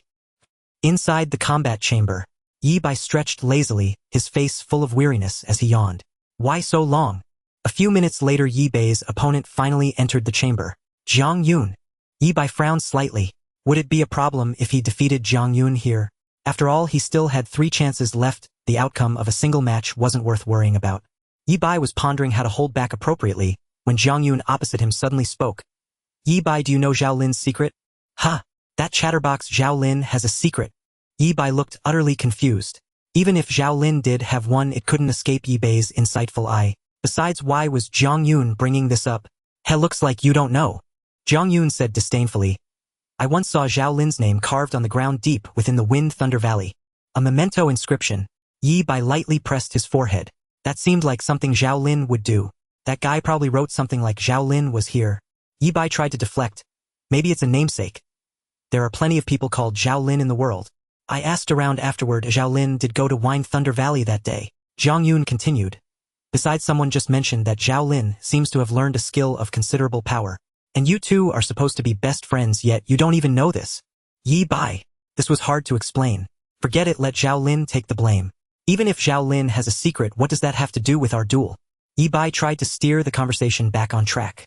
Let's just start the duel, then he could hold back and everyone would be happy. Wouldn't finishing the fight and calling it a day be wonderful? Why did this guy seem to love working overtime? Was he a workaholic in his past life, still obsessed with grinding now? It really has nothing to do with it. Zhang Yun raised his staff, pointing it at Yi Bai. After I defeat you, I'll go challenge Zhao Lin. I want to see for myself what secret that kid is hiding. The moment he finished speaking, Zhang Yun's body stiffened. In an instant, the temperature in the combat chamber seemed to drop, significantly filled with a chilling, murderous aura. Yi Bai's gaze shifted abruptly, no longer lazy and languid but dangerously sharp. It was like the look of a hunter locking onto its prey. I said, don't go causing trouble for others, you bastard. Saying this, Yi Bai unexpectedly charged straight at Zhang Yun. So fast. Zhang Yun was startled by the speed, but he still had time to react, instinctively raising his staff to defend. Flame Shield. During his sprint, Yi Bai also cast a spell, his casting speed not slow. Wind Blade. 3 wind blades howled forth, but their aim was poor. 2 were even swatted away, and the last one struck Zhang Yun's flame shield, barely shattering the barrier. This was the effect of Yi Bai deliberately suppressing his power. Otherwise, a single wind blade would have been enough to shatter all of Zhang Yun's defenses, even his protective gear, instantly killing him. Wind Bind. Several invisible ropes bound Zhang Yun's limbs, making him feel as if trapped in a quagmire, his movements sluggish. Zhang Yun immediately abandoned the skill he was chanting, and instead cast a displacement skill, trying to create distance from Yi Bai. A foreboding feeling crept over Zhang Yun. If Yi Bai got close, he would be in extreme danger. Yet, this premonition seemed somewhat baseless. They were both mages, neither adept at close combat. Why would Yi Bai be superior to him? Had he been taking extra lessons? Instinct drove Zhang Yun to flee. From the very start of this battle, he had been on the defensive, unable to mount any effective offense. Flame Leap. His figure vanished from the spot, transforming into a ball of fire and reappearing 3 meters away. As long as I keep my distance, I'll be safe. Zhang Yun was about to regroup and show Yi Bai the might of an great talent, when his vision suddenly went dark and a fist the size of a casserole dish came crashing down. Yi Bai had actually predicted his displacement, accelerated, and arrived ahead of time, waiting for Zhang Yun to walk right into the trap. Using all his strength to cast the fastest spell possible, Zhang Yun roared, Inferno Blast. Releasing a skill at such close range was clearly a method to harm the enemy by 1,000 while losing 1,200 oneself, but Zhang Yun no longer cared. If this were a real battle, even if he managed to kill Yi Bai in return, he would die. A dangerous fireball coalesced at the tip of his staff, bursting uncontrollably. A thunderous blast echoed in Zhang Yun's ears. Bang. Smoke filled his nostrils, his breath caught, and he was sent flying backward, his vision going dark as he completely lost consciousness. Zhang Yun couldn't remember what happened next. When he awoke, the protective gear on him was flashing red, causing his expression to shift dramatically. I, actually, lost to someone with great talent. How is this possible? Zhang Yun looked around in a daze and saw Yi Bai standing not far away, still emitting wisps of blue smoke with residual ash on his shoulders. Yi Bai's protective gear showed 15 integrity. Damn it, I was so close. Zhang Yun gritted his teeth, fiercely unable to understand why he had lost to Yi Bai. What he didn't know was that the little he thought he was off by was in reality a huge gap. If not for the observer fearing it might cause unnecessary trouble, Yi Bai would have finished Zhang Yun in one move. What was there to discuss? Yi Bai not only had to orchestrate the entire process of the battle, but also had to pretend that he had won by a narrow margin, barely scraping by. With that thought, Yi Bai glanced up at the monitor. Old fox, you're watching, aren't you? I have a feeling this act won't fool that sly old fox. Regardless, Yi Bai had done what he could and achieved his goal. In the monitoring room, Lu Qingjian's eyes sparkled with excitement. That little fox is definitely hiding something. I guarantee that if they actually fought, Zhang Yun couldn't withstand 5 moves from him. No 3. Since this little fox wants to hide things, I might as well give him a hand for Sweki's sake. With that thought, Lu Qingyan moved his mouse and clicked a few times. Are you sure you want to delete this battle recording? Yes. Deletion complete. From a storage perspective, it was thoroughly erased. But War King Qingyan was known for his boldness and meticulousness. He reached out and a ball of flame engulfed the hardware device, storing the recording, reducing all the hard drives to ashes in an instant. Now it was truly deleted in a physical sense. Under Lu Qingjian's manipulation, a door inside the combat chamber automatically opened. In the gymnasium, many students who had already lost 3 consecutive matches and been eliminated stood by, watching the final results. With the teacher's attention as well, more and more people turned their gazes toward Yi Bei's combat chamber. The moment the door opened, someone immediately noticed. The door's open. Zhang Yun won. No, isn't that the door Zhang Yun went in through? What's going on? He didn't concede again, did he? Under the gaze of the crowd, Zhang Yun walked out of the combat chamber like a zombie, quickly surrounded by teachers. Zhang Yun, what happened? Why are you out? Where's Yi Bei? Why do you smell burnt? Your protective gear. This? Soon a teacher noticed that Zhang Yun's protective gear had been breached. He had actually really lost. Surrounded by teachers, Zhang Yun gave a bitter smile and said hoarsely, I lost. Silence rippled outward like a wave. Around Zhang Yun, the entire gymnasium fell into a deathly silence. Everyone was shaken by the news they had just heard, still immersed in shock, unable to recover for a long time. Zhang Yun had actually lost to Yi Bei. An aged voice rang out from inside the combat chamber, clearly heard by everyone. The victor, Yi Bei. At the Nanjiang No. 3 high school gymnasium, as the final result was announced to the public, a wave of commotion swept through the student body, with everyone buzzing with heated discussion. The combat test was even forced to a halt for a period. As for Zhang Yun, he was escorted by the principal to an office on the 2nd floor.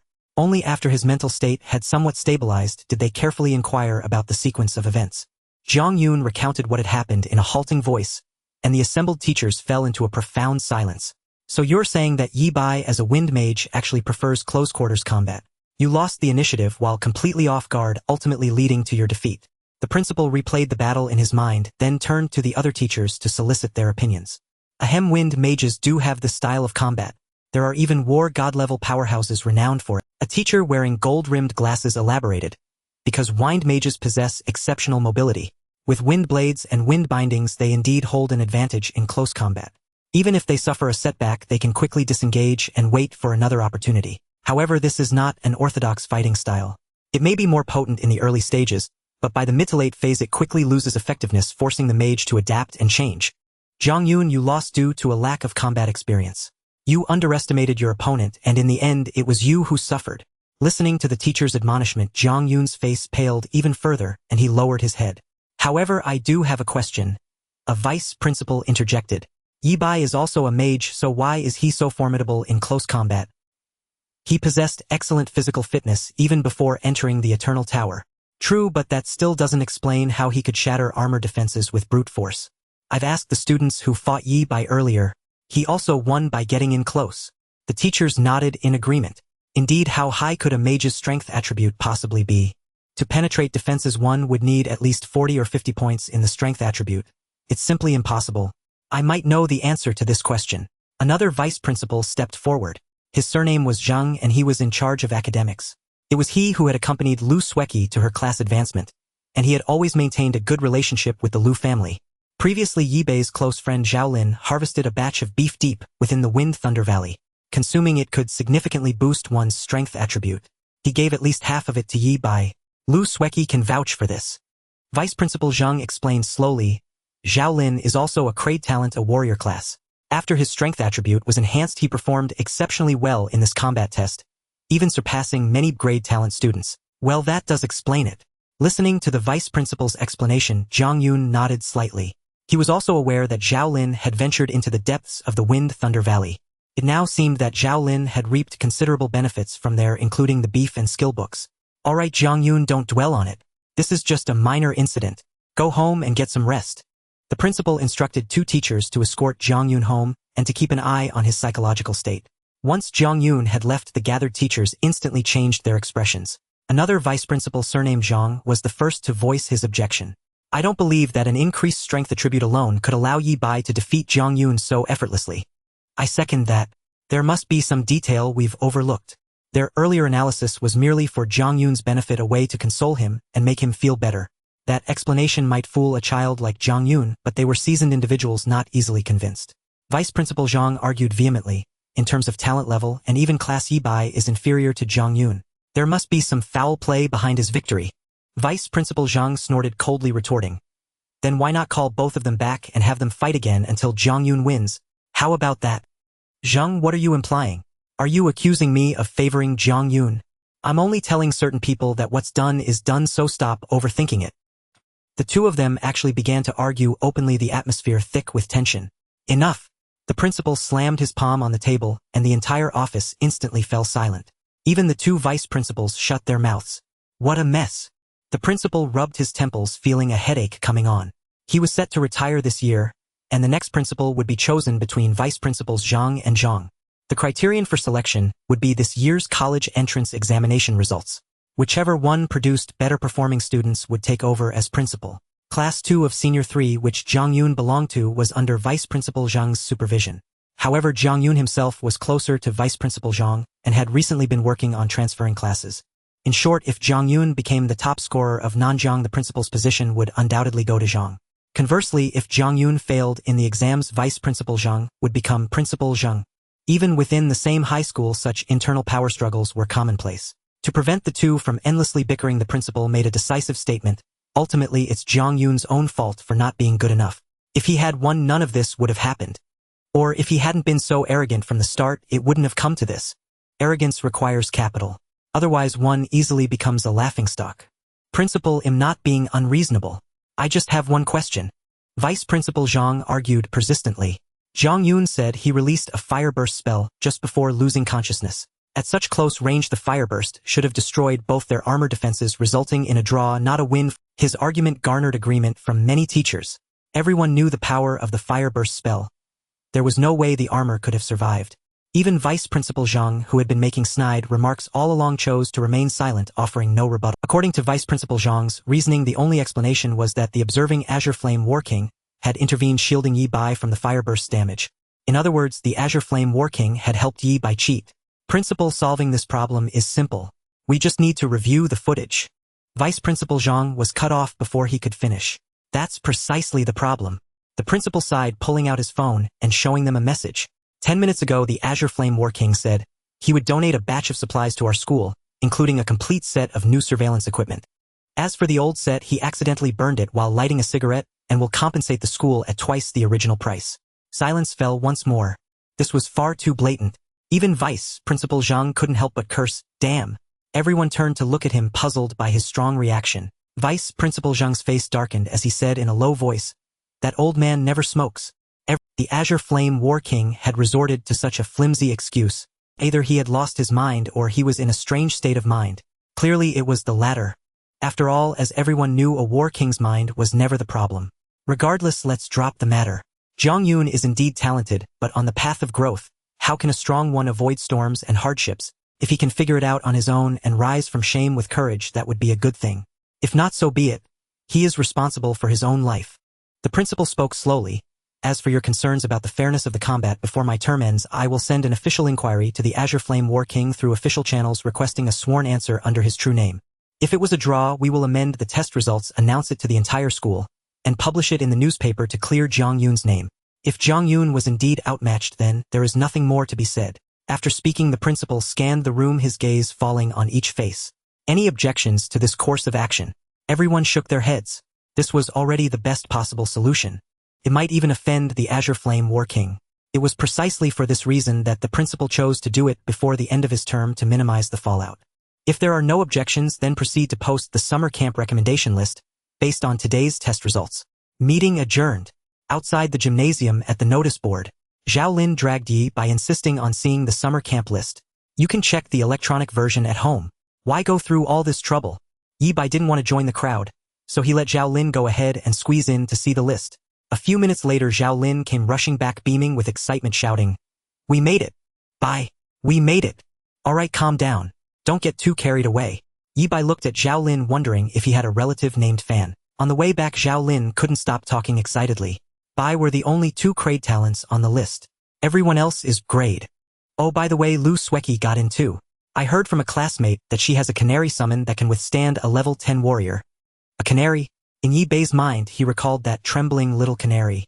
Given its attributes, if it entered a full combat state, it could easily roast half the students in the gymnasium to medium well. Sprinkled with sesame chili powder and cumin. Ah, that got him craving some. Let's have barbecue for dinner to celebrate. No problem, my treat. Don't forget, we also have a 100000 dragon coin prize. Life's pleasures lie in skewers and beer with garlic on the side. Night fell. After finishing the barbecue, Yi Bai parted ways with Zhao Lin and walked toward his own home. At the entrance of his building, he bumped into an old man with a stooped figure. Teacher Lu, oh young man, what a coincidence. Fancy meeting you again. Teacher Lu, isn't it late? Shouldn't you be resting? Or are you secretly tutoring a student? The stairs are steep. Please take care. Old can't sleep. Just taking a walk? Yi Bai didn't believe a single word of Lu Qingjian's nonsense. This old fox had clearly been waiting for him downstairs. Young man, I heard our no. 3 High School had quite an eventful day today. Yes, I'll let you in on a secret. It seems a War King level big shot was involved. My classmate heard it from his friend's second aunt who works as a cleaner in the principal's office. 100 reliable. Tisca War King level existence. That's no small matter. Only those with exceptional talent and unyielding character have the chance to become a War King. Young man, you should strive to be like him. Me. I'd rather take it easy and live a peaceful life. Maybe you'll follow your path and become a teacher educating the next generation. That won't do. We're counting on you, young people. It was a battle of wits between masters full of nuance, extreme give and take, and flawless execution. The old fox and the young fox each went home. Before Yi Bai could even sit down, the lone wolf badge in his pocket vibrated slightly. A message from Xue Meng. Yi Bai opened the message and his expression suddenly changed. What? They found a lead on Lian Lian Ken. Lian Lian Ken, the leader of the 4th demon sect, was active near Nanjiang City. In Nanjiang City, Yi Bai sat in the living room, his expression solemn.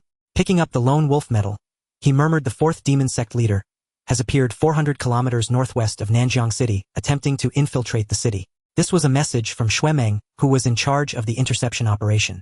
After the two sides clashed, a small-scale battle broke out, and the demon sect leader promptly escaped his whereabouts, once again vanishing without a trace.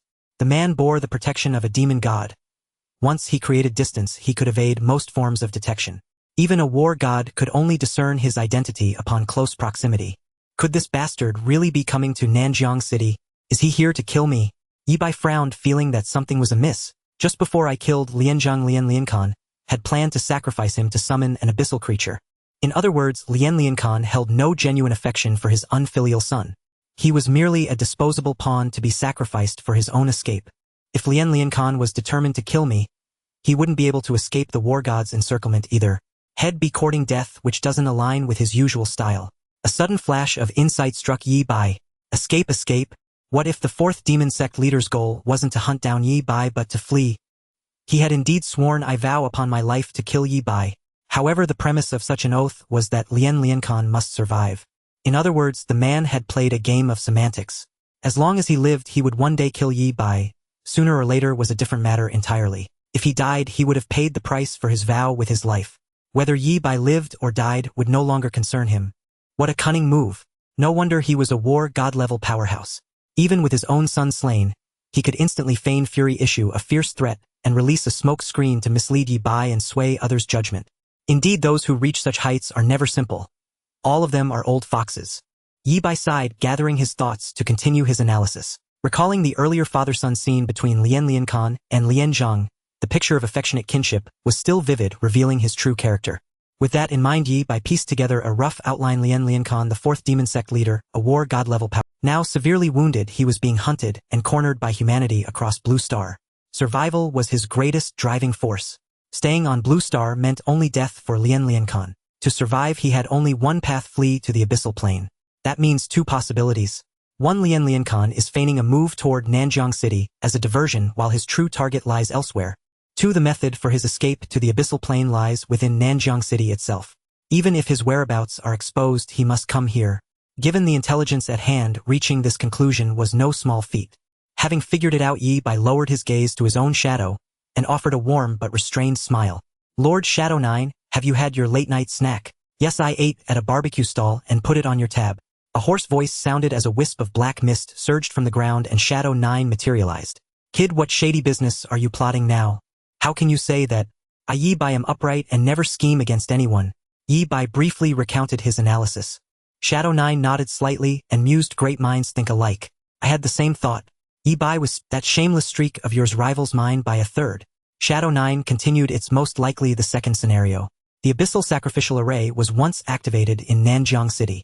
Though it ultimately failed, the array's influence left weak spots in the spatial barrier, making it easier to breach, even cross it physically. That's likely what he's after. All clues converged into a single thread, and the truth emerged. You can sleep soundly now, kid. He's a war god-level figure after all.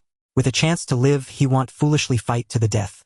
As it stands, assassinating you is just a smokescreen. His real goal is escape. Shadow 9 pondered for a moment before speaking again. I'll send word to Xuemeng to set an ambush near the abyssal sacrificial array. If he shows up, I stake Xuemeng's life on it. Lian will meet his end. Yi Bai was dumbfounded. You stake your guarantee, but why use Xuemeng's life? What did Xuemeng ever do to you? Please have some decency. After a long silence, Yi Bai managed that's for the best. A war god-level enemy was far beyond his current ability to contend with. Eliminating the thorn in his side that was Lian lifted a tremendous weight off Yi Bai's shoulders, making him feel so light he could burst into song.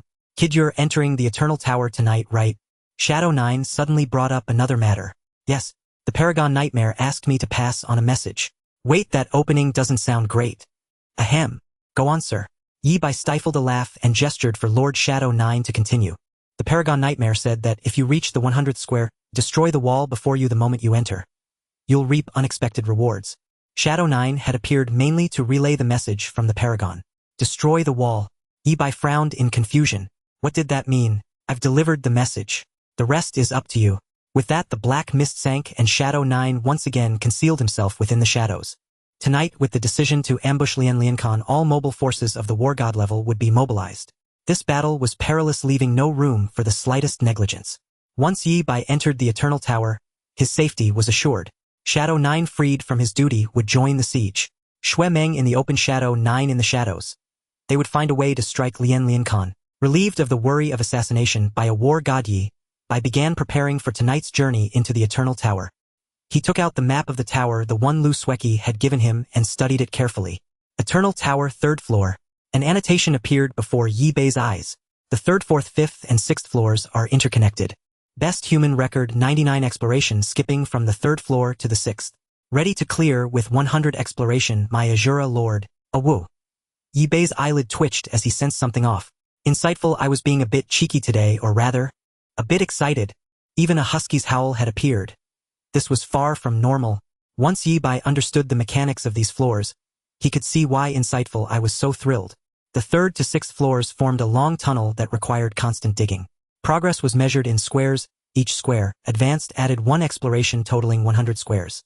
During the excavation, one could choose different directions, each choice leading to different outcomes. Some squares granted buffs or debuffs. Some squares yielded special rewards or penalties. Others, when dug up, even reduced exploration progress. All sorts of oddities abounded. Some squares even concealed deadly traps. Step into one and you'd be instantly killed. Each step forward offers 3 choices. The further you go, the higher the difficulty and the more dangerous the squares. After advancing a certain distance, powerful bosses guard the tunnel. You must defeat them to proceed. After reading this information, Yi Bai put down the map and chuckled softly. This trial was tailor-made for insightful eye. For others, the unknown choices were incredibly perplexing and headache-inducing. One wrong step could mean death. Dying in this tunnel not only induced a period of weakness but also reduced exploration by 10 and forced a retreat of 10 squares. Once exploration reached 50, one could choose to settle the rewards and proceed to the next floor.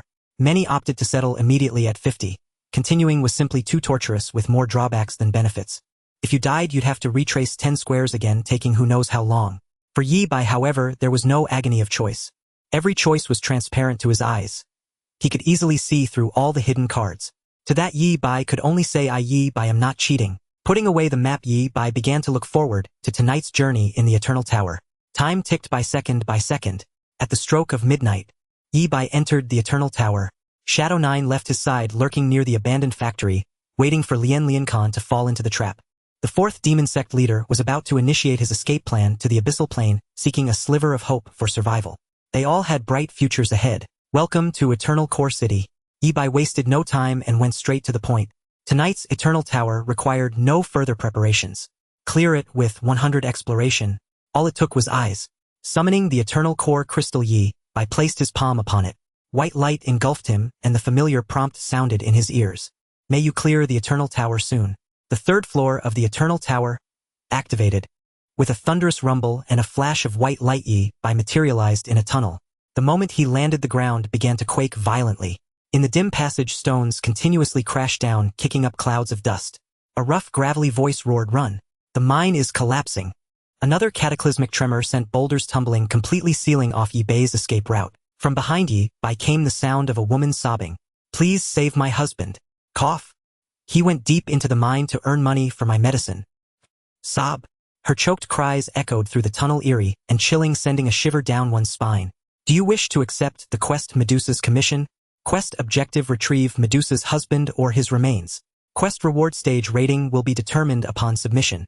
Accept. Only by accepting the quest could Yi Bai advance through the tunnel and begin the trial. Thank you, kind soul. The weeping behind the rubble ceased. A chilling breeze swept past Yi Bai's ear, and he was left alone in the tunnel. This stage is quite interesting. It even has a backstory. There was a reason people initially regarded the Eternal Tower as an online game. From the 3rd to the 6th floor, it was akin to a traditional RPG, offering quests within cliched backstories to enhance the player's enjoyment and motivation. Yi Bai gazed ahead without acting rashly. With 6 hours on the clock and the aid of insight, clearing the stage was a foregone conclusion. The real question was achieving 100 completion. Method to achieve 100 exploration: first reach 99 exploration, then gain the remaining 1. That was as helpful as saying nothing at all. Great tip. Next time don't bother. Yi Bai surveyed his surroundings, trying to gather more information. This is an abandoned mine rumored to be haunted by a man-eating monster. All miners who tried to fight it turned to dust. You are currently at the first grid. Go straight ahead to obtain 100 L of pure drinking water. To the left front, a giant lizard guards a campfire. It is friendly and will not attack you proactively. To communicate with it, you would need to know the complex lizard tongue or happen to possess the SSS-Rank talent Insight Eye. To the right front. Hell, it's pitch black. Nothing there. 3 choices lay before Yi Bai. The last one was immediately ruled out. Pure water isn't very useful to me now, but from my RPG experience, such items usually come in handy later. Otherwise, 100 L of pure water wouldn't be placed on his path for no reason. If I just need water, I could try water magic. Yi Bai himself wasn't a water mage, but he carried relevant spell scrolls. Water ball. Yi Bai tore open a scroll, and a sphere of water materialized in his palm before falling. The moment the water touched his skin, it instantly evaporated and vanished. Tunnel rule: magic cannot be used to create water for drinking or cleaning. There was a special rule. This instantly skyrocketed the value of the 100 L of pure water. But the lizard can be communicated with, which means it holds special clues. Compared to water, the lizard was anyone else would have unhesitatingly chosen the pure water. Oh, Yi Bai forgot they didn't have a choice. They could only guess blindly. Ah, the troubles of privilege.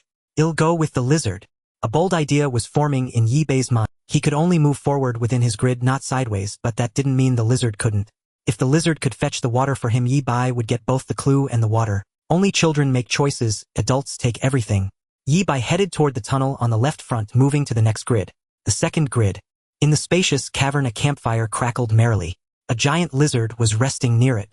At Yi Bai's arrival, it merely lifted its eyes before turning away, ignoring him. It really won't attack me. It's a neutral NPC or creature. I need to communicate with it in lizard tongue to see what clues I can gather. A string of lizard tongue characters appeared before Yi Bai's eyes, and he was immediately covered in a cold. Sorry, we forgot you don't know lizard tongue either. Converted to pinyin pronunciation mode. Following the subtitles, Yi Bai spoke. Why by BABU? What the hell? That's lizard tongue? I suspected all along that Dave from Plants vs. Zombies was secretly a lizard man. Why by BABU? The lizard suddenly rose from the ground, its eyes blazing with excitement. It had been eons since it last encountered someone who could communicate with it. Ah-ba.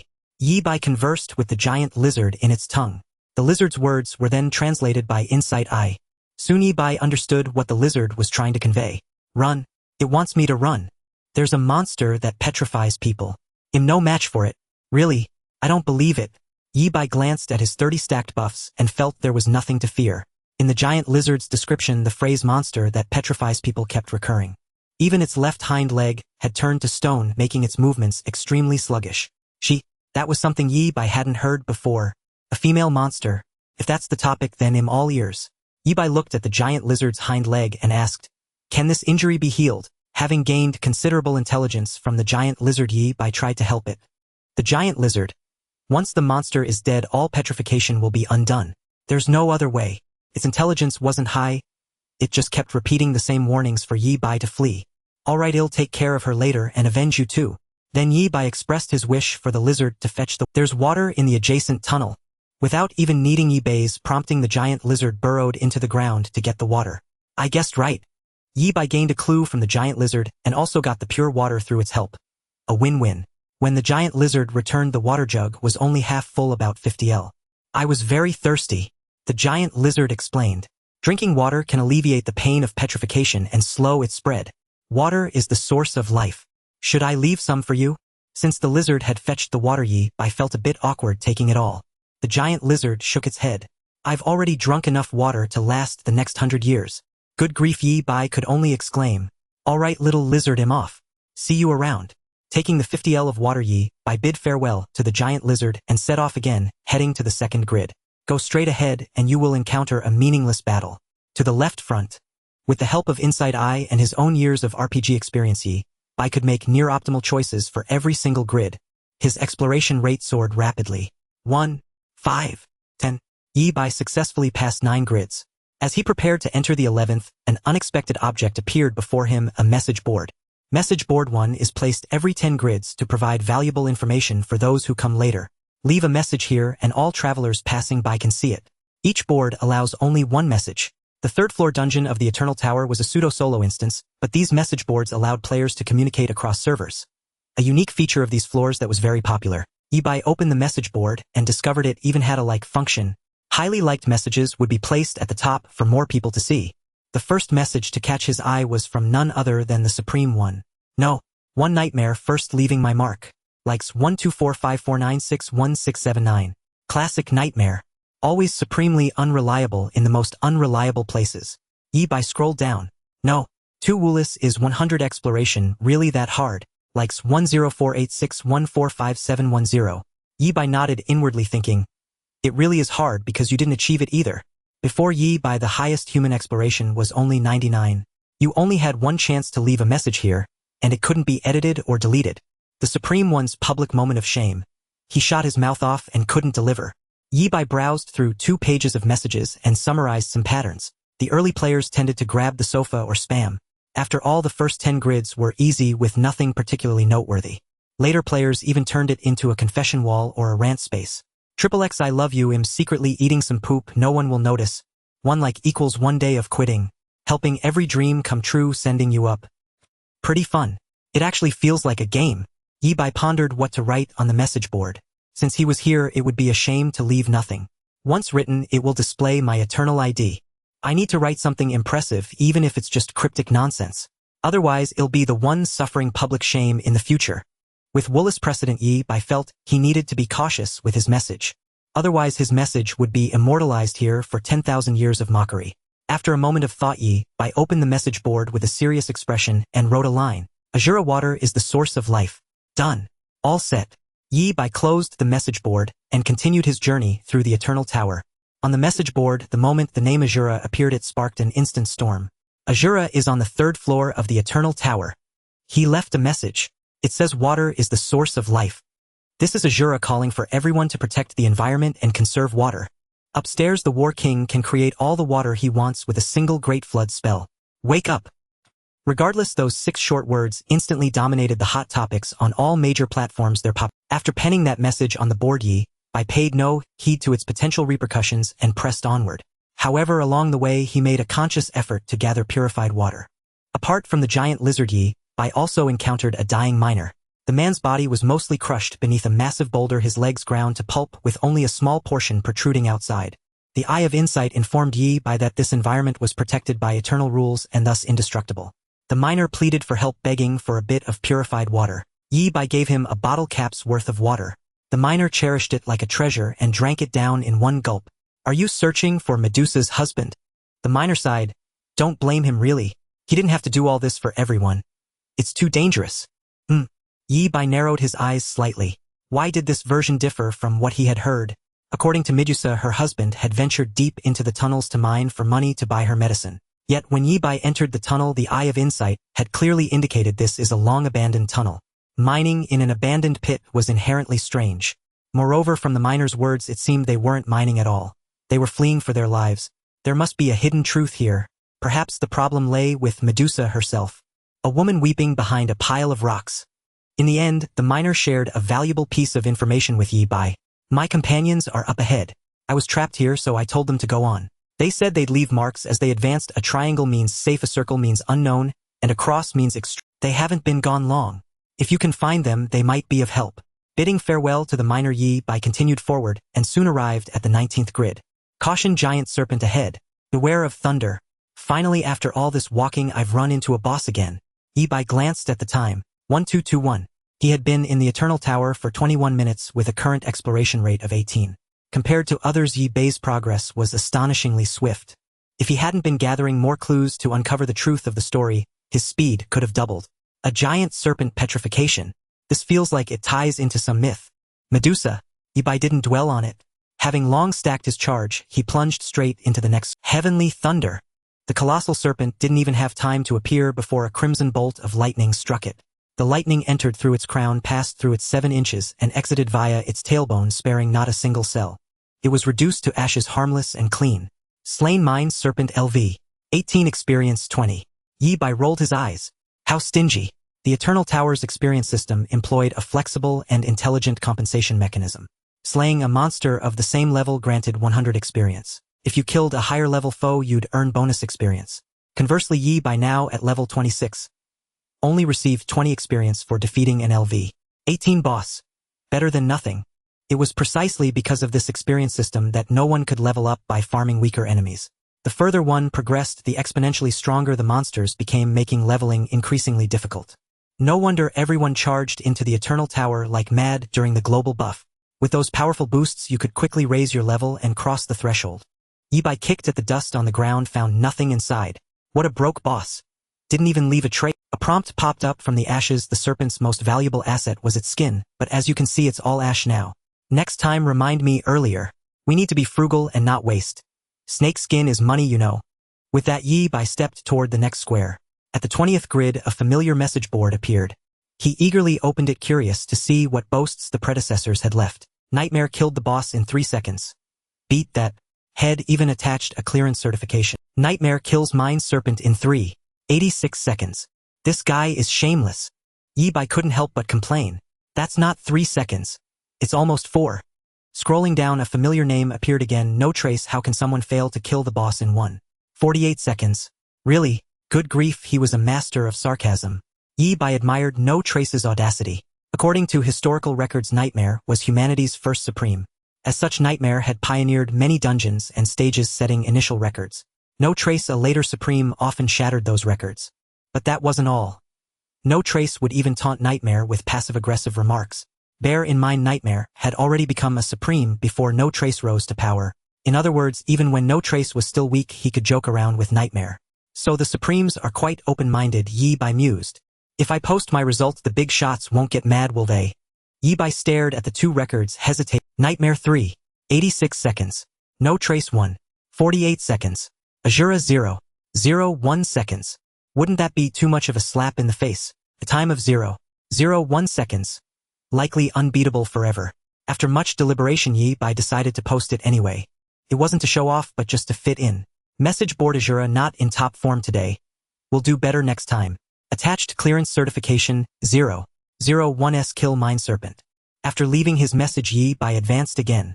Time to make a getaway. It was thrilling to show off and then bolt. His message once again sent shockwaves across the world. On every forum, QA platform, headline, and media outlet, the news read: breaking. Asura has breached the 20th grid. How is this possible? It's only been a short while since his 10th grid message. Quick, see what Asura said. How long did he take to kill the boss? There was a speed leaderboard for the Mind Serpent boss kill. For ordinary players, merely defeating the serpent was a monumental challenge. Many died repeatedly without success. But for prodigies and monstrous talents, killing the boss was easy. They cared only about time. The faster, the stronger, the greater the potential. Typically, attire talents, killing the boss within 3 minutes was considered excellent for their level. Steer meant a 1-minute limit and S-tier 30 seconds. Back then, Shuemeng killed the Mind Serpent in 21.6 seconds, earning worldwide acclaim. As for SS Steer talent, that was a realm beyond ordinary comprehension. Even the slowest record, Nightmares, was just 3.86 seconds. Yet a widely accepted view held that No Trace's record of 1.48 seconds was the limit of SS Steer talent. Among the 3 supremes, No Trace wasn't the strongest in combat, but he was the deadliest. His rise was the swiftest, far outpacing the other 2 as he sliced through challenges and broke records with effortless ease. 1.48 seconds. It was hard to imagine anyone surpassing No Trace's record. If anyone ever did, it would be a miracle. And miracles are called miracles precisely because there's always a glimmer of possibility. When Asura's kill record was relayed from the front, the entire human world erupted like a spoonful of cold water dropped into a searing pot of oil. The world was ablaze. 0.01 seconds. A true miracle had been born. Here and now, at the top of every chart and headline, a new phrase appeared: Grandpa, no trace, your record has been broken. The number 0.01 seconds drove everyone wild. Asura's glory even stood upon No Trace's shoulders, just as No Trace had once stood upon Nightmare's. This moment echoed that time.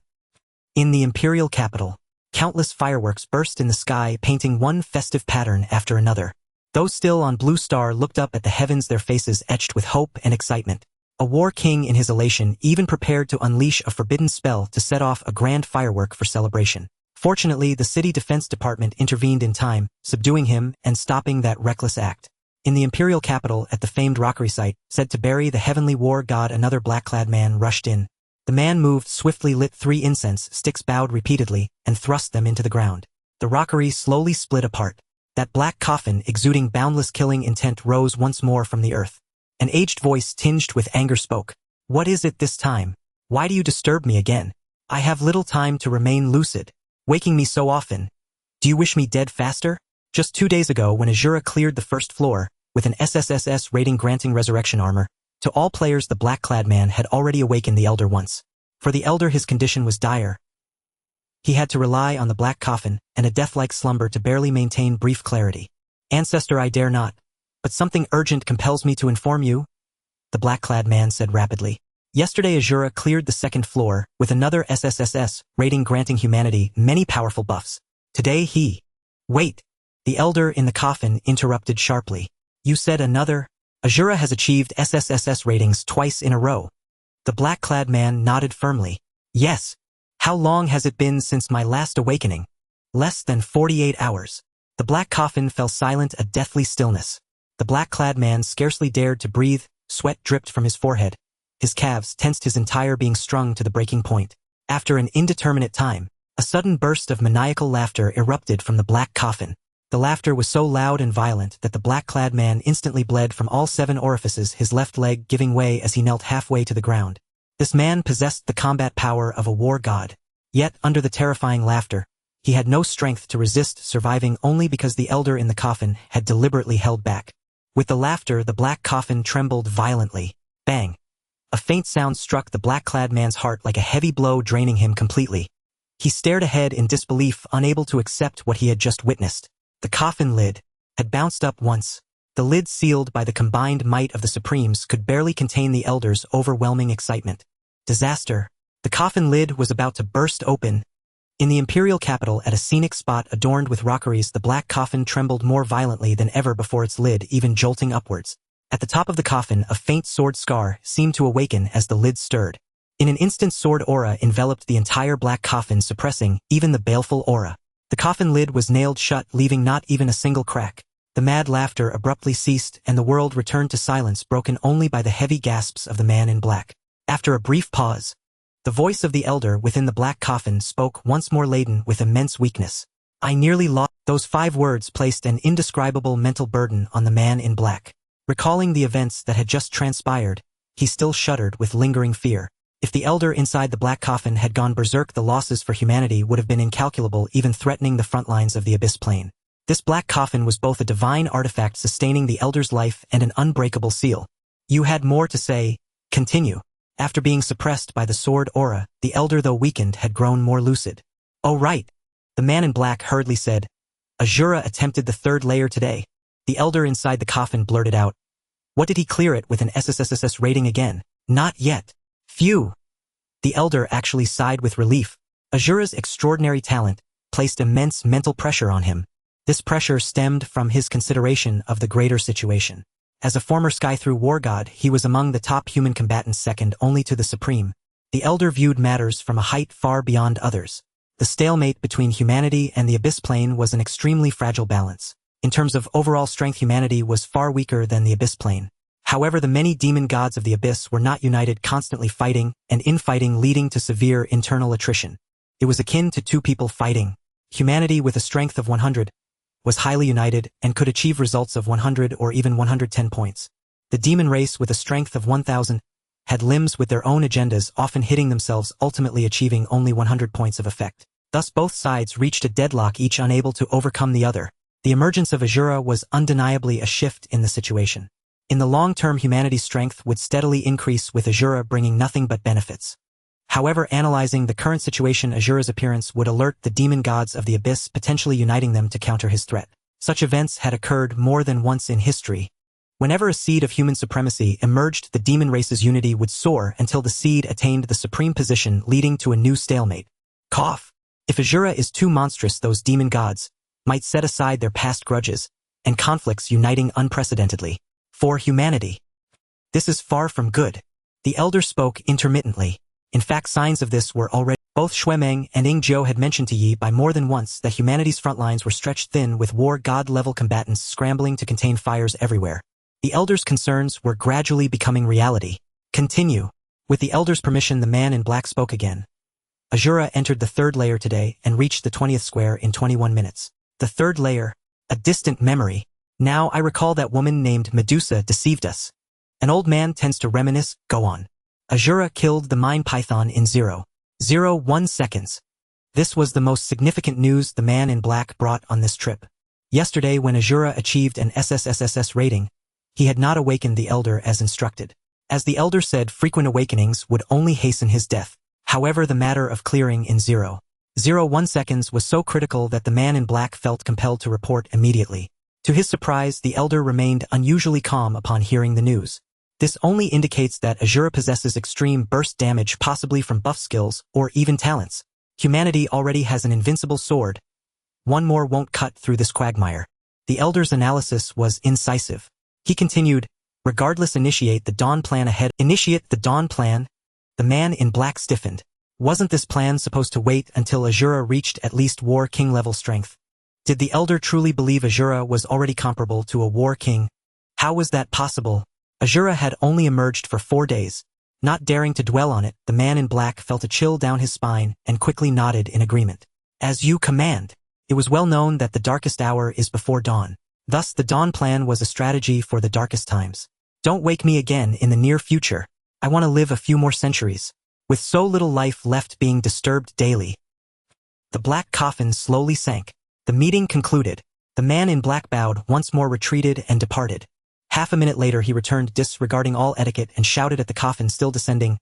Ancestor Asura just passed the 80th square and left a message. The black coffin trembled slightly, then plunged downward, causing the entire rockery to shake, and with it the imperial capital swayed like a paper boat in a basin amidst a storm. The elder's voice echoed from within the coffin again. Monstrous. Then he sank back into endless darkness and slumber. What should I write on the 80th square's message board? Yibai stood before it, pondering how best to show. Asura, I came, I saw, I conquered. After another thrilling bowstander, Yibai quickly advanced to the 81st square. These miners are in poor condition. Provoking them would lead to a meaningless battle. In the mine, a group of grimy miners rested. Each bore injuries, with blackened bandages, missing limbs, and leaning on crutches. None were capable of. As Yibai entered the mine, he drew the miners' attention, with many casting wary glances. An older, middle-aged man stepped forward, evidently their leader. The mining profession had an extremely high casualty rate. Even if not killed underground, many succumbed to occupational diseases and died young. Hence, long-serving miners were rare.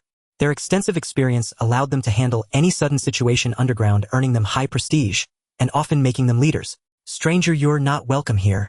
Either move forward or leave. The miner leader's words echoed the sentiments of all present. Relax, we're friends with a common goal. Yibai produced a miner's hat. I saved one of your comrades, and he gave me this as a gift. How do we know you didn't kill him and take his hat? A young miner blurted out, his face youthful. The miner leader turned and roared at the young man. Shut up, you beardless brat. If you interrupt again, I'll smash your foul mouth.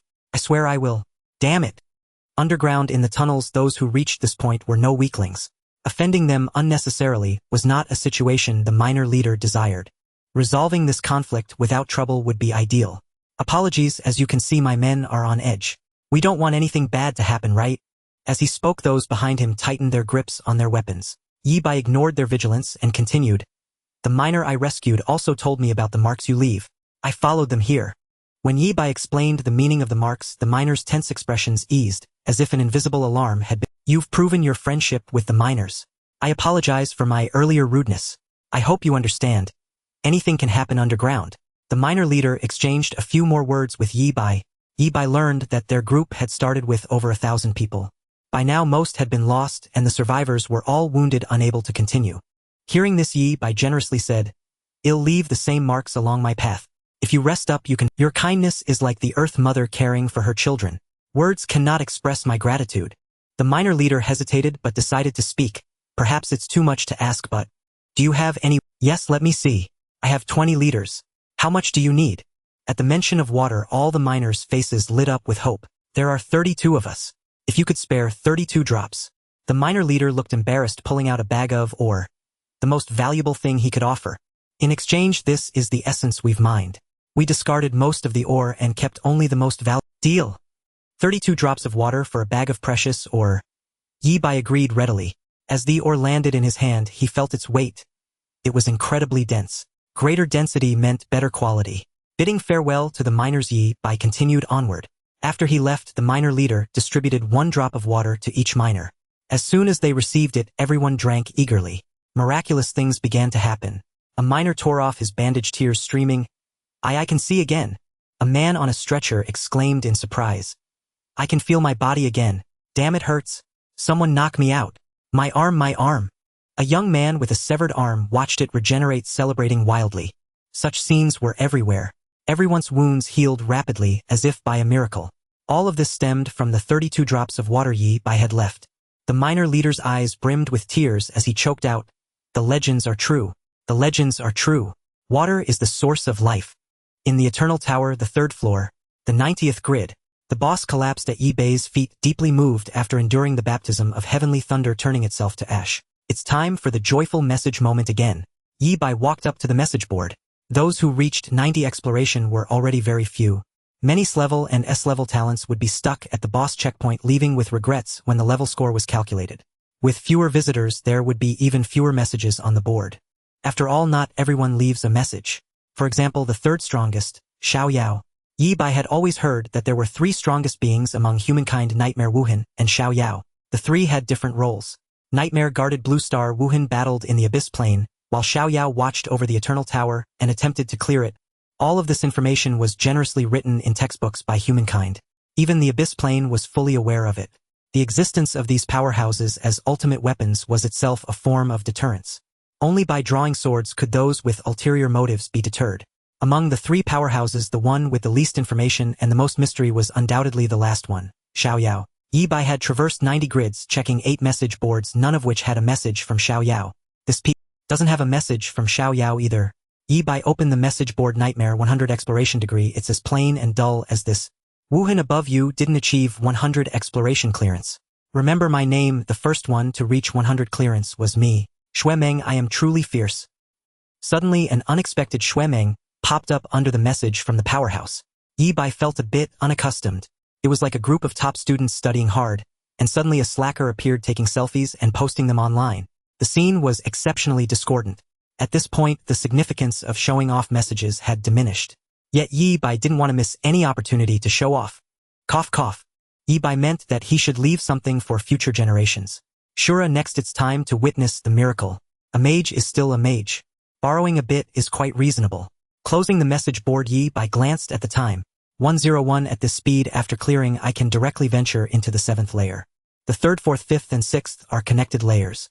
If he achieved 100 exploration on the 3rd layer, he could skip the next 3 layers and directly enter the 7th layer. With the hint from the Eye of Insight, Yi Bai avoided deadly traps, negative buffs, and so on, progressing smoothly. In fact, the challenge of the last 10 grids was not as great as Yi Bai had imagined. There was no exponential increase in difficulty, but rather it was exceptionally smooth. Ahead is the 100th grid. Exploration degree 98. Looking at the prompt that popped up, Yi Bai frowned slightly, realizing things were not simple. There are a total of 100 grids, and advancing 1 grid increases the exploration degree by 1. This means that when reaching the 100th grid, the exploration degree would not be 100 but 99. Like a lightning bolt piercing through the night, illuminating the world, Yi Bai glimpsed the truth of the matter. When entering this level, the Eye of Insight had already hinted. To achieve 100 exploration, one must first reach 99, then add 1. So that's what it meant. Eye of Insight, so that's how I intended it. I understand now. Exactly, that's what I meant. Yi Bai looked ahead at the dark, foreboding entrance. It was the last step. 100 grids, exploration degree 99. When Yi Bai made his choice, he entered a spacious, empty mine. Strange, shouldn't there be traces of Medusa's husband here? Why is there nothing? Yi Bai searched the entire mine, finding it completely empty with no strange notes popping up. Something out of the ordinary must have monsters involved. Coupled with everything Yi Bai had seen and heard along the way, the rough outline of the story emerged in his mind. A creature capable of petrifying people suddenly descends, immensely powerful, killing indiscriminately. The miners who encountered the creature had to escape into abandoned pits to survive, attempting to flee through the monster might be related to Medusa. Medusa's husband, risking his life, ventured ahead to scout, leaving marks for those who came later. The miners, combining Medusa's markings, slowly advanced through the perilous mine, yet they still paid a heavy price. All the chaos, all the clues pointed to the same person. Medusa, easily associated with the mythological snake monster. Yi, by having come up empty-handed, turned his gaze towards the wall. The strongest nightmare had once sent a message through someone suggesting that Yi Bai strike the wall, which would yield unexpected benefits. On the wall, Yi Bai saw a familiar message board. On the message board there was a familiar nightmare. Nightmare, I understand Medusa's husband has long since died, and the woman behind the stone pile is also a lonely soul. This is a tragic story of a loving couple. There are no traces or relics of Medusa's husband here, but his love still lingers in the air, a silent great love. I'll awkwardly draw a heart for him. Next to the message, an ugly heart was drawn. Yi Bai's expression darkened. What kind of comprehension ability does Nightmare have? The problem clearly lies with Medusa, alright. That guy is likely the monster that petrifies people. Whether it be the giant lizard or the miners, all the creatures Yi Bai encountered in the tunnels, the source of all chaos is— Wait! Nightmare instructed me to hit the wall as soon as I came in. This guy doesn't want me to erase his dark history, does he? If Yi Bai followed Nightmare's instructions, hitting the wall, without a second thought, the message board would likely be destroyed and Nightmare's dark history would be erased. Crack. Yi Bai took out his phone and snapped hundreds of photos in quick succession. Then he produced a DSLR and snapped hundreds of shots again. Film, USB drives, hard drives. Any device that could store photos. Yi Bai saved it. It's quite reasonable to bring a DSLR while exploring the Eternal Tower. After doing all this, Yi Bai smiled as he put away the pile of things and continued to look down. Using black history to extort a powerhouse. Not quite appropriate, but it's always right for Yi Bai to keep a backup plan. Wuhen, are you stupid? That woman has big problems. I'll go back and cut her first. An irate old brother online to chop someone. Yi Bai didn't expect that the powerhouse Wuhen had such a side to him. Yi Bai's gaze shifted downwards. There's more. Besides Nightmare and Wuhen, someone else actually left a message here. Xiaoyao, a boring story, the third strongest message. Yi Bai took out his phone once again. Click. Click. Is this considered a masterpiece from the powerhouses? After taking the photos, Yi Bai faced a dilemma: how to achieve 100 exploration clearance. The previous 3 powerhouses had all been here and lingered in this grid. Without exception, they all ended their adventure with a 99 exploration degree, unable to proceed further. The same problem lay before Yi Bai. If this were a puzzle, the previous 3 had failed for various reasons. Could Yi Bai unravel this puzzle? He could directly see the answer. Oh, then it's no issue. Method to obtain the last 1 exploration degree. 1. Break the wall in front of you, clear the escape route for the miners and rescue a portion of them for 100 exploration clearance. Looking at the hint from the Eye of Insight, Yi Bai frowned again. If that's the case, it means that the powerhouse Nightmare sent a message to Yi Bai. It was a roundabout way of telling Yi Bai how to clear the level. Old ginger is spicier. A powerhouse is indeed a powerhouse.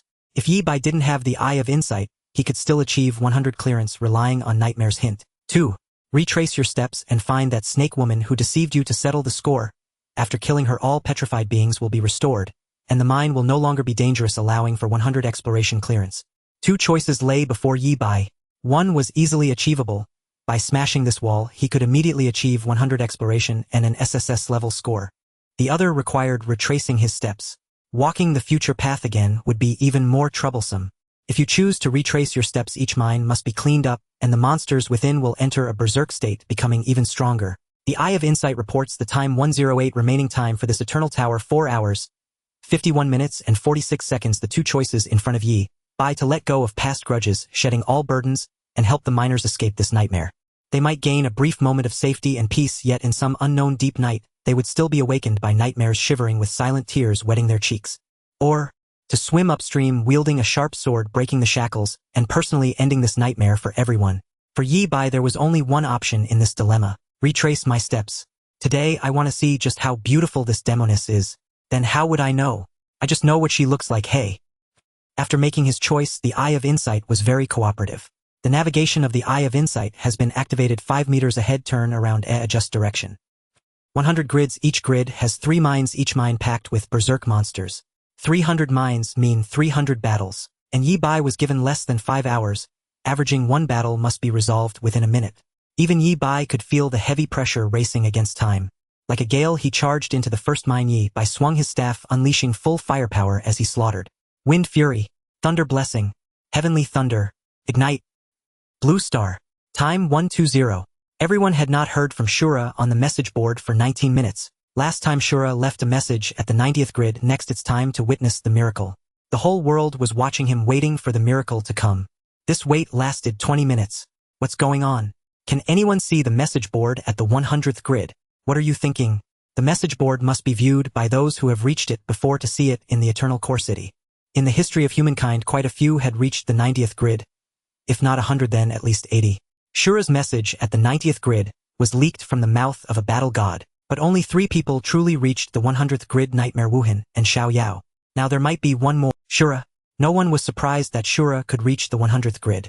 Everyone was expecting, was there really a miracle born? Could Shura achieve 100 exploration clearance?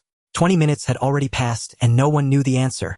Only waiting remained. This night the world was sleepless, focusing on Shura. Waiting for an announcement from the Eternal Tower. Waiting for a miracle. Eternal Tower, 3rd floor. The Eye of Insight continues to navigate for you. Ahead lies the wind-splitting slash. Just go for it and have fun. The Asura wielding 2 watermelon knives slaughters through the 3rd floor, killing without blinking. You ask if my eyes are dry? They are. Huff. Yi Bai let out a long breath, sitting on a rock as sweat dripped from his forehead, clearly having expended considerable energy. After these monsters go berserk, their levels and attributes have greatly increased. Fighting unknown is manageable, but in a mine there are at least a dozen, sometimes dozens. To finish the battle as quickly as possible, Yi Bai had to kill with extreme efficiency. Otherwise, he couldn't complete it within the time limit. In such high-intensity combat, some would panic and fumble, growing slower the more flustered they became. Not everyone can handle high-pressure environments, but some thrive, entering a state of intense focus. The greater the external pressure, the more concentrated they become, performing at their peak. This is known as the pressure cooker personality. Yi Bai was clearly the latter, born with a strong heart made for grand occasions. Amidst the frenzied slaughter and endless battles, Yi Bai's combat skills improved at a terrifying speed. He utilized every point of MP to its fullest, seamlessly chaining wind, fire, and lightning skills. His timely wind-splitting slashes and basic attacks supplemented damage while allowing for rapid movement. Every detail was honed to perfection. His combat techniques fused and evolved, becoming an art form. Initially, Yi Bai took 1.5 to 2 minutes to clear a mine. As his proficiency increased, his killing efficiency neared perfection, and the time continued to shrink. Now Yi Bai could easily clear a mine in under 40 seconds. Killed Lamba Servan MP, recovered 15 experience, 2596. Leveled up to 28, attributes increased, free points allocated per preset. Leveled up to 31, attributes increased. Leveled up to 42. Amidst the slaughter, Yi Bai's level kept rising, and his attributes grew accordingly, yet the difficulty of the battle did not diminish at all. The monsters in the mine grow with the intruder's level. Just as I hoped. Slaughtering weaklings is fun, but without experience it's a waste of time. Yi Bai hadn't forgotten that everything he did was to become stronger. He tore open a healing scroll, raising his health to a safe level, while his mana returned to 80. Uncleared pits 135. Time remaining 1 hour 49 minutes. Let's keep fighting. The natural force in his hands felt heavy. Yi Bai forced his eyelids open and headed to the next mine.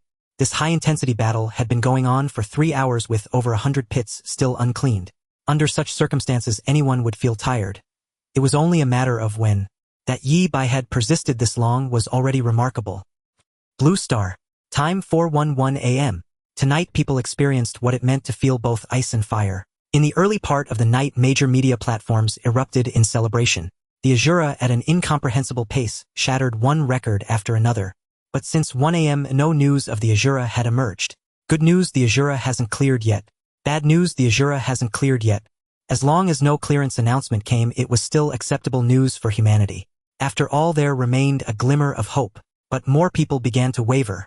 The 3 supreme powerhouses couldn't do it. Can the Asura really? When the supreme powerhouse Wuhen rose, we waited all night too, and in the end. Sigh. I hope everyone lends their vitality to the Asura. I hope friends below the rank of war soldier lend their vitality to the third floor of the Eternal Tower. Thank you. Everyone was still waiting, but as time passed more and more people wavered, fell silent, and the light in their eyes slowly. Wait to witness a miracle. This was what the Asura had promised, and so far the Asura had never let anyone down. In the matter of disappointing people, the Asura's performance had always been disappointing. Eternal Tower, 3rd floor, Grid 1, time 5:50 a.m. Back to the very beginning. Dazedly, Yibai rolled his eyes, changed the song. Something more domineering. I stand before you now, oh how much of the past do you see in me? That's hardly domineering. Regardless, after nearly 5 hours Yibai had reversed from Grid 100, cutting through like chopping vegetables, and charged back. Not to mention his eyes were a bit dry. Just the final boss left. Yibai looked at the pile of stones ahead. With 10 minutes left, he could still spare time to change clothes. First stack, a billion buffs. Ready to strike. 30 stacks prepared. BGM prepared. The Little Knife Society Overture begin. To the tune of the Little Knife Society Overture, Yibai lightly tapped forward, and the stone pile began to crumble. Hiss. This sounds like Sun Wukong's birth. Am I the villain instead? As the stone pile crumbled, a woman's voice came through. Kind soul, have you brought back my husband? Sorry, I've brought back bad news of death. The woman began to sob again. Are you saying he's dead? Wrong guess. Try again. From the haze, a 9-headed writhing snake monster gradually revealed itself. Yibai didn't rush to act. According to the Eye of Insight's prompt, the opponent was currently invincible. Like a boss in an RPG still in its cutscene. The haze cleared, revealing Medusa's ugly visage before Yibai. If an example were needed to describe such ugliness, it was deflating. The 9 snake heads glinted with dangerous light, staring at Yibai from every angle. Get ready to strike. Countdown 3, 2, 1. Heavenly thunder. Petrifying gaze. The 2 old schemers seemed to time it perfectly, unleashing their most powerful skills at the same time to ambush, aiming for a one-hit kill. Medusa's 9 snake heads lunged forward simultaneously, and for this strike she even sacrificed 3 heads to wither. But why didn't you turn to stone? Seeing Yibai unharmed, Medusa lost her mind, writhing frantically and lashing at the stone walls, sending countless rocks flying. Yibai smiled without speaking. He had no bad habit of answering enemies' questions. Shocked, huh? I've got a magic immunity token. When it came to survival, Yibai was always careful. Even if the magic immunity token failed, Yibai could rely on the eternal flame to revive, and he also had guardian angel on him. 3 lives. How can you compete with me? Compete with me? Do you have the capital? Under the petrifying gaze, Yibai did feel his speed slow down, but it didn't affect the outcome of his spellcasting. Terrifying red lightning condensed at a slow pace, its overwhelming power enough to make one tremble at a single. Medusa clearly foresaw some tragic outcome. Her most powerful attack had no effect on the enemy, and the skill he was about to unleash could kill her instantly. 0.1 seconds later, her eyes reddened and she began to weep. Please have mercy. I was also forced. Descend. Boom. The heavenly thunder fell, engulfing the Medusa serpent and drowning out the words she was about to say. Say your confessions in hell. Watching the Medusa serpent turn to ash, Yibai felt no pity. He couldn't accept that aesthetic. One more look and he'd end up in a men's clinic, becoming a VIP member with perks like skipping Q's 8 discount on meds and 24-hour consultation. The moment Yibai killed Medusa, the entire mine tunnel began to shake violently and countless petrified creatures came back to life. Yibai also heard the familiar prompt in his ear. Calculating clearance score. Blue star. Time 5:57 a.m. Just as people were drowsy and about to nap before the new workday, only a few persisted in waiting for the elusive miracle, like waiting for an author to post an extra chapter. They believed that if it were the Asura, he would surely not disappoint. Now it's time to witness a miracle. That's what you said, Asura. If the Asura creates a miracle, it'll go celibate for a year. If the Asura creates a miracle, it'll fight in the abyss for another 3 years. Only 3 minutes left. No matter how much they believed in the Asura, everyone couldn't help but waver. Perhaps there really was no miracle. Not every call gets a response. Just like not every request for an extra chapter gets fulfilled. But this time it was different. Blue star, Imperial time, 5:5748 a.m. A message like a deep-sea bomb plunged into the drowsy world, sweeping through everything at lightning speed, stirring up a storm. Congratulations to player Asura for clearing the 3rd floor of the Eternal Tower with an SSS-Rank score. Congratulations to player Asura for clearing the 4th floor of the Eternal Tower with an SSS-Rank score. 3, 4, 5, 6. For floors 4 SSS-Rank clearances. The Asura flooded everyone's screens at the last moment. It bombarded all social media, becoming the only topic discussed on Blue Star. In the Wolf's Den, Countless people raised their glasses in cheers, tables piled high with fine wine. Tonight's tab is on the Asura courtesy of young master Xiaoyao. Cheers! Everyone raised their glasses together, shouting in unison. To the Asura. To the age of supremacy. To the future of humanity. Imperial capital rockery scenic spot. The black coffin bobbed up and down as if dancing. While others dance on graves, the old man in the black coffin was doing a coffin drift. Finally, the old man left a remark. Wake me only when the Asura pierces the heavens. How much lifespan does this old man have for him to waste? With that, the black coffin sank completely into the depths, sealing itself tightly. When the eastern light illuminated the land, the sun was surprised to find that these people were out partying even earlier than it rose. Sun, don't you people have jobs to go to? Every media platform carried the same headline the moment to witness a miracle. Because a miracle had truly happened.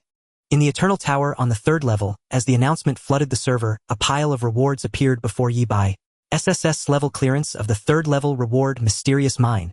SSS-level clearance of the 4th level reward Mysterious Mine. SSS-level clearance of the 5th level reward Super Energy Furnace. SSS-level clearance of the 6th level reward South River Miner Group 1. These were all personal rewards belonging to Yi Bai. 2 mysterious mines, 1 super energy furnace, and 1 South River Miner Group. As the rewards were issued, the mining paths around Yi Bai began to slow down, transforming the battlefield. He had just fought on into a space that belonged solely to him. This place would become like a trading secret realm. However, it was only open to Yi Bai and NPCs 24 hours a day. Even when the Eternal Tower was not open, Yi Bai could still enter the mine. Mysterious Mine, you can send miners or personally go down to mine raw and sometimes you may discover mysterious treasure chests and various special items. The mined raw ore 65 probability of grade quality, 30 probability of a grade quality 4. 5 probability of S-grade quality 0. 49.99 probability of S-grade quality 0. 0.001 probability of SS-grade quality. Current reserves 30 million tons. 2 mysterious mines, one with 30 million tons of reserves, the other with 45 million tons of reserves. Converted by quality, these 2 mines contain 75 tons of SS-grade raw ore. However, most of the raw ores are located at the deepest part of the mines, making them the hardest to extract and the most time-consuming. Moreover, the mined raw ores need to be refined to remove impurities before they can be used for forging and other purposes. Regardless, both mines represent a tremendous fortune waiting for Yi Bai to excavate. Now Yi Bai could proudly declare, my family has a mine. Truly my family has a mine. Kind-hearted person, we meet again. From the depths of the mine, the sound of hurried footsteps approached as a group of ragged, dirt-covered individuals walked toward Yi Bai. Their numbers had increased significantly, with 200 to 300 people visible at a glance, a dense crowd. Clearly many miners had been petrified by Medusa before, and now everything had returned to normal, restoring their mobility. It was still that middle-aged man, the miner leader, who bowed respectfully to Yi Bai. Thank you for slaying that terrifying monster and for everything you've done. The South River Miner Group is willing to serve you for eternity. The South River Miner Group is willing to serve you for eternity, my lord. Nearly 300 miners simultaneously took off their helmets, pressing them against their chests, bowing slightly as they exclaimed in unison. No need for such courtesy. I merely made a small contribution.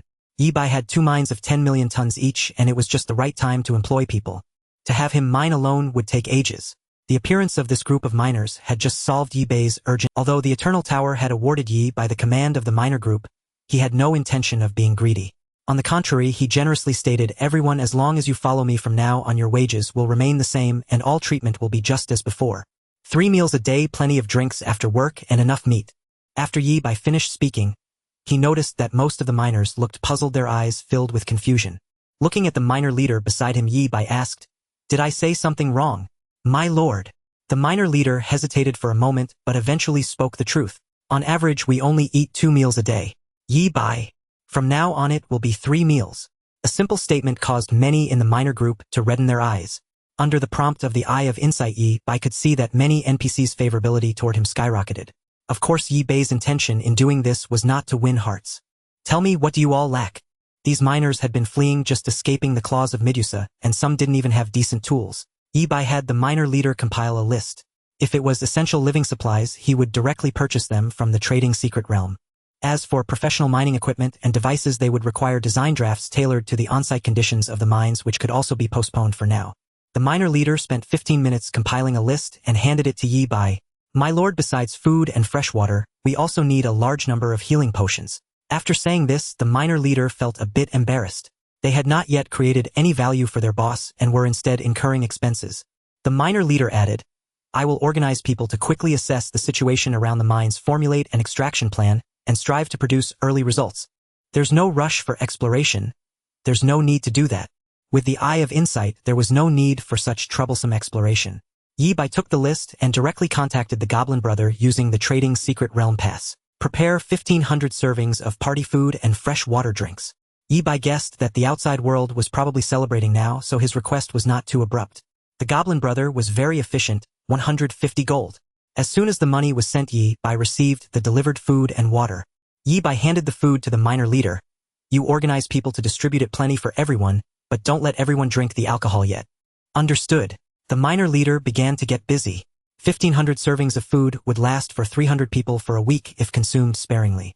Of course, according to Yi Bai's standard of 3 meals a day, it would only last a day and a half. After waiting for a moment, Yi Bai sent another message to the Goblin Brother. There's a small issue here, 400 servings of low-level healing scrolls, purchase anonymously. 200 gold. You have new mail. The healing scrolls were distributed and the miner leader once again expressed his gratitude to Yi Bai. Boss, we're just miners. We can mine, but we're a bit out of our depth when it comes to smelting and forging. The miner leader pointed to the super energy furnace next to the mine saying, if you want to smelt the mined raw ores, you might need to hire another batch of professionals. Alright, I understand. Once you hire the people, I can send a few over to learn. It won't take long before they can hand it over to our own people. You all rest for now. There's no rush for mining. There will be plenty of time in the future. You've worked hard during this time, eat well and rest well. After settling the miners, Yi Bai finally had time to check on his own situation. Mines, miners, furnaces. These rewards represented a steady stream of wealth for Yi Bai. With these mines and hiring another batch of NPCs for smelting and forging, Yi Bai could completely forge his own equipment and items, even sell them. Money is not everything. Being broke is certainly a major concern. Besides that, Yi Bai's strength improvement was also tremendous.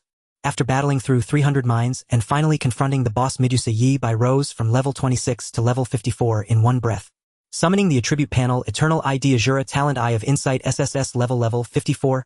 Profession, Heavenly Fury, Mage, Wind, Fire, Thunder, HP 164,001, 6400, AMP 215,002, 1500, Strength 672, 100 Intelligence 1469, 80 Spirit 1357, 70 Agility 634, 45 Constitution 543, 100 Luck 12.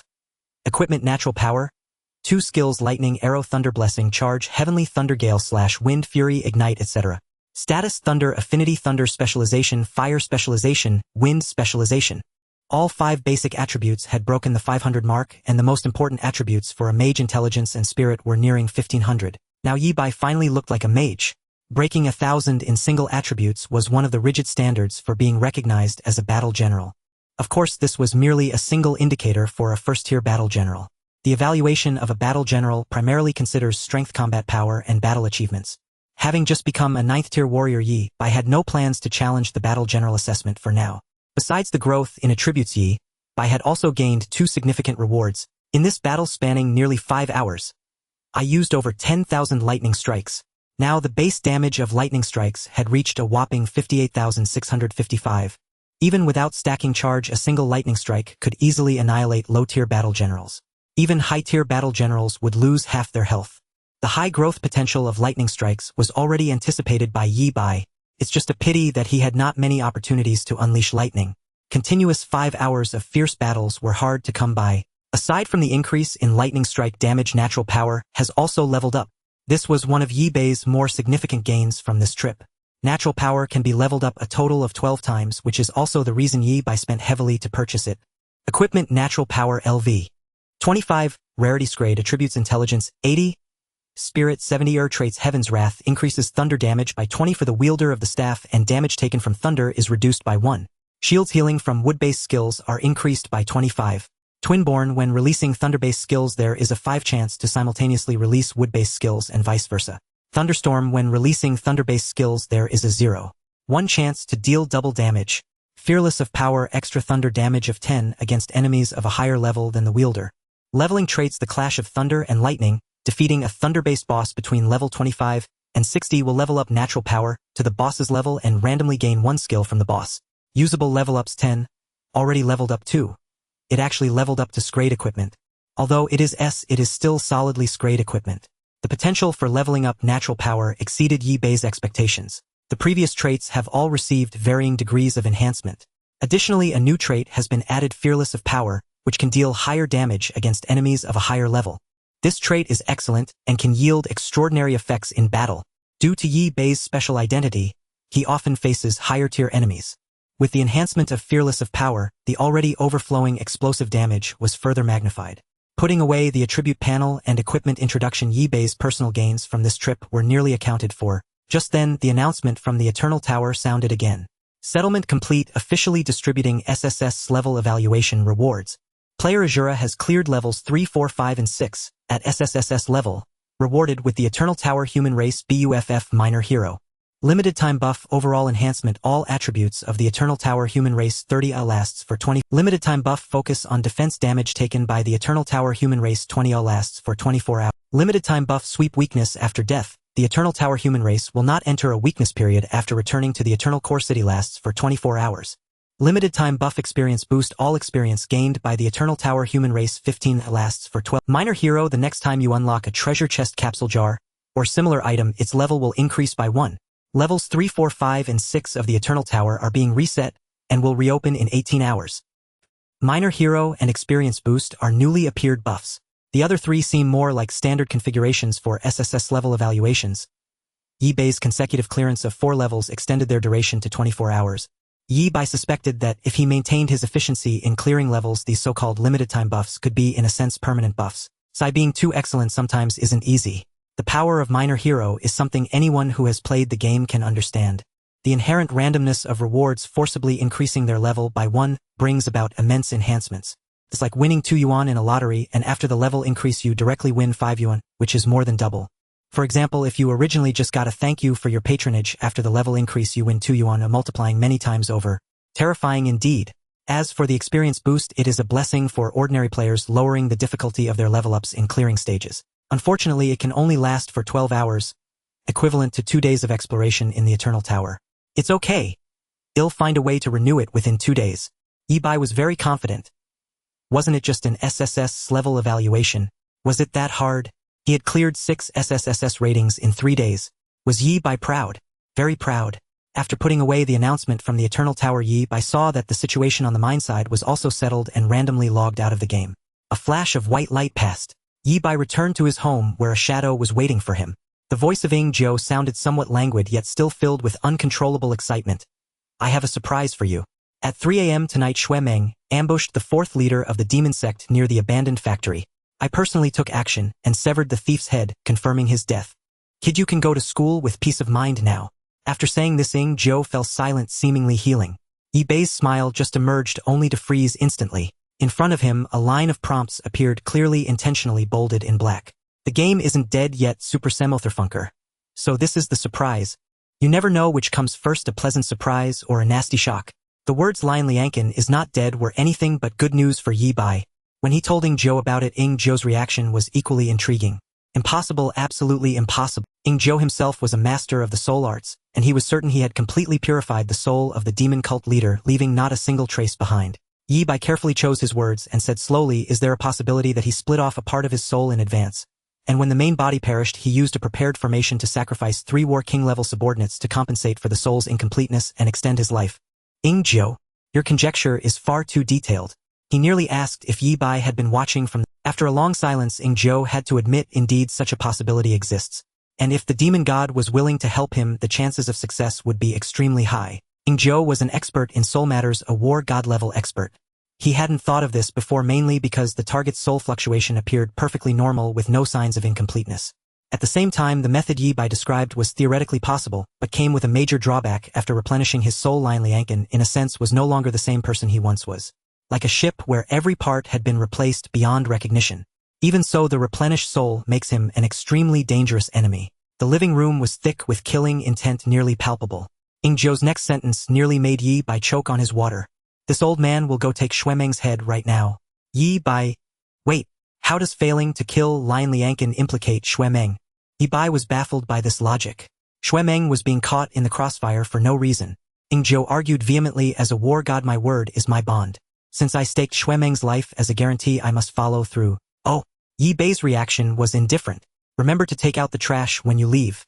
Go early, come back early. Jiu, aren't you going to stop me? That wouldn't be appropriate. Yi Bei had no desire to stop him. The old scoundrel was up to no good. If you could actually beat Xuemeng to death today, I'd change my surname from Bai.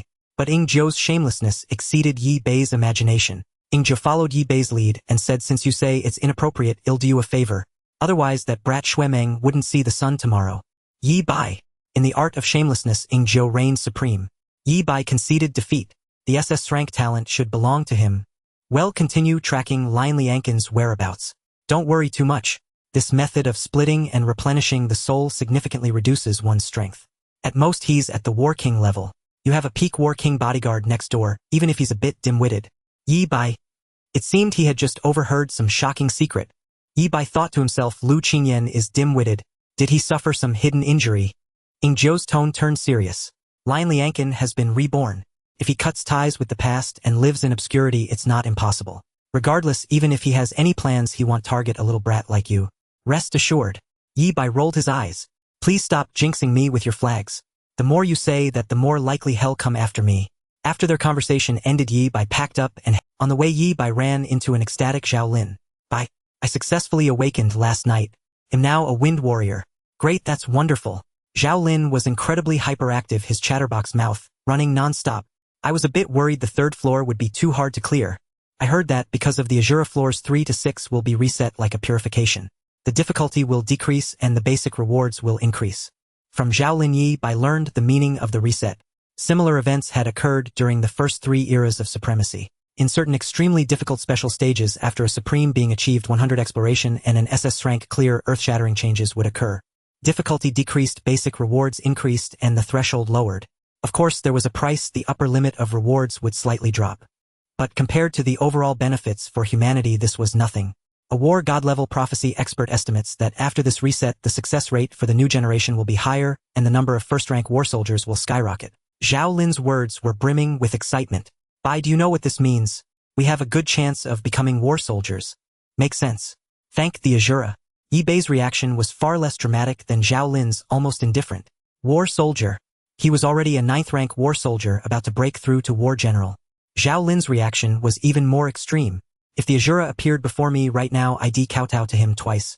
Yi Bai, really? Say a dragon countryman doesn't lie to another dragon countryman. Don't kowtow to the Asura yet. Kowtow to your daddy first. Get lost. In Nanjiang City, at a suburban factory, a war god-level battle had occurred silently the night before and ended just as quietly. Thanks to special formations and methods, the battle didn't spill into reality, minimizing damage. Xuemeng's figure reappeared on the battlefield, his brow deeply furrowed. Is this guy a cockroach? He won't die. People were busy with instruments and formations trying to find traces of the enemy's true form. But Xuemeng looked back and shook his head. Difficult. This guy has vanished like a stone in the sea. Though his strength has waned, he's even more dangerous. In Nanjiang City, 80 kilometers from the abandoned factory, in a mid-range apartment in the city center, you can never have too many safe houses. A black-haired young man sat on the sofa swirling a glass of red wine, gazing at the world through the floor-to-ceiling window. His eyes were cold, out of place in the celebratory world, a sneer on his face. 3 war kings using 2 blessings of the demon god finally bought me this rebirth. That fool Xuemeng probably thinks him dead. As for that old geezer Shadow, even if I fool him for a while, he'll catch on later. The safest plan is to head to the abyss plane as soon as possible. The black-haired youth warned himself that he was only temporarily safe. They would eventually track him down. A ethereal voice suddenly echoed in the black-haired man's ear. Don't forget. The black-haired youth's face darkened. I'll do what I promised. I will avenge my son and kill that lone. After saying this, a hint of confusion flickered in the depths of his eyes. Why did the 4th demon god specifically order the death of a war king-level lone wolf? Was this a moral decay or a demonic distortion? Regardless, for this rebirth he had made a deal with the 4th demon god. He must kill the target before fleeing to the abyss plane. In return, once he reached the abyss plane, the 4th demon god would help him return to the war god realm. Enough! With the death of the 4th demon cult leader, these old matters should fade away. Saying this, the black-haired youth stood up and walked to the floor-to-ceiling window. Sunlight fell on his face, casting shadows. Now I am a young teacher at Nanjiang No. 2 high school, promising and successful. A backup identity I prepared long ago. Let me check the recent work schedule. Transferred to the Nanjiang City summer camp as a teaching assistant. Perfect. With these brats around, no one can threaten me, and I have a chance to escape to the abyss plane. The black-haired youth drained the red wine in one gulp, a grin stretching to an exaggerated degree. Lady Luck has finally sided with me. At Nanjiang No. 3 High School's activity hall, usually the venue for school-wide assemblies, New Year's parties, and both entrance and graduation ceremonies. The hall, capable of holding tens of thousands, now sparsely seated 20 students in scattered groups. They whispered among themselves, awaiting the meeting's commencement. Yi Bai and Zhao Lin were among them, sitting in the last row of the bleachers. Bai, did you hear? This time the list of 20 wasn't sorted by grades as usual. Instead, it's alphabetically by surname. Oh! Yi Bai feigned curiosity. What difference does it make? Well, there are some bad rumors outside. Zhao Lin hesitated but chose to speak. They say Vice Principal Zhang helped you cheat against Zhang Yun, and since the match result is disputed, the rankings won't be released for now. After speaking, Zhao Lin immediately patted Yi Bai's shoulder. Don't I know you? If you had that intention, you could win by cheating on your own, without anyone's help. I trust you 100%. Sigh. Yi Bai felt Zhao Lin's words were hardly complimentary. Cheating on his own was still cheating. However, this little drama was merely a ripple for Yi Bai. For now, before the summer camp training began, it was inconvenient for him to reveal too much strength. Zhao Lin had been taking the blame so far. Looking at his slender frame, he clearly couldn't bear too heavy a burden. Once the camp started, Yi Bai could simply attribute his growth to the training. Training makes me stronger. Is that reasonable? Very reasonable. Everyone had arrived and school leaders came as well. A teacher immediately began organizing discipline. Students moved to the front. Why leave so many seats empty? Get moving. Those in the last row come to the first row. Yi Bai and Zhao Lin. The 20 students were rearranged into the first 2 rows by the teacher, awaiting the leader's speeches. By the podium, Vice Principal Zhang rushed over, panting. Principal Zhang Yun won't come. No matter how I tried to persuade him. Time's up. We can't delay the entire camp for one person. It's Zhang Yun's own choice. He's an adult and can be responsible for himself. With that, the principal stepped onto the podium and began his speech. The dull, tedious address, despite its encouragement and advice, lulled everyone into drowsiness. That's all I have to say. Students in the first row can wake up now. The principal's joke drew laughter, lightening the previously tense atmosphere. Vice Principal Zhang, also the dean of students, stepped forward with a microphone. As the principal said, you won't be attending school for now. Go home, pack your essentials, and gather here at 1:30 p.m. to depart for the summer camp. The camp is semi-closed with unknown training and an elimination system. Vice Principal Zhang emphasized the words elimination system, his gaze inadvertently sweeping over 3 individuals, Yi Bai, Zhao Lin, and Lu Sueki. These 3, 2 with grade talents and 1 with grade, were the worst trio in the camp roster. Their spots for the first elimination were already reserved. In other words, before Zhao Lin and the others even stepped into the camp, 1 foot was already on the brink of elimination. Not only Vice Principal Zhang thought, so other students also glanced at them upon hearing elimination system. Having someone at the bottom felt reassuring. Vice Principal Zhang continued, listen up. Entering the camp doesn't mean you can relax.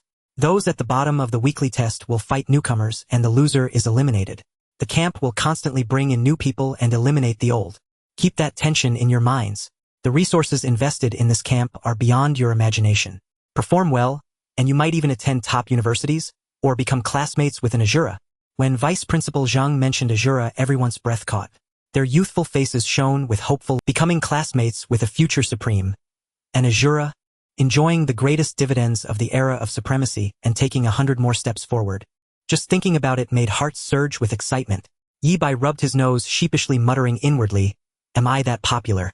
But here was an awkward truth, you were already classmates with an Asura. After painting this rosy picture, Vice Principal Zhang didn't forget to motivate. This training also involves teachers and students from Nanjiang No. 2 High School. Last year's top scorer in the college entrance exam came from No. 2. Let's work harder this year to avenge our defeat. Meeting adjourned. Amid sparse applause, Nanjiang No.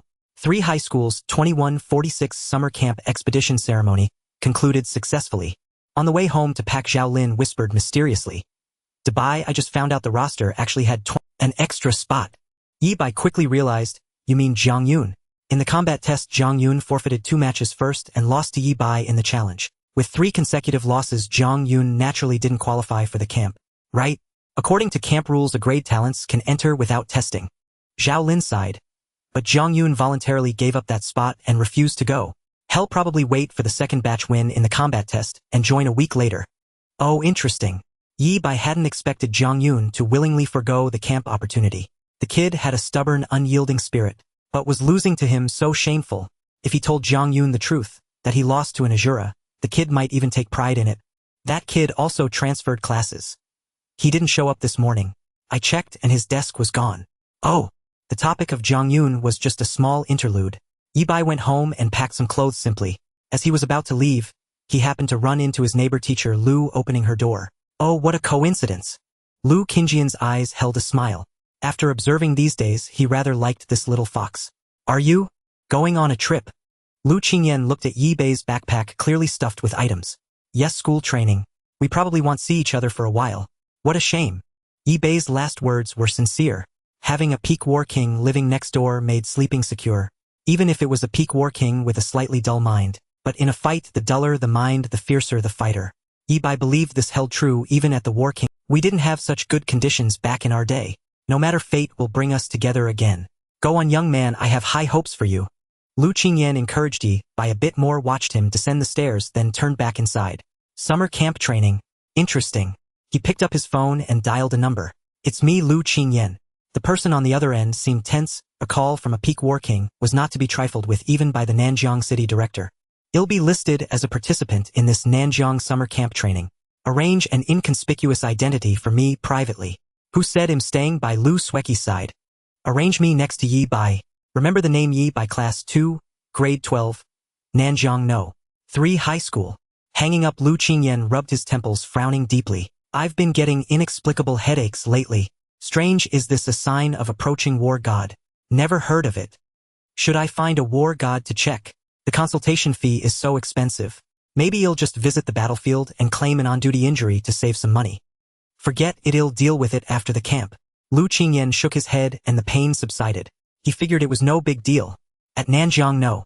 3 middle school, in the activity hall. Outside the hall, a parking lot is filled with 4 or 5 large buses painted in camouflage colors. The vehicles are heavy, likely made of specially reinforced steel plates intricately etched with patterns of magical arrays. To buy, quick, take a picture of me with the bus. Zhao Lin was seeing such a bus for the first time. It looked imposing and majestic, perfectly embodying the essence of a delinquent. Of course, to outsiders, both Yi Bai and Zhao Lin appeared to be delinquents. The two were likely attending a summer camp, probably just a week-long excursion, much like how autumn's hairy crabs take a dip in Chengyang Lake. Classmate, these vehicles belong to the City Defense Department and photography is prohibited.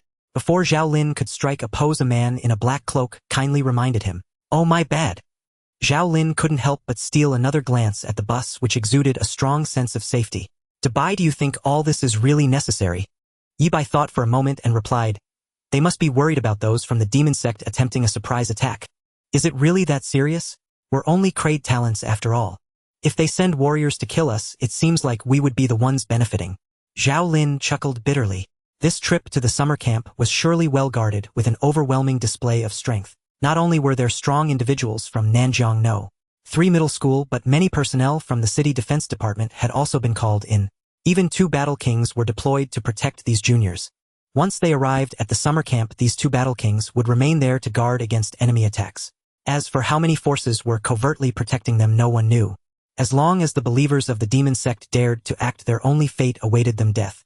In other words, the believers of the demon sect must have a death wish to dare to attack the convoy. Following the teacher's instructions, the 2 boarded one of the large buses. The 20 students were spread across 5 buses to avoid being wiped out in one go. As soon as they boarded, the bus doors closed and locked with a sound that resembled welding. The doors were now sealed and no one was getting off. Is this really necessary? Zhao Lin gradually realized that things were not as simple as they seemed. The doors were the weakest part of the vehicle, and sealing them shut was one method to enhance defense. Many zombie films feature similar scenarios. The question is the environment Yi Bai and the others are in really that dangerous? Yi Bai, Zhao Lin, Lu Sueki, everyone is here. A middle-aged man holding a list glanced at the 3 and said, "We received intelligence that the 3rd and 6th demon sect plan to ambush the convoy. Their forces may include battle kings. Buckle up, we are about to depart."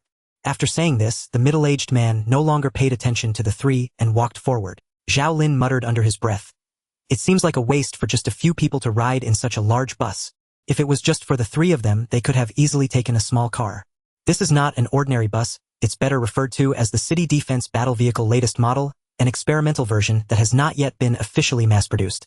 A pleasant yet unfamiliar female voice responded to Zhao Lin's question. Zhao Lin then noticed a strange woman sitting next to Lu Sueki dressed in mechanical attire with a charming appearance and a gentle smile accentuated by two delightful dimples. Let me introduce myself. I am Zhuo Lingxia. Just call me Lingxia. I'm a sophomore in the mechanical engineering department at the Imperial University. Zhuo Lingxia looked at the two and greeted them warmly. Yi bai. Zhao Lin, nice to meet you, senior. After they got acquainted, Zhuo Lingxia continued. This battle vehicle is designed by my professor, and I am responsible for the debugging of this transport mission's battle vehicle. As for the battle vehicle, its exterior material can withstand attacks from 9th-tier battle kings. When the protective array is activated, it can resist a full-force strike from a battle king. If the battle vehicle detects catastrophic damage, the random teleportation array installed under the seats will automatically activate, attempting to transport passengers to the safest area possible. Hearing this, Yi Bai asked, since such a high-spec battle vehicle is deployed, it indicates that the ambushing enemies are not weak. Why not use the teleportation array to take us directly there? Compared to cars, a teleportation array is clearly a safer and more reliable option. Zhuo Lingxia patiently replied, teleportation arrays leave spatial traces, making it easy for others to track down the location of the summer camp. This summer camp is not solely organized by Nanjiang City. It has gathered genius seeds from 12 cities in the southeastern region, a total of 31 high schools with no fewer than 10 grade talents among them. Therefore, the location of the summer camp must be kept highly confidential. The entire transport process is just one aspect. The battle vehicle is just a part of it. Thank you. Yi Bai looked out the window again, only to find that an iron plate had fallen down, blocking his view. X-ray function is being activated. Youth mode activated. No peeking allowed. Yi Bai wanted to ask if there was an adult mode, feeling that it would suit him better. The scenery outside reappeared in Yi Bai's view. In addition to its formidable defense, the battle vehicle also possesses impressive offensive firepower. Paired with specific operators, it can easily handle ambushes from demon sect teams. The best historical record shows that a single battle vehicle with 2 operators killed 12 battle kings and thousands of soldiers. As Yi Bai and the others listened to the beautiful senior's introduction, their bus slowly began to move. When the battle vehicle is in flight mode, it can reach speeds of up to 380 kilometers per hour. Once in flight mode, it can perform short-range spatial jumps. Hearing about these powerful functions, Zhao Lin couldn't help but ask, Senior Lingxia, if the battle vehicle is so strong, why don't we use it in the abyssal realm? Xiaoyao, you probably haven't been to the front lines, have you?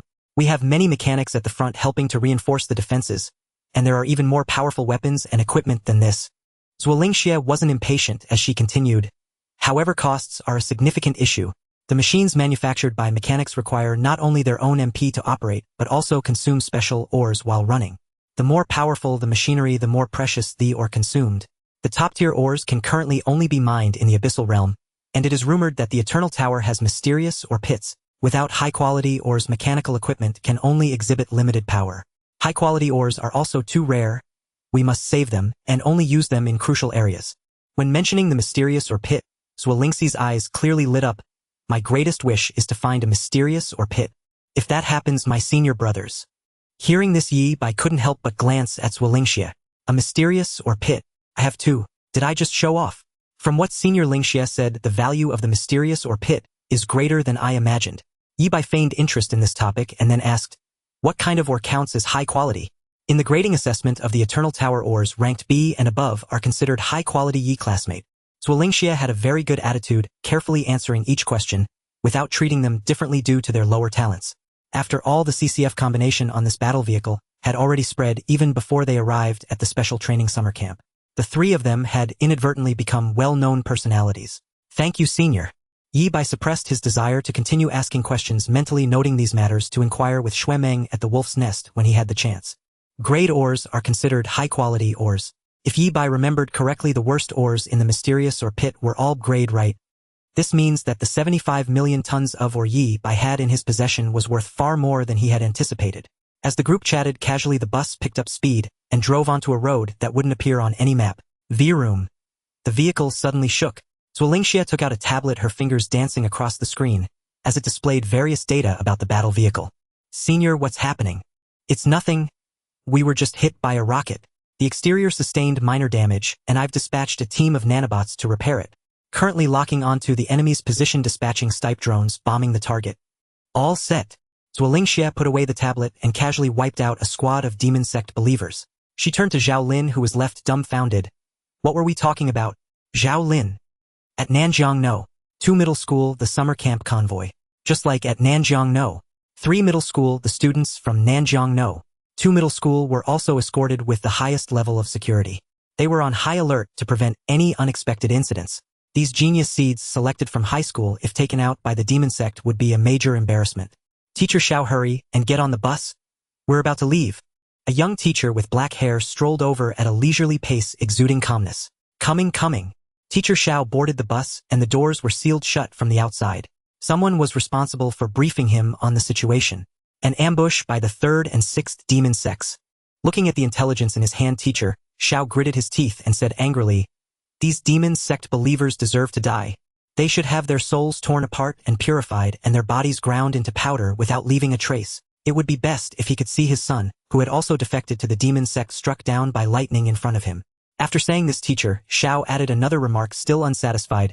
"Anyone who allies with the demon god is no good." When these words were spoken, Teacher Xiao seemed particularly emotional, as if he had personally experienced the same. Anyone could hear the deep-seated hatred Teacher Xiao had for the believers of the demon sect in his words. "Old Xiao, you're being a bit extreme. There are still students here." A colleague lowered his voice and shifted the topic. "But I agree with you. Those demon sect believers should all die." The colleague was well aware. Just a few days ago, terrible news had come. Teacher Xiao's parents were ambushed and killed by the believers of the demon sect while returning from the abyssal realm. This blood feud was enough to drive anyone to madness. Teacher Xiao Li's hatred for the demon sect believers was deeply rooted, and it was reasonable to consider his earlier shocking remarks as mere venting. Teacher Xiao nodded in agreement. "Once this summer camp training is over, I plan to resign and apply to go to the abyssal realm to fight." "Old Xiao, didn't you see the special training content?" A colleague asked in surprise. "From the 2nd week onwards, there's already a scheduled battle in the abyssal realm. If you want to lead a team, I can help you sign up." "Oh, I see. I want to sign up." Teacher Xiao's words were filled with barely contained excitement. "I can't wait to head to the abyssal realm and fight." In a corner unnoticed by anyone, Teacher Xiao's lips curled into a proud smile. The goddess of fortune had truly not disappointed him. At Nanjiang No. 3 High School, the summer camp convoy of city defense vehicles was underway. "Everyone have something to eat. We'll arrive in about an hour." Zuolingxie took out 4 portions of wartime instant rations and distributed them to the 3 companions. As the seals were torn open, a fragrant aroma instantly filled the entire compartment, utterly enticing.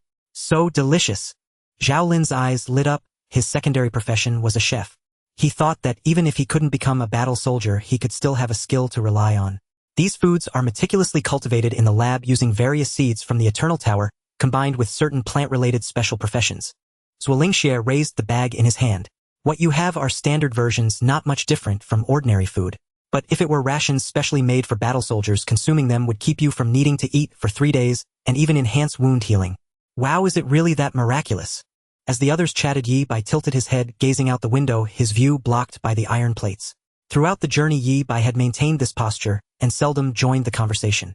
Under the youth mode, Yi Bai was fully aware of the outside world. With a stoic expression, he murmured inwardly, "We've encountered quite a few attacks along the way, but we got through them unscathed. The war vehicles alone sufficed." Strange, wasn't there said to be a war king lying in ambush? Where could it be?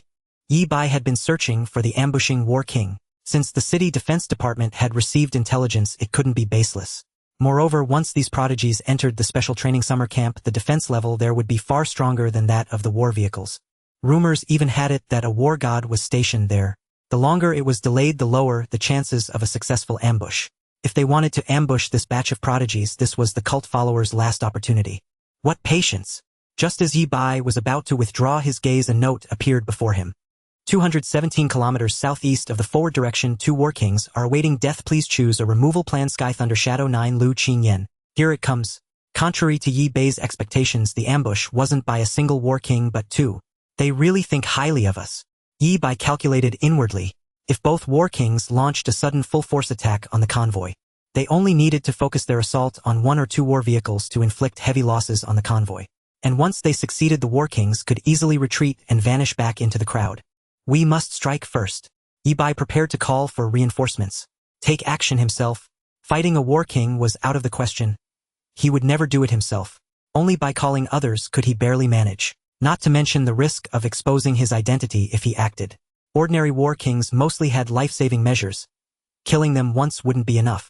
Even if Yi Bai stacked his full stored momentum with the blessing of Thunder's grace, he only had a few dozen seconds of peak output. Old Lu is here too. Yi Bai pondered and dismissed the idea of calling Lu Qingyan. First, it was inconvenient to contact him. Second, Lu Qingyan wasn't exactly sharp-witted. If he charged in and got himself killed fighting Tunon, it would be embarrassing. After much deliberation, Yi Bai could only call one person. Shadow 9. Yi Bai pulled out his phone and typed a line. A war king is lying in ambush. Shadow 9's voice echoed in Yi Bai's ear. I cannot intervene. According to the Shadow Organization's rules, as long as a war king level enemy didn't pose a fatal threat to Yi Bai, Shadow 9 was not allowed to act. Yi Bai deleted the words and typed anew. Yi Bai, what if it's Lian Ken? Shadow 9, the Shadow's rules are the rules. Stubborn old man. Why can't you use that SSS-Rank shamelessness of yours? Yi Bai thought for a moment and typed another line. I have 100 squares of message board information. Shadow 9. It contains that person's dark history. Yi Bai was going all out. If this couldn't sway Shadow 9 head, have to find another way to call someone. Even though Yi Bai didn't type the name, Shadow 9 knew exactly who he meant. The Supreme One Nightmare. Among the three Supreme Ones, Wuhen was too aloof, Xiaoyao too mysterious. As for Nightmare, Nightmare was too disgraceful. Shadow 9 knew this all too well. That Lian Can is too devious. He might disguise himself as a war king. To be absolutely certain, this old man must go and investigate. Shadow 9 declared righteously, lend me the scroll of forbidden curses. Yi Bai nodded slightly, feeling the scroll being taken from his chest as the shadow beneath his feet twisted faintly. Yi Bai had carefully considered sending Shadow 9 to deal with the ambushing war kings. First, he had thoroughly scouted the surroundings and confirmed no war kings or higher-level beings were lying in wait. Second, Yi Bai had stacked 30 layers of stored momentum, maximizing his combat state. An ordinary war king wouldn't have a chance to eliminate him quickly. Finally, Yi Bai's gaze dropped to Lu Sueki's shadow. In his vision, a dark-circled loli kept yawning hidden within Lu Sueki's shadow. Shadow 99. After becoming a lone wolf, Lu Sueki was also assigned a shadow. Yi Bai never expected that a war god would be sent to secretly guard Lu Sueki. One of the minimum requirements for the shadow rank was war god level combat power. Shadow 99 was the weakest among the shadow ranks, but still a war god. Thus, even if Shadow 9 temporarily left, Yi Bai would still have a war god protecting him nearby. When it came to survival, Yi Bai always had things under control. On the highway, the convoy roared past. Two cult war kings hibernated deep underground like turtles in winter, their auras concealed to the utmost. Only by doing so could they evade all inspections and deceive the heavens. When the convoy drew near, they would strike. The road trembled slightly. A war king's eyelids twitched as he peeled them open, his gaze brimming with killing intent. Time to act. The murderous aura underground condensed to near solidity, darkening the surroundings and lowering the temperature. He was pleased with his partner's reaction, sensing this ambush would surely yield great gains. With that thought, the war king from the third demon cult turned to look at his partner. Ha! Where's my partner? Are you looking for this? A hunched old man appeared holding a bloody human head, black mist rolling off him. I checked, he's not Lian Can. Are you? The old man's voice was raspy and grating. Even the cult war king, just awakened to such a gruesome scene, was momentarily stunned. What, Lian Can? I don't know what you're talking about. Who the hell are you? Stay away from me. With that, he turned to flee. He couldn't stand another second in this accursed place. Be good, obey. The black mist surged forward, engulfing the war king, completely muffling his screams and everything else. Seconds later, the black mist receded. This one isn't Lian Can either. Shadow 9 gazed at the two corpses before him. I need to find someone to take the fall. With that, he took out the scroll of forbidden curses and unleashed the forbidden spell inscribed on it. Blazing annihilation of the four seas. Terrifying flames devoured the corpses, erupting with immense power that radiated outward. I wonder which lucky soul it'll be this time. This old man seals your memory once and gives you the credit for two war kings. A fair trade. Shadow 9 waited on the spot. A war king would likely come to investigate soon. Back in the summer camp convoy. The moment blazing annihilation of the four seas appeared, all war vehicles received an alert. A war king level being has acted. It's hostile. Zwolingsi's expression shifted abruptly as his fingers flew across his tablet, inputting over a dozen commands. Hold tight, we're speeding up. The outer steel plates of the vehicle detached, shedding all unnecessary weight as the engine roared to full power, even overclocking. With a thunderous roar, the war vehicle surged forward at speed, more than doubling, even interspersed with spatial folds. Inside, Zhao Lin's face paled slightly, the immense thrust pinning him to his seat. Lu Sueki fared a bit better, but the threat of a war king-level enemy still made her uneasy. Only Yi Bai remained calm, even finding the leisure to glance out the window. Shadow 9 succeeded. Why is old Lu rushing over to join the fun? In Yi Bei's vision, a streak of blazing fire shot toward Shadow 9. It was Lu Qingyan. All convoys full speed ahead as per the contingency plan. The moment the alert sounded, an old man's roar came through the earpieces of all drivers. Li Er, follow me to face the enemy.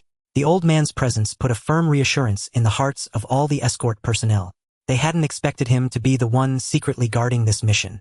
Peak War King Lu Qingyan. Nanjiang City's top war king, even a dominant figure across the southeast region. With him here, there would be no mishaps. Lu Qingyan being closer to the target charged over first. This is blazing annihilation of the 4 seas. Lu Qingyan's cyan flames flickered as he cautiously surveyed the scene. The one who unleashed this is only slightly inferior to me. A fire element war king. Lu Qingyan's battle intent flared as he searched for the enemy's trail. He found no enemy, only 2 charred skeletons and a mass of black mist. Lord Shadow 9. 30 years have passed, yet your figure is so familiar, as if I see you in my dreams every night. Lu Qingyan was both surprised and delighted, or with Shadow 9 acting, the convoy was absolutely safe. But why was Lord Shadow 9 here guarding which prodigy? Lu Qingyan had too many questions. Lord Shadow 9, what exactly happened here? A sigh came from the black mist with no further words. Little Lu, let's just go through the procedure. What procedure? The black mist surged forward, and Lu Qingyan's vision went dark as he lost consciousness. 30 seconds later, Li Er arrived at the battlefield. Old Lu, say something. Upon arrival, he saw the devastation and signs of blazing annihilation of the 4 seas. Did old Lu take down the enemy that quickly? Ouch! Lu Qingyan gasped in pain, opening his eyes to see Li Er and the scene. Familiar memories flooded back. Those 2 bastards were burned to death by me. They never expected me to close in so fast. Lu Qingyan briefly recounted the battle. Old Lu, impressive, you took down 2. As Li Er said the word 2, Lu Qingyan asked in surprise, how did you know my granddaughter's talent had a second awakening? Li Er. Enough already. This old bastard had told him about his granddaughter's second talent awakening hundreds of times. Now, War King Qingyan's opening line to anyone was, have you heard the story of my granddaughter's second talent awakening? The battle scene checked out, and it was indeed Lu Qingyan's handiwork. Li Er took one last look around and casually asked, Old Lu, are you injured? Injured? Lu Qingyan scoffed. My health is full, oh how could I be injured? His expression suddenly froze as if a thought struck him, and he quickly raised his hand to his forehead. Ah, now that you mention it, my head does ache a bit. The enemy might be a soul type. Too cunning. Li Er, you have to vouch for me. This counts as a duty injury. Li Er. At Nanjiang Third Middle School, the summer camp convoy accelerated to its utmost speed upon the appearance of suspected warlord-level enemies. Initially, everything proceeded smoothly under Zuolingxia's operation. However, just a few minutes into the rapid advance, black smoke began to billow from the front of the vehicle. Senior, there's smoke! Zhao Lin exclaimed, gripping the overhead handle, a hint of panic in his eyes as he looked ahead. Don't panic! Zuolingxia said calmly and with remarkable composure. It's not a big problem, just stay calm. The black smoke thickened, beginning to fill every inch of space, its acrid scent hitting them. Clear wind shield. Yi Bai raised his hand, conjuring an invisible wind barrier to shield the others from. Zuolingxia glanced at Yi Bai in surprise, casually complimenting.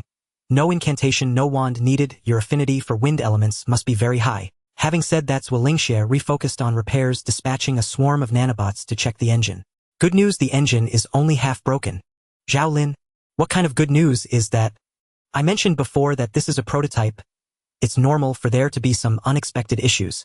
Zuolingxia hadn't finished speaking when a series of explosions erupted from ahead. What now? The engine is completely down, but it's not a big deal. As she spoke, Zuolingxia produced a toolbox and began assembling a strange device. In no time, she distributed 3 assembled spheres to Yi Bai and the others, instructing, the engine is down. According to the predetermined program, the random teleportation array beneath your seats will activate. This sphere can withstand damage over 10,000. Take it for self-defense. Time is tight, and this is all we can do. Before Zuolingxia finished speaking, the teleportation array under the 3 seats activated.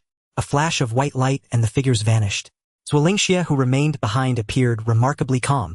She stepped out of the clear windshield's range, traversing through the thick black smoke to the front half of the vehicle. How did the 3 of them perform?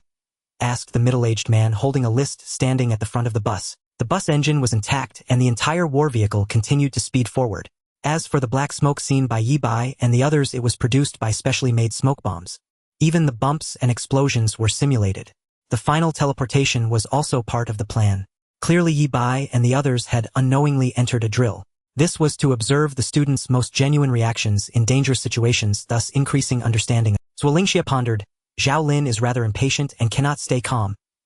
Perhaps due to his lower talent, he doesn't have a strong desire for improvement, but he is ambitious and has his own ideas. Lu Sueki was quiet throughout the journey.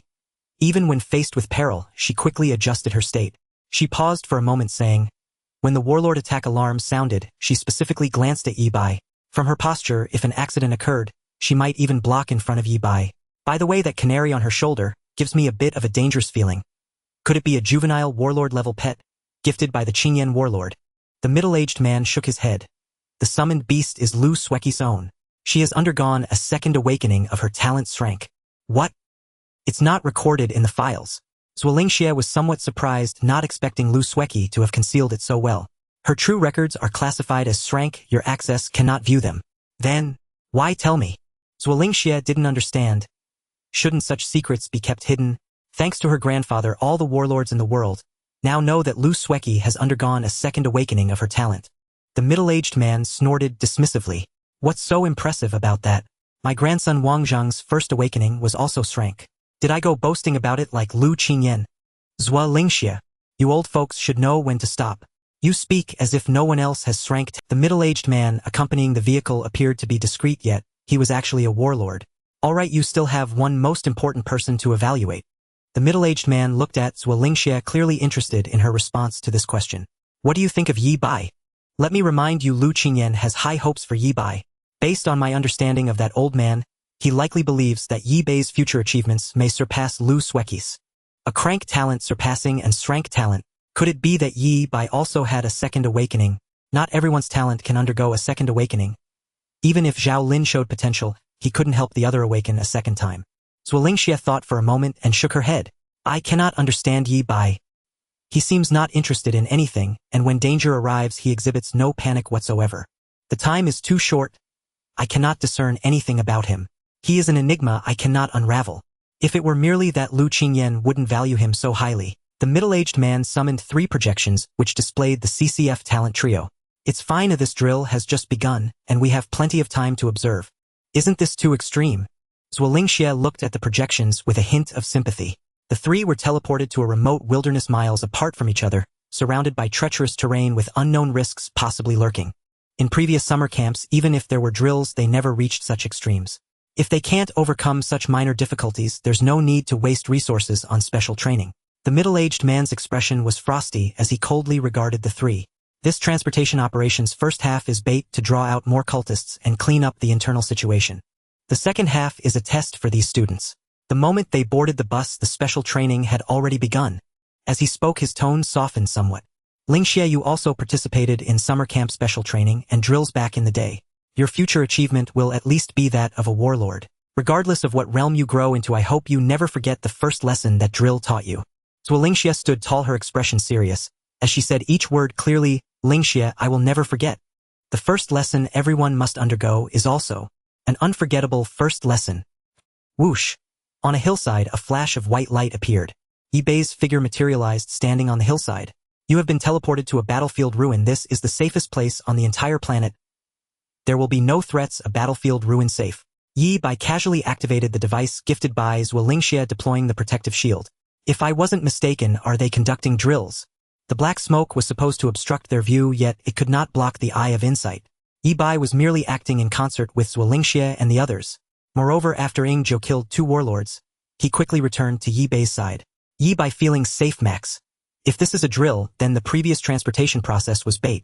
Yi Bai realized it was merely a joint encirclement operation. With the human race facing pressure at the front line, these cultists were causing trouble from behind. Luring out some of them for cleanup would be excellent and would greatly alleviate the pressure faced by the human race. But now what should be done? Yi Bai scanned his surroundings, detecting no signs of danger. The hillside was surrounded by forest's lush greenery, and an exceptionally good environment showing no signs of pollution. Since this is a drill, there should be tasks assigned. Standing high, seeing far, lightness technique. Yi Bai pretended to buff himself and then attempted to climb a tree. With his agility, he could easily leap up. Standing atop the tree with no foliage obstructing his view, Yi Bai's perspective immediately broadened. In the distance, a slender towering structure caught Yi Bai's attention. That is. Yi Bai seemed to realize something, his expression shocked. The Eternal Tower? The location of the summer camp training was actually near the Eternal Tower. At the moment Yi Bai discovered the truth, the sphere in his arms began to float, emitting mechanical sounds. Attention all students participating in the summer camp training. Attention all students participating in the summer camp training. Someone was broadcasting. Please report to the designated location by 2100 tonight. Those who fail to arrive will be considered to have forfeited. Once you forfeit, you cannot re-enter the summer camp training list for 3 weeks. Attention! You may encounter attacks from testing machines during the drill. If defeated, you must remain in place for 15 minutes. The broadcast repeated several times before falling silent. A new image appeared on the sphere before Yi Bai. 6 o'clock direction, distance 180. 65 kilometers, time 1724, countdown 3 hours, 35 minutes and 46 seconds. Let's go. After putting the sphere back in his pocket, Yi Bai looked around, confirming the direction of Zhao Lin and Lu Sueki before jumping down from the tree. Heading towards the 6 o'clock direction, Yi Bai occasionally glanced around, scouting the surroundings. He seemed to understand the true nature of this drill. The soldiers buried here were as young as you. The girl he loved could not wait for his return. This warlord is nothing special. He merely took 3 monsters down with him before he died. He could not read or write his name yet. He sought to protect a family, and he succeeded. As he advanced, Yi Bai's expression turned increasingly serious, his steps slow. This place was near the Eternal Tower. It was also the beginning of the Abyssal Plain invasion, the forefront of the Blue Star battlefield. The infernal battlefield of 30 years of calamity where countless predecessors fought and died. According to incomplete statistics, just the land beneath Yi Bai's feet had seen human casualties in the millions. After suffering immense losses and spending 30 years, humanity, under the leadership of the strongest, finally defeated the monsters and drove them back to the Abyssal Plain. 60 years have passed, the stars have shifted, and the seas have changed. This battlefield has been preserved, undeveloped, and untouched. It remains as is, sealed off from the outside. This was once a battlefield and also the burial ground of countless heroic spirits. During the 30 years of calamity, humanity had an unwritten iron rule: those who died where they fell would be buried where they fell. Every inch of soil beneath my feet is home. Being home, it is a place to bury heroes. I guard the mountains and rivers with flesh and blood. Even if I become bones, my soul cannot rest. The sides of the road were lined with graves. Yi Bai stood by the roadside, slightly bowing, softly saying, "Junior Yi Bai, I apologize for disturbing all of you predecessors." Outside the Eternal Tower, over 100 kilometers away, Yi Bai advanced slowly along a forest path, his steps light and virtually silent. As he reached a certain fork in the road, the shadow beneath his feet twisted. Ingzhou, who rarely appeared, materialized of his own accord. "Kid, there's something I need to remind you about." Ingzhou's tone was stern, devoid of its usual languor. "The area you're about to enter is very different." Hearing Ingzhou's warning, Yi Bai looked ahead. Ahead, eternal forest, the bloodiest battlefield of the Blue Star battlefield, where countless heroic spirits rest in peace. The supreme powerhouse nightmare paid a tremendous price to alter the laws of heaven and earth here. The lingering obsessions of the fallen human heroes attached to their relics.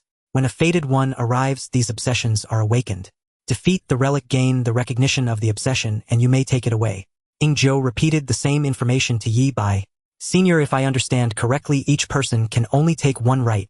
"Normally that's the case," Ingzhou explained patiently. "These relics themselves are ordinary, but due to the transformation by the supreme powerhouse nightmare, they have become equipment of no small rank. Each person can only take one piece of equipment from here. Also, many obsessions harbor hatred for demonic creatures. They tend to choose individuals with high talent and great potential." Listening to Ingzhou's explanation, Yi Bai nodded slowly. If that were the case, those with high-grade talents would face multiple powerful choices. Those with too poor talent might end up with nothing. Generally speaking, this kind of exercise is held as a graduation drill after the summer camp special training. Ingzhou sighed. "By the looks of it, the Dawn Plan has been initiated." "The Dawn Plan?" "Yes, the Dawn Plan is also known as the Darkest Plan. As for the details, someone from the summer camp will explain them to you." Ingzhou steered the conversation back on track. "What I want to emphasize to you is, given your situation ahem, you know it well yourself." Ingzhou knew full well Yi Bai's true identity, and neither of them had ever pierced the final veil of secrecy, but many pieces of equipment will actively choose you, or rather none will refuse you. As for what to choose, that's for you to decide. Yi Bai asked, "What about the 2 supreme powerhouses before?" Wuhen took a sword and Xiaoyao took a set of bells and drums. Ingzhou transformed back into black mist, sinking into Yi Bai's shadow, leaving behind a remark. "It'll help you conceal the commotion from the equipment. You don't need to worry." "Thank you, senior. After this is done, remember to give me the photo." Yi Bai, this old fellow still fixated on the supreme powerhouse nightmare's dark history. After understanding his situation, Yi Bai meticulously straightened his attire, took a deep breath, and stepped forward. The moment Yi Bai crossed a certain line, the eternal forest dormant, for nearly 30 years, seemed to come alive in an instant. Countless startled birds rose and circled above the forest. A white cloud descended, slowly blanketing the forest as if to conceal something. At the 4 cardinal points, east, south, west, north, each retained a trace of shadow. When the anomaly of the eternal forest manifested, the shadows detected it instantly and stirred simultaneously. Purple mist rose, and a young man clad in black and purple tight-fitting attire appeared, gazing in a certain direction, where Yi Bai was. "He's here." The young man raised his hand. On his right glove was imprinted a number. 7. Shadow 7. The blue shadow cast by the sky upon the water's surface rippled, emitting a watery voice. "This time it's far too early, isn't it?" Shadow 6. The bamboo grove swayed, and an azure silhouette emerged, its voice as innocent as a child's. "It's him, no mistake. Only when a supreme seed enters the eternal forest does it trigger such an upheaval." Shadow 5. The tree shadows shifted slowly with the sunlight. A hint of green mingled within a voice tinged with melancholy. "History always repeats itself." Shadow 4. The shadow-level powerhouses of the shadows, 4, 5, 6, 7. All appeared simultaneously. They had but one mission: to guard the eternal forest. This was once the frontline battlefield. If the Abyss Dimension sought to counterattack, this was also the preferred breach point. With merely 4 people stationed here, forming the sole line of defense to intercept demonic creatures straying into Blue Star, their strength was terrifying. When they appeared together, it meant either humanity was at its most critical moment, or the current situation, a supreme seed had entered the eternal forest. Shadow 6 spoke first. "The one guarding the Asura, is it the 8th or 9th brother?" The gazes of all fell upon Shadow, for they had never actively inquired about such matters. "9th brother. The 8th brother has some business and went to the Abyss Dimension." Shadow 7 looked in a certain direction and said coldly, "Want to go take a look? You'd die." Shadow 5 let out a laugh like a dumbbell. "Little 7, you're still too green. The reason 9th brother is because he only wants to be 9th brother, not the big brother. Do you understand my explanation?" A gleam of cold light flashed through the forest.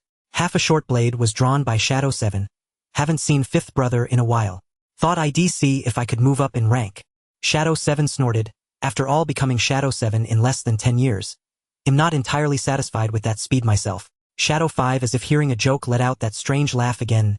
"Little 7, if you really had the skill, you wouldn't have become a shadow in the first place." Those words seemed to touch a nerve in Shadow 7. He drew the short blade a fraction more. Whoosh! The bamboo grove swayed incessantly, the azure silhouette fragmented. "Enough!" Shadow, for the high-strength, strongest, and most senior present, growled. "A supreme seed has arrived. You don't suppose only we noticed, do you?" The 4 looked up at the sky simultaneously. A lone white cloud drifted idly. Aside from that cloud, the sky was clear and cloudless.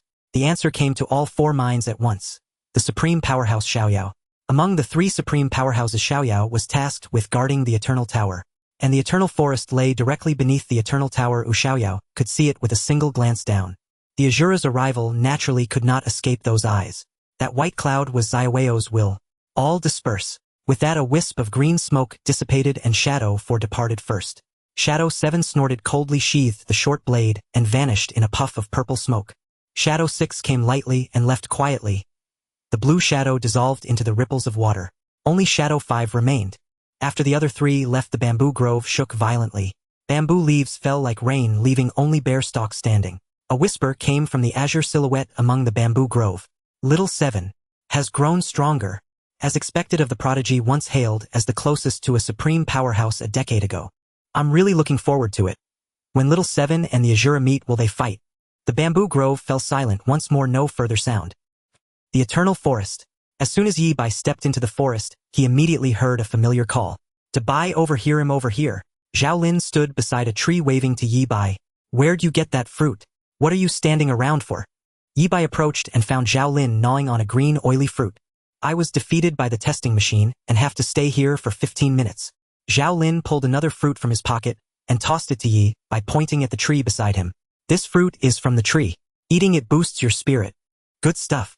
I'll pick a few more for you later." It was normal to find such rare fruits on the outskirts of the Eternal Forest.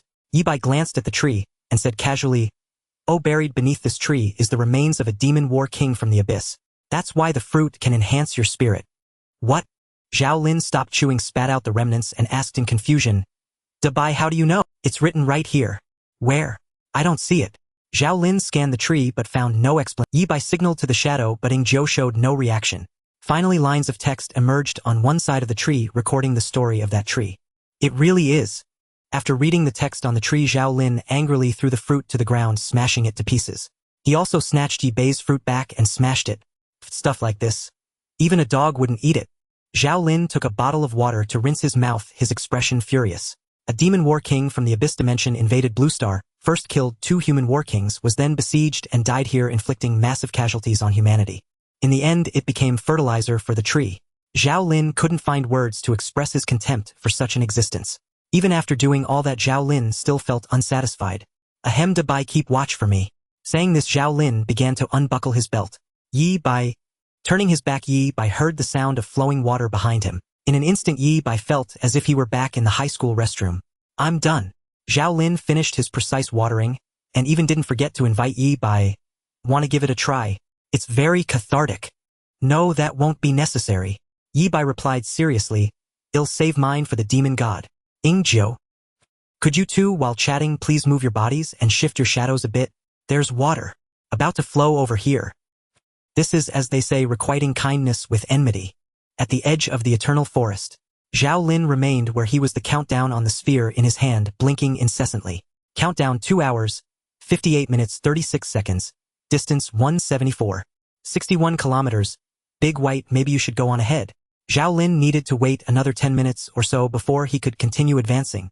3 hours to cover nearly 180 kilometers. Just finishing the run is tough enough.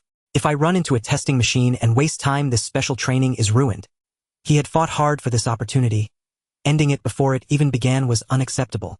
Zhao Lin pointed ahead and said earnestly, You go first. I have the wind-splitting slash and am a warrior. I'll definitely be faster than you. Once the penalty time is over, I'll come find you. Yi Bai hesitated for a moment, then nodded. All right. With that, he stepped forward, his shadow moving with him, narrowly avoiding disaster. Zhao Lin didn't forget to remind him, Watch out for the testing machines. Got it. Yi Bai's figure vanished into the thicket. What Zhao Lin didn't know was that the Eternal Forest had very special rules. Here, if one could gain the recognition of a lingering obsession and successfully harvest its relic, the relic would transport them directly across the entire Eternal Forest. In other words, the 180-kilometer cross-country distance was not the final test for the students. The true trial was the awakened obsessions and the relics that needed to be overcome. From this perspective, the appearance of the testing machines is actually another form of selection. Yi Bai recalled the rules, and the purpose of the entire exercise became clear in his mind. To complete the exercise, one must cross the Eternal Forest. Within the forest, if an obsession is awakened, a testing machine will appear, keeping the student in place to await the next challenge. However, the deeper one goes into the Eternal Forest, the stronger the obsessions become. The higher the grade of the relic, the harder it is to gain recognition. The relationship between obsessions and genius seeds was one of mutual selection. The obsessions sought to choose more promising genius seeds, while the genius seeds desired more powerful relics. In other words, the stronger one's talent, the farther they could advance within the Eternal Forest. For Zhao Lin, who had only craved talent, awakening an obsession at the very edge was already an incredibly fortunate event. There had once been a Kraid talent among the war generals who spent 3 days and 3 nights in the Eternal Forest without awakening a single obsession. Thinking of this, Yi Bai glanced back. Oh, Zhao Lin is going at it with a long blade. Not bad. If he gains its recognition, it could be a handy weapon. Withdrawing his gaze, Yi Bai continued forward. Behind him, over a dozen pieces of equipment floated in midair, quietly following Yi Bai. With each new piece of equipment, Yi Bai would bow slightly, a gesture of both gratitude and apology. Thank you for your recognition. I'm sorry, but I still need to venture deeper. These pieces of equipment merely followed Yi by maintaining a fixed distance, neither too close nor too far. Their presence was obscured by a veil of shadow, making it hard for others to see clearly. At the edge of the Eternal Forest, not far from Yi Bai, Lu Sueki's expression was stern. As she looked ahead, a golden canary perched on her shoulder, preening its feathers. Little Gold, my grandfather said this Eternal Forest is an extremely special place. If you dare to misbehave once we're inside, he said, our family may not have much else, but we can scrape together 500 doses of 10,000 poisons powder. The golden canary instantly froze, its entire body trembling, every feather radiating fear. All right, I'm done scaring you. Stay quiet and nothing will happen. This is the safest place for all of humanity. I never expected the exercise to bring us here. I wonder how Yi Bai and the others are doing. With that, Lu Sueki began to retrieve items from her storage space, arranging them neatly on the ground, a fruit platter, food, 2 bottles of spirits, a pack of old brand cigarettes, and more. After arranging everything, Lu Sueki stepped back, her expression solemn. She bowed again, then rose. Lu Sueki, descendant of the Nanjiang Lu family, pays respects to the ancestors. The forest beneath her feet had buried 46 members of the Nanjiang Lu family, 2 war gods, 7 war generals, and 37 war soldiers. All 46 names were inscribed on the stele of the Lu family ancestral hall. The Eternal Forest held a special significance for the Lu family. Lu Sueki's primary task on this trip was not to harvest relics but to pay homage to her ancestors. Grandfather Xiaoyao, my grandfather asked me to tell you that he's close to becoming a war god. He feels the signs of breakthrough growing clearer. He told you to smoke less down there. It's bad for your health. As Lu Sueki muttered on, deep within the Eternal Forest, several objects buried in the earth were awakened, emitting Lu Sueki at the edge felt a resonance and looked forward. This is calling me over. She did not move immediately. Instead, after paying respects to the 46 Lu ancestors, bowing repeatedly, she finally set off with heavy steps, heading deep into the Eternal Forest to find the relic that was summoning her. The golden canary on her shoulder was still trembling. Not because of Lu Sueki's earlier threat, but because it could sense that somewhere in this forest an extremely terrifying presence lurked nearby. A presence so fearsome it made its very soul quiver. Deep within the Eternal Forest. Ninth uncle, can you hold on?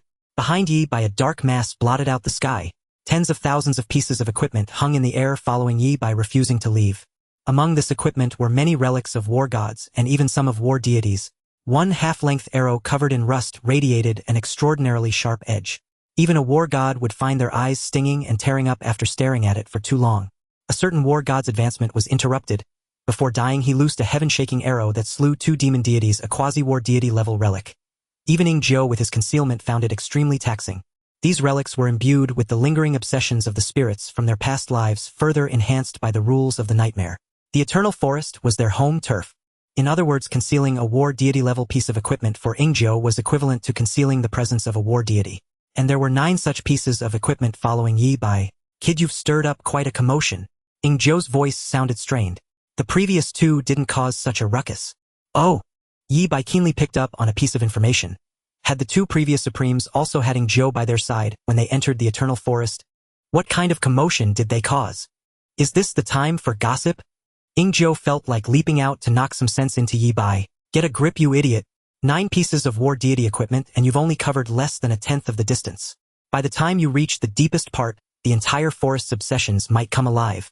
Ing Zhou was startled by his own speculation. If such a commotion actually occurred, his own strength alone would be absolutely insufficient to conceal it for long. This forest alone had buried over 100 war deities. By then Yi Bai's identity would be at risk of exposure.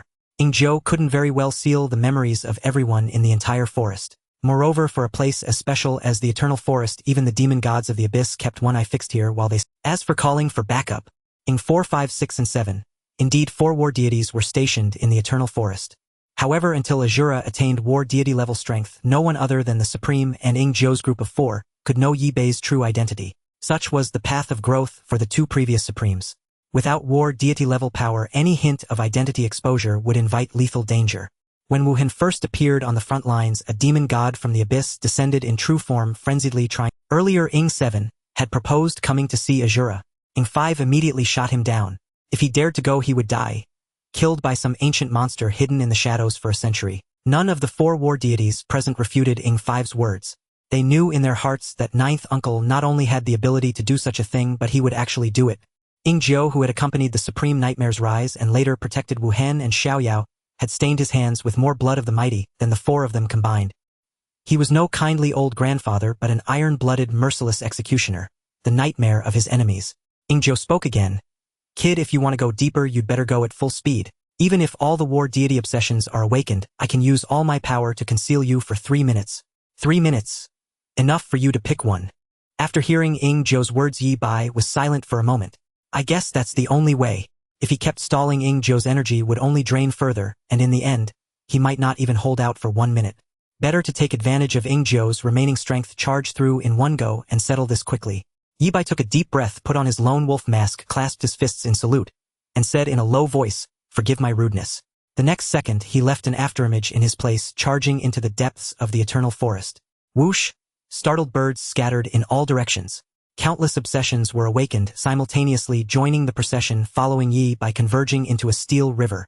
Above the blue sky, white clouds drifted lazily. He was still watching. Eternal forest. A swift wind swept through, leaving no trace on the grass.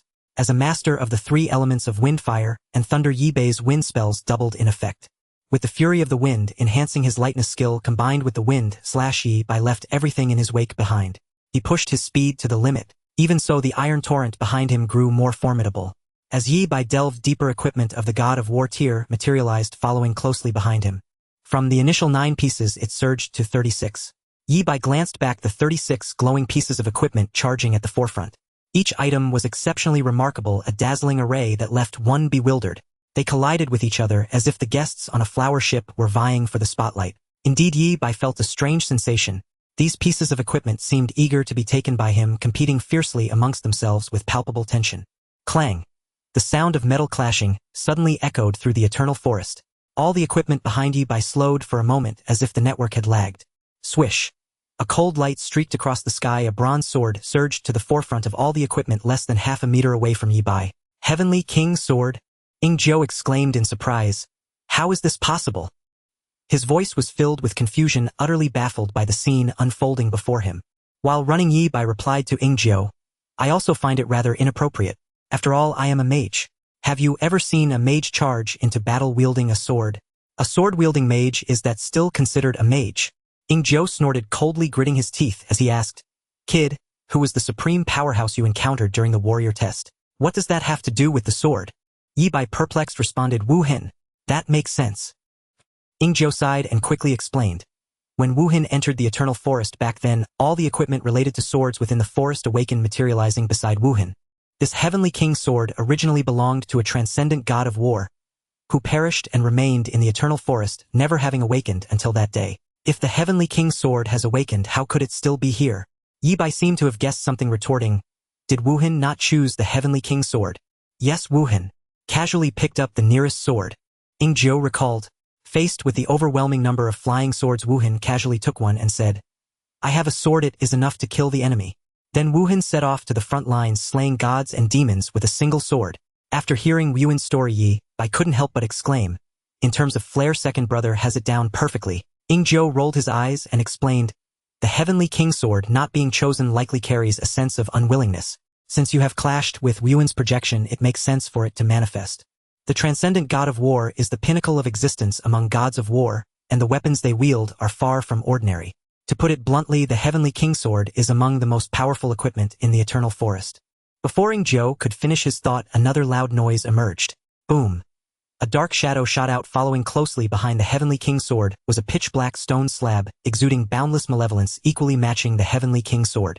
Yi Bai glanced back again. This transcendent god of war is actually not dead. Shu, keep it quiet, all the demon gods know this secret. Good gracious, Yi Bai exclaimed, good gracious. Humans have strong warriors feigning death. Is this the script of an emperor faking death to kill enemies? Since the elder is not dead, Yi Bai decided not to concern himself with that black stone slab. What if the elder jumps out from the coffin and discovers that the equipment that originally belonged to him has followed someone else, resulting in a large-scale NTR scene? Unacceptable, unacceptable. Kid, hurry up. Zhou heard a third loud noise, and another relic of the transcendent god of war manifested. It was already strenuous for Zhou to conceal the commotion from the usual gods of war, let alone the transcendent god of war. Understood. Yi Bai retracted his gaze and continued to forge ahead. He had a persistent feeling that something was calling to him from the depths of the eternal forest. Crossing the grass, leaping over the stream, and skimming past the thickets, Yi Bai hurried toward the source of the call.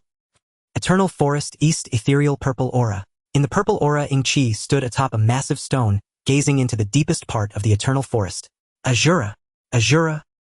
He repeatedly murmured this name, his eyes flashing with memories. 10 years ago, Qi awakened an S-level talent, rising like a meteor only to vanish like a shooting star. No one knew that the genius boy, hailed as the closest to the supreme powerhouse, had now become a member, still at the shadow level, ranked 7th. 10 years' time, even Xue Meng could not achieve such a feat. Who has not been a genius boy? With a cold snort, Qi's gaze was filled with unwillingness. Back then, when I entered the eternal forest, 6 relics of the transcendent god of war awakened. Boom! A loud noise echoed through the forest again. The 7th sound. The 7th piece must be Asura. Qi looked down at his short blade, the relic he had taken from the eternal forest. The previous owner was also a transcendent god of war, who had killed over 10 demon race gods, with this short blade, boasting a glorious record. Unfortunately, when he ventured into the eternal tower, He suffered severe injuries, and healing was hopeless so his life was nearing its end. Refusing the offer of the supreme powerhouse to prolong his life, the short blade's owner, dragging his injured body, charged into the abyss realm alone. When Wuhen arrived, only this short blade remained at the scene. An average abyss realm was completely slaughtered, not a single living creature left. The gravely wounded transcendent god of war's fate was uncertain, and his whereabouts were unknown. In the end, the short blade was brought back to the eternal forest and passed into Ying-Chi's hands. "It's all right." Ying-Chi gently ran his fingers over the short blade, whispering, "My blade and I are the strongest. I have lost once, but I won't lose a second time. Asura, I await the day you become a god of..." In the deepest part of the eternal forest, Yi Bai finally came to a halt. Before him stood a towering monument shrouded in black cloth, obscuring its true form. Yi Bai was certain that this monument was calling to him. The overwhelming equipment behind him also came to a stop. The 9 most powerful relics halted at the forefront. These pieces of equipment all originated from the transcendent god of war, and were the highest tier, most valuable equipment within the eternal forest. All gathered. 3 minutes, hurry up, Ying-Zhou urged. Yet Yi Bai seemed not to hear, muttering to himself, "I want to see this monument." He did not look at the 1,000,000 divine soldiers behind him, nor the 9 relics of the transcendent god of war. His gaze was fixed firmly on the stone monument enveloped in black cloth. Without using the eye of insight, Yi Bai wanted to see this monument himself and understand why it was calling to him. Sigh. Ying-Zhou sighed, his figure emerging from the black mist. He stooped and slowly walked forward. "If you want to see, then look."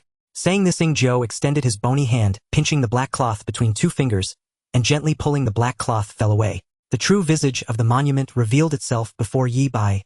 On the enormous monument, countless phrases and names were inscribed in vivid red paint. Left sword Tang seeks death for the sake of thousands. Before death, only one thing remains: to kill the enemy. Qing Yan, this battle is perilous. With you handling all matters at home, my brother's heart can be at ease. Do not worry, Lu Qingyao remains. I am tired, I want to rest, take care. As his gaze swept over the lines of text, it felt as if he were seeing numerous faces. Yi Bai said, dumbfounded, This is the death will monument, or rather, a last will. Ying-Zhou sighed and said, whenever the human race faces great wars, there are those who wish to die, charging into the thousands of troops. To block enemies and break the army, sacrificing oneself for righteousness. Gazing at the death will monument, Yi Bai seemed to hear the sounds of battle in his ears, witnessing the clash of weapons, seeing countless individuals charging forward undaunted by death. The peace beneath his feet was reclaimed inch by the ancestors through blood and sweat, and it was still guarded by fresh blood today. Once a demon god boasted, just kill, as long as the human race is made to fear death, they will surely yield. This monument is the response of the human race. Humans do not fear death. How can they be frightened by death? The monument of death's vow, a testament to resolve through sacrifice. Yi Bai had always been curious about what truly drove him forward. When he laid eyes upon this monument, he felt as though he had found the answer, yet a nagging sense of something overlooked lingered. Yi Bai's gaze roamed across the stone tablet, searching meticulously. What's this? He tilted his head to look at the upper left corner of the monument, where a poem was carved, surrounded by inscriptions that enclosed it. To be precise, it was 3/4 of a poem. With my flesh and blood, I guard the rivers and mountains. Even as bones turn to dust, my soul finds no peace. Demons and ghouls I cut down with one sword.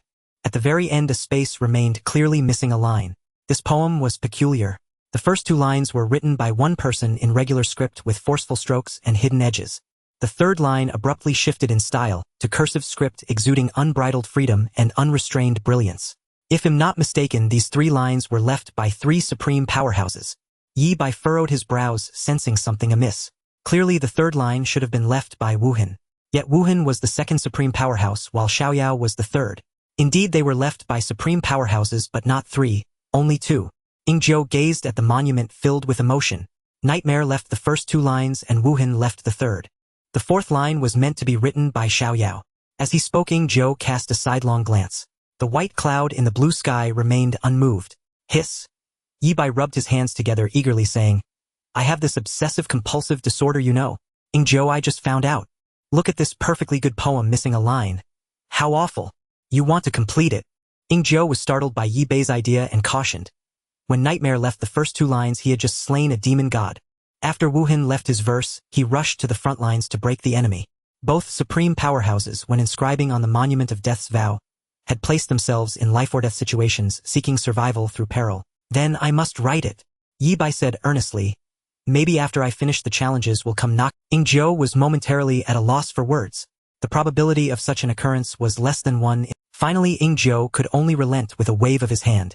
There's still a minute and a half left. If you can truly complete the last line in such a short time, I'll write it for you. The monument of Death's Vow was made of an extremely special material. Even a war king's strike could only leave faint white marks on it. Those who carved the inscriptions were at least war gods in strength. Leaving a message on it was beyond Yi Bai's current ability, so Ingzhou had to do it for him. I've already thought of the last line. Yi Bai took a deep breath and slowly declared, I shall not return until the abyss is broken. Ingzhou was stunned and blurted out, Did you cheat? In such a short time with Yi Bai's literary level to come up with the last line. Ingzhou didn't believe it. Everyone knew each other's cultural cultivation. It was a matter of being illiterate versus barely literate. Yi Bai's performance suggested either he'd been cramming or cheating. Yi Bai nodded. Kind of I took a shortcut. Please hurry up and finish writing so we can leave. The last line truly struck a chord with Ingzhou. Black mist surged upward as a bony finger pressed onto the monument of Death's Vow and began to write. In running script stroke by stroke, Ingzhou wrote with utmost seriousness, I shall not return until the abyss is broken. Standing on the ground, Yi Bai looked up at the completed poem and nodded in satisfaction. With my flesh and blood I guard the rivers and mountains, even as bones turn to dust my soul finds no peace. Demons and ghouls I cut down with one sword, I shall not return until the abyss is broken. Excellent, full of spirit. After writing the last exclamation mark, Ingzhou didn't stop. Yi, time's almost up. We need to go. Yi Bai shouted at the top of his lungs. The tables had turned and now Yi Bai was urging Ingzhou to flee. What's the rush? We still need to sign it. Ingzhou leisurely wrote a few more names at the end of the poem. Nightmare Wuhen Shura. Ingzhou left. Hiss. It seemed something odd had slipped in. When it came to shamelessness, you were the master, Yi. Yi Bai felt he still had much to learn in the art of being shameless. Just as Ingzhou finished the last character, the black cloth he had torn to the ground suddenly soared into the air, shrinking until it became a tattered black cloak that automatically settled on Yi Bai's shoulders, fluttering in the wind. After the black cloak chose Yi Bai, the radiance of the 9 transcendent war god relics dimmed. Not only them but all equipment imbued with obsessions began to retreat slowly, daring not to contend with the black cloak. Not bad, the uglier the gear the greater the power. Yi Bai glanced at the cloak. Aside from being a bit torn and worn, it was acceptable. Donning the cloak, Yi Bai finally looked somewhat like a mage, silently vowing to himself to act like one in the future and not resort to swinging his staff at people. Supreme Nightmare's Cloak Battle Damaged Edition. Seeing the new note appear, Yi Bai's eyelids twitched. No wonder the transcendent war god relics had retreated on their own before the cloak. Even for a transcendent war god, absolute respect was due to a supreme powerhouse. Retreat. Ingzhou now rejoined Yi by merging into his shadow. The cloak lifted Yi by carrying him away from the monument of Death's Vow and across the eternal forest. The people had gone, but the white cloud remained. It floated above the monument, descending slowly only after Yi Bai and Ingzhou had departed. A plainly dressed Taoist stood before the monument of Death's Vow, looking up at it just as Yi Bai had done earlier. Behind him 4 shadows emerged one after another. Green, cyan, blue, purple. 4, 5, 6, 7. Ingqi rested his hand on a short blade and murmured, Shura just left. Xiao Qi, shut up. Ingxi stepped in front of Ingqi, bowing slightly toward the Taoist's back. My subordinate lacks decorum. I apologize for the offense. The Taoist didn't turn around but replied calmly, no matter. Those under supreme powerhouses do not govern each other. You need not treat me thus. Since you are a supreme powerhouse, we must show proper respect. As you wish. The Taoist merely stood still, gazing at the 4 lines of poetry. After a long while the Taoist spoke again. Tell my teacher that I agree to what he wishes to do. The white cloud descended, the Taoist's figure vanished into it, and the cloud once again soared toward the eternal tower, disappearing from sight. Phew! Ingxi gasped heavily, opening his palm to reveal it drenched in sweat. He cast a meaningful glance at Ingqi, and then said, Everyone disperse. I'll inform 9th brother myself. There will soon be a fierce battle. Perhaps the next time we meet someone's name will be on this monument. Ingxi patted Ingqi on the shoulder without further words and departed first. Ingwu was a stout man rolling 2 iron balls in his left hand as he ambled over to Ingqi. Xiao Qi, if you want to live longer, don't provoke certain people, like 9th brother or the one who dwells in the eternal tower. As he spoke, Ingwu let out a laugh like clanging iron. His laughter was strange. His ears flattened against his head, his nose slightly upturned, and the sound rumbled from his belly. Your 5th brother here is still waiting for the day you become the boss. Ingqi's lips twitched, but he refused to back down. That day will come. Your 5th brother is very much looking forward to it. They both disliked each other, snorted simultaneously, and went their separate ways. When the white cloud returned to the eternal tower, the Taoist's figure appeared at its peak, sitting cross-legged on the cloud, overlooking the entire eternal forest. I shall not return until the abyss is broken. Shura, quite interesting. This era of supreme powerhouses is different. The time I have left is running out. The Taoist murmured to himself. Gazing at the eternal forest below, he raised his hand and gently flicked a small bell. Dong! The bell's sound instantly spread across this realm. It echoed endlessly. Outside the eternal forest, Yi Bai had just landed when a resounding bell tolled from behind him. Dong! What's happening? Yi Bai started alert. An abyss plane invasion. The bell came suddenly without any warning. No, it's him taking action. Him. Yi Bai looked up, gazing at the eternal tower before him. The supreme powerhouse, Xiaoyao. What was he planning? The bell's sound spread across the entire eternal forest, causing all relics to tremble slightly. Soon Yi Bai understood what the supreme powerhouse Xiaoyao intended to do. Thousands of pieces of equipment floated above the eternal forest. These were the ones that had followed Yi Bai earlier, awakened by the seed of supreme power. They hovered in the air for a few seconds before turning into streams of light, scattering in all directions. Most buried themselves back into the ground, awaiting the next destined owner. A small portion, however, rushed toward the many students undergoing the trial. Zhao Lin, who had just subdued a long blade, found another knife landing before him, thrust directly into his palm. Zhao Lin was stunned, looking down at the two blades in his hands. But I use a single blade. Could two blades bring double the joy? In an instant, Zhao Lin was overwhelmed by joy at a loss. Lu Sueki had already picked out a ring. But when the bell rang, a golden feather pen landed before her, its intent unmistakable. This? Can I take 2 relics? Lu Sueki stood frozen, having never heard of such a thing happening in the eternal forest. A name flashed through Lu Sueki's mind. Shura. It must be related to Shura. All the students participating in the trial, like the two of them, gained the opportunity to choose a second relic. Yi Bai was no exception. Having already left the eternal forest, he watched a golden light streak across the sky and land in his arms. What's this? Yi Bai looked down to find a bronze sword lying quietly in his embrace, very familiar. The Heavenly King. Outside the eternal forest, Yi Bai draped a black cloak over his shoulders with the Heavenly King's sword tucked against his chest. Happiness came so suddenly that Yi Bai was at a loss for how to express his emotions. The Heavenly King's sword, once the blade of the celestial war god, could restore its superior grade upon fulfilling its obsession. Its rank and power were beyond question. However, if it were the complete version of the Heavenly King's sword, Yi Bai's current strength would be utterly incapable of wielding it. Nightmare had naturally accounted for this when designing the eternal forest. All equipment came pre-sealed upon creation, with levels automatically matched and scaling with the user's growth. The information on the Heavenly King Sword was laid out clearly before Yi Bai's eyes. Equipment: Heavenly King Sword LV. 54.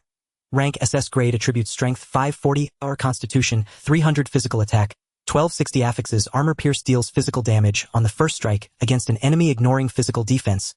Only 1 instance of armor pierce damage per target within 12 hours. Eternal Fortitude durability remains at 100, forever immune to damage. Heavenly Majesty: with this sword equipped, it affects enemies within a 300-meter radius, reducing all attributes by 5. Increases the user's own all attributes by 1 to 15. The more enemies affected, the higher the increase, reaching the maximum of 15 when affecting 150 enemies. Obsession: slay a War King level monster with this sword. Obsession progress 9. Completed obsessions 0. No wonder it was the gear of the celestial war god. Even sealed, it's this formidable. Yi Bai couldn't help but marvel. He was no stranger to the world, and the natural force in his hand was far from lacking. Yet, compared to the Heavenly King Sword, the gap was simply immense. In terms of base stats, the Heavenly King Sword added 540 strength and 300 constitution, pushing Yi Bai's strength and constitution attributes well over 1,000. Moreover, the affixes on the Heavenly King Sword were exceptionally powerful. Eternal Fortitude spared Yi Bai the trouble of repairing his weapon. Armor Pierce, as the initial physical attack, ignored physical defense, unleashing devastating burst damage. After all, it was already absurd for Yi Bai, a mage, to pull a sword from his pocket. Yet, a single swing could ignore physical defense, dealing astronomical damage and achieving a one-hit kill. Yi Bai learned one thing from his brief career: as a mage's abilities have limits. He must transcend the realm of a mage. I will no longer be a maging 9. Ahem. As for Heavenly Majesty, this affix was perfect for group battles, boosting all his attributes while reducing the enemies when surrounded. According to the relativity of Eternal Tower, lowering the enemy's attributes was equivalent to Yi Bai gaining stats. It meant Yi Bai won twice. A double victory. Yi Bai stowed the Heavenly King's sword back into his backpack. As the divine weapon of the former celestial war god, it must be highly recognizable. Once revealed, it would immediately draw attention from all sides. Given Yi Bai's current situation, he had no need to use the Heavenly King Sword in regular combat. The Heavenly King Sword served as Yi Bei's ultimate trump card, best used to catch a boss off guard with a sudden strike. After putting the sword away, Yi Bei turned his gaze to his shoulder. Nightmare's Cloak, Battle-Worn Edition. A cloak discarded on the Monument of Death due to severe damage. Nightmare never expected anyone to take it from the Eternal Forest, did they, smart one? Seeing this note, Yi Bei's expression shifted slightly. He had a bad feeling. Equipment: Nightmare Wind LV. 1. Rank SSS, Grade Durability 0. 001, Attributes Agility 1, Physical Magical Defense 1, Affix in broken, please fix me. I truly miss my pristine state. Yi Bei. Ninth Master, do you recycle cloaks? A limited edition from a supreme being. Just trade me the Celestial War God's gear and I'll take the loss. I don't take trash here. From the shadows, even a few snickers emerged. They laughed loudly and brazenly. Clearly Ing9 also knew about the cloak on Yi Bei's shoulder. How do I fix this thing? Yi Bei muttered. The Eye of Insight and Ing9 gave the same answer. Feed it SS grade materials for the cloak to devour, restoring durability. Any SS grade material was astronomically priced. Yi Bei actually had one in hand, the skull of a Cerberus. Ninth Master, is it safe nearby? No, whatever you're thinking, save it for inside the Eternal Tower. Ing9 roughly guessed Yi Bei's intention and asked, you got part of a Cerberus skeleton from clearing the novice dungeon with an SSS rank, right? Yes, the skull. Since Ing9 was on his side, Yi Bei was quite honest, deceiving him as little as possible. The skull? I see. Ing9 fell silent, saying no more. Today in the Eternal Forest the situation was special, and Ing9 had been more talkative than usual. Most days he remained silent, shadowing Yi Bei. Now returning to silence, Yi Bei wasn't surprised. He continued following the sphere's instructions toward the target location to complete this drill. In the Eternal Forest, Shadow 7, one of the 4 guardians, received an unexpected visitor. Shadow 4. Ninth Master has a task for you. Shadow 4's face was impassive. In just one day they had met 3 times. More than in the entire past year. Shadow 7 raised an eyebrow and asked, what task? Ninth Master wants you to go to the Abyssal Hell Plane and find a Cerberus King. Bring back all the bones except the skull intact. An adult Cerberus King is a war god level existence. With all 3 heads intact, it's equivalent to 3 war gods. If they're united, even more troublesome. Shadow 7's voice trembled slightly. If this task were given to any other war god, they'd probably curse outright. It was clearly a suicide mission. If you're scared, I can do it. Scared? Shadow 7's voice cracked with excitement, utterly exhilarated. I've been cooped up here for 3 years. I'm going crazy. If ID known becoming Shadow 7 meant guarding the Eternal Forest, ID have stayed as Shadow 10 and kept babysitting. By now he was almost hysterical, his resentment palpable. At least there I had people to kill. Shadow 7 took a few deep breaths to calm his excitement. What about my guard duty? Under normal circumstances he couldn't leave without authorization. Even with Ing9's decree, Shadow 7 had to ensure a replacement. Third brother is returning from the battlefield. Hell, recuperate here and watch the Eternal Forest for you. Shadow 4 warned, you only have 3 days. Understood. When do I leave? Now. Before Shadow 4 finished speaking, Ziyen shot out, brimming with overwhelming bloodlust like a starved glutton craving. The Abyssal Plane. I, Shadow 7, am back. Shadow 4 watched Shadow 7's retreating figure and sighed helplessly. That kid's nearly 30 and still so chinibu. Might as well tell his parents to have another child. This one's a lost cause. At the foot of the Eternal Tower lay a sizable town. Following the sphere's guidance, Yi Bei found the assembly point. A vast plaza.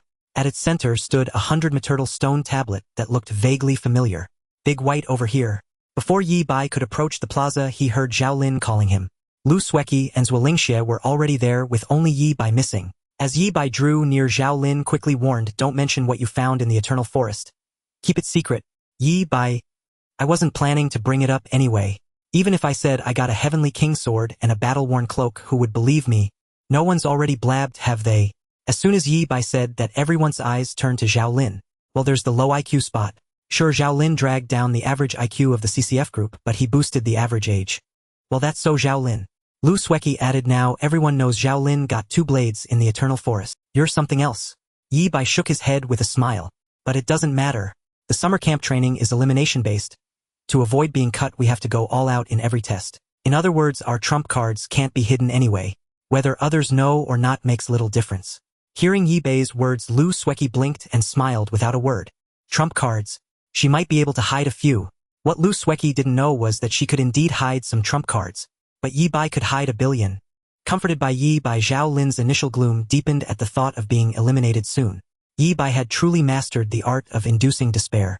After a few moments of idle chat, the countdown on the sphere ended. Time's up. Xue looked toward the far end of the plaza, standing straight with an intensely serious expression. Time for what? Shu. Lu Sueki made a quiet gesture and whispered, a legion is returning from the abyssal plane. As the words fell, a massive portal suddenly tore open at the end of the plaza. A shadow was the first clear. The shadow dropped the word and sped eastward toward the eternal forest without a pause. Thud, thud, thud. The ground began to tremble.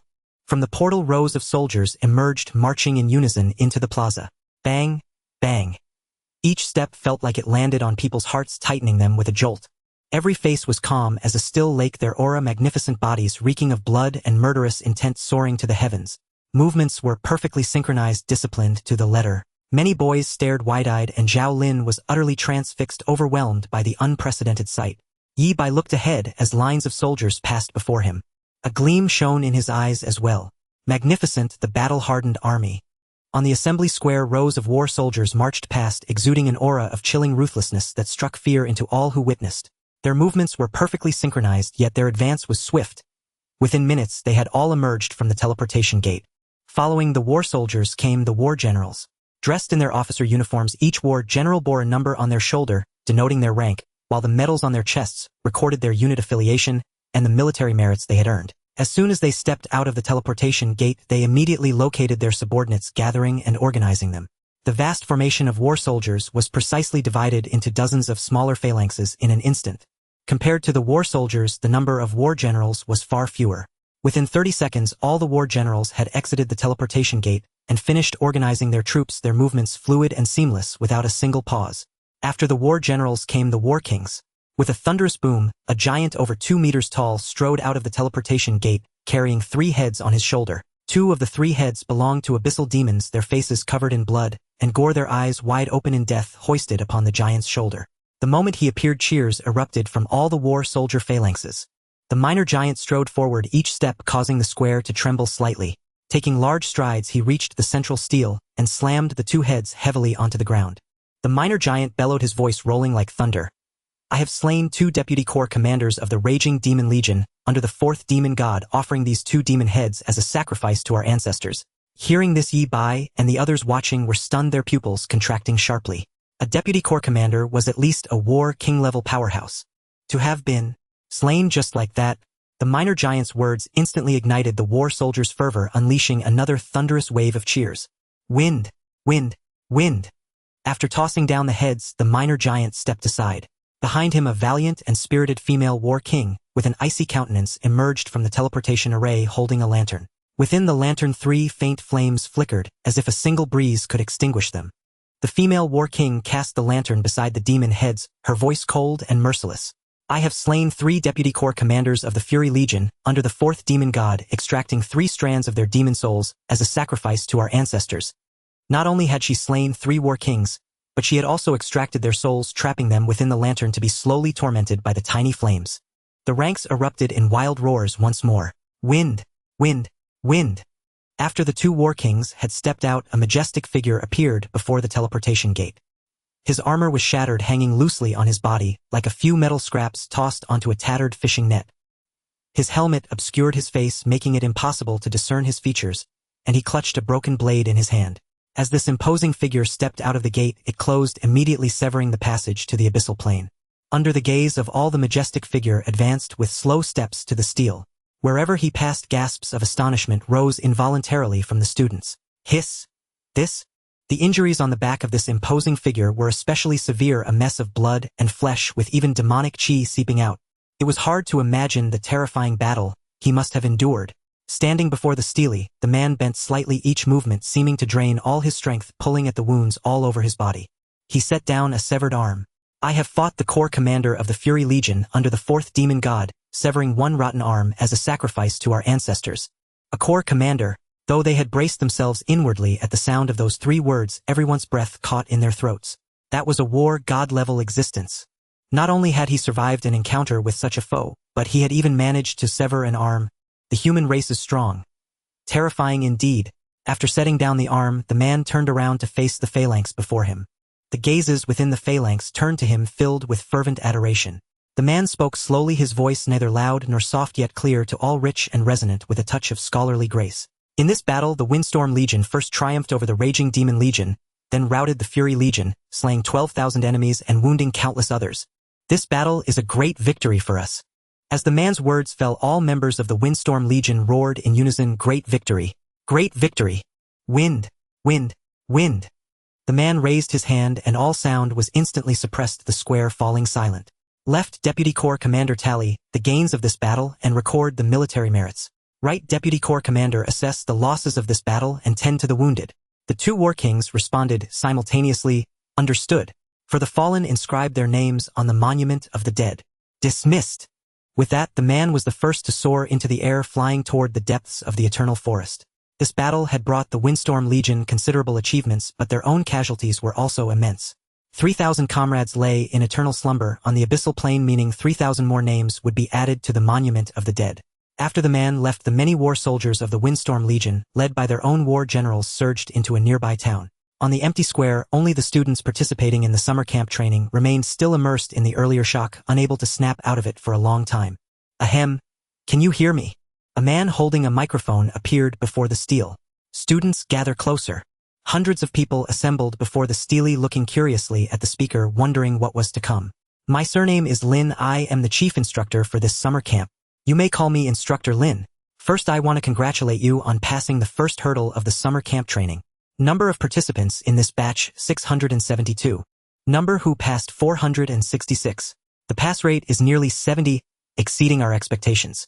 Hearing this number, Zhao Lin's face paled slightly as he glanced at Yi Bai and Lu Sueki beside him. 30% were eliminated. Zhao Lin hadn't expected that their CCF team, supposedly the bottom of all the prodigy seeds, could have a 100 pass rate. It must be luck, just luck. Zhao Lin didn't dwell on it and focused on Instructor Lin's words. "What you just witnessed was our human Windstorm Legion returning in triumph from the abyssal plain," Instructor Lin said with a smile, speaking slowly. "I'm sure you noticed that when the teleportation gate opened, the war soldiers came out first, then the war generals, then the war kings, with the war god bringing up the rear." The students nodded. It was indeed so. When retreating, that's the order. But when charging, it's the war god first, then the war kings, war generals, and war soldiers. Instructor Lin's words made many students' eyes go wide.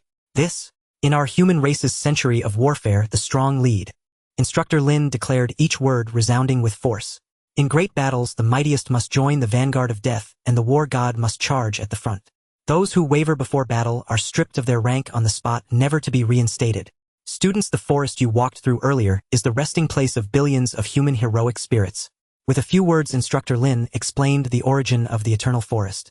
Many female students' eyes reddened while male students clenched their fists until their knuckles turned white, grinding their molars in fury, itching to charge into the abyssal plain and fight the demons for 300 rounds. The equipment in your hands is the legacy of billions of heroic spirits. The obsessions you carry are their obsessions. In the future, the homeland you protect is their homeland and also our homeland. Remember this: 90 years ago, from the very day the abyssal plane invaded Blue Star, our race entered a state of war.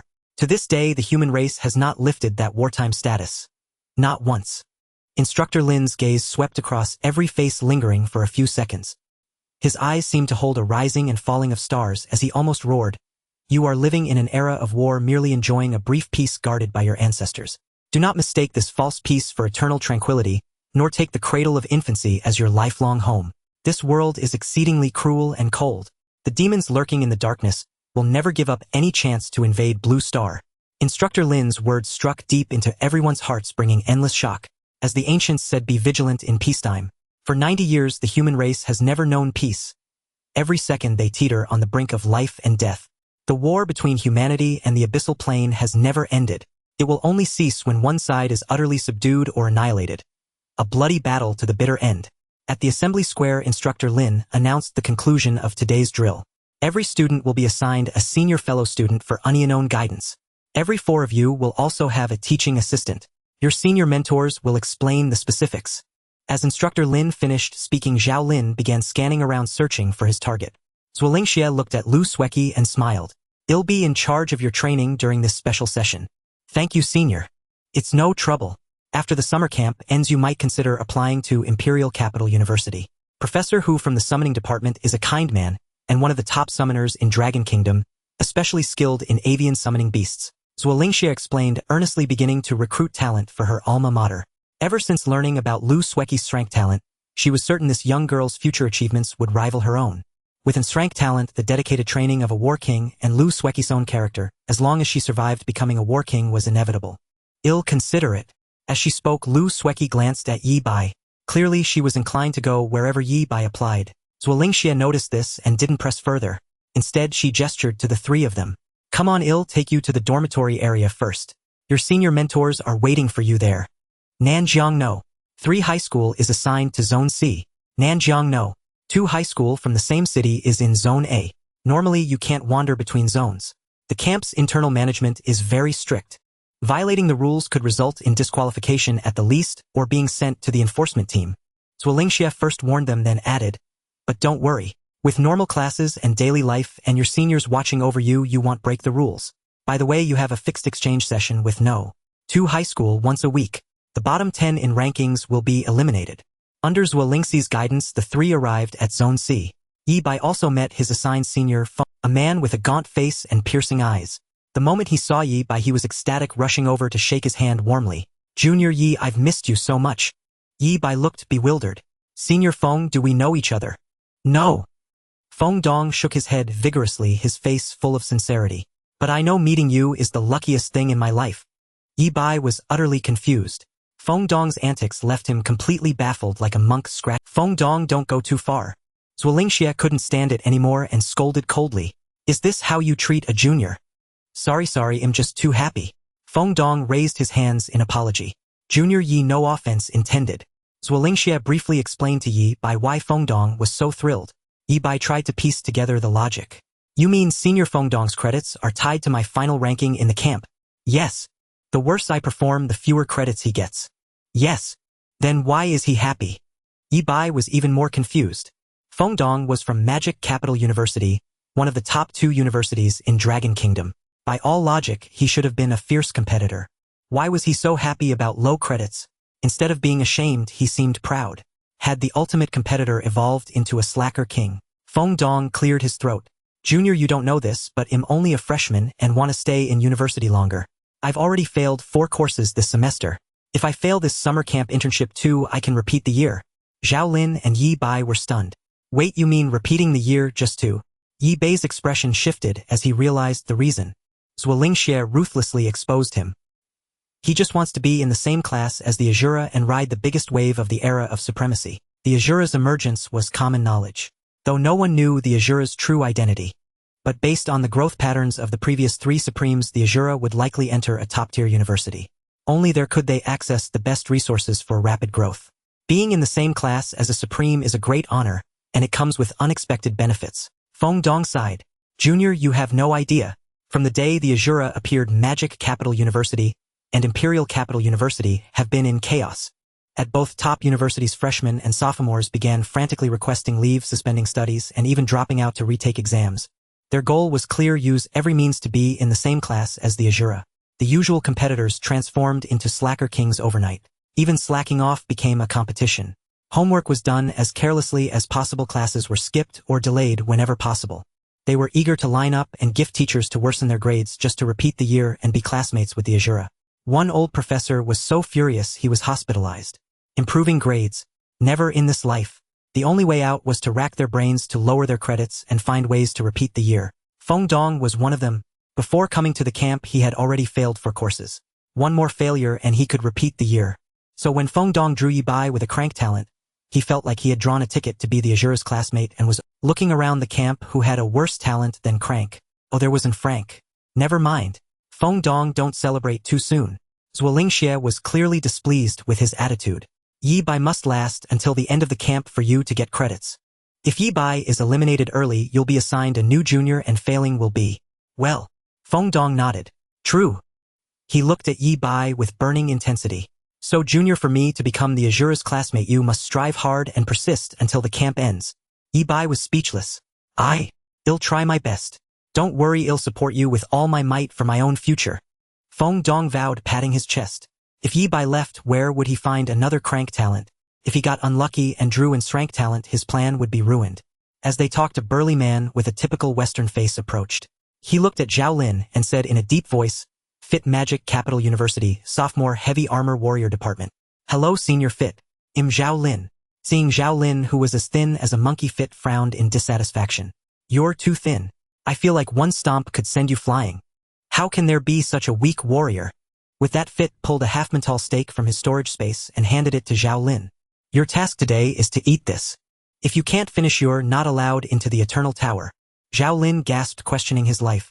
How many jaw muscles would he need to finish such a huge steak? Do I have to eat this much every meal?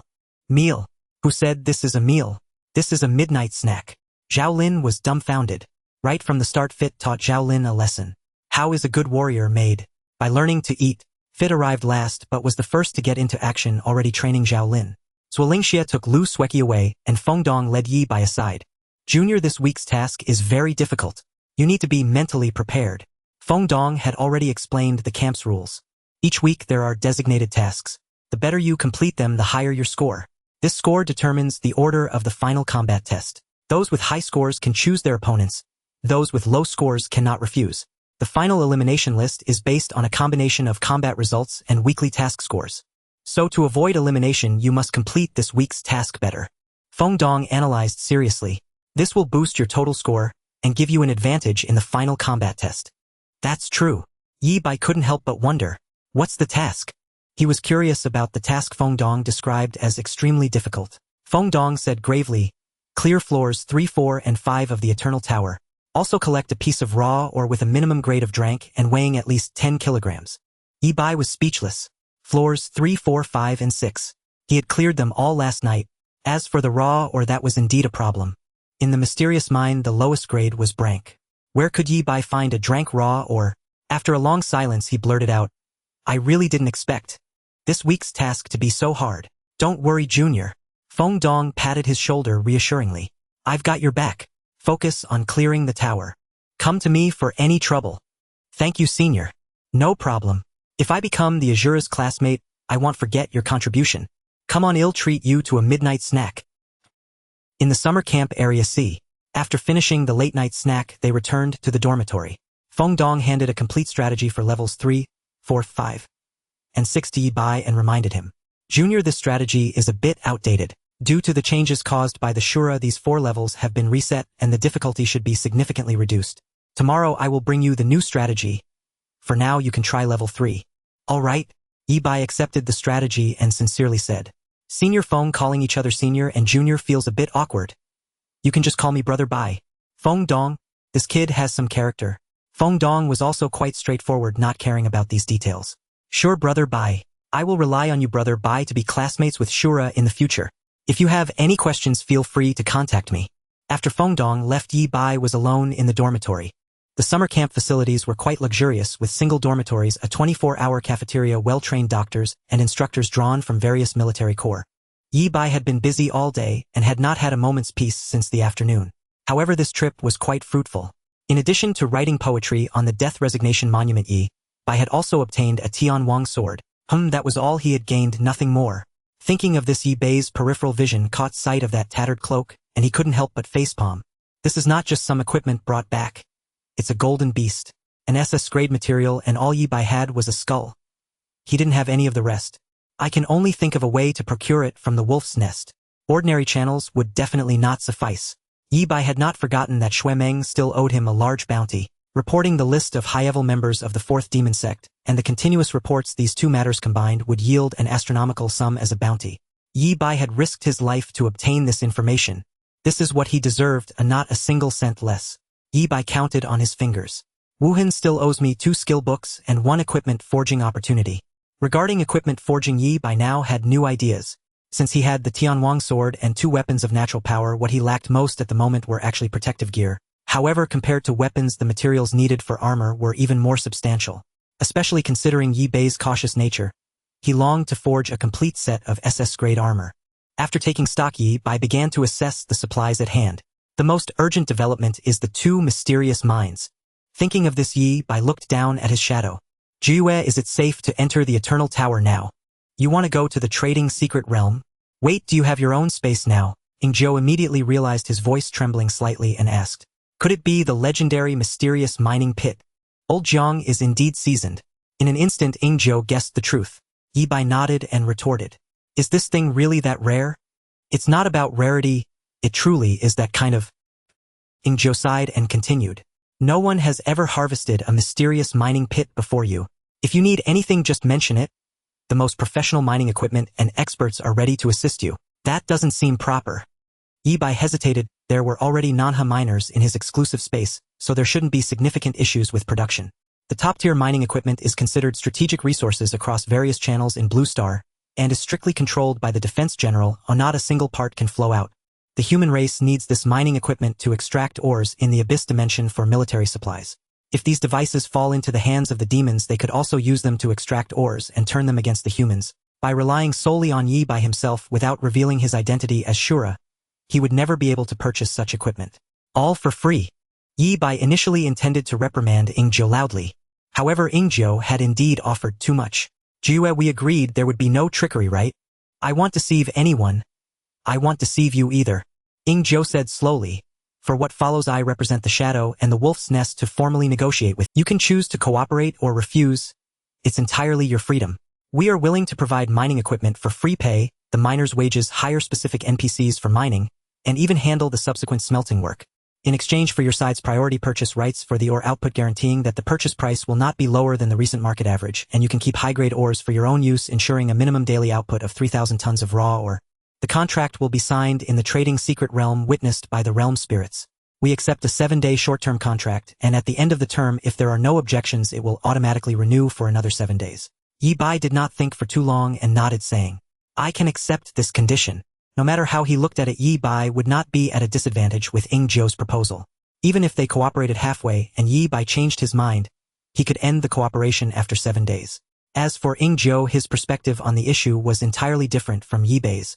Before the appearance of the mysterious mining pit, if the human race wanted to obtain high-quality ores, they had to mine in the Abyss dimension.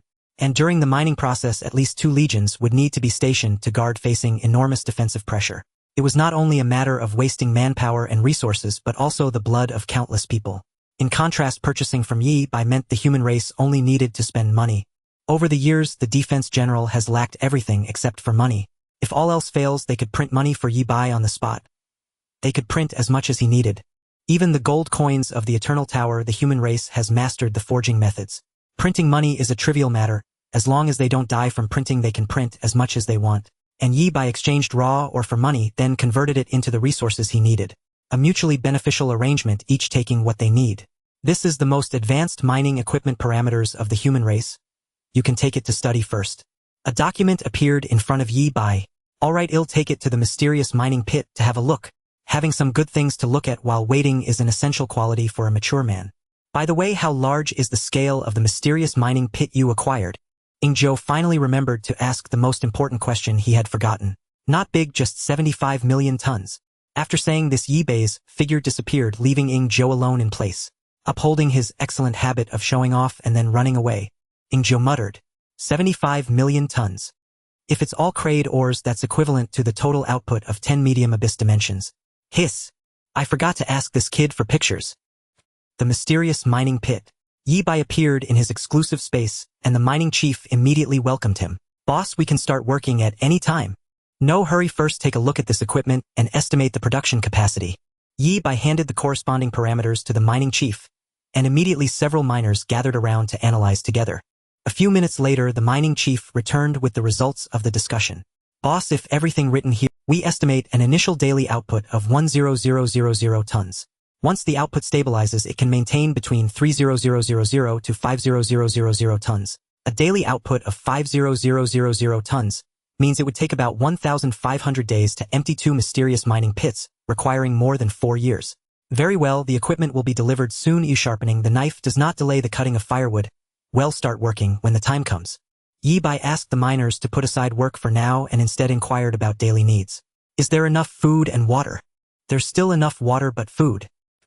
The mining chief showed an awkward expression. There's only enough for 1 more meal, but if we stretch it, we can make it last for a few days. Yi Bai frowned and asked, I remember I purchased food for 1,500 people, right? Boss, the main issue is that it eats too much. We didn't think of driving it away after it escaped from the mine.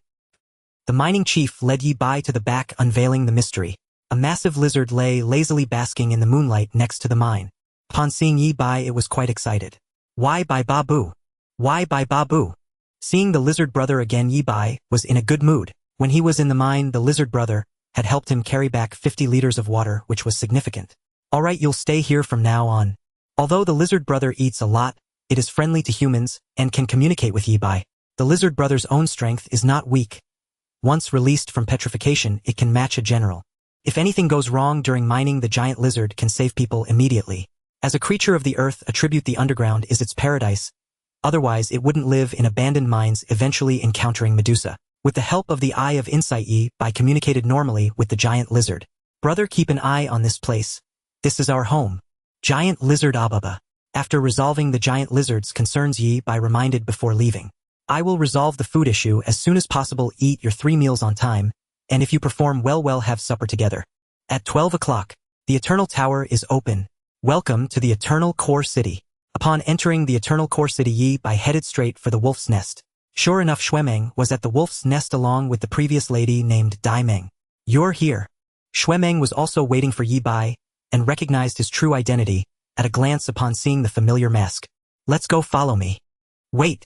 Yi Bai interrupted Xuemeng's casting. I heard that all expenses at the wolf's nest were waived last night. That is indeed the case. It was to celebrate Shura breaking through 4 levels and all expenses were waived. Xuemeng was surprised. Why are you asking this? As the actual Shura, I didn't get to enjoy the benefits of free meals. This made Yi Bai feel quite unbalanced. It was akin to how he achieved 2nd place in the Mimic Shura contest. What kind of situation is this? Upholding the principle of not losing out on any meal. Yi Bai confidently asked, did you order the 5,000 individual meals I asked you to last night? Xuemeng, did you ask me to order? Didn't you? Think again. Xuemeng took a few deep breaths and turned to Dai Meng. Prepare 5,000 individual meals for him. And the money. Dai Meng was very practical. While 5,000 individual meals could be arranged, who would pay for them? After all, one couldn't use yesterday's free meal to pay for today's food. Xuemeng lowered his voice so that Yi Bai wouldn't hear. Put it on my dad's tab. Eternal Core City. Deep within the wolf's den. Before even sitting down, Yi Bai spoke directly. Let's get this over with quickly. I still need to challenge the Eternal Tower after we finish. One thing at a time. Xuemeng closed the door securely. We've fully confirmed the list you provided earlier and calculated the corresponding value. With that, Xuemeng handed over a list. Behind each name was the corresponding bounty amount. You reported a total of 64 people. Among them, 25 have been apprehended or executed for various reasons. 6 are actually our undercover agents and 9 were already under our surveillance. In other words, the effective number of reports you made is 24 people. The final bounty amount is 19 million gold coins. Seeing the figure of 19 million gold coins, Yi Bai's eyelids twitched. Also, this batch of merits has directly elevated your lone wolf rank from gold to stellar. As he spoke, Xuemeng extended his hand, and a white light fell from his palm onto the lone wolf badge. Coated in a layer of silver light, the wolf's head design had also changed somewhat, losing its former ferocity and becoming more restrained with a glimmer of wisdom in its eyes. And congratulations, you are now Warrior Stellar List No. 1. Yi Bai asked curiously, how many people are on the Warrior Stellar List? 1. Yi Bai. First place was him and last place was also him. Indeed, very few people could reach the Stellar List while still at the Warrior stage. Many people never even had the chance to accumulate merits and directly became war generals. Yi Bai's situation was an exception among exceptions. What about the bounty for the 4th demon cult leader? Yi Bai quickly moved on to the next question. 19 million gold coins was indeed an astronomical figure, but for what Yi Bai needed now, 19 million was just pocket change. Repairing the Nightmare Wind required SS-grade materials. Forging top-tier defensive gear also required high-quality materials, preferably grade or above. Just these 2 tasks alone would cost an unknown amount of money. Xuemeng said in a deep voice, you know the demon cult leader isn't dead yet. The full reward that should have been paid to you can only be discounted now. Yi Bai. He had been careless. If he had known this beforehand, Yi Bai would have collected the full reward first and then reported again, to maximize the value of the reports. This move was called one-man multiple meals. A person cannot step into the same river twice, but Yi Bai could report twice in a row. All right, I'll remember this debt. Yi Bai spoke as if he were the one losing money. I shouldn't have stopped 9th Master back then. I should have let him keep his promise. Xuemeng, sitting across from Yi Bai, suddenly felt a chill on the back of his neck, as if some ill omen was approaching. Shadow 9, I don't recall you stopping him. Enough of these pleasantries. Just tell me straight how much. Yi Bai was very candid. He saw it clearly. His relationship with Xuemeng was purely transactional, discussing money behind closed doors. I'll convert it to 12 war god merits for you, but I think you might need this more. As he spoke, Shuemeng pulled out a 3-meter-long bone club from his pocket. This is... The pale bone club lay before Yi Bai, still with strands of meat attached, steaming hot. The marrow hadn't even cooled yet. 100 freshness. Clearly the bone had been delivered to Shuemeng the moment it was stripped. The right leg bone of the Hellhound King. Yes, an SS-grade material. You need it, right? I do need it. Yi Bai looked at the steaming bone, momentarily speechless. This was killed to order, wasn't it? The Hellhound King, upon reaching adulthood, was at the war god level. Although its 3 heads often quarreled and disagreed, each having its own thoughts and even fought among themselves, but it was still a war god. How had it fallen to such a miserable state, like a Xinjiang fish in a grill shop, killed on a whim? No trade, no killing. I'll take it. Yi Bai placed the order without hesitation. To hell with the killing. He wanted the trade. Look here. Shuemeng surprisingly pulled out an anatomical diagram and earnestly explained to Yi Bai, apart from the cartilage, an adult hellhound has 72 usable bones. Pre-order the full set of bones excluding the skull now, and enjoy a 12 discount. A deposit of 12 war god merit points can be redeemed for 20 war god merit points. Are you running a double 12 deposit promotion here? Yi Bai took out all his assets. 19 million gold coins, 12 war god merits, how much can that get me? Normally 1 war god merit equals 1 million gold coins. Together that's 31 war god merits. Shuemeng calculated. Enough to buy the limb bones. You're still 60 war god merits short of the full set. 60 war god merits meant 60 million gold coins. Yi Bai suddenly felt like finding a few more demon cult followers to report. He was a bit short on funds lately. Lately his inner righteousness was particularly strong, and he was irreconcilable with evil. Yi Bai endured the heartache and said, I want this set of bones. I'll pay the deposit first and the balance. I'll find a way to settle. Shuemeng warned, You can't put this debt on my tab. What are you saying? Am I that kind of person? Shuemeng's eyes silently told Yi Bai you are. Shuemeng handed the right leg bone to Yi Bai and said the remaining bones would be delivered over the next 3 days. All right, anything else? If not, I'm off. Let's have tea another day. Yi Bai made to get up, intending to collect the 5000 single-person meals. Wait, someone asked me to give you something. Shuemeng stopped Yi Bai and pulled out a few skill books from his bosom. Uncle said to give you 2 skill books. Oh! Yi Bai's eyes lit up. Shuemeng's second uncle was none other than Yi Bai's second brother. Had Wuhen's skill books finally arrived?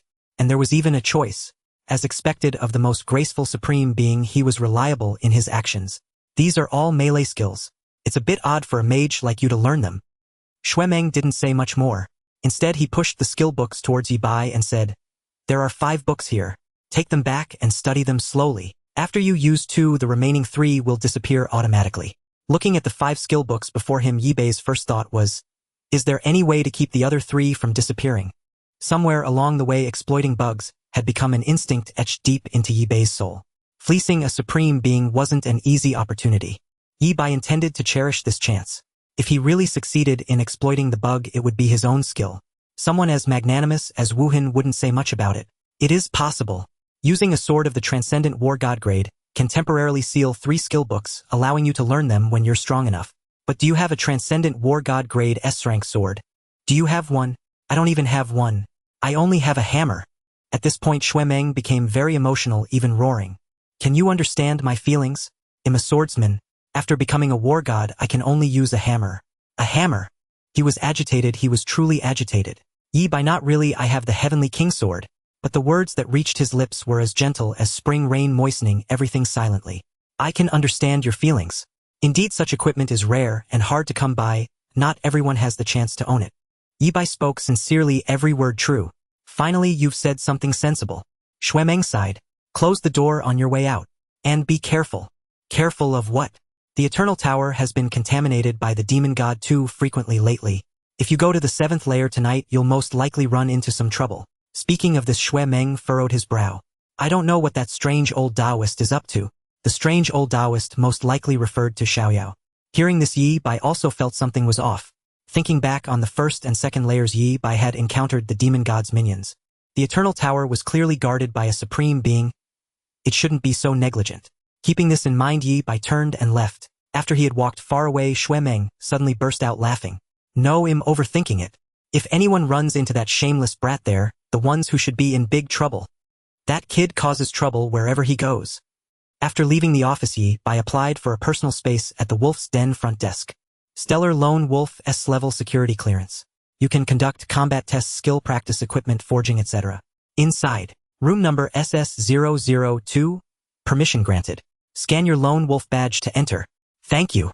Yi Bai carried the 5000 person single meals, stuffed them into his storage space, and then headed to SS-002. Faint murmurs of discussion came from behind him. A 9th stage warrior stellar lone wolf, am I seeing this right? He's the junior that Shuemeng thinks highly of. He might have accomplished some great feat. There have been precedents. Indeed, a stellar lone wolf at the warrior stage. The reputation outweighs the strength. Well, only see his true potential when he becomes a war general. Wow, he's carrying so much food. Can he eat it all himself? Suffice it to say, some people's focus was always different. Entering room SS-002, Yi Bai took out the Hellhound King skull and right leg bone. Let's try repairing the Nightmare Wind first, then check out the skill books from Wuhen. Shuemeng's final warning forced Yi Bai to stay alert. If the 7th layer had demon god contamination, achieving 100 exploration would likely be somewhat difficult. If there was a chance for an SSS grade clearance, Yi Bai naturally wouldn't miss it. This meant Yi Bai needed to be fully prepared before setting out. Let's begin. Yi Bai looked at the eager Nightmare Wind and threw the Hellhound King's skull into it. In an instant, the Nightmare Wind devoured the skull, even letting out a burp. Burp. Tasted like chicken crunchy. In the Wolf's Den room SS-002. After devouring the skull, Nightmare Gale let out a satisfied burp. Seeing this, Yi Bai tossed in the large bone stick he had just bought. This time Nightmare Gale consumed it even faster. After a spine-chilling grinding sound, not even a trace of bone remained. By devouring 2 SS-grade materials in succession, Nightmare Gale's durability was restored considerably. Before Yi Bai, the corresponding information materialized. Equipment: Nightmare Gale LV. 21. Grade: SSS, durability 0. 201 attributes: agility 201, strength 200, constitution 200, physical magical defense 201, affixes: imbroken, please fix me. I truly miss my pristine form. Tri-element mastery: choose any 3 elements. All spell effects 2. Shadow of the Hellhound, summon a shadow of a Hellhound LV. 20. To fight for you. When it is vanquished, it needs 24 hours to recuperate before being summoned again. After devouring 2 bones, Nightmare Gale's durability only increased by 0. 2. 1 Hellhound King provides only 72 bones, which is 7. 2 durability. To fully repair Nightmare Gale, nearly 14 Hellhound Kings are needed. Yi Bai's face darkened with lines of frustration. He had vastly underestimated Nightmare Gale's insatiable consumption. However, judging by the affixes Tri-element mastery and Shadow of the Hellhound, feeding it different materials will trigger chain reactions and enhance the corresponding affixes. Yi Bai calculated, deciding to wait until all the Hellhound King bones were used, then see if any other SS-grade materials were suitable. To maximize Nightmare Gale's combat power, he had to ensure diversity in the materials used during the repair process. Yi Bai set the Tri-element mastery to Wind, Fire, Lightning. Although it was only a 2 boost, it was sufficient. Once all the Hellhound King bones were accounted for, this ratio should increase. The thought of the colossal debt of 60 million gold coins made Yi Bai's head ache. Let's not dwell on that for now. Yi Bai fastened his cloak and focused his mind. Shadow of the Hellhound. A half-man-high vicious hound leaped out from the shadows, bearing its fangs with a ferocious snarl. Little cutie tastes like chicken, crunchy and crisp, makes you drool. Monster Hellhound Juvenile LV. 20 HP, 45000 MP, 30000, physical defense 380, magical defense 400, skills: Hound's Roar, Watchdog. In terms of sheer combat power, this shadow could sweep through 6-tier soldiers. Not bad, better than nothing. For Yi Bai, as he was now, the strength of a 6-tier soldier was indeed unimpressive. Yet this was only the shadow of the Hellhound, nurtured from 2 bones.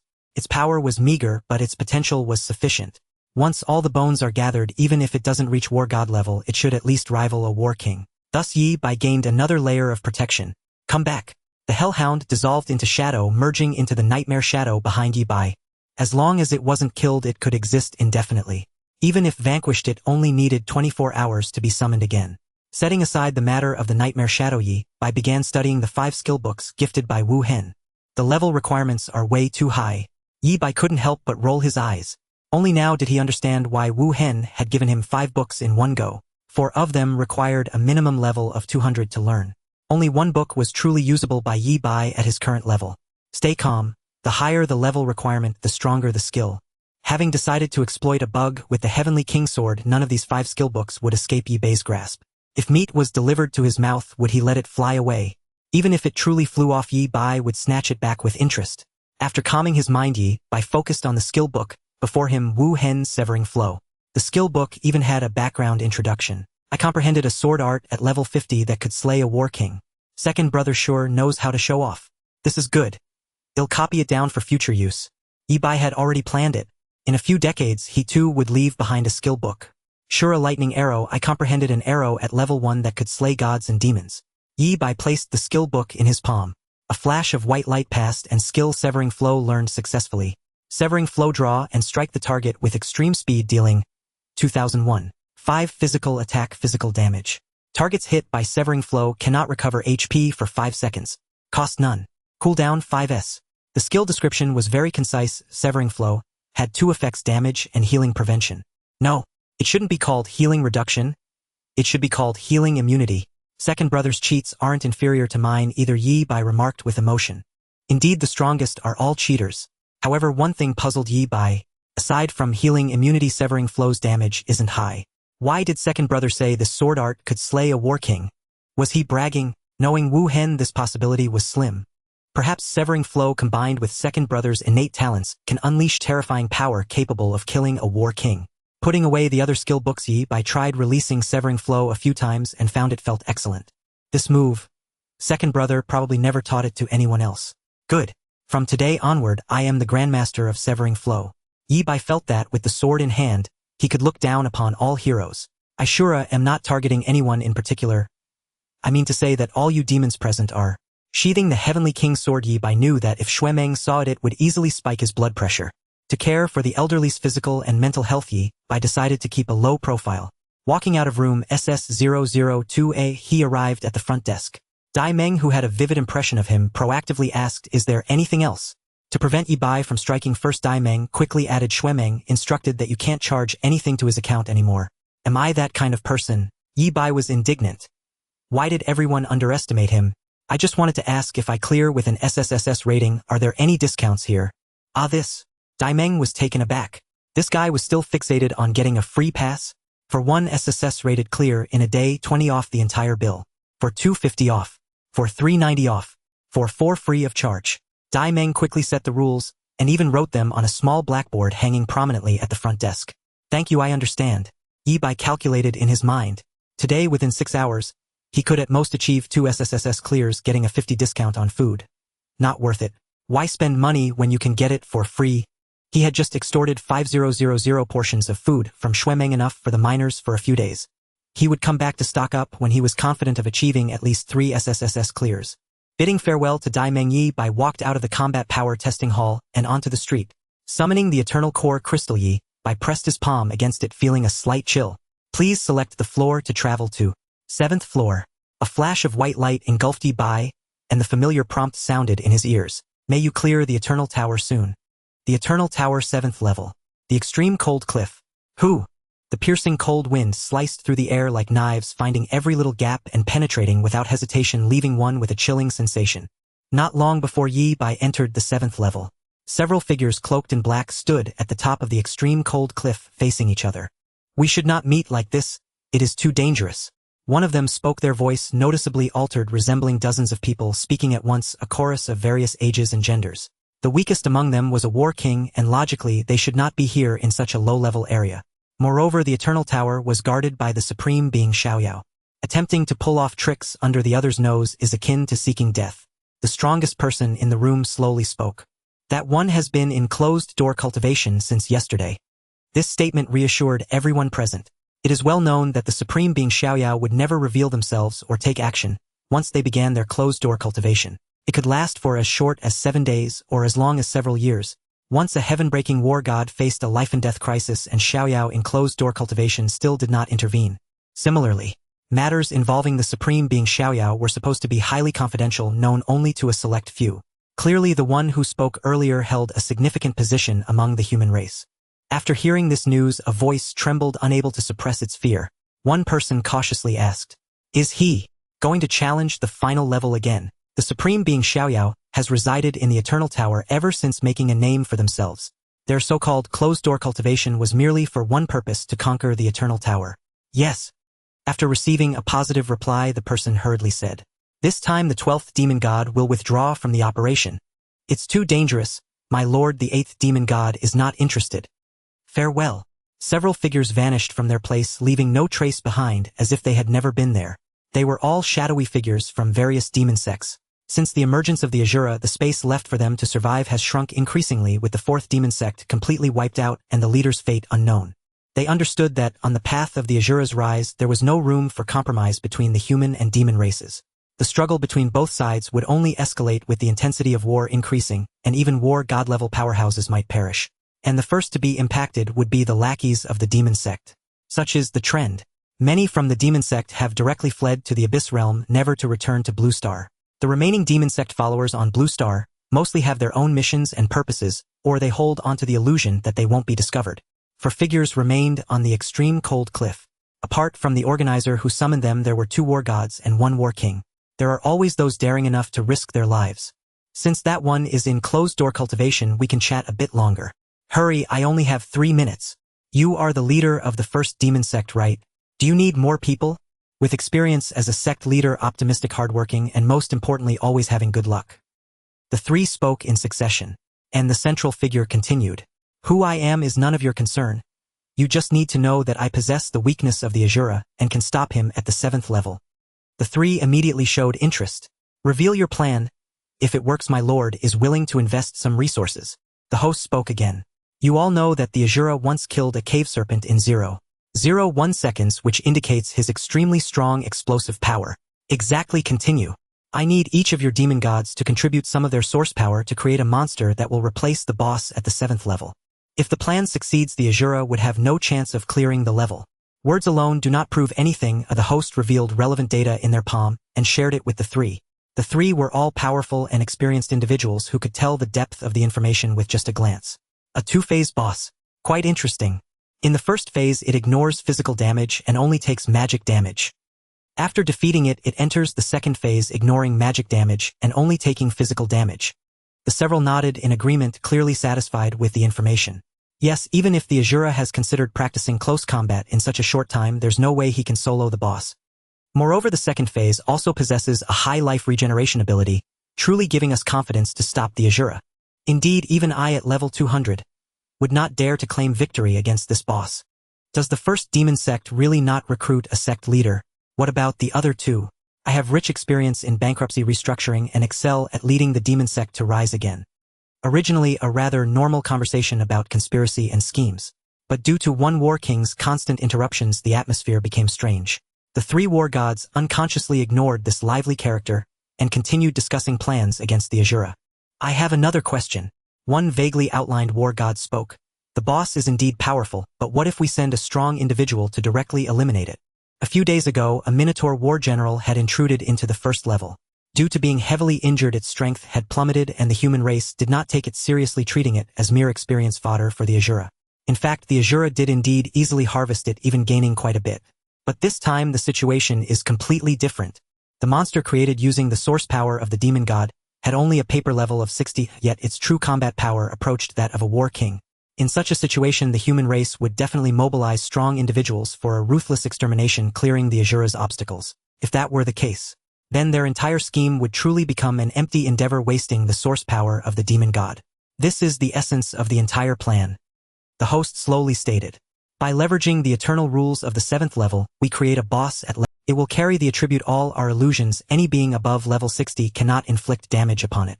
It is precisely because of this attribute that I need to gather the source powers of many demon gods. Otherwise my own sect would suffice. Upon hearing this, even the previously lively war king was somewhat shocked. Eternal rules can actually be utilized to this extent. Could this person be a subordinate of that one? These thoughts were only dared to be entertained in the minds of the war gods. They did not dare to voice them. If there is anyone in the world who understands the eternal rules best, it must be the supreme being of the human race, Xiaoyao.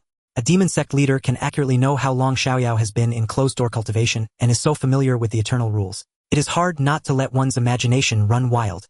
Jie jie jie. A standard villainous laugh echoed, and the 4 present reached a consensus amidst the laughter. 1st demon god, contribute 3 strands of source power. 3rd demon god, we can offer 2 strands of source power, but the method of creating the monster must be shared with me. 6th demon god, 1 strand of source power, 1 pair of war god level demon eyes, same conditions as above. 4th demon god. When that war king mentioned the fourth demon god, the other three simultaneously looked at him, their expressions slightly changing. Lien, could it be true that he did not die? It was said that the most ancient and powerful monster in the shadows made a move. How could he survive? Xiaoyao did not care about the gazes of others, speaking to himself. Let me see how much stock I have left. Fourth demon god, 12 strands of source power, I'm all in. His eyes sparkled with excitement. I've always had good luck. I bet I can stop the Asura this time. A total of 18 strands of demon god source power and a pair of war god level demon eyes. This far exceeded the host's expectations, genuinely a pleasant surprise. Thus, the final boss's strength could be significantly enhanced, perhaps even having a third form. With this, we have complete confidence in stopping the Asura. Asura, you shall not clear this level tonight. As the fierce wind blew, 4 figures vanished from their place. And within the cave beneath the extreme cold cliff, a terrifying monster was growing in the shadows, rapidly gaining strength. In the extreme cold village, white light flashed and Yi Bai appeared in the snow. Before him were streams of people, a dense crowd, as if he had entered a marketplace. Why is it so lively today? The 7th level of the Eternal Tower is not a solo dungeon and is not very difficult. Those who can pass levels 3, 4, 5, and 6 generally won't be stuck here. Even if one gets stuck, they can spend some money to hire someone to help, sacrificing exploration and low ratings to continue progressing. The threshold of the Eternal Tower mostly exists within solo dungeons. That is the Real Gate of Hell, blocking countless individuals from moving forward. At this moment, among the newly awakened batch of students besides the Asura, there was basically no one who could pass the first 6 levels. The 7th level is a time of transition and there should be few people present. Just as Yi Bai was puzzled, a shout rang in his ears. Latest prophecy, latest prophecy. The boss created by the demon god is hidden beneath the extreme cold cliff. Demon god boss. Yi Bai seemed to understand something. These guys still haven't given up. Damn, why can't they obediently wait at home to die, and instead come out to offer their heads? Yi Bai's anger twisted his smile, and he even felt a bit impatient. Let me see what good stuff they plan to. Eternal Tower, 7th floor. A frigid village. Yi Bai gazed at the bustling crowd, each person bearing distinct annotations floating above their heads. Scarlet Blade, Iron Blood Warrior level 60, Restricted Pastoral Star Whisperer, Divine Speaker level 60. Everyone shared one common trait, level 60. Strange, why limit the level to 60? Yi Bai pressed forward, observing all directions, and heeding every sound to gather intelligence. Before long he understood. The demon lords conjured a boss. Under the eternal rules, protection beings above level 60 cannot harm it. Yi Bai nearly laughed. Is this to ensure no one steals the boss from me? How considerate. If the boss power was absurdly overwhelming, humanity's top experts would obliterate it outright, leaving no chance for obstruction. Now with this rule in place, it becomes troublesome. If the boss were sealed, Shura could never achieve an SSS-Rank clearance, not even SS-Rank. Yet slaying the boss. With Shura's strength alone, it seemed nearly impossible. At least in others' eyes, Shura could hardly defeat the boss single-handedly. So this was their final solution. Yi Bai scanned the surrounding level 60 players, deducing humanity's countermeasure. Those below level 200 can use level restrictors to forcibly cap their level at 60 for a short time, meeting the conditions to slay the boss. These people before me are all elite university students. They were summoned to hunt the boss. Among the crowd, Yi Bai spotted familiar figures, Zuoling Xiafeng Dong, and feet gathered together, and heading out. Acquaintances. Keep my distance. Yi Bai had other means to gather information. In teen mode, the trio's conversation automatically generated subtitles before him. Zuoling Xia Pity Xiaoping went to the Abyss Plane. If she were here, she could be the main damage dealer. Feng Dong, what's there to fear? He'll carry you all. Feet. Aren't you worried about failing courses? This trip is for extra credits. Feng Dong. Look at your mindset. When it's time for battle, do I need someone to force me? Feng Dong. Big oaf, you probably don't know the casualty rate of the Supreme Generation. Back then, only one person from the Supreme Nightmares class survived. Yi Bai. Turn it off, turn it off. How can I eavesdrop on others' conversations? You were enjoying it. Yi Bai frowned, deeply troubled by Feng Dong's last remark. The casualty rate of Supreme Nightmares classmates. Yi Bai heard this for the first time. He wrote the words on his palm, staring intently. Elementary, middle, high school, college. 4 options lay before Yi Bai. Elementary. 100. Middle school. 100. All 4 answers were 100. Yi Bai fell silent, quickly sensing something amiss. Ying Jiao was rumored to be Supreme Nightmare's childhood friend, inseparable, and close as shadows. If Nightmare's classmates had a 100 casualty rate, how did Ying Jiao survive? Yi Bai hastily wrote another line. What about 9th Master? He is half dead. The topic weighed heavily. Yi Bai shook his head, choosing not to delve deeper. Everyone has their secrets. Shura served humanity and Jiu guarded Shura. This was mutually accepted, even taken for granted. They owed each other nothing. As for the secrets Jiu bore, they were beyond Yi Bei's current reach. Soon he learned 2 more figures from Insight Eye. Supreme Traceless College Classmate Mortality Rate 64. Wanderer 43. 2 staggering numbers. This made Yi Bei think of himself. What about Shura? Based on past experience, getting close to a Supreme Seed meant already losing half your life. Jiu once said Supremes always appear in the most dangerous places. Those who follow them put their lives. Clearly the casualty rate was no secret in elite universities. Even Feng Dong casually mentioned it, practically common knowledge. Yi Bei's heart grew heavier. Yet despite this, Feng Dong and others still sought ways to lower their credits, fail courses, and become classmates with a future Supreme. Regardless of the immense risks, even though they knew them clearly. Stay away from Supremes or misfortune will befall you. Yi Bei grabbed a handful of snow, washed his face, and perked up, feeling the pressure. Time to kill a boss and vent. In the blizzard, a figure darted past unnoticed. After all, lone wanderers like him were far too calm. Once the prophetic war god obtained boss intel, the defense headquarters swiftly devised a strategy. All elite universities notified students below level 200. Free level 60 restrictors were distributed and volunteers headed to the Eternal Tower's 7th floor to join the boss eradication, earning credits based on performance. Most, upon receiving the notice, abandoned their current plans, grabbed restrictors, and rushed to the frigid village. If they could contribute to Shura's SSS-Rank clearance, they wouldn't hesitate. Thus the scene Yi Bei witnessed, the usually desolate frigid village, suddenly bustled with activity. Yet Yi Bei's actions seemed he was just another member of the crowd. Frigid cliff. Wind spirit leap. Feng Dong extended his staff, ending a lengthy chant. Before him, 1,000 wind element spirits scattered across the cliff, searching for the boss trail. The vast terrain made exploring every cave too time-consuming. Time was of the essence. The longer the delay, the stronger the boss grew, complicating matters. Feng Dong's wind magic in the fierce snowstorm was the best detection method. Here, fresh mana potion. Zuolingxie handed him a vial. Feng Dong downed it in one gulp, his face contorting as he yelped. Bitter, so bitter. Bitter. The monkeys we tested it on didn't complain. Feet pressed his ear to the stone wall, eyes shut, sweat beating on his forehead. I hear. A terrifying heartbeat. His face paled. Even the heartbeat alone was overwhelming. Just then Feng Dong made a new discovery. Found it. He raised his staff. Flight. With the flight spell, the trio sped toward the boss cave. Inside the cave, over 100 players were attacking a grotesque, massive monster, the battle raging fiercely. The monster's power far exceeded the players. Each strike could gravely wound many. Yet the human side displayed adept coordination, even as a makeshift team showing strong fundamentals. Warriors held the line, healers sustained, enchanters buffed, and ranged attackers maximized damage. Without a central commander, they held their ground, trading blows with the boss. Moreover, reinforcements arrived, continuously tipping the scales in humanity's favor. Yi Bei's figure appeared at the cave entrance. With insight, Yi Bei easily located the boss hiding spot. He glanced at the battling boss. A counterfeit is a fine thing, a minion spawned by the final boss.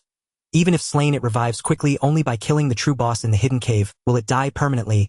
These demon cultists have sharp minds, but they waste them on crooked paths. Yi Bei looked toward a corner of the cave where a hidden passage lay. The real boss was inside.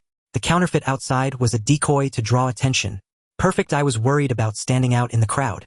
Yi Bei slowly edged his way, occasionally using wind blades to tickle the boss. As he neared the corner, he triggered the hidden passage, vanishing instantly. A beam of light ignited in the dark cave. Why light a fire? Can't you see? Night vision activated. The flame died. Yi Bei walked through the long dark tunnel, drawing closer to the boss, the powerful heartbeat echoing in his ears. Thump, thump. In the cave, Yi Bei advanced slowly.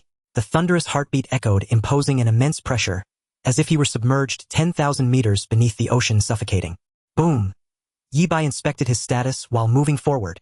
All buffs stacked, ready to unleash. Forbidden magic scroll, curse axis. Yi Bei slanted the Heavenly King's sword at his waist, concealing it with his cloak, and shifted the force of nature to his left hand. Casting spells with the left or right hand made no difference. But when it came to drawing the sword, Yi Bei was still more accustomed to his right hand. Men always have preferences. It's hard to treat everything equally. With everything prepared, Yi Bei glanced at the distance indicator in the lower right corner. Distance to final boss. 1142 meters, very close. To be safe, Yi Bei directly used the forbidden spell stored within the curse axis. Eternal Flame. 16 soul lamps merged into Yi Bei's body, capable of withstanding fatal damage. As long as not all soul lamps were extinguished, Yi Bei would not die. After preparing, Yi Bei intended to accelerate. Having delayed so long, the boss should have sensed his arrival. Yet it was still growing, unable to spare the effort to deal with Yi Bai. Fireball. A fireball shot from the tip of the force of nature at tremendous speed, and a red light flickered on the flame law beneath Yi Bai's feet. Dance with fire. Leaping into the flames, Yi Bai's movements showed no hesitation. Wind-splitting slash. He traversed the final stretch in a flash, crashing through an earthen wall and bursting into the boss lair. Roar. The moment he barged in, the boss let out a furious roar that made Yi Bai's eardrums ache, and the true form of the boss appeared before Yi Bai for the first time. A massive ice dragon skeleton frozen from head to toe, embedded within the stone walls as a colossal block of ice. The entire extremity cold cliff was built upon this ice. The ice dragon, originally meant to be the boss of this level, was already dead. Outside the ice, a chaotic and malevolent aura vast beyond measure was frantically devouring power, striving to grow stronger. Ice Dragon Soul LV60. Immune to physical damage, current HP. Executable. Yi Bai raised an eyebrow. Such a good thing. The enemy couldn't be foolish. That meant after the Ice Dragon Soul was slain, there should be a second form. Kill it early, stack buffs early. Yi Bai lightly tapped his staff forward, and the familiar heavenly thunder descended. Boom. Under the crimson lightning, the Ice Dragon Soul, as if undergoing tribulation, was charred inside and out, its soul scattered. Yi Bai focused intently, noting every change around him, refusing to miss any detail. It was the first time he had encountered a boss with 2 or even more forms. He could not afford to be careless. Indeed, the moment Yi Bai completely destroyed the Ice Dragon Soul, the Ice Dragon corpse within the ice abruptly opened its eyes wide. What the hell, a zombie transformation? Yi Bai seriously wondered if he had picked up the wrong script for a tomb raiding protagonist. Could a dragon really turn into a Jiangshi? Within the transparent ice, the ice dragon's eyes were wide open, its vertical pupils fixed on Yi Bai without moving. One man and one dead dragon stood facing each other through the ice. The scene in the boss lair was transmitted as a projection to several individuals. These were the members of the demon cult who had earlier conspired to create the boss, closely monitoring the battle's developments. When Yi Bai appeared, all 4 of them caught their breath, realizing a certain possibility. The Asura is here. A voice said with a hint of admiration. I didn't expect the Asura to be the first to find the boss. Don't underestimate the strongest seed of our race. Our race. With all the deeds we've done, do we even deserve to be called human? There was no harmony among them. Of course, one person's attitude remained consistent. Are you really not recruiting? If not the cult leader, even a deputy leader would do. This person, like sticky candy, ignored the battle and instead frantically promoted himself. If any of your cult leaders die, remember to contact me. Shut up. The person in charge was clearly angered. If you speak nonsense again, I'll turn off this projection. In his memory, Lian was steady, cunning, and treacherous, not at all like this frivolous and unreliable. It seemed that Lian had paid a heavy price to escape the pursuit. After being reprimanded by the person in charge, he indeed fell silent. Look, the Asura has made his move. On the projection, the Asura obliterated the Ice Dragon Soul with a single heavenly thunder, leaving not even a trace. 3 war gods and 1 war king fell into a deathly silence. Hiss. This one is terrifyingly formidable, he must not be spared. If you have the guts, I'll sponsor you 100 war god merits. You go kill the Asura and I'll burn paper money for you every year. First, we don't even know the Asura's true identity. With that old monster from Shadow by his side, unless the Supreme Being makes a move, who can kill him? The conversation hit a dead end. Xiaoyao, the weakest in strength, but with the best mentality, said, if I knew the Asura's true identity, the first thing I'd do is hide far away. Why provoke such an existence? Is it that you fear not living long enough, or have you forgotten the saying, all who approach the Supreme face calamity? The atmosphere grew tense. The person in charge stepped forward and spoke. Everyone, don't panic. Watch what happens next. We have long considered the Asura's explosive damage. How could we not have a countermeasure? Pay attention to the ice wall. The others turned their gazes to the ice wall. What's special about it? This ice wall was generated by me using the eternal rule linked to the Ice Dragon Soul. The person in charge said with slight pride, to prevent any moles, there is one thing I didn't disclose to you before. The ice wall has only 100 HP, immune to magic damage. As for physical defense, it's 20 of the damage the Ice Dragon Soul received. In other words, the higher the damage the Asura dealt to kill the Ice Dragon Soul, the higher the ice wall's defense. The Asura's own damage becomes the obstacle to his progress. The person in charge was exceedingly smug. If he were a dog, his tail would be wagging in the sky. Kill the second form boss. No way. Surrounded by the ultra-high defense ice wall, it could even trap the Asura in the 7th layer for a long time. Unless the Supreme Being Xiaoyao acted, no one could break the ice wall. Based on the Asura's previous damage, the ice wall's physical defense must be over 100 million, possibly even a billion. Brilliant! Several people burst into laughter, applauding the clever design. Well hidden. Even we were fooled, so the Asura couldn't possibly know. Even I would find this ice wall tricky to handle. Well done. As everyone rejoiced, Xiaoyao, unable to bear their glee, poured cold water on them. Hey, I recall one thing, the legendary Heavenly King Sword, which has a strike that ignores defense. At this, the crowd erupted in agitation. Impossible, absolutely impossible. The Heavenly King Sword was taken by the supreme being Wuhen, that's certain. The person in charge laughed. Even if the Heavenly King Sword were truly in the Eternal Forest, when Shuemeng entered it back then, he couldn't take it.